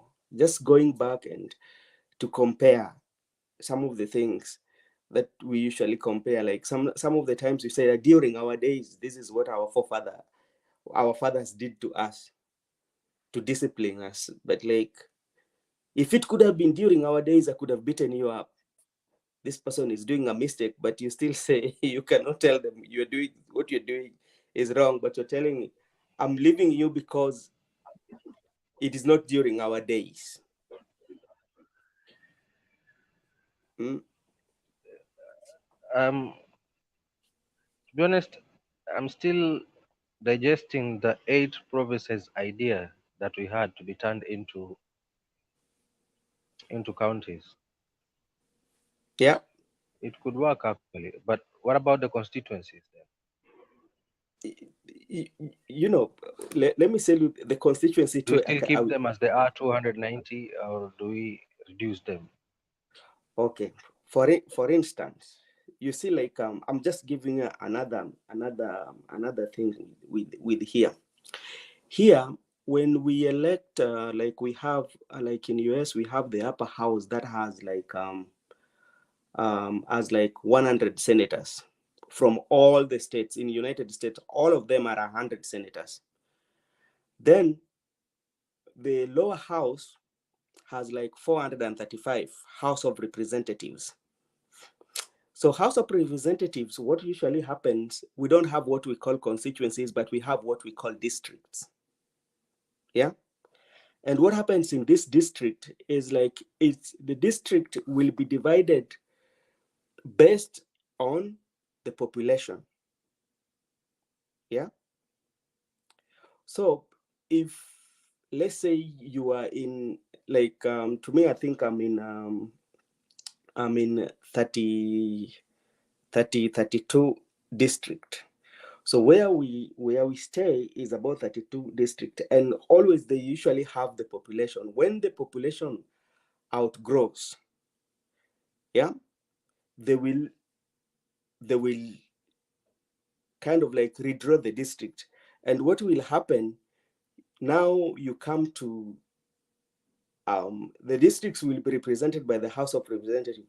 The same time now, when you come to the county level, you will have also the members of the members who will be supporting the governors, like the members of assembly. Yeah, they're also coming within towns, you know. Yeah, I don't know whether you understand it. So I get you. Let's say, for instance, we have the CDF. Yeah, and the CDF will be given into your district, and when you are giving it into your district, it will be given based on the population that you have. Yeah, and what that will be done, what, like the plans that you have for that district. Let's say, like for education, you might say, like for education, to see I'm yet to give scholarship. I want to give scholarship to around 100 people, you know, and like you will be giving, as this district, we will be giving you this much. Out of that, that is what also the county government, the same district, the county government will have to give you some money, the way they do in Kenya, whereby the MCA has money, the member of the parliament also have that money. Then what will happen? They will consolidate, the member of the district and the member, they will consolidate this money, these funds. Yeah. If to say the money is going to go for education, the MP is going to do education with the money, there's no need for an MCA also to be given like a kitty for education. Yeah. Because that area that is covered where that MP, that money is catered for. So the MCA, for instance, will be given another job that he should be doing at the county level where he represents. Because, for instance, like in Kenya, you might find like there's a CDF. When you go to county level, yeah, an MCA has also been given maybe another money for the same education. Yeah, correct. We'll find MCA can give bursaries, a ward rep can give, women rep can give bursaries, a senator gives bursaries, MP gives bursaries, governor gives bursaries, the government gives. How? The same thing. And that's where the money is getting lost. Accountability is not there. What if it happens that like the money that the ward rep has given it to one kid, the same kid has been given money by the MP? You see, that's where like the money is now getting lost, because like the woman rep, the MP, the MCA has them, all of them has like bursaries. They're giving bursaries. Now these are the ideas now we ought to be giving our government, or the government ought to be getting from us Kenyans through public participation. Yeah. Whereby, yeah, you see now, before coming up with some policies. Yeah. So that's the. Now you see, if in your view, which I think it's a view that I also share. I once said the same thing here in this platform some time back, that if the government can build more schools, far many schools, and provide teachers to these schools, we would not need subsidies for education. Because already, Kenyans will be going to school for free. The buildings that are called schools will be there. The teachers will be there. Kenyans will be glad to pay taxes because they know their schools, their children will go to schools for free. Who wouldn't mind paying their tax? Everyone will be obliged to pay their taxes very well. And see, na pesa ambayo inaibwa na governors, senators, MPs and ward reps in the name of giving bursaries would not exist. Oh yes, I can hear you. Yeah, I'm saying the problem in Kenya is not building anything. The problem is maintaining what has been built. Okay? The problem in Kenya is not. The problem in Kenya is not. The population keeps growing. Yeah, but if you cannot manage the small that you have, meaning even if you have many, still managing is the problem. You understand? But the facilities, Mise, I want to agree and disagree with you on the notion that you say that building more schools is not the solution, because now there are schools, if you're aware, that you have 100 pupils in a class having a single teacher. Now, would you say that managing that school is the problem, or having more facilities to offer education is a problem? I don't know if in this case you are calling teachers facilities, because the ratio. The teachers are, yes. The ratio of this is what I'm trying to say, Black. If most of us, if you remember during our time, there are those of us hata tulisoma chini ya mti, yeah, right? Kuna watu niliona wakisoma chini ya mti. Sijui Benson kama wewe nilisoma uliona hiyo. Niliona hiyo. Now, na masomo ilikuwa mzuri, by the way. Masomo ilikuwa mzuri. We were But is that excited. how it's supposed to be? Yeah, and we looked forward to go to school. Now, they came about a time when they built fancy, things. They brought things like buses. Wewe Black ulikuwa na basi ya shule kweli ya kutoa shule na ya kupeleka shule? We didn't. Tulienda na miguu.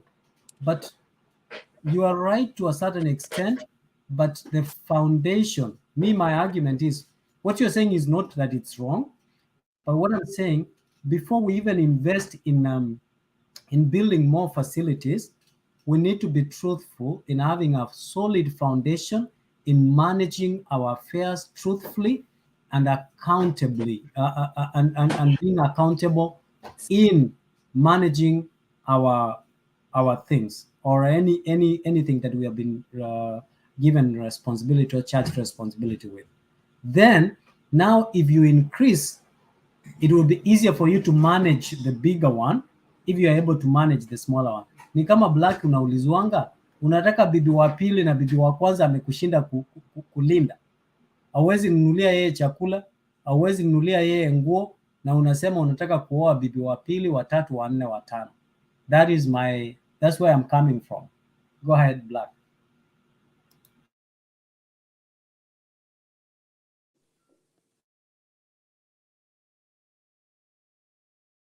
And what can solve what Black was saying? This is like something that I usually think. One of the things that I know maybe we did not have a proper plan as a country is some of the things that we are just thinking for them right now. One, there's what we call in this place they call it the school district, and this school district is like for you to know the population that is in your school. After mapping the area whereby we would say, okay, I know, we say you come, somewhere called Nyasiongo. Let's say like that Nyasiongo, there's a primary school, and we know like this primary school can serve this kind of homes, right? So after knowing like this primary can serve this kind of home, so we know the population that is going to that school, So what happens is, and now I'm coming whereby Black was saying like we built more facilities. And how do we build more facilities? Because the population is growing.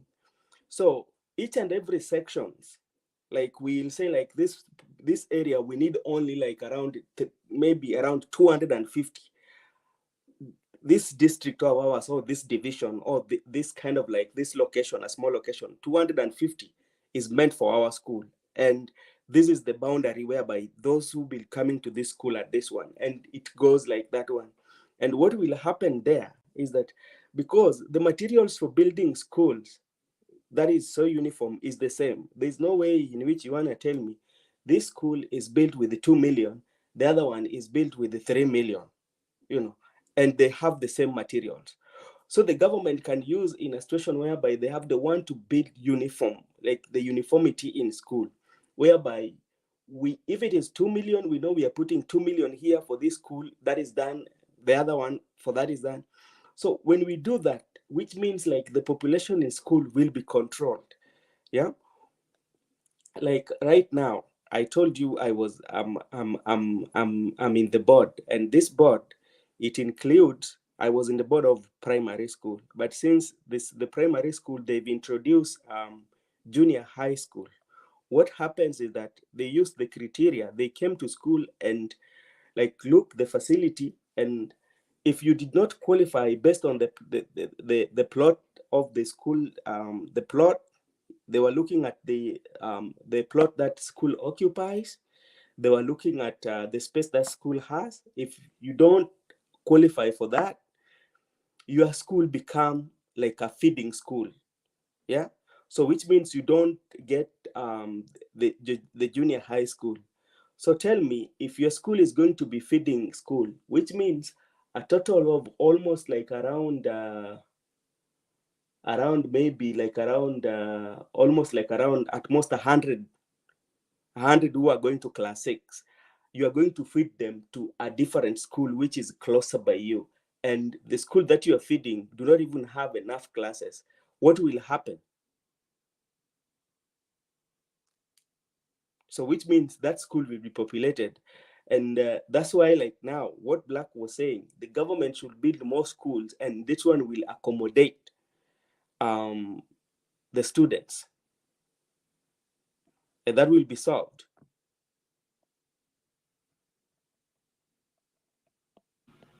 Let us first fight corruption. If corruption is everywhere, do you know that the CDF, the money that we give to CDF, right? That is maybe set to do for construction. Do you know that even those classes, the government might be willing, right, to give money, which is giving actually money. It's giving money. So we have not seen proper oversight from the members of parliament. At the end of the day, the intended facilities, like Black is saying, right, they end up not to be built. So how do we address that issue? And that's what I want Black. The moment we address that issue is the moment we will resolve this issue. That's what I want Black to tell us.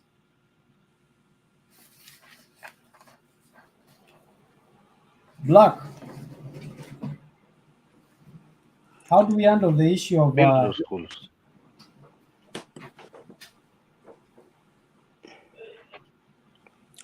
You know, the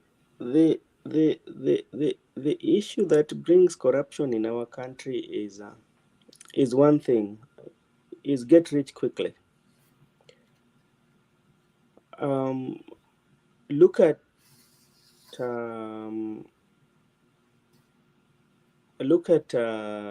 in terms of that's what I was saying.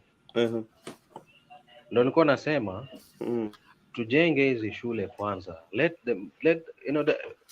once you have those schools, I mean, the first thing you would have done is you would have cut off the MPs, because each time they like saying it kwamba wanatupeana pesa ya bursary. But shule zikiwa zimejengwa hizo nyingi, what excuse would they give for them to be given this money?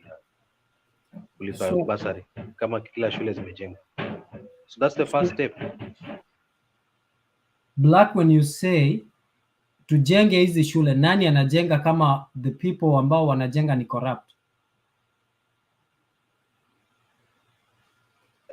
I mean, if you reason that way, then there's nothing we do.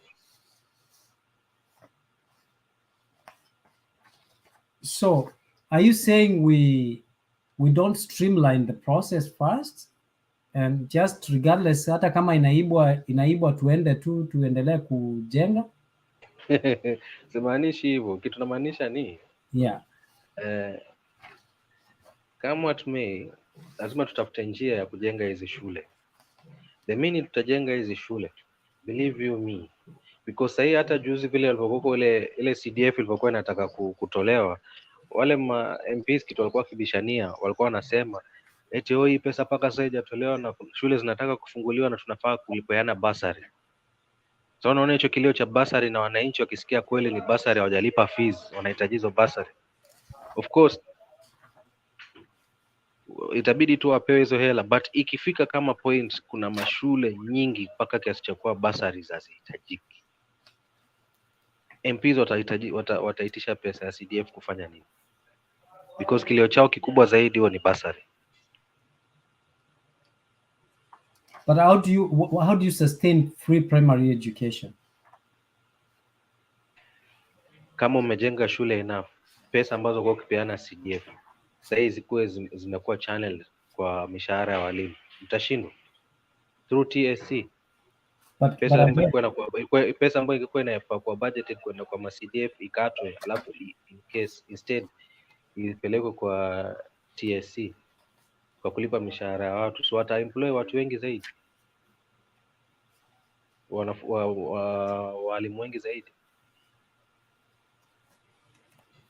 Hiyo ninasikia, lakini the issue of corruption is not just in the issue of corruption iko kila mahali.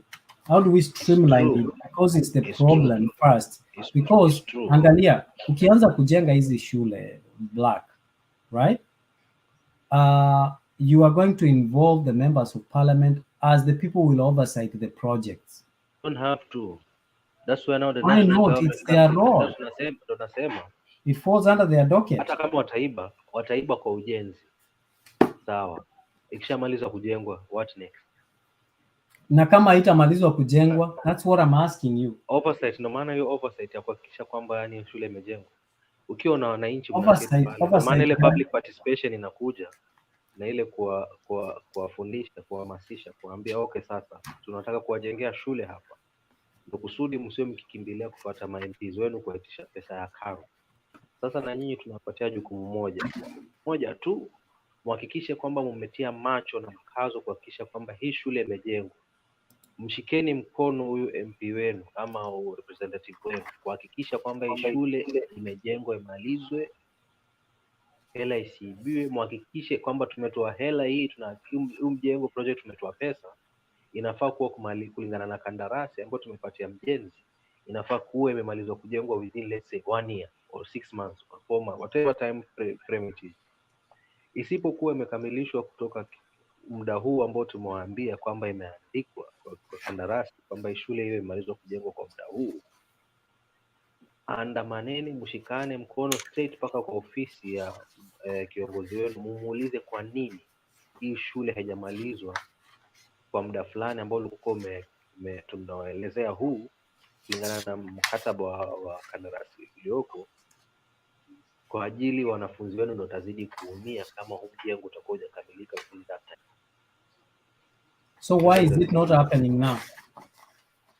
Now that is why I'm saying what has changed. That's what I'm saying. You're asking what is the solution. That was my suggestion. Yeah, but still, even without building more schools now, right? Yes. We can do that. That is civic education.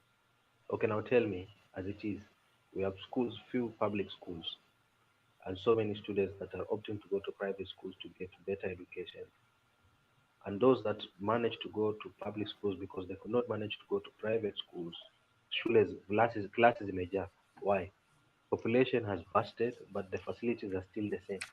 And if there are any new, they are fewer than the people. I mean, the population has. I mean, they are overwhelmed. They cannot adequately serve the children in that place that need education. The facilities, that is. You see the problem that we have, Black. You have a solution, but after we have taken care of corruption. That's the whole thing. You have very good suggestions, but those suggestions can only work even now without asking anything. All we need to do is to encourage wananchi to be able to fight and hold their members of parliament accountable. But as you know, as it is, when you start holding a member of parliament accountable, anasema tunatafutwa, tunapigwa, watu wanatutarget, hawataki tufanye kazi, and then they become victims, and there are people who will side with them. I agree with you, but you see why people are quiet is because now wamefinyiliwa kwa ukuta in the sense ya umaskini yao. They have not been empowered. Now due to that, inabidi mtu ananyamaza tu akijua akiongea basari imepotea.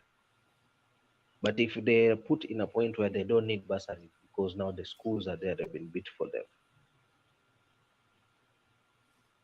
do you think the MP will have a leverage on them in matters bursary? The answer is no. Sasa if through the Ministry of Education right now, they can increase the number of facilities in constituencies and down to the ward levels, public schools, that is, public schools, and the governors are forced to do the same through the people or the residents of that county, then things will be best. So that's why in one or another, like I've always said, and I heard someone saying here, I think the problem is with us ourselves. the Kenyan citizens. Yes, the problem is We ought to take things a notch higher. But somehow we are always being told that the problem is the president. The problem has always been that one representative that you have down there, the MP that you have down there, the Senate that you have down there, the governor that you have down there. If we can hold them accountable to ensure that they do deliver, then all will be well.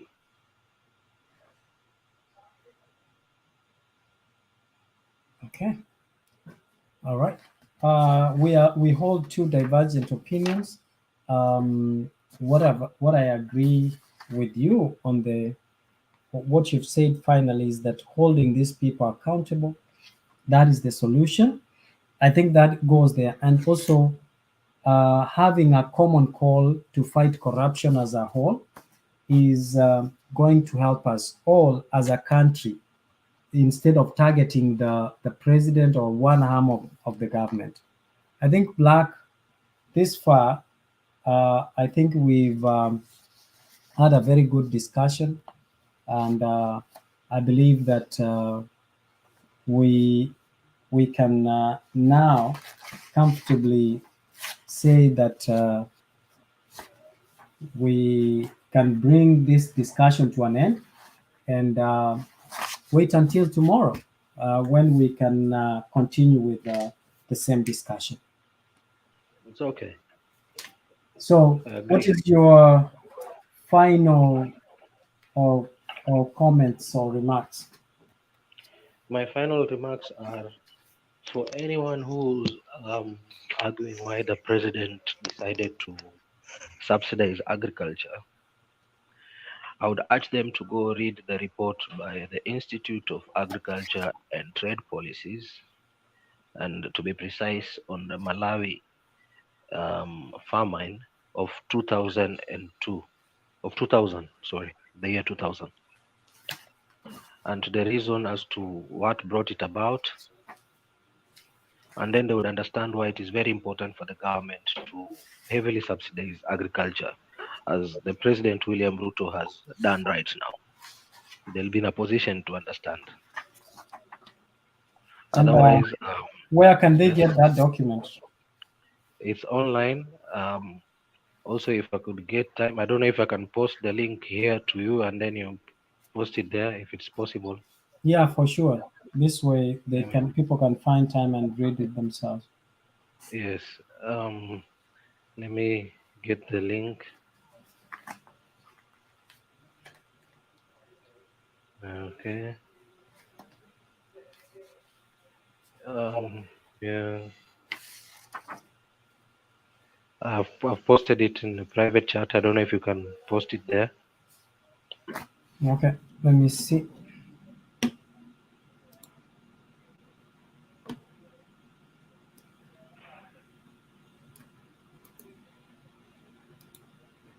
Okay.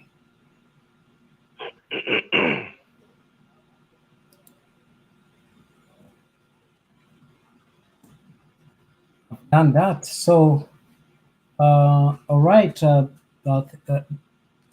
you done, Black? Yes, I'm done. Okay, great. Otherwise, I wish everyone happy Easter. I love you all. All right. Thank you so much, Black, and thank you everyone for joining Mutembei TV and tuning in. For those who are on the comment section, Gitash Day, you've been there, a warrior on the comment section, and all that were listening keenly. Even though you did not get a chance to come and contribute, Muni Masharia, thank you for coming. Everyone has an opportunity to come here if you find some time to come and give your contribution. So it has come to a time when we have to end this session for today. We want to thank you all for tuning in and listening from wherever you are listening, those who are listening from Africa, and those who are also listening from other parts or other continents of this world. We here at Mutembei TV, we welcome you and say, come and let us reason together, because when we reason together, we become aware of what is facing or who is our common enemy. So thank you. Until tomorrow. Again, we wish you a very good morning, a very good night from wherever you're watching us. And the show ends now.